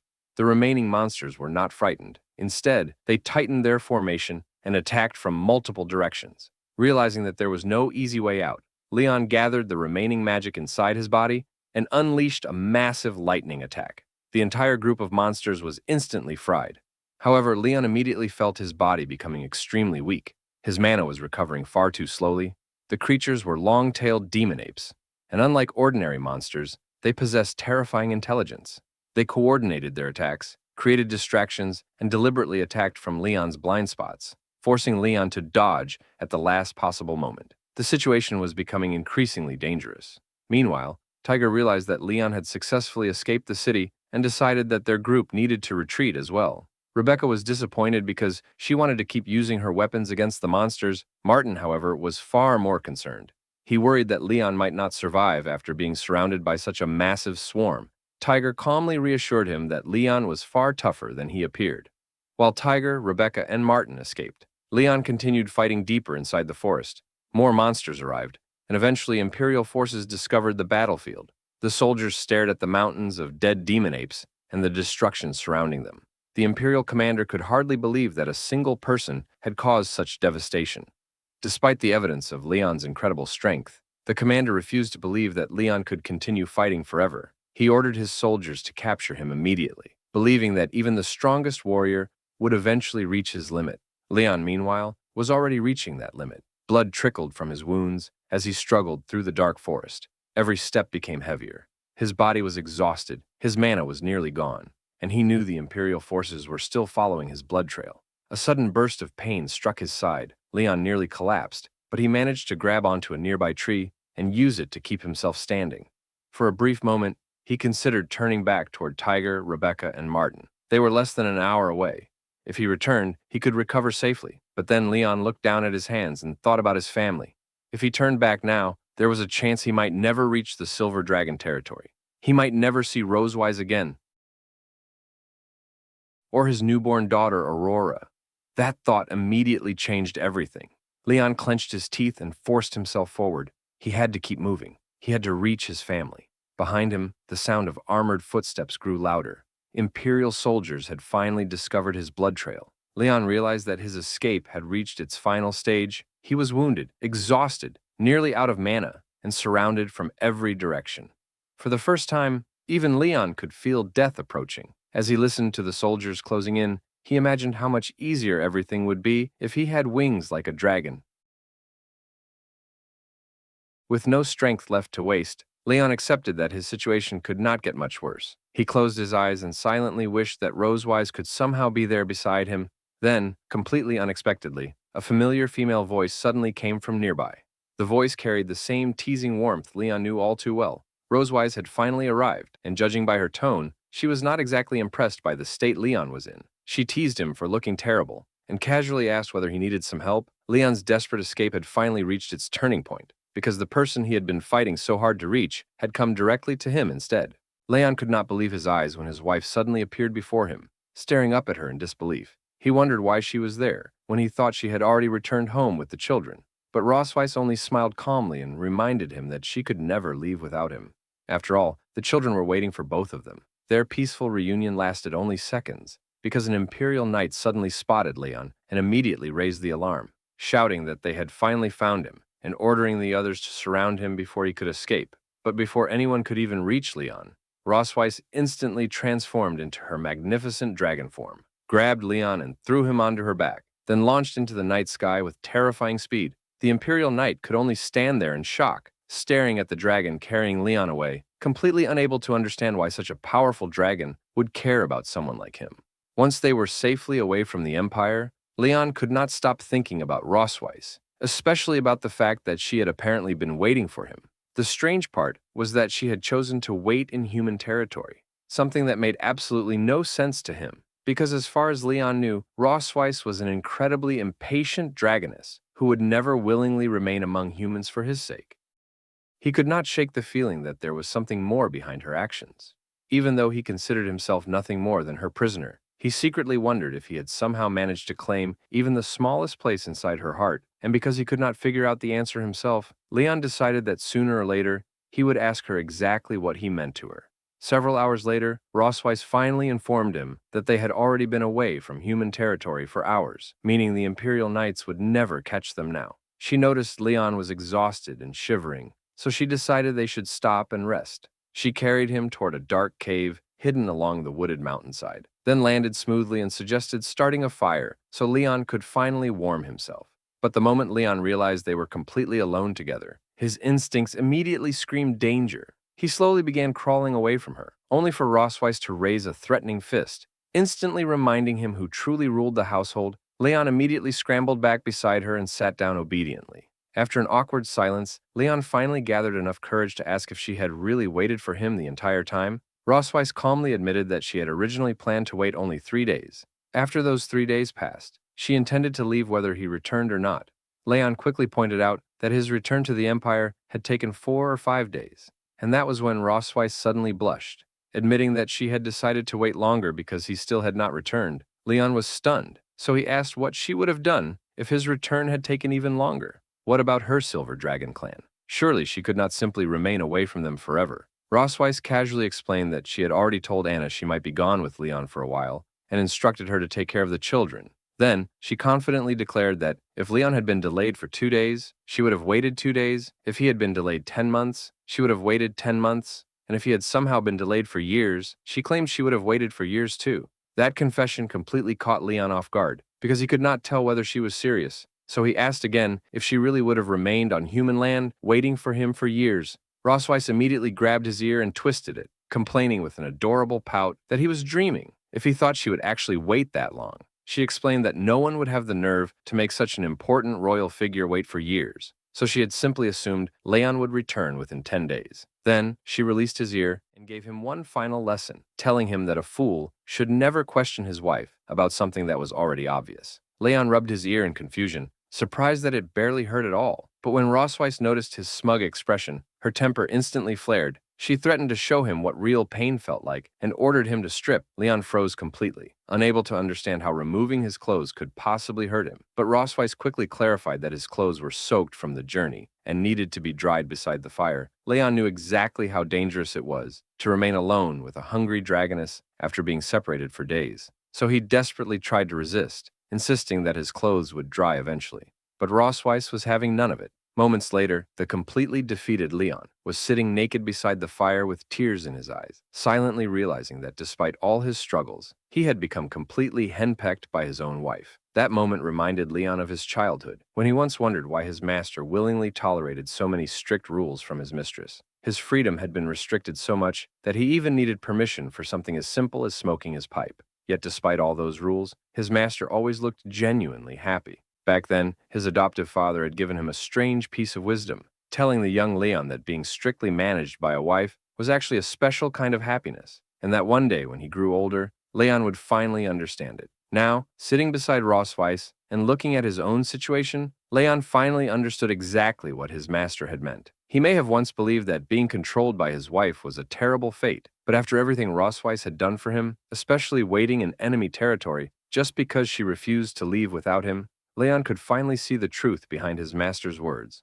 For all his complaints, embarrassment, and constant attempts to escape her control, there was no denying that Rossweiss genuinely cared about him, and Leon was slowly realizing that perhaps being her husband was not such a terrible fate after all. But if anyone thinks Leon is finally safe, they are seriously mistaken, because being trapped alone in a cave with a hungry dragoness after days apart is only the beginning.